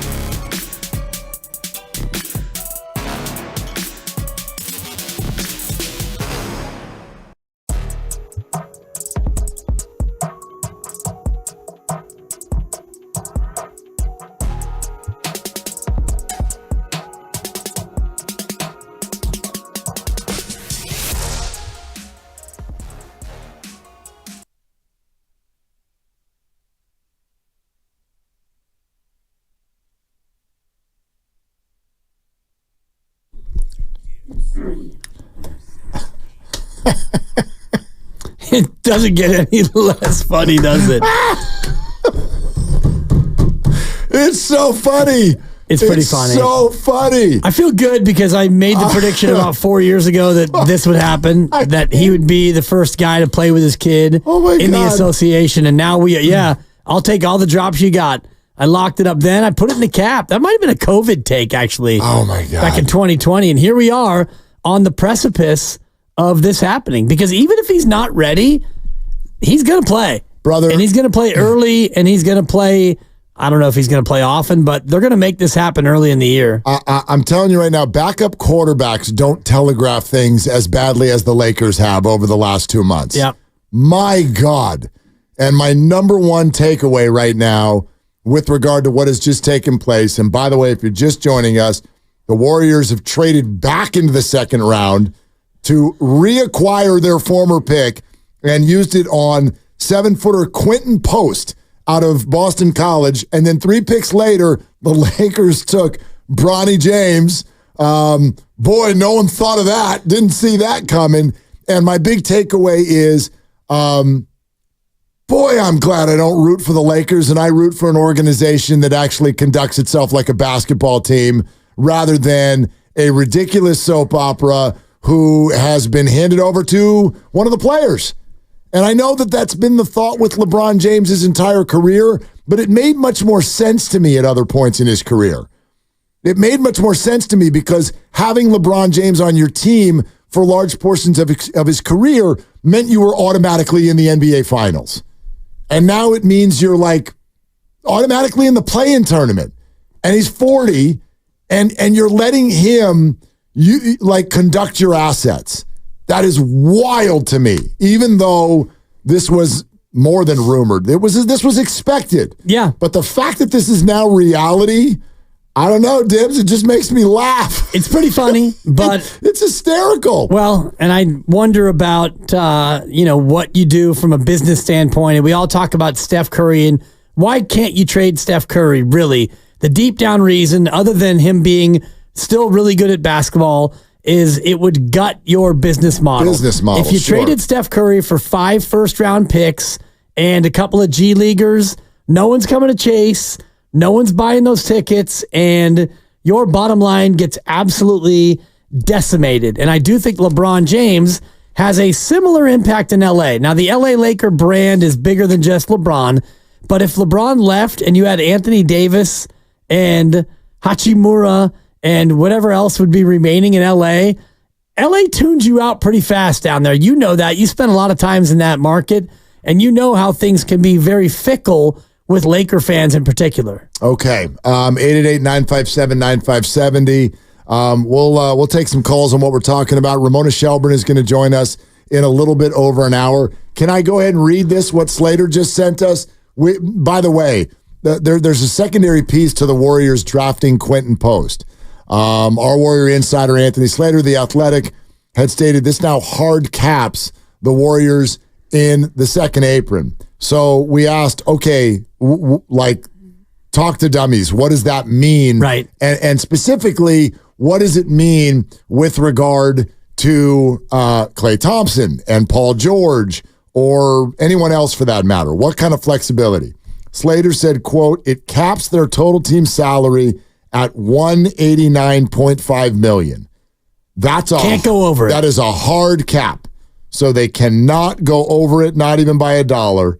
And he says that certainly limits what they can offer George/Klay in combination. So you could read this one of two ways. I don't know that it lessens the likelihood of a Paul George trade, but if you do see a Paul George trade, which, by the way, could happen as soon as the next 48 hours, if you do see that, it probably almost certainly means that Klay Thompson plays for a different team next year.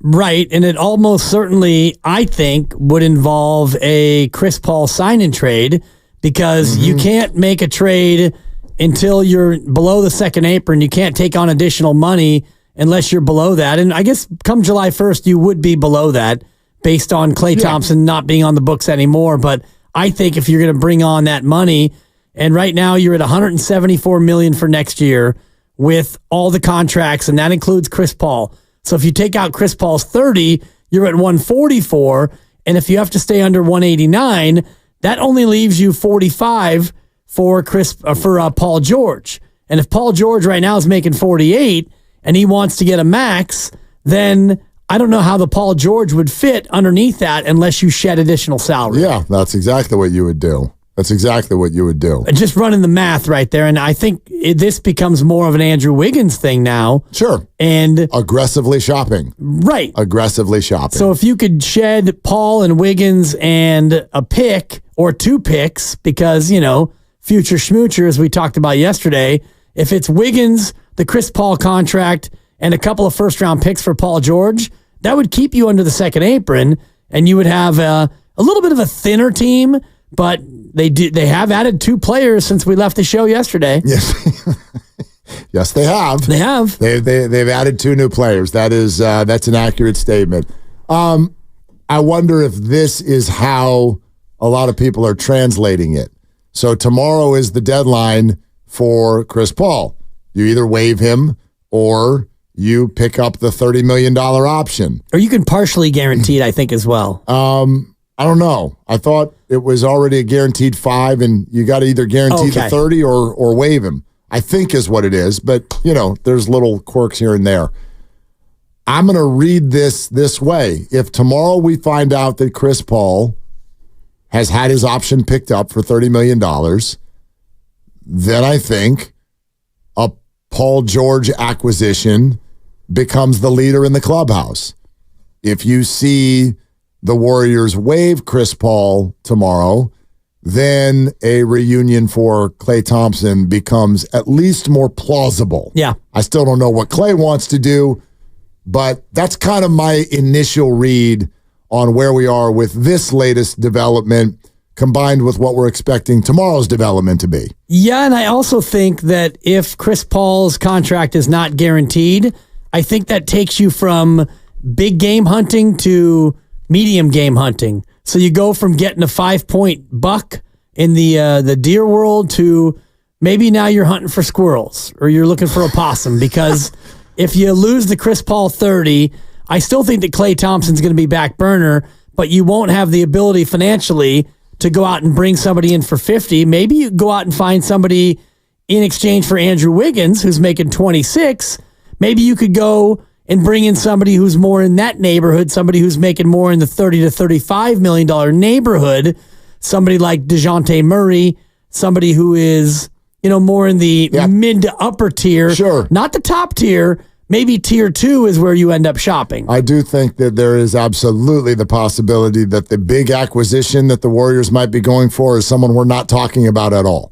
Again, I do take pause at the idea that this is so public. That feels like posturing to me. That feels like someone's trying to get someone else to do something in the negotiating world. We'll ask Ramona Shelburne that. She joins us in a little bit over an hour. The Giants have lost in extra innings today to the Cubs by a final of 5-3. Grandy's favorite pitcher, Luke Jackson, coughed that up in the 10th inning.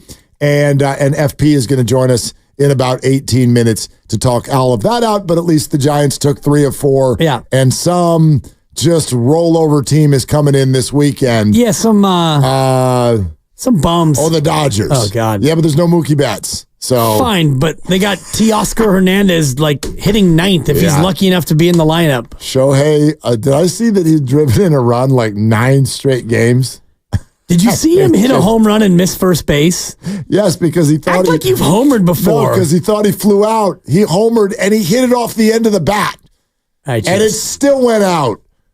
Anyway, let's go to the phones. John in Berkeley. Hi, John. You're on with, stop it. Totally. You're on with Willard and Dibbs. Hi, John.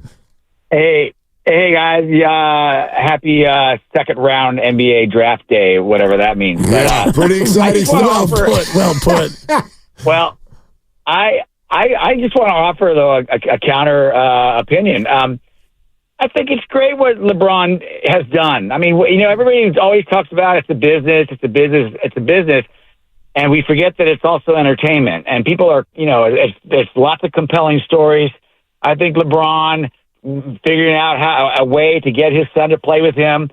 There's a positive aspect to that. I think that the criticism of the Lakers and the criticism of LeBron isn't really fair. I just think it's a great story. I think that if the shoe was on Curry's foot, for example, which it won't be because he's older and his kids are too young, I think there'd be a different angle. And mind you, I'm a lifetime Warrior fan. I'm a big NBA fan. I've always rooted against the Lakers and the Celtics, for that matter, mostly because of their fan bases. I don't really hate the players, but I just think it's a great story. And considering his heart trouble, et cetera, I think it could be a kind of a cool thing to follow. And I just wanted to offer that as an alternative view. That's all. John, can you stay on for a second? I want to ask you a couple questions. Do you have any kids? Happy. I have 3 kids. All right. So let's talk about that for a second as a dad. One of the things that, and I laugh because of all the things we've already said about the Lakers being run by somebody else, but one of the other things that at least gives me concern about the LeBron and Bronny situation is that as a dad of an athlete, and my son is no massive college or pro prospect, but he's a pretty damn good golfer who does have eyes on playing at the next level.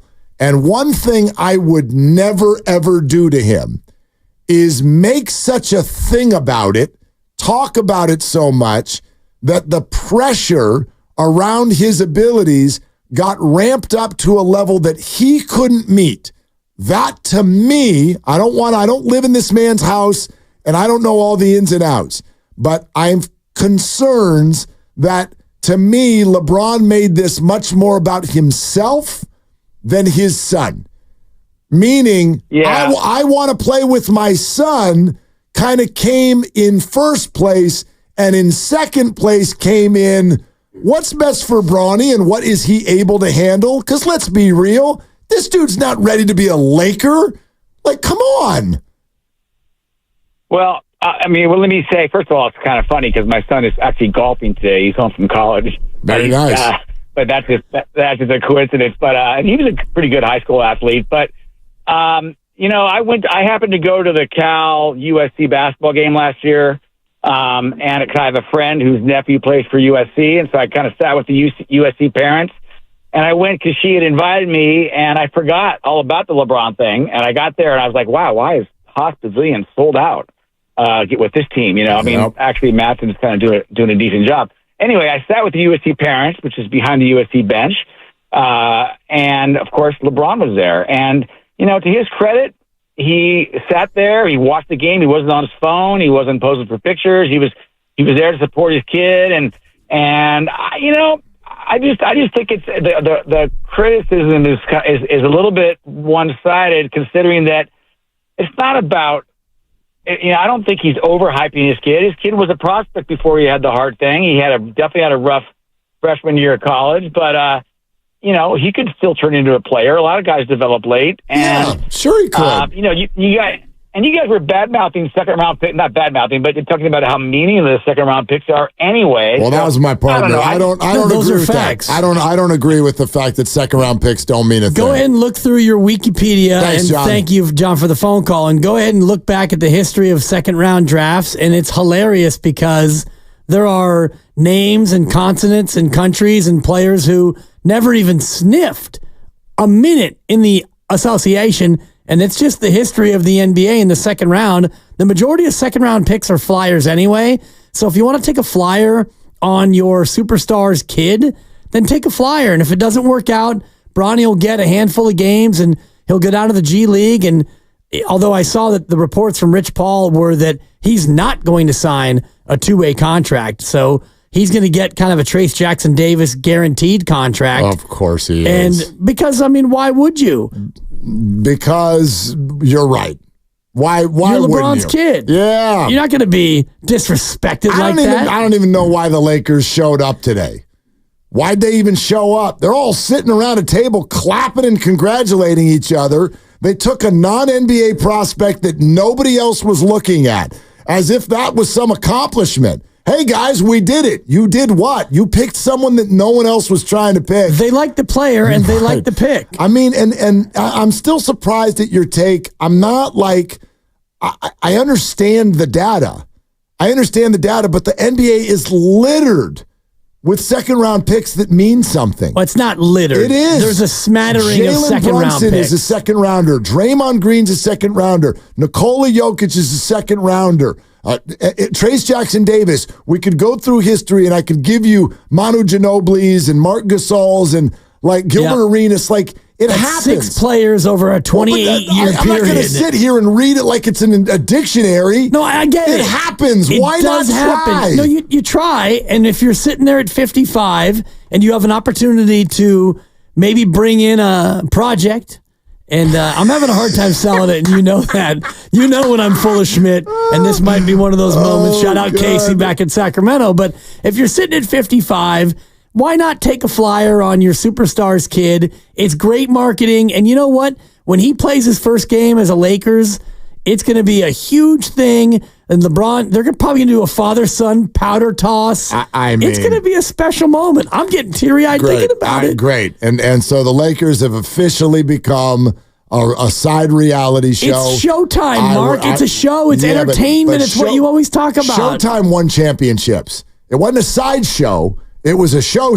You're saying this is sideshow time? This is a sideshow. Sideshow time? Sideshow time. Yeah. I would like to thank the Golden State Warriors today for conducting themselves with professionalism. Yeah, because and conducting themselves on a day of basketball with basketball in mind. Not storylines, not familia, not gathering around so that we can become a cool footnote in history. Thank you, Golden State Warriors. I don't know if Quentin Post will ever play in the NBA, but thank you for trying. Thank you for trying to be a basketball team today, as opposed to somebody who is just desperate, pathetically desperate for attention. That's all I'd like to say about that. I wouldn't say that they're pathetically desperate. Pathetically desperate for attention. It was telegraphed. And if you want to run down the Warriors' history of second-round picks, we can play the game. We can do the dance. They got 2 on the roster right now who play. And Tyrese Martin. Guy Santos is a second-round pick. I like the pick. 2 of their 5 starters at the end of the year were second-round picks.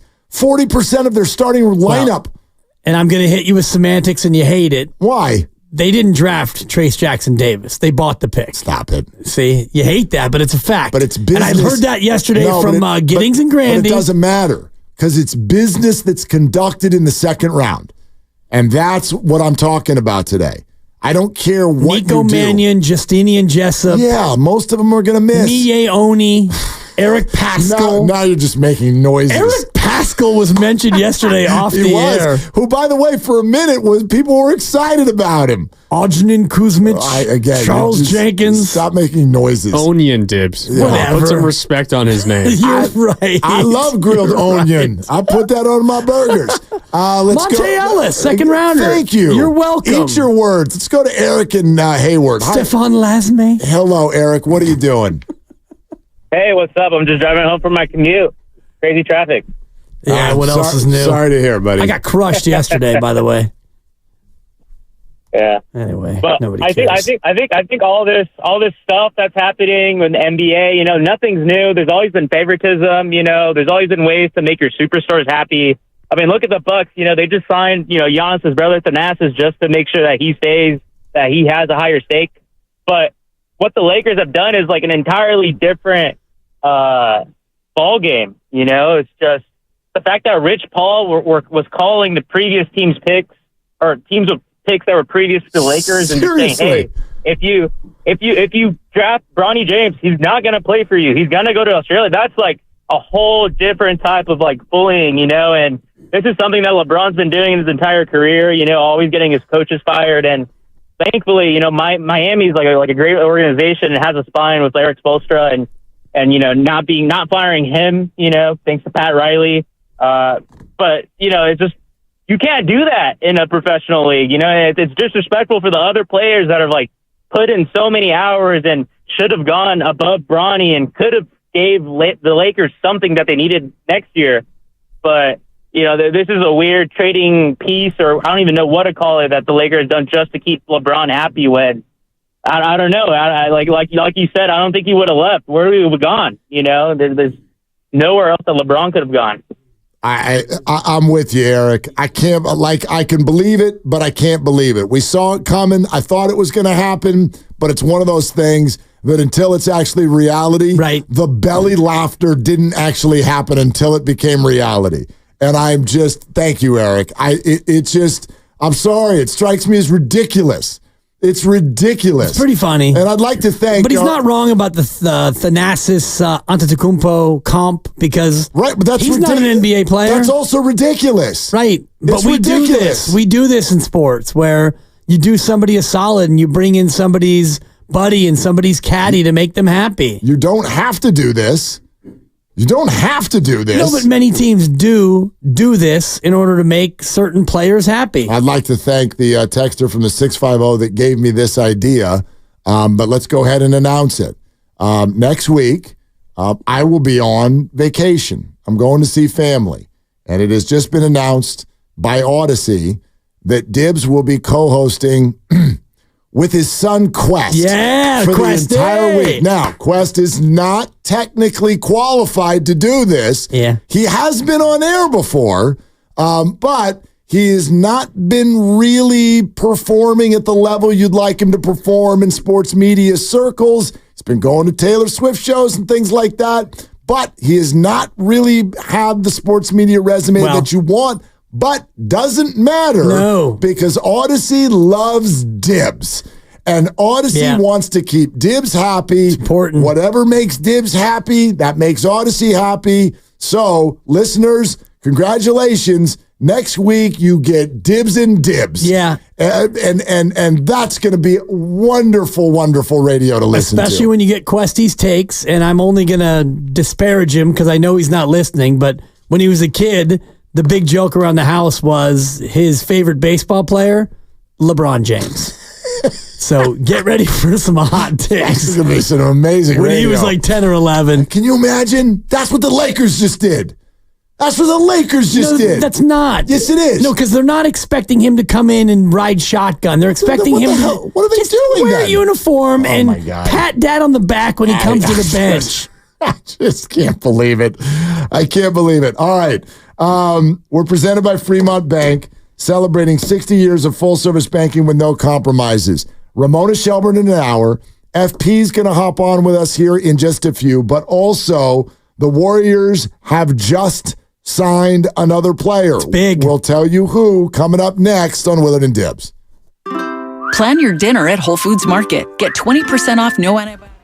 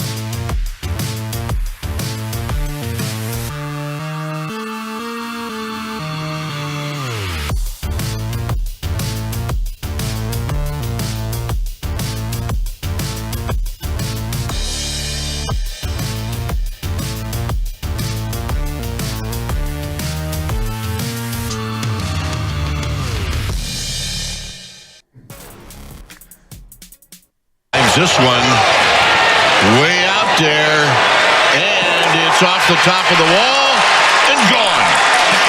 And just like that, the Cubs take a 2-run lead. And this pop-up should end it. It's going to be Bodie at third to make the catch to end the ball game. So the Giants trailed, came back to tie, and then the big blow by Ian Happ in the top of the 10th to give the Cubs the lead, and then they hung on. Now, back to Willard and Dibbs on 95.7 The Game. All right, that's all from NBC Sports Bay Area. The Giants lose 5-3. FP Santangelo, final pitch, is on with us. I don't want to make people sit around for the tease for 20 minutes, though. Yeah. So let's pass it along, and then we'll get to FP. I mentioned that the Warriors have just signed another player, and they have. They have agreed to a 2-way NBA deal with Virginia's Reese Beekman. Huge. Reese Beekman is now a member of the Golden State Warriors and has 4 E's in his name. So that's very exciting. Very exciting. A high motor guy, an elite defender out of the Virginia system. Very good on-ball defender. I like the pickup, Mark. Well, that's what they said yesterday, that's what they needed. They need better defense in the backcourt next to Steph. And so maybe this is one step potentially toward that. They also said they needed a big who can shoot. They got that in Quentin Post, and they also picked up a 3-and-D guy, Lindy Waiters III. Off-season over. Okay. Boy, when they said we're going to improve on the margins, they weren't kidding. Exactly. It's like Farhan's running the Warriors over there right now. Anyway, final pitch with FP. Oh, so close to a 4-game sweep. FP, let's jump right into it because Grandy, the young man is over here losing his hair because of Luke Jackson. What do we do? What do we do about Luke Jackson? I don't know. He hasn't been good. I really don't know. It's been tough to watch. The other day was one of his worst outings ever. I think it was Thursday where he was wild. He was bouncing everything. He was flying open, yanking his fastball across the zone. Doesn't have command. I'll tell you this, just in general, if you're a slider, curveball, off-speed pitcher, and you're not throwing those for strikes, I don't have to respect him. So as soon as I see rotation out of your hand, I know it's an off-speed pitch. I know it's not going to be a strike. So if you don't throw it for a strike early in the count, I don't have to respect it at all. So now you become a one-pitch pitcher. And then if that one pitch is the fastball that's mid-90s and straight as a string, it doesn't sink, it doesn't cut, and then that has a little bit of command issues, it makes my at-bat a lot easier. Let's just put it that way. And Luke Jackson, when I saw him in Atlanta for all those years, had a nasty curveball, nasty slider, and that's how he was successful. So for whatever reason, whether it's an arm problem or a mechanical issue, he's not landing the off speed early in the count. So then I don't ever have to swing at it. But if he throws it early for a strike, then he bounces it late, I have to commit to it because he already showed me as a hitter that he can throw it for a strike. And he just not throwing it for a strike. He doesn't look confident. He looks I don't know, rattled out there all the time. So it's just one of those things where he's in a big time funk. And I think, you have to think about what situations you bring him into. And you've got a little bit of a short bullpen. So what can you do to try to offset the fact that he is in a funk? You don't have a lot of options down in AAA. Is it just a thing where you don't put him into these higher leverage spots right now? If you have a short bullpen, your starter's got to go deeper into the ball game. I mean, it's that simple because the bullpen, I think, if I'm not mistaken, is leading the National League in innings. Right. So now you really got to lean on your starters, but who are you going to lean on because the starters are all banged up. So it's just not good. A 3 out of 4 is great. I mean, they won 3 out of 4. I mean, we don't always have to talk about the negative. They are playing better baseball. So, I mean, there are some good things to talk about. Yeah, there definitely are. And we're going to get to all of the things. I certainly want to know also what you made of where Blake Snell is, maybe mentally even. I know you've had some conversations with him. The fact that he is public in his frustration, has admitted that he's rushing back. We get it. The Giants need starters. But what was your take on that whole conversation? I think where Blake Snell is, Mark, might be the $1 million question, or I don't even know how many $1 million questions. Like, 32. where is Blake Snell? Yeah. I don't know where is he? where is Blake Snell? Is he at the ballpark? Is he on a rehab assignment? I don't know. I haven't seen him all year. I honestly don't know where Blake Snell is.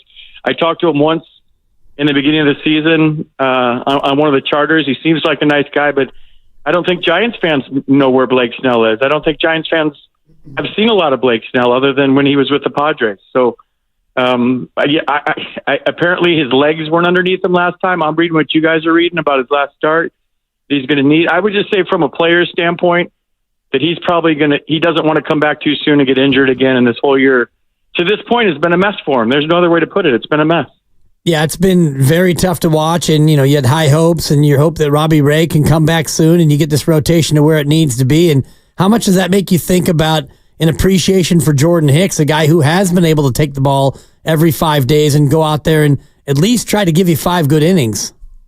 It was a nice bounce back for him today because I thought his start in St. Louis was really shaky. He didn't know where it was going. He almost hit a bunch of his old teammates, and they were running on him, and it was like, did you really like those guys you used to play with for 5 years? Because he was trying to drill everybody in St. Louis, but it was a hot day, and I don't know what was going on. He said he didn't feel his legs after 2 innings. The one thing about Jordan Hicks, he's not afraid to tell the media what's going on after the game, whether he was sick, whether he was tired, whether he just wasn't feeling great that start. You usually don't get all of that information from a pitcher after an outing, so we'll find out in a few minutes about today and how he felt, but I thought he rebounded nicely today. The one thing, guys, I will say, and it's not being negative, it's just a fact that the Giants have to stop the running game against them. I know there's a lot of things we can talk about. We could talk about the offense. You guys probably didn't see Jorge Soler had an at-bat with the winning run on third, and it was a 3-pitch see ya. Yep. Whether you get a hit there or not, I got to have a better at-bat out of you there. Like, foul off a couple of pitches, get into the count a little bit more, battle. If you strike out, you strike out. But a 3-pitch see ya on all 3 pitches they didn't even start out strikes. Like, you paid that guy for that at-bat right there. So, hitting's hard. It's the hardest thing in the world. And that guy's made more money than I'll ever make playing baseball or broadcasting. He's a good player. But, like, in that situation, that's why the Giants signed him. You got the winning run on third. It's the bottom of the 8th. And it's just 3 pitches and nothing's near. So that part's frustrating. The other thing is, for me, that there's 91 stolen bases against the Giants this year, and they've caught 18 of them. And you have one of the best throwing catchers in all of baseball in Patrick Bailey, and there was 3 more stolen bases today.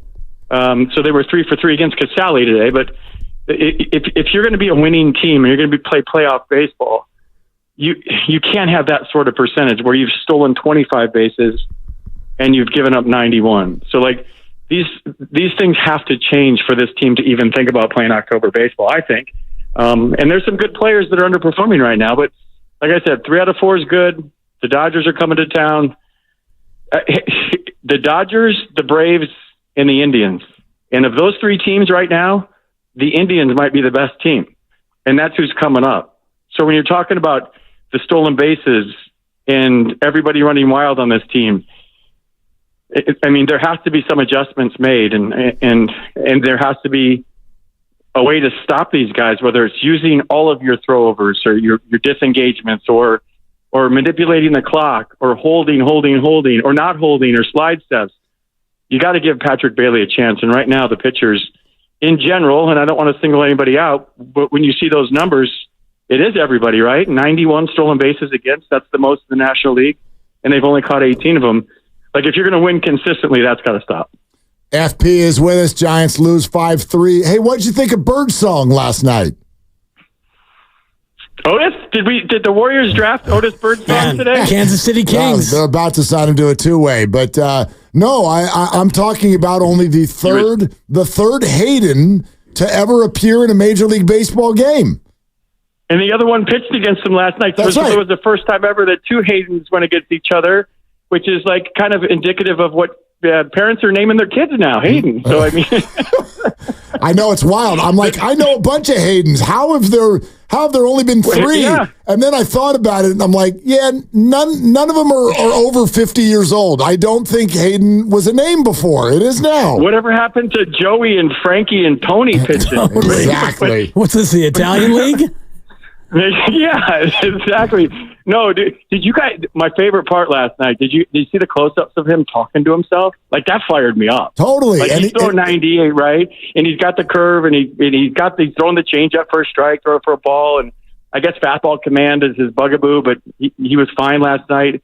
What a great first start for him. But he had swagger, he had confidence, and he has Bird in his last name. And I was thinking about Fitterich, and I need more of that from my pitchers. I want to see him talking to the baseball. I want to see him saying, let's effing go. And you could read his lips a couple of times last night.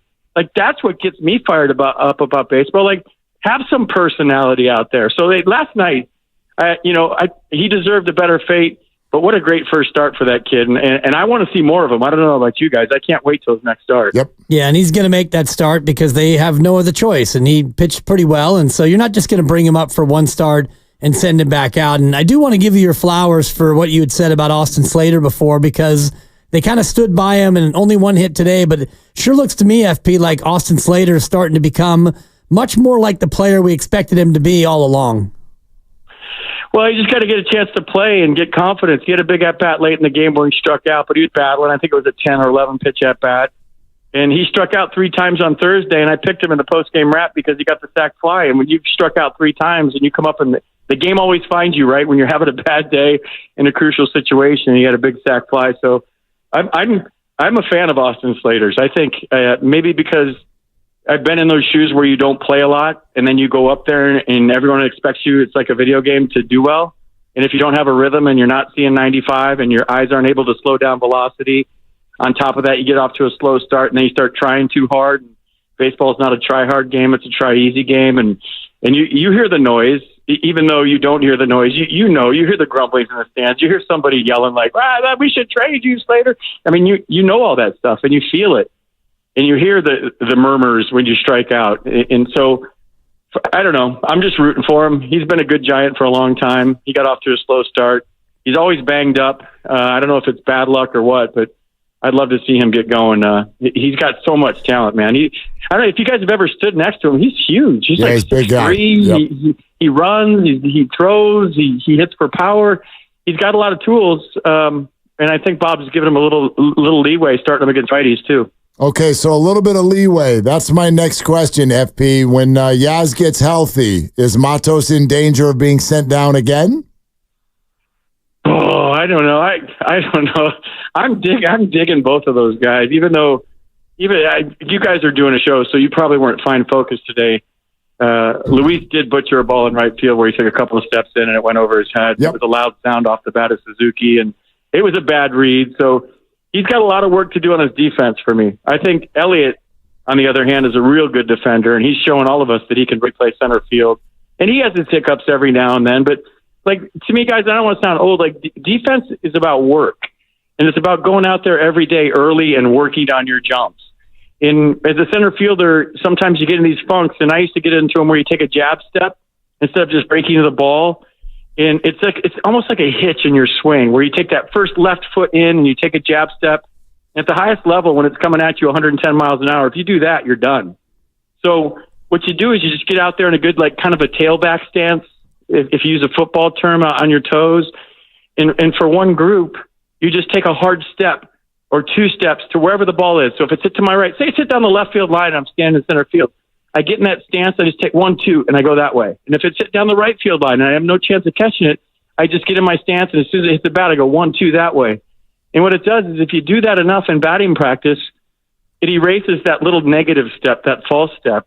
And now all of a sudden you're getting good jumps on the baseball. So just little tricks and just working and going out there every day and power shagging for a group. It really doesn't take that much. And it's not like these guys are playing in the Midwest where it's 97 degrees. They have the luxury of 65 degrees every day to go out early when they're in the homestand and really work their asses off to where it's not going to take away from their performance during the game. If you're in the Midwest or you're in the South and it's summertime and it's July and it's 96 degrees and you go out for early work, that can ruin you for the whole day. Like, you get dehydrated, you can spend all your energy in batting practice. But these guys are playing in a cooler over here. So, like, for me, whenever I got into those funks, I would just power shag for a whole group in center field until I got the jumps that I felt comfortable with, almost like practicing your hitting. But this is where I always start to sound old when I come on with you guys. A lot of guys like to hit in the cage now. And when you're hitting in the cage, you are honing your swing, but you're not shagging on defense. You're not power shagging during batting practice. You're not running all over and getting the feel of the wind currents today, or the temperature and the ball carrying today, or what the elements are like, on top of honing your skills. I remember Rob Nen came over to me when I was with the Giants, and he said, all the pitchers love you because we watch you work hard in center field every day. Like, you're always working on your jumps and your routes out here. And he goes, nobody else is. So when we're on the mound, we feel comfortable with you in center field because we know you put the hay in the barn. I just don't know if there's that much emphasis in today's game on that part of the game. Interesting. That's really interesting, because I know that if he doesn't stay, people are going to get really upset. But that side of the game is, you're right. Like, no one's even watching that right now. I don't think fans are paying much attention to that. We want OPS, and that's about all we're looking at. So, interesting stuff, buddy. Thanks as always. Great talking to you. All right, guys, get back to 7-footers that the Warriors drafted that are 3-point shooters. That's right. That's what we're doing. Their last name is Post, but they don't play the post. They shoot 3-pointers. Correct. I'm ready. Yeah. I'm ready for That's that. a good one, FP. That's an FP original right there. That's a real zinger. That's a 5, FP. Boy, I got them, didn't I? That's a hot take. You guys put that awesome. right on your Twitter. Put that on your Twitter right now. Hashtag FP Zinger. All right, I'll see you guys. All right, see you, buddy. FP. I'm going to go tweet that right now. Can you talk for a little bit? I'm going to tweet. No doubt. FP with a good, solid rib tickler right there. I had not I apologize, Dibs, okay? I've not heard. All right. It was a Grandia Ridge. Well, and by the way, we're back. What was your one the other day that you had to say like 18 times and you were so mad that people wouldn't laugh at it?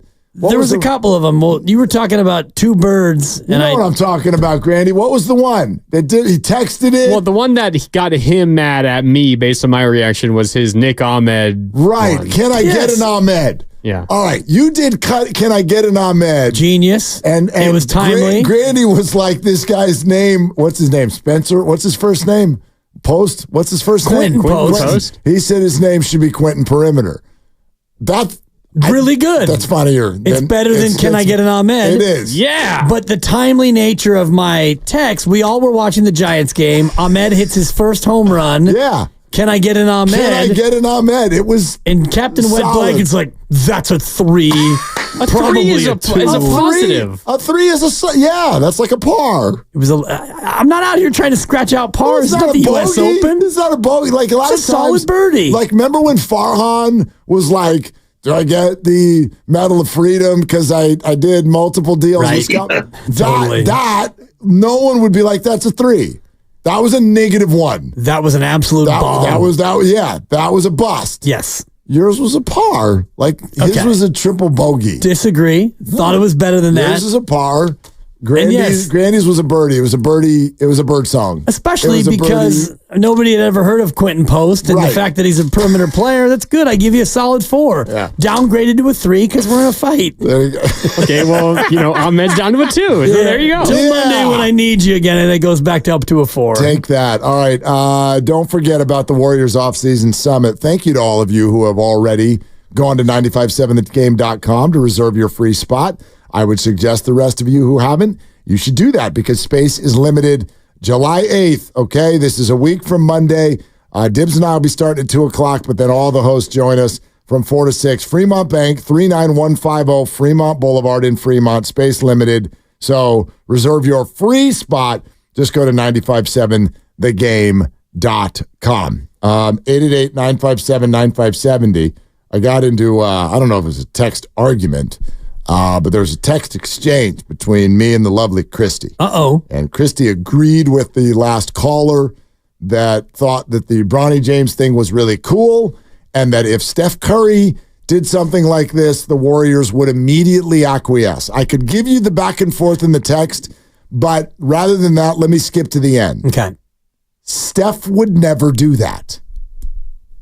And that's my point. I don't know about that. Cannon's only 5, so it's easy to say that. He would never do that. Steph has never done any. In fact, if you want to criticize Steph And this is what Stephen A. was getting at a few months ago, is that the opposite is true. Sometimes you need to poke Steph and be like, dude, do you understand how much power you have? You could be the alpha leader in the room, but not him. That's not the way he wants to operate.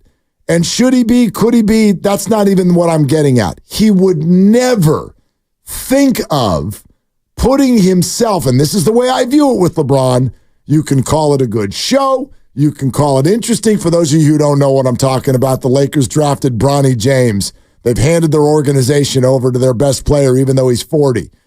So you can say whatever you want. This is interesting, and it's fun, and it's quirky, and a father-son. Who's not into that? I get it. I got a heart. I'm into all that stuff too. But here's the bottom line. The bottom line is LeBron James just put his own interests ahead of the team. Nobody is saying, wow, this is cool because Bronny might really help the Lakers. No one's saying that. Everyone's saying it's cool because they're related. That means you put your quirky family desires ahead of the interests of the team. And that, to me, is not okay.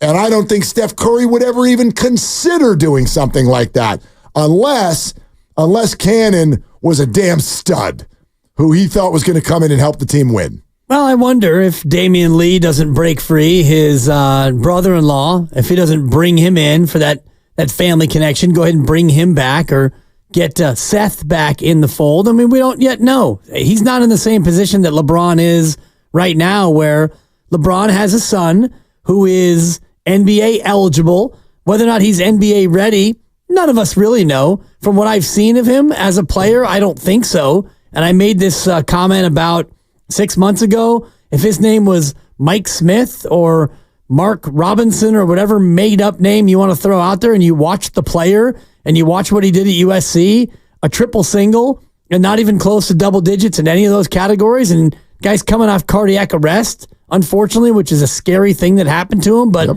it's a part of his resume, unfortunately. It's only because his name is Bronny and his last name is James that he's in that spot. But I do think it's mostly harmless that they used a second-round pick to bring him in. Well, listen, I think it's a neat story. I'm Team Christie. I'm a Warriors fan. I couldn't give a rip what the Lakers do with their second-round pick. Well, and your reaction was perfect as a Warrior fan, It's which hysterical. was an absolute gut-busting laugh. And I'm with you. No, are you with me, though? Steph would not do this. You say Steph's not in this position. I disagree with that in a way. I know what you mean, that he doesn't have a son. I mean, I don't know if he would. Steph does have this kind of power if he chose to use it. But he's not going to do that because that would be putting interests that have nothing to do with winning ahead of winning. And I don't think... I agree with that. But I do think that he exerts his power more than we think. Well, I'm more sure than he we does. know. I'm sure he does. And I would look at the Draymond extension as an example. I'm sure he was able to weigh in on that. I got it on pretty good authority, and I don't even think I need the authority to say this. I think that all of you who know how the NBA works, you already know this. For all of the people, I can't believe that the Warriors let Draymond Green punch that kid, and then all of a sudden his career's ruined, and then they traded him. Who do you think greenlit that? That trade of Jordan Poole? You think they didn't talk to Steph Curry about that? And Klay and Draymond and Steve Kerr? You think that was all just like... No, of course not. Okay. Of course not. Okay. This dude wants to win. I can promise you also that if Klay Thompson leaves, while that's his decision, Steph has been updated on this at every level. This dude looks like the sweetest, kindest thing on earth. He is an absolute competitive killer. There's no question about that. And to that point, do you think that they've asked Steph about the idea of a reunion with KD, playing with Jimmy Butler, or bringing in Paul George? Yes, they've asked him about all of it. Exactly. And much more. Right. And in a way, forget the TV show, The Decision, and all this stuff. I think this is actually one of the biggest criticisms that people could ever throw at LeBron James. He just put his family ahead of winning. That's wild to me. I think it's a little bit over dramatizing it, but again, we can go back and forth on the value of a second round pick, but the optics of it, It feels like LeBron had a hand in this pick. Is that too hot for you? You think that was wow? Boy, nothing gets by you. Thank you. We're sponsored by KTVU's Fox Local streaming app for your connected TV. Live stream mornings on 2, the 10 o'clock news, and all Fox 2 newscasts. Plus, watch Like It or Not and more. Fox Local, free and easy to use, no subscription required. We'll keep going with your calls. 888-957-9570. Ramona Shelburne in a half hour. It's Willard and Dibbs. And before we get a half an hour from now, let's talk about 11 days from now.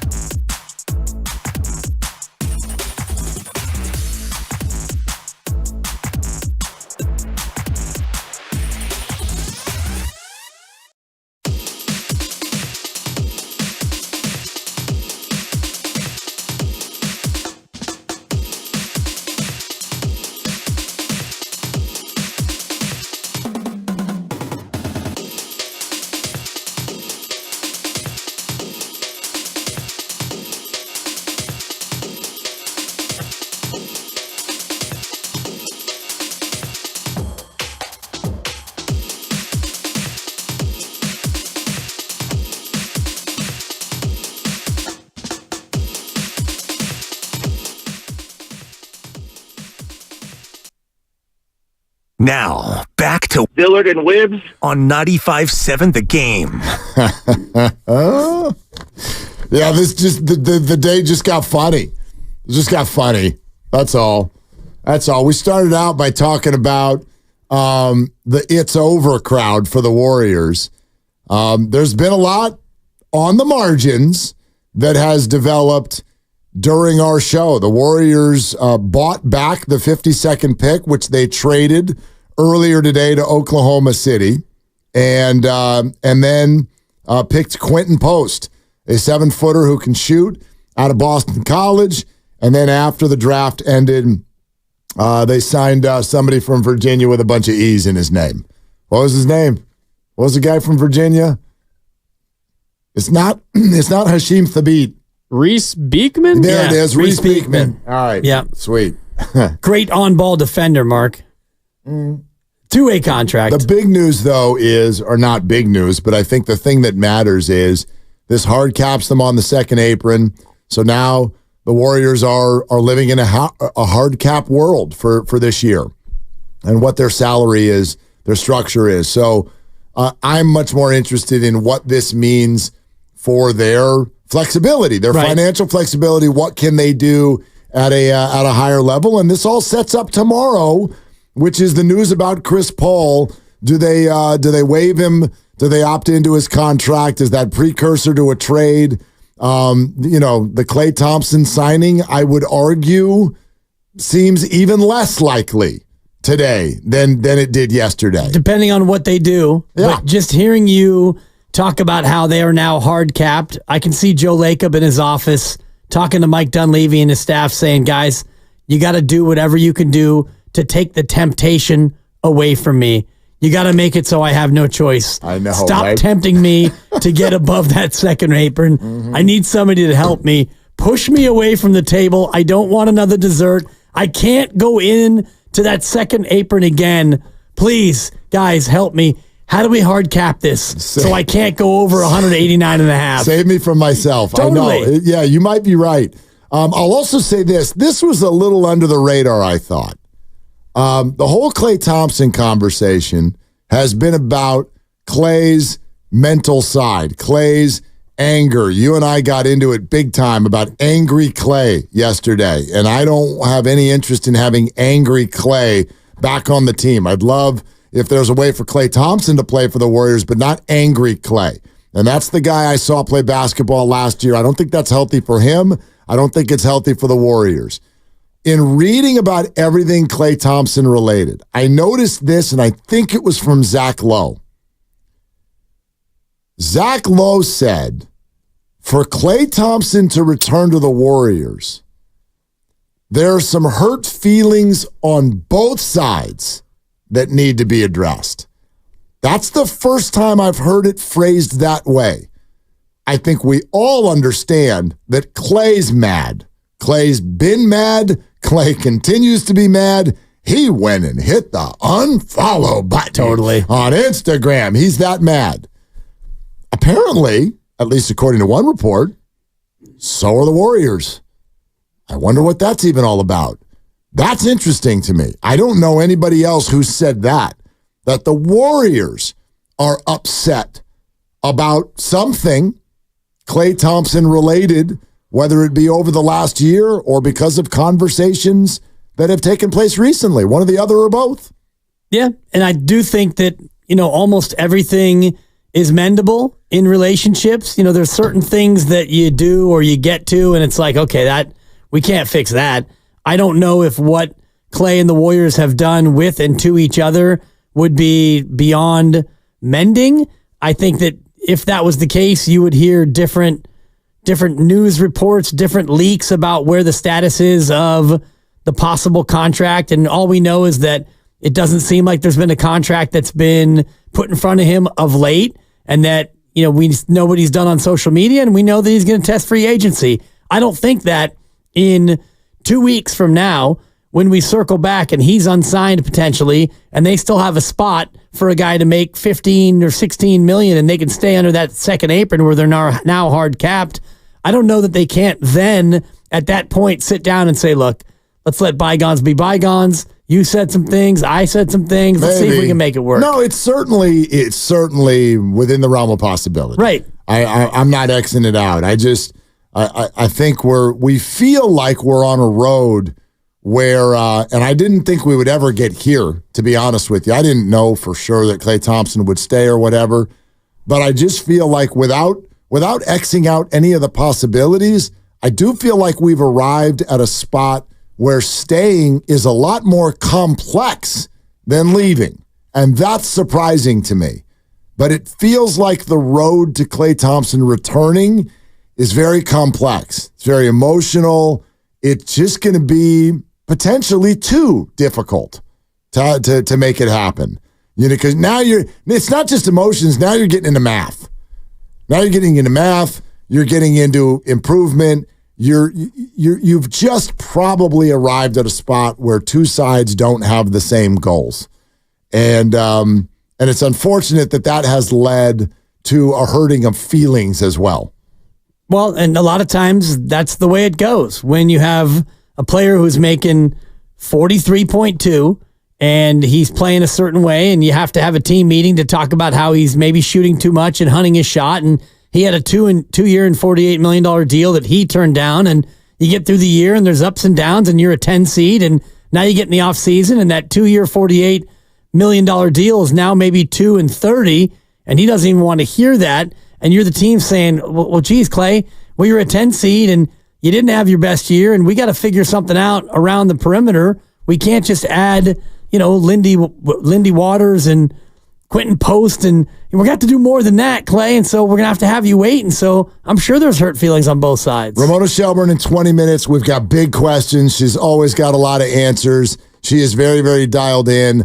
Also, Bronny James is officially a Laker. Social media is alive with this. Bronny was just quoted in recent days as saying, quote, "This is a serious business, and I don't think there would be a thought that I'm just drafting this kid because of his dad."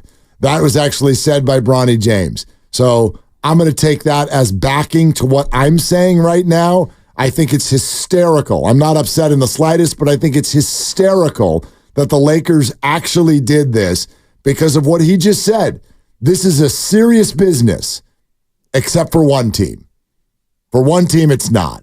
It's not serious business. Apparently, and I love the number of Laker fans who are now parading around doing things that they've never done before, and our own Joe Spadoni is one of them.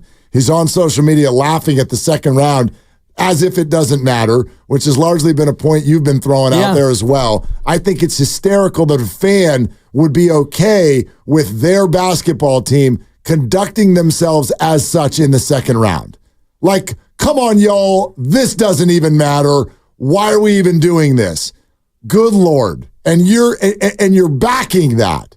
You're excusing that behavior as a fan. It's fine if as a fan you think the second round is pointless, but if my team is actually treating it that way, it's the most unprofessional thing I've ever seen in the NBA. Unless the player turns out to be a useful NBA player in 3 to 5 years. And you don't know that he won't be. I don't, and I agree with you that if the Lakers actually went through a process and they actually assessed that and believe that, then good on them.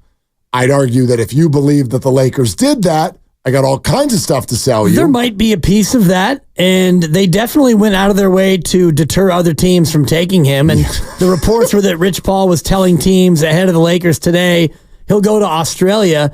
He won't play for you if you draft him. Bob Myers said it on ESPN. Rich Paul's calling teams, don't take Bronny James. He's telling them, do not take him, okay? He's saying, don't take him.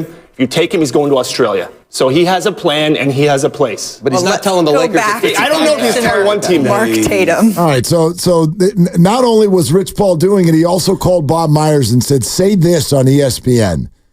The whole thing is an absolute sideshow. It's a little farcical, for sure. It's absurd. Well, and again, there's more value than just what he can contribute on the floor. There's value in the father-son storyline, picture day, and all the media of LeBron and his son. And I joked earlier about them doing a simultaneous powder toss before the first game. And there are a lot of things that are theatrical and marketing that make this move worthwhile for the Lakers. No, see here and pardon me for this, but you're welcome. As someone who actually worked on the Laker flagship station for 7 years, Randy, please let me say something. Those of you who want to say that, and we just got a text, the top text on our board, 408. Is the pick a joke? Yes, but it's good business for the Lakers. It's drama and it's entertainment. It's not good sports, but it's good business. It's what you just said. And I agree with both of you. Here's the problem. The Lakers have never conducted themselves that way before. I know you think they have because they've always been aware of Hollywood and entertainment. Jerry Buss was very good with that. The Laker girls, and we could go on and on. The Laker girls. The Forum Club, I get it. They've always been aware of that. They don't let that lead them. That organization has clearly stated for years they are about nothing but championships. And now a lot of you seem to think that it makes sense that they're out here going, waka, waka, waka. We can throw powder in the air at the same time. Isn't that amazing? That'll be a cool one. And you guys are all like, yeah, makes sense. That's not what the Lakers are about. And if you're a Warrior fan, you'd be livid if the Warriors behaved that way. If they walked out here at Chase Center and went, look, we're trying to hang on. Our guys are a little old, but tell you what, we're bringing clowns in Warrior uniforms, and they're going to sit in each seat and massage you while you watch the game. You'd be like, what is this? What are we doing? Are we trying to win, or are we trying to be on Twitter?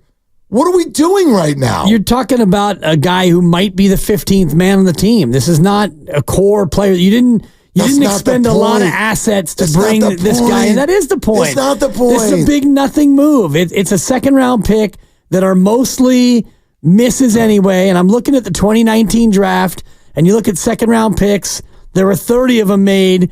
23 of them you've never heard of. There were some hits in there. So there's a percentage. So try to get the 7 out of 30. And they did. No, with a good little young point guard with upside. You call him local kid. Little. It's a good little player. Local kid. It's a good local story, Mark. It's brutal. You got to skew local always. Listen, don't call me a hater. I love it. I'm partying tonight. The Lakers are a sham. They're a total sham. Leo in the city. Hi, Leo. What are you doing? Boy, listening to this emotional rant coming out of you, Willard. Wow, you are fired up on this one. Thank you. Real quick, I want to say something real quick here about the implication that the Lakers were serious back in the day, and not so much. Just real quickly, and I don't want to respond to it because I want to say something about Bronny. I think the Lakers paid Kobe a boatload of money when he was way past his prime, and he ends up blowing out his Achilles, and pretty much his career was over. So, they do take the entertainment into consideration when they're making decisions like that. But anyway, regarding... With one of the greatest players of all time. But anyway, go ahead. Who was already washed to his point, and your team was terrible, and you paid him all that money because that's all you had. It's a great point. It's not. But anyway, go ahead. I was there covering the team when that happened, and there's all kinds of reasons for it that I could explain to you. But go ahead, Leo. Go ahead. That's fine. I'm talking about that as an outsider looking in. That's all. No, I don't want to debate that. Yeah. All good. All good. The facts with Bronny, before the heart incident, he was a 5-star high school McDonald's All-American. He was projected by all the top mock drafts to be a late first-round pick.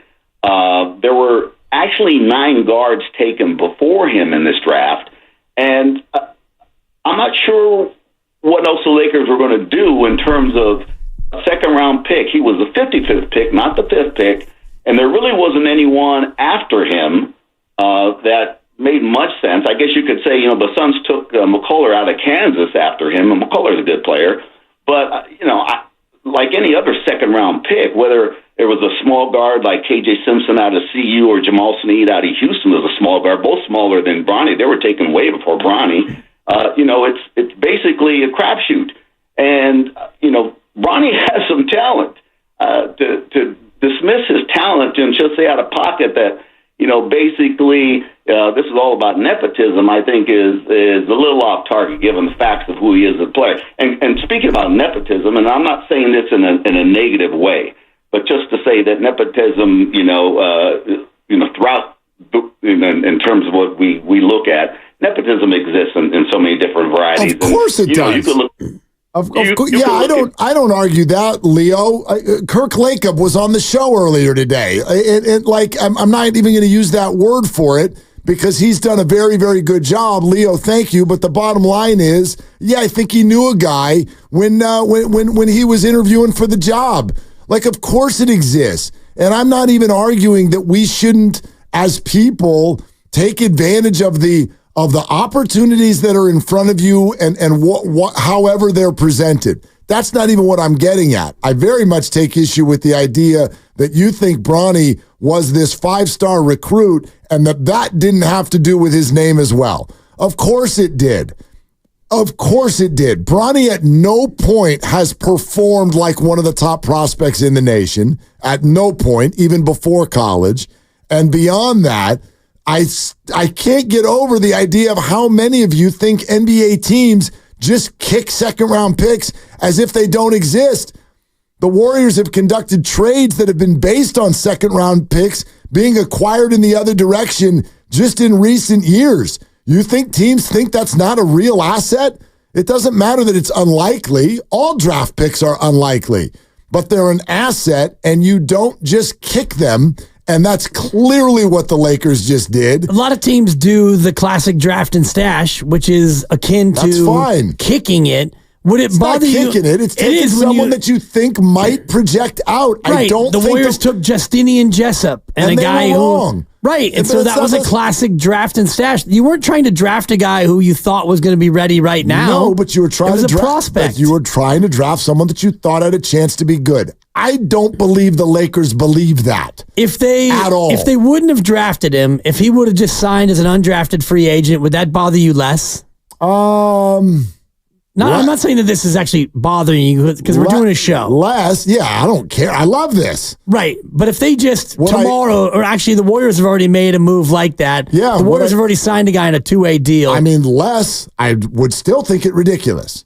Bronny James has not done anything to warrant being on an NBA roster right now other than being named Bronny James. And that is a fact, Jack. And I don't care that the Lakers did this. However, to me, it speaks of two things. It speaks of LeBron James, the individual, putting his family over winning, and it speaks to the Lakers organization for the first time in my lifetime being run in an opposite direction, not being run by the people who are actually in charge. And I've never seen this before. Well, the people who are actually in charge are not the same people that built the Showtime Lakers. The one guy has passed away, and the other guy has turned Miami into a perennial competitor, if not a champion. Right, but the Buss family is still in place. This goes through from Mitch Kupchak, the Rambis family, Jeannie Buss, Johnny Buss, all that. They're all like, yes, there's a lineage they're not Jerry, and they're not Pat Riley. But Jerry Buss has been out of power for a long time and not with us now for a long time. Absolutely. There's a lineage there, and the Lakers have never been run this way. I don't know that any NBA team has ever been run this way. That's a unique team. Because, they should be the last one to run this way. Well, they run it this way for two clear reasons, and you work there, so you know the ins and outs far better than I or far better than anyone in this market, but the glitz and glamour and the Showtime appeal is a huge thing in LA, and people turn out for Laker games far more than they do for Dodger games based on the star power. Sure. You go to Dodger games because it's affordable and you like baseball. And turns out they now are really, really exciting and really, really good. But the Dodgers have always drawn because of the population in LA and the fact that that product has always been much more affordable. The Lakers have drawn because of marquee value and pow, look at this guy and look at that guy. Okay, here's and this plays right into that. No, it doesn't, because they've always been about star power that wins. That's the star power. They've never been for about, the most part. Like, this is minor league. This is what minor league baseball teams do. This is, hey, it's like if somebody The 3 strikeouts in the 7th inning, and it's free beers for everyone. This is that kind of glitz and glamour. This is not about winning basketball games. And so I stand by everything that Steph Curry would never do this, and the Warriors organization would never do this. They would never do this, and I would lose respect for them if they did. Well, you do remember, and I'm sure you were there at the time, when the Lakers went 6 straight years with no playoff berth. Yes. And that was based, a lot of it was on the Kobe Bryant factor because he was past his prime, and they gave him a boatload of money because that's all you had. That was the last 2 years. Prior to that, he just didn't have any help around him, and it's not easy. I'm not saying you win every year. Nobody does. Yeah. But you try, and you aren't governed by sideshows. I mean, let's go there. You think Kobe would have done this? You think Kobe Bryant, if he had ever had a son, that guy was so maniacal about winning. I mean, he'd go to the Olympics and punch Pau Gasol in the face on the first play, his own teammate. He was so maniacal about winning. If he had a son who would average 5 points a game at USC, you think he would have been like, be really cool to play with my son? Or do you think he would have been like, you know what's best for you, dog? Sophomore year. That's what's best for you. That's what I think Kobe would have done. They are cut from a different cloth. You're damn right they are. I don't know if there's anybody who you could ever look at who is cut from that cloth like Kobe. And I would argue so is Steph Curry. So is Steph Curry. He never would do this. It's crazy to me how many people are defending this based on the idea that it's like, 55th pick, whatever. It's a second round pick. I mean, well, why don't we just do that all the time? Let's just pick funny people who could show up and get an audience. A lot of teams do that. Why didn't the Warriors pick Kevin Hart? He does commercials with Steph Curry. Would have been amazing. I'd love to go to that practice. They have made Kevin Hartian type selections throughout their history in the second round. They have? Many teams have. No, look at a lot of these second round picks, and you're drafting some Turkish 6'10" guy who never shows up. Those are bad picks. They're not sideshows. They're not in an effort to build some other story that's got nothing to do with hoops. This is a good, solid international local project who maybe could pan out. This is one of those moments that I wish that the people listening could see your face so they knew that you were just being sarcastic. I'm being pretty sarcastic, but at the same time, I do think that the business, the marketing, and the potential for him to actually turn into a player, it's there. Yeah. And, this is a great text we just got. This is Michael Jordan to the White Sox. It's exactly what it is. This is a sideshow. Let's get some people in the building. He will have a better career in the association than Michael did in, was that AA? I think it was AA, yeah. The Barons, Birmingham Barons. Yeah. He'll have a bigger impact on the Lakers than Mike did in minor league baseball. Waka, waka, waka. Woo! We got 2 guys that are related. Woo! I mean, it's great. This is a wonderful, wonderful thing. The Lakers are being run by the circus in the back. We're presented by Fremont Bank, celebrating 60 years of full-service banking with no compromises. We got some real questions to ask about the Golden State Warriors, about Klay Thompson, about Paul George, about the second apron. Ramona Shelburne of ESPN joins us next on Willard and Dibs. Plan your dinner at Whole Foods Market. Get 20% off no antibiotics.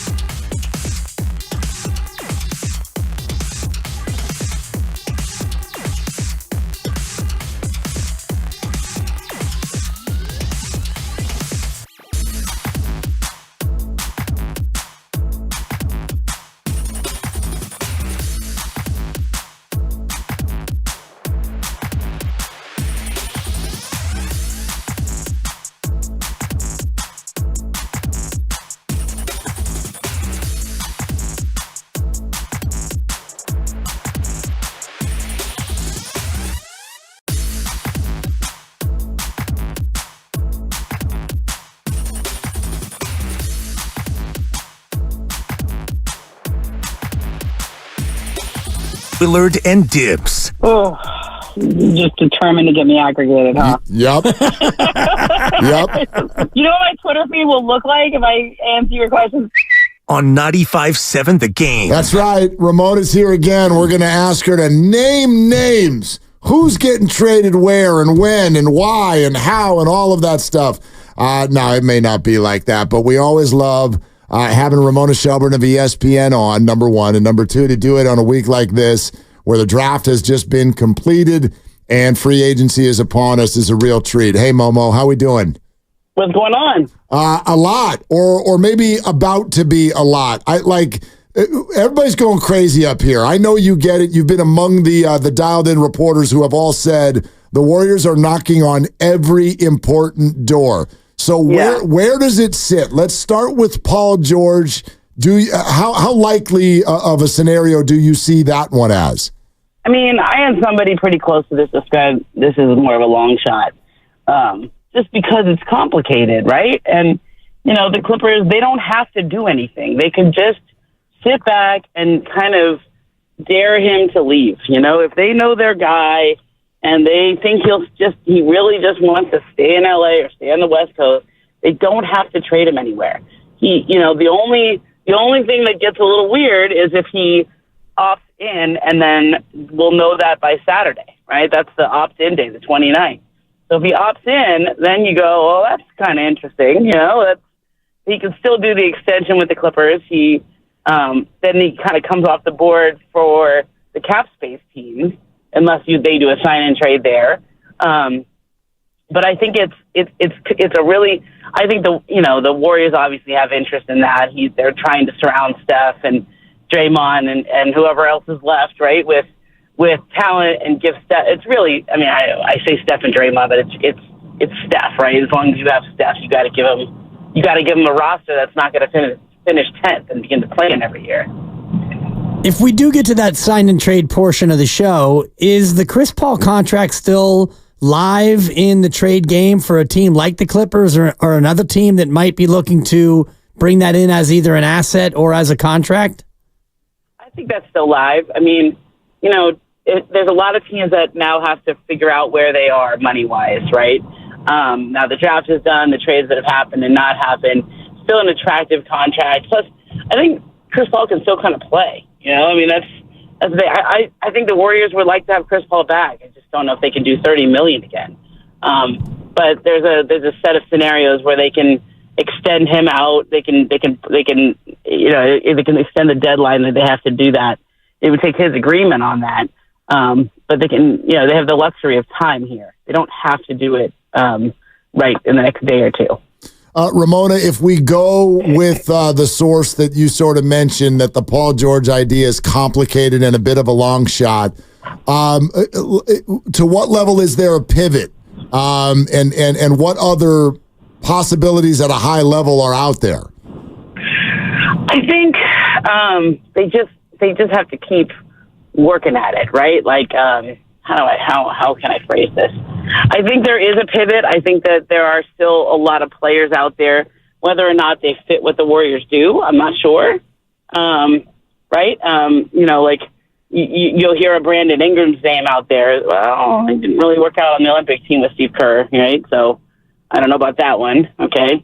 But there's still a lot of really good players that they can go target, and none of it has to be done now. I just keep coming back to that. It doesn't all have to be done in the next 2 days. It can take a minute, and I think that's an interesting wrinkle here, right? Because there's the Klay Thompson situation. I think that'll get settled fairly quickly, whether he stays in Golden State or goes. I used to think he was definitely staying. Now I'm not so sure.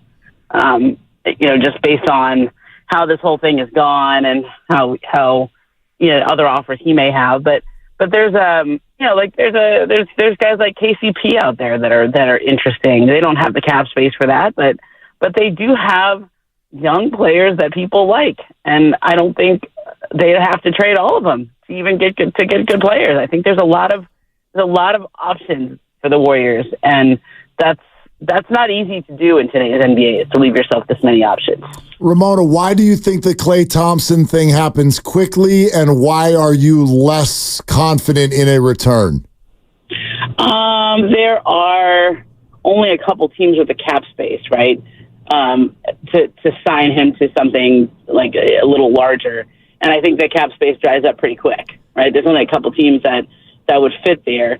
And then everything else would be sort of a mid-level, right? So there's not much to decide except for where you want to go.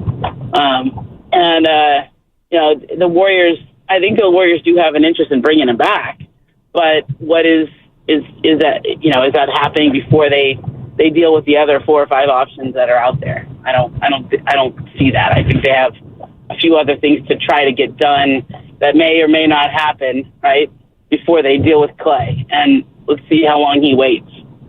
And the timing of it's fascinating because I think the Chris Paul money becomes guaranteed tomorrow. So you'd mentioned that they don't have to do anything right away, but don't they have to essentially have a good idea of what they can do with Chris Paul's contract if, in fact, they guarantee it tomorrow? Yes, except they could, if I understand this correctly, I think they can extend that deadline if he agrees. He would have to agree. But if I'm Chris Paul, I think I would agree. I think, if there's a chance I still get to make $30 million next year, heck yeah, I'm going to agree. It makes sense, right? Ramona Shelburne, ESPN, with us here, Willard and Dibbs, 95.7 The Game. What would you say collectively about the Warriors' young assets and the Warriors' willingness to include them in current talks? I would say Kuminga. Everybody asks for Kuminga and Podziemski, and the Warriors say no. Like they don't want to include those 2 young guys in any trades. Now, is there a trade that could move that needle? I'm sure there is. There's Giannis or something, right? But it's pretty close to untouchable. In terms of Kuminga and to some extent Podziemski. We've heard reports that the team is, quote, aggressively shopping Andrew Wiggins. Are there aggressive buyers? And what do you think the market is to acquire Andrew Wiggins this year? It's not that high, right? He had a pretty bad season. And he actually has a pretty good contract, in terms of if you think that he can bounce back and have another good year, his contract is not too bad. So I think there is a market. It's just not something that it should have been based off of where he was a couple of years ago. It's hard to. There's not a lot of people clamoring for that right now. That's just a salary match, and there's several years left on that, so that's a tougher one to do. And I think a lot of teams also, there's just not a lot of players in that salary range right now. You know what I mean? You're either a max or you're a mid-level guy, but there's not a lot in between, and so you have to aggregate things, you have to put things together. And my head doesn't fit all this information yet, but they did something today that with their 52nd pick where they traded it and then they got it back, and then now I think they're first and second apron or something, and I don't know what that means yet. I haven't called Bobby or read enough of the breakdown, but I think they made it a little harder on themselves by doing that. Yeah, by the way, they did. They're hard cap now, second apron. What? And again, I heard what you said. You haven't done the I don't know. Doesn't it seem at least like that makes large scale moves less likely? Yes, before the new year. But again, I'm not the right person to ask. You got to call like Nate Duncan or something for that. Call Nate or call Bobby or something. This new cap is new for all of us, and I don't know exactly. I keep hearing it's coming, but it hasn't hit yet. Right. And it's the new year, and it's all that stuff. Ramona Shelburne, ESPN, with us here on 95.7 The Game. Ramona, I want to go back to your comment about moves for the Warriors don't have to happen now. And sort of explore more what you mean by that. Like, is this something that you're thinking, if it's not now, this could be trade deadline stuff? What are you saying there? Yeah, I mean, the one thing I think Golden State has done is they've really preserved optionality for as long as they can. And when you have a player like Wiggins, where his value is pretty low right now, I mean, I suppose he could go lower, but most likely it's going to rebound a bit. When you have younger players like Moody, who, if Klay Thompson is not back, then I think Moody plays a bigger role, and he's a really good player. So they don't have to be in a huge hurry here. I just don't understand everything that happened with the second apron yet, so I can't. Right? It seemed like a thing that they did today, following all the people who were talking about which pick goes where and who traded this, and then all I know is Bobby Marks tweeted that they invoked the first and second apron things, and that's not good. Right, and probably good for Joe Lacob because now I was telling Mark there's no more temptation to overspend and get in above that second apron. Now they absolutely can't do that. As far as trade targets, do you think that they might eventually be in that second and third tier and maybe trying to acquire multiple players who are maybe not top of the marquee, but guys who can come in and be at least rotational and maybe making about $20 million? Yeah, I mean that's really the new NBA. I mean, if you look at the last two teams that won, it's not. I mean, look, Jokic and Murray are great, Tatum and Brown are great, but are outside of Jokic clearly is a top 5 player in the league, but are the other ones? It used to be you had to have 2 or 3 top 5 players, and now it's you got to have a squad. It's about the whole team, and I think that's kind of new, and the depth matters. Now, let's go all the way back to strength and numbers Warriors. Obviously, obviously they know that, and that's how they've won a lot of titles. But they also had Steph Curry and Klay Thompson at that point. But I think top to bottom, they just need more offense out of anybody not named Steph. I mean, that was the takeaway from last year, right? One of it just can't be Curry versus everybody every night. And is Kuminga there yet? I don't know. When will he get there? Hard to say. It's time to fortify that second scorer role.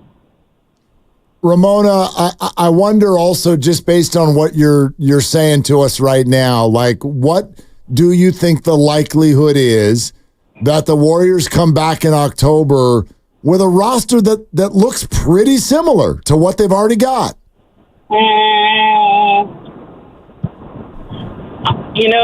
I think there was off-season plans and off-season. Let's factor this in, Mark. You just can't spend as much money on a roster and finish 10th like they did last year. Right. You can't do that. And so there's a sense you got to do something different. You've seen what this is. What the year before? What were they? They're still in the play-in tournament. I think they were 8th or 7th or 8th. Oh, they were right? 6. They were 6, and they beat the Kings and lost in the second round. That's right. Okay. Yeah. But either way, this is way too expensive of a team to be finishing the play-in like they did last year. It's not. That can't continue. So, how big of an overhaul can you do? How much is it about giving other people different roles? How much is it about completely recasting the team? I think they had a lot of different plans. They put A, B, C, D, E, F. Right.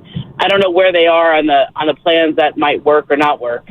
Like I said on NBA Today the other day, name a high profile trade target, a free agent. They've made some calls.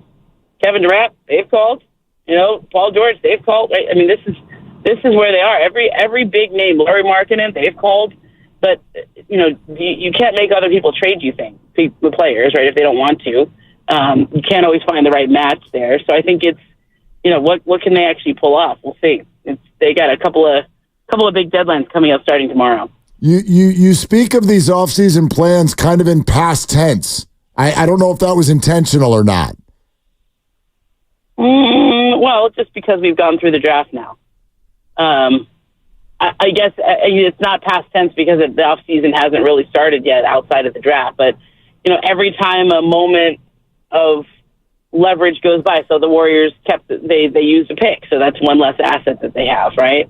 They use picks, so that's one less thing they can put in a potential deal. That's one point where guys get traded. There weren't any really huge trades besides the McCall Bridges trade before the draft. Yeah, it seemed like it was somewhat of a quiet draft until today when the Lakers really shocked everyone by going out on a limb and taking Bronny James. What's your takeaway with the Lakers taking LeBron's son? Is it a throwaway pick, or like second-round picks, or could he actually maybe be a player someday?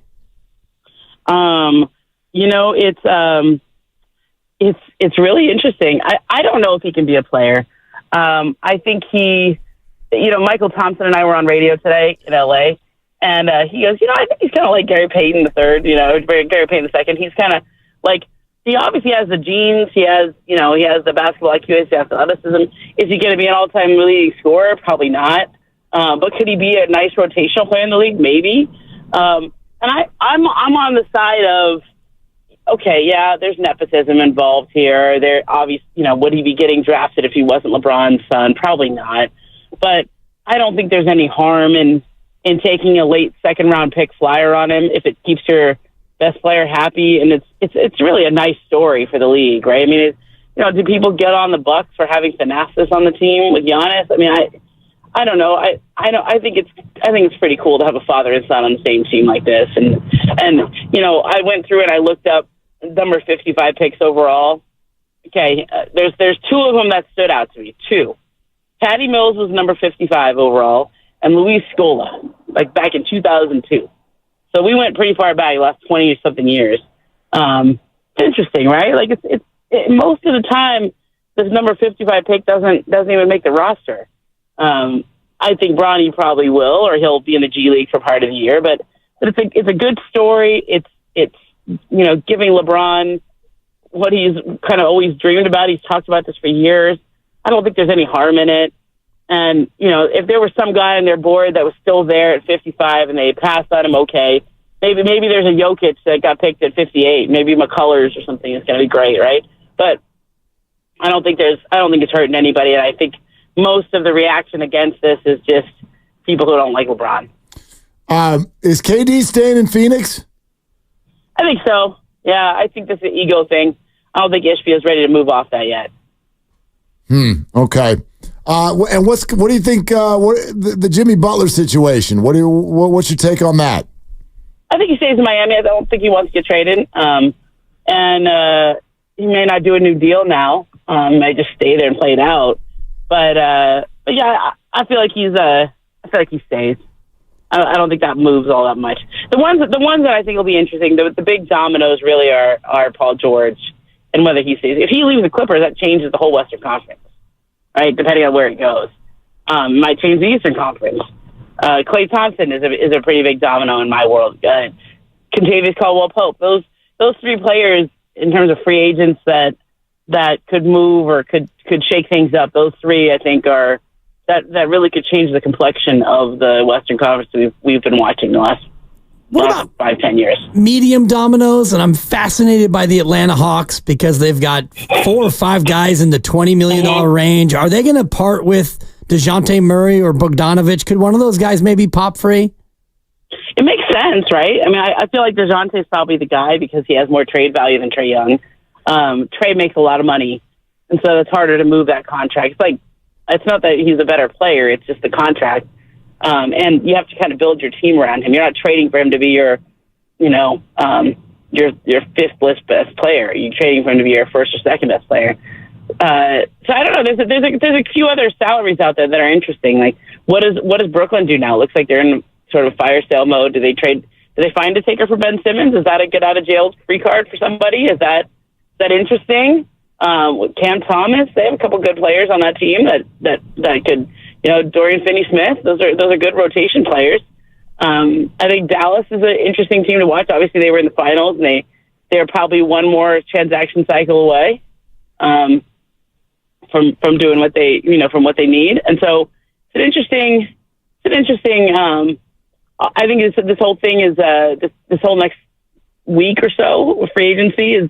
There's a lot of teams that are motivated to do things. Plus, we really don't know what this new CBA is about to do. And I don't know if we'll have the answers in 3 days or 3 months, but it is really forcing teams to draw lines in the sand in ways that they haven't before. Ramona Shelburne, ESPN. Ramona, we will let you leave us with this. Our audience, obviously filled with tons of Warrior fans. I'll just make this very broad. What would you tell them to sort of expect in the next week, in the next 2-3 weeks? a great effort to improve the team around Steph. Whether or not it's successful, I don't know.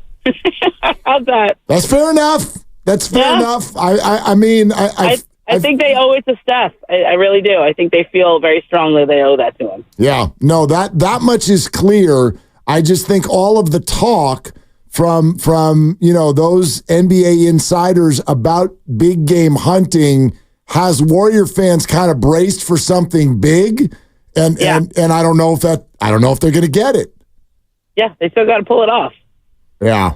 I mean, look, the Knicks were waiting for years and years and years. So what are they going to spend their picks on? What are they going to trade their picks? Which star are they going to get? And at the end of the rainbow was Mikal Bridges. Good player.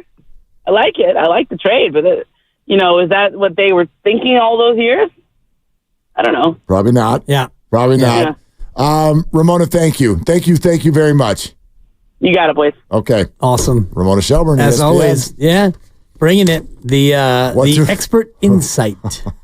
I love it. I'm having this slight fascination with the Atlanta roster. Yeah. Because they're kind of stuck in the middle, and you look at their team and they've got a bunch of contracts that you might want to move off of. And DeJounte Murray's the one that, not a perfect player, but a guy who you would have team control over for 4 years. Good scorer if you're looking to replace Klay Thompson. He's not the same three-point shooter, but he can definitely be a scorer. And if we're not going big game hunting and we're going medium game hunting, he might fit that bill. Okay. I don't know. Just a name. No, I hear you. Listen. A great effort. Well, that's what we're expecting. A great effort. And look, she said it like you can't make other teams trade their players. You can't. Yeah, you cannot hold a gun to someone's head and be like, "Give me your Durant." Right. And so she thinks Durant's going to stay. She thinks Butler's going to stay. The Paul George thing is a feather in the wind, but even if it does blow, does it go the Warriors' way? She said that she's been told that feels like a bit of a long shot. You and I had talked earlier about, I felt at least those who want Paul George on the Warriors, it just feels too public to me. Like, that's not the way these teams usually operate. And if Paul George was going to come to the Warriors, and maybe he will, but if he was going to come to the Warriors, wouldn't it be a little bit more silent than this? Brian Windhorst pushing everything toward the Warriors, to me, made it feel like an agent was calling someone and trying to get a narrative out there rather than it actually happening. So I'm not taking any of these things off of the board, but you take what Ramona said and you go back to Mike Dunleavy earlier in the week talking about how trades are hard. I think they're going to knock on every door. They're going to try like crazy, but a Warrior fan should probably brace themselves for the idea that this doesn't look all that different. And what if the only big difference is that Klay's not on the team? Like, I'm starting to look at the landscape and go, okay, if KD's staying and Jimmy's staying and Paul George is a long shot, and Ramona says Klay thing's going to happen quickly and it's spinning away from the Warriors more than it was, let's add all those things together and now look at what the Warriors did today. They bought a draft pick, which hard caps the second apron $189 million. Can't go over it. It's illegal. Even if Joe wanted to, it's now illegal. Add all those things together, and I would say, without knowing what's going to happen next, but those of you who are in favor of some sort of youth movement might feel pretty good today. Yeah, get ready for your youth movement. And if it is a youth movement, and if it's Dario Saric out, Chris Paul out, Klay Thompson out, and 3 young new players in, well, you may want to brace yourself for another trip to the play-in tournament, because I don't know if you can get better by not adding anybody other than 3 younger players. And I do think tomorrow becomes maybe the biggest day in the cycle. And Ramona's right. They could delay the Chris Paul guarantee, and that might be the news that comes today, or it might be the news that comes tomorrow, that Chris Paul and the Warriors have agreed to move that deadline to July 4th, July 5th, giving the Warriors time to continue to consummate a deal. But I'm afraid that if you find out tomorrow that the Warriors have released Chris Paul, that to me would signal to everyone that they won't be going big fish hunting. I agree with that. I think that if you're excited by the idea of a bigger name joining the Warriors, I think if you hear tomorrow that the Warriors have just flat waived Chris Paul, that's a bad sign. Right. That's a bad sign. That's a big contractual weapon that they will just be letting go. It was interesting, Ramona saying, here's the other thing about Chris Paul. He can still play. I know Monty Poole told us that 99.9% chance or something like that Chris Paul's not going to be on the Warriors this year, and I'll still definitely buy that. But Ramona seemed to be indicating, you wonder if there's a pivot there. You wonder if there is, I don't know, do you decline but re-sign at a lower rate? I don't know. I don't know. But right now, this changes every 10 minutes. Yeah. But as we sit here at 5:28 on Thursday night, I'm feeling very much like things are pushing in the direction of save money and elevate youth. Those are again, ask me again at 5:38. I will, because we'll still be on the air. Yeah, but not at 5:40. I'll be in the restroom at that time. That's why I'm starting to think about more of the medium fish, and I'm looking at Atlanta, and I was mentioning how I'm kind of fixated because you've got Trae Young, who is mostly unmovable. She's right. Yep. But you've got Capella expiring at 22, DeAndre Hunter 3 more years at 21, Bogdanovich is making 17, DeJounte Murray's got 4 more years, but he's in the 20s.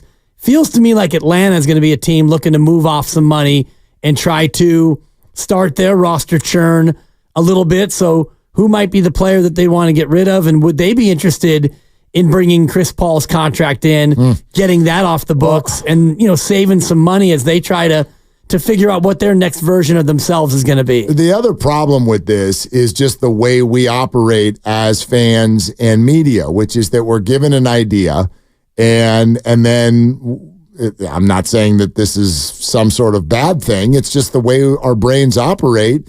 It's fun to think about ideas, and when somebody sort of puts some credibility on those ideas, it feels like an expectation gets built, even though the team never did that.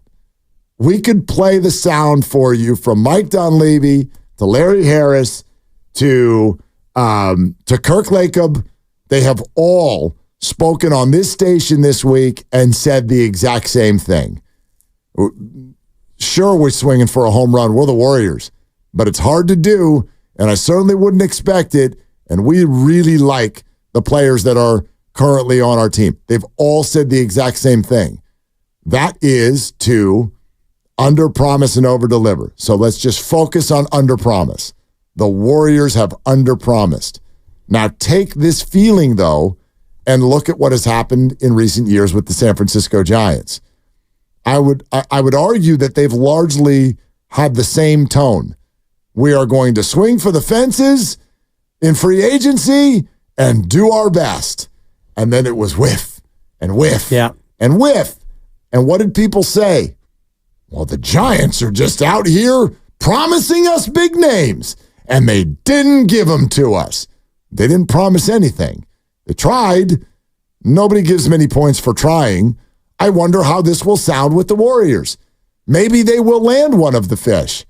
But my point is to say, it now sort of feels like, after 3 days of Paul George talk, it sort of feels like Warrior fans have been promised something that has very, very much not been promised. Right. And so you may walk away with exactly what was the very likely result, but feel disappointed. I do think the Warriors are in a tough spot with regard to that. Well, the fans can build up their hopes how they want to build them up. And because of Kevin Durant so many years ago, when you got the big fish, the biggest of all fish, and he brought you 2 titles, now you've grown to expect that in many ways from Joe Lacob, because he's done big things. And they turned Kevin into D'Angelo Russell, and they turned that into Andrew Wiggins, and Andrew Wiggins won a championship. And now what can they do with Andrew Wiggins and Chris Paul's contract? And they've done big things around here. So whether or not they overpromise or underpromise, they have delivered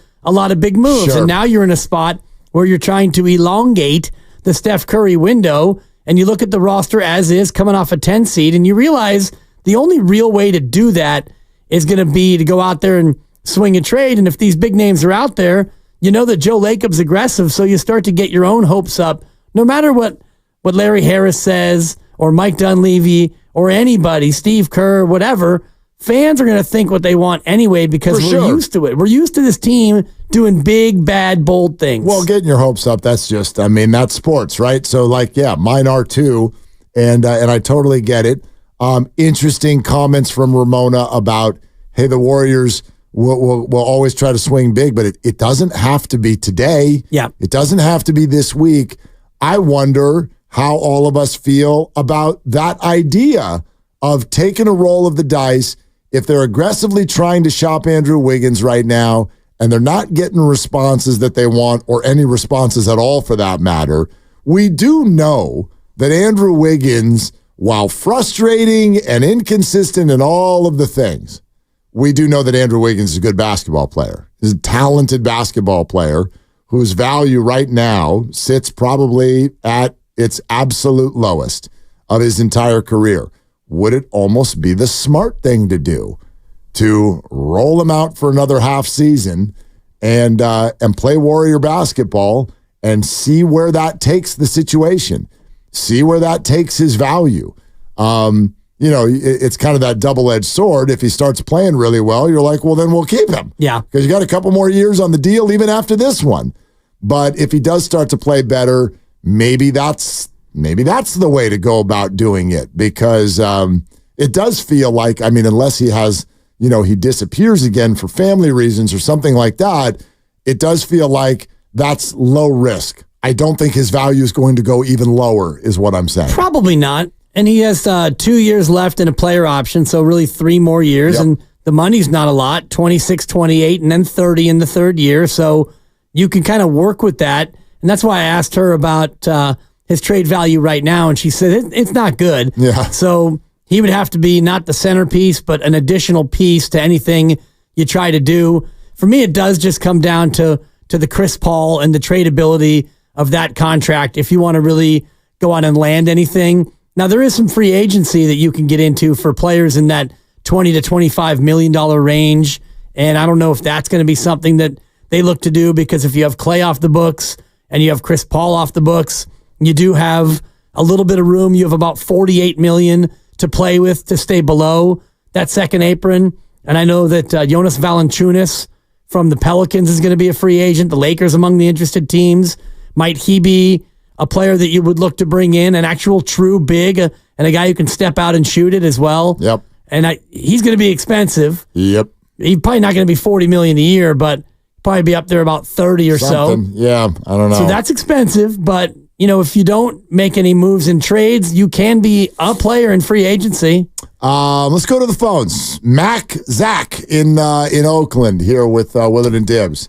Hey, Zach, what are you doing? Oh, not too much. Fellas, there's a couple fans growing up in the town that I kind of make me think that it's over, but how it's currently constructed. One is Houston is a rooster. And you don't eat rooster, you eat chicken. Roosters just make a bunch of noise. And the second one is the same thing it took to get your baby hooked is the same thing it takes to keep it. And we don't have $11 million Steph anymore. And I think the Warriors need to get ready to give the first 10,000 fans knee pads, because we're going to suck. You're fine. That was material. Yeah, that was an amazing call. I didn't really gather what about 72% of it meant. There was something about a rooster. You don't eat rooster, you eat chicken. But you got to the end, and your point was the Warriors are going to stink. Yeah. And I would argue the same thing I'll say to anyone. Partially, this is just the way I look at sports, but I also think I've got some facts on my side right now. The answer is you don't know that because you don't know who's on the team right now. Right. So you can hand out knee pads. First 10,000 fans. I know you. Yeah. What about the other 10,000? I know. Get there early. I know that you think that that Steph Curry is old, and Steph Curry is getting old, NBA style. Like that's all on the table. But I'm not going to sit here right now and start burying the Warriors' record when I don't even know who's on the team. I have no idea who's on these teams yet. So at minimum, we're going to have to get to the summit before we can start assessing what these teams look like. And that summit will be on July 8th. And you can go to 957thegame.com right now and reserve your free spot. Get registered, get there early, get there often. And yeah, by then, I think we'll have some idea, but it won't even be most likely a completely finalized roster. No, definitely not. Yeah, especially when, July 6th is when deals can actually be signed and consummated. Can I change my bet, by the way? What was the bet? Remember? The over-under. We stuck the over-under on Klay, and Ramona suggests this is going to happen fast. Yeah, no, you can't change it. You bet the over. I bet the over. A card laid is a card play. Well, can I hedge? And you don't eat rooster, you eat chicken. I could just bet the equal amount on the other side. Well, that wouldn't be rooster. That would actually be chicken. So yes, it would. You can do that, although you'd lose the juice. Yes, I would lose the juice. The 10% au jus on the bet. And I like the juice. I do like the juice. How do you feel about Kentavious Caldwell-Pope as a free agent piece? I feel he'll be too expensive for the Golden State Warriors. Again, you're going to have probably, if you don't have CP3 or Klay, you're going to have $45 million or so below that second apron. Like he can shoot. Like that's what they need. And defend. He can shoot. I like Kentavious Caldwell-Pope. I don't like the fit. The fit right now is, I don't know. It almost feels problematic with a lot of guys. Obviously the Paul George idea, though, even if I'm starting to not buy how realistic it is, but that one would involve a lot of outgoing money.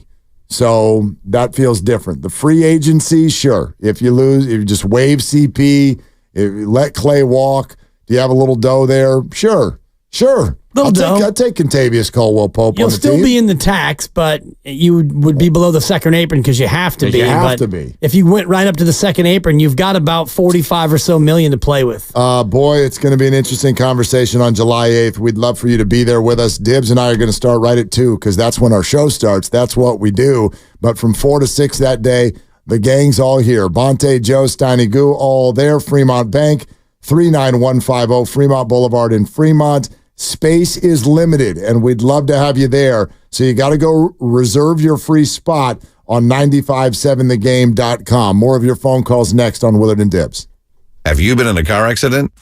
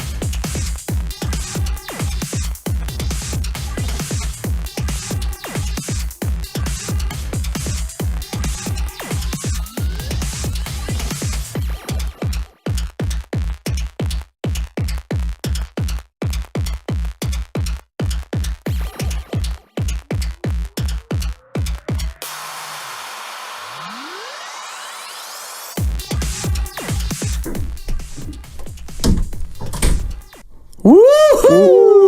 Oh boy. I'm braced for impact. Well, and after that conversation with Ramona, it got me excited. About what? Because we're here. We're here. Oh, you can feel it all week. I know, but having that conversation and getting to the end of this day, and then tomorrow is the last day of this week, and by Monday, July 1, when it actually really begins, I'm excited because we've talked for, 2.5 months since the Warriors last played about all of the possibilities, the scenarios, the machinations, and here we are now, just one more show away from it actually unfolding. Or not. I mean, again, I acknowledge what we all do. And this is true for all three shows and just all Warrior fans. It goes hour by hour and is often based on the most recent insider guest that you have. And then they tell you something and you're like, oh, okay, never mind. Paul George is not happening. And then the next person will, Monty Poole will come on and they'll be like, oh, it's increasing in possibility. Oh, hey, Paul George. I get the vibe out of the Ramona conversation is that Jimmy Butler's going to stay with the Heat. And Kevin Durant's going to stay with the Suns. Lauri Markkanen's going to stay with the Jazz. And the Clippers are calling Paul George's bluff. And that means that thing is going to go down a road that is unlikely to lead to Golden State. I always think, though, if there's a big move, it's often one we don't see coming. Even if it's a rumored name. Go back to Christian McCaffrey and the 49ers. That one knocked us off of our feet when it got broken on Thursday Night Football. You didn't hear for 4 weeks, the Niners and McCaffrey and the report, McCaffrey wants it, he's going to go to the night. You don't get that. And so if you hear that, it tells me each time an agent has called a reporter and told the reporter, this is what's happening, and I'm going to give it to you so you can report it. And that's not because it's about to happen. It's because they're trying to force negotiations in a certain direction. Yeah. So that's what the Brian Windhorst, Paul George thing now feels like to me. It doesn't mean the Warriors aren't about to make a big move. It just might be one that we don't see around the corner. Or, get ready for nothing. It might be nothing. And how would we feel if we get here? I won't be here 2:00 on Monday, but you get it. If all the shows, if we arrive on Monday and it's bupkis, the Warriors have agreed to a long-term deal with bupkis. I like the player. It could happen. It could. It really could. And that would just be the opening of the period, so that wouldn't mean it's done. But if we get to the summit July 8th... And Bupkis is still starting. That's right. And Klay is a Magic's, and Chris Paul, they declined the contract, and now you've got Steph, Draymond, Wiggins, and all the rest of the fellas, and these three new guys. The summit will be a little bit angry. It'll be an angry summit. Well, again, you're like waiting for a story, and sometimes the story is that there's not a story. That in and of itself is the story. Especially when we're all waiting for something to be the story. If the story is nothing, and this is how much you got better on the edges with Lindy Waters III and Quentin Post, there's going to be a problem, Mark. Well, I think what'll happen is the fan base, at least for as long as that's reality, will trickle back down into the conversation that we were having 4 months ago, which is, are the Warriors actually good and they were just a couple Draymond suspensions away from being the 4 seed, or are they not? And one sort of under the radar thing I keep hearing in listening to all of these people talk, even Ramona just said it, it's not so much elevating the young players, but I've heard a couple people now talk about new roles. Same people, new roles, right? Who's the backup point guard? Is it Brandon Podziemski? We need to, what's the new role there? Who's the starting 2 guard? Who's the starting 2 guard? Is Jonathan Kuminga a featured player within the offense? Is there a center now? Is that going to be something you do every night? Are you going to let Draymond play the 4? All of these things, like, could the Warriors be looking at some of their acquisitions as people who are already on the team and simply putting them in a new light? I think that that's going to land as kind of like, sorry for the word, but boring to the fan base. I don't think that's what they're going to want to hear.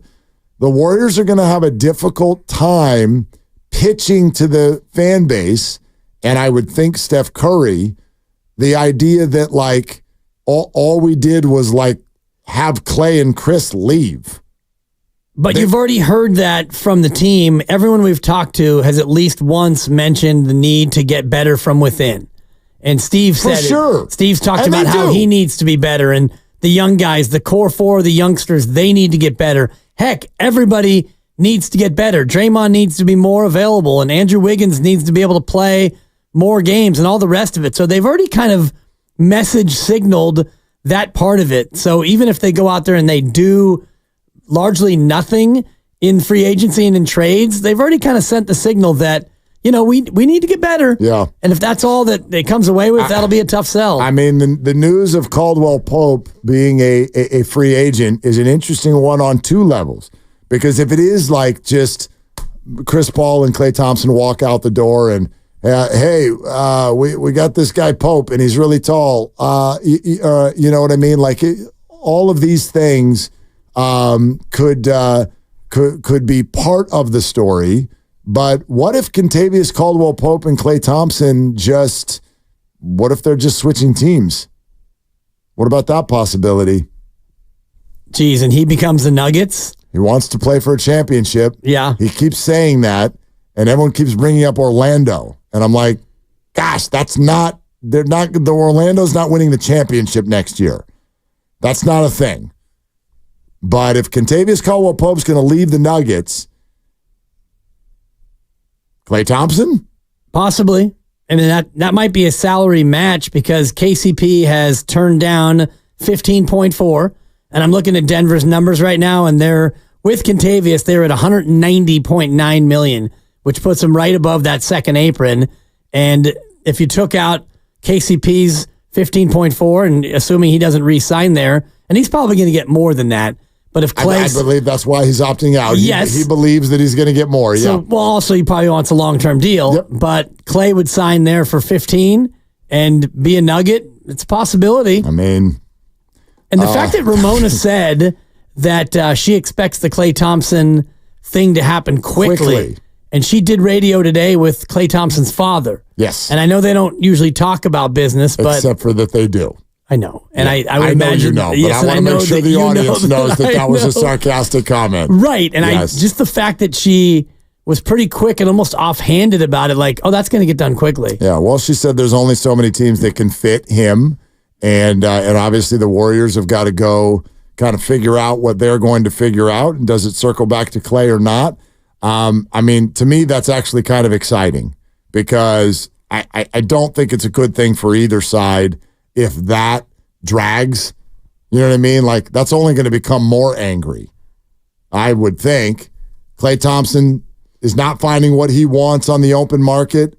The Warriors are not able to land a big fish, but they keep telling Klay every day, July 2nd, 3rd, 4th, 5th, Klay, just wait. Just keep waiting. We're trying our 14th thing that doesn't include you, but we'll get to you. I promise. That feels like something that neither side wants to go through.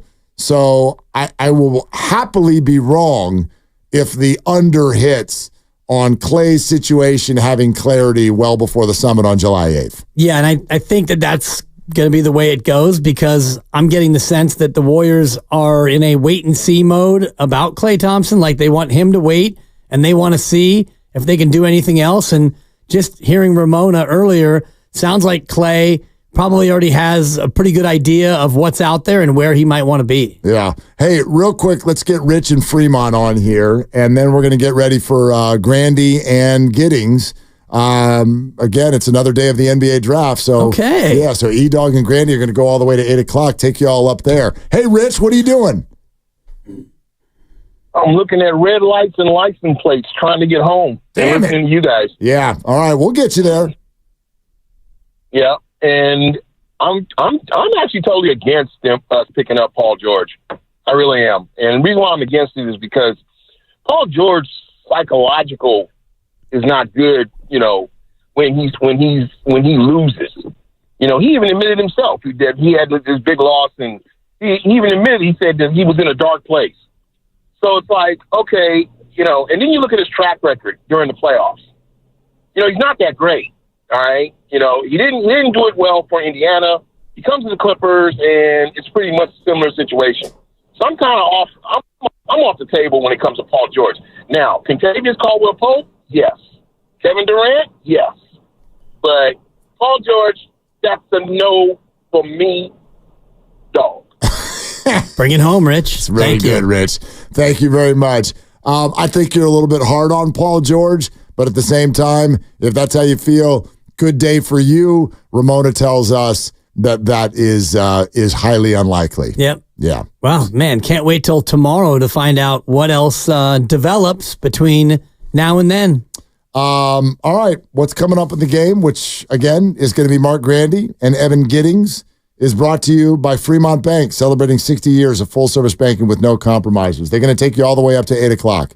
How much of that is going to be about Bronny James, Grandy? How much I would imagine very little. Okay, very little. Yeah. Good. This is going to be about the Warriors, because we've got a lot of people who are in the know who had a lot to say today on 95.7 The Game, from Kirk Lacob to Trace Jackson Davis to Ramona Shelburne and more. So stay tuned for all of that with Grandy and Giddings. Do you want to do it again tomorrow? I can't wait till tomorrow. Yeah, let's do it again tomorrow. It's Chris Paul Day tomorrow. Yeah, that's right. So here we go. For Dibs, for Grandy, for Lucas, I'm Mark. Shoot your shot. That's all you got. Hi, I'm Brian Bakhtiari, Executive Manager of Stevens Creek Subaru.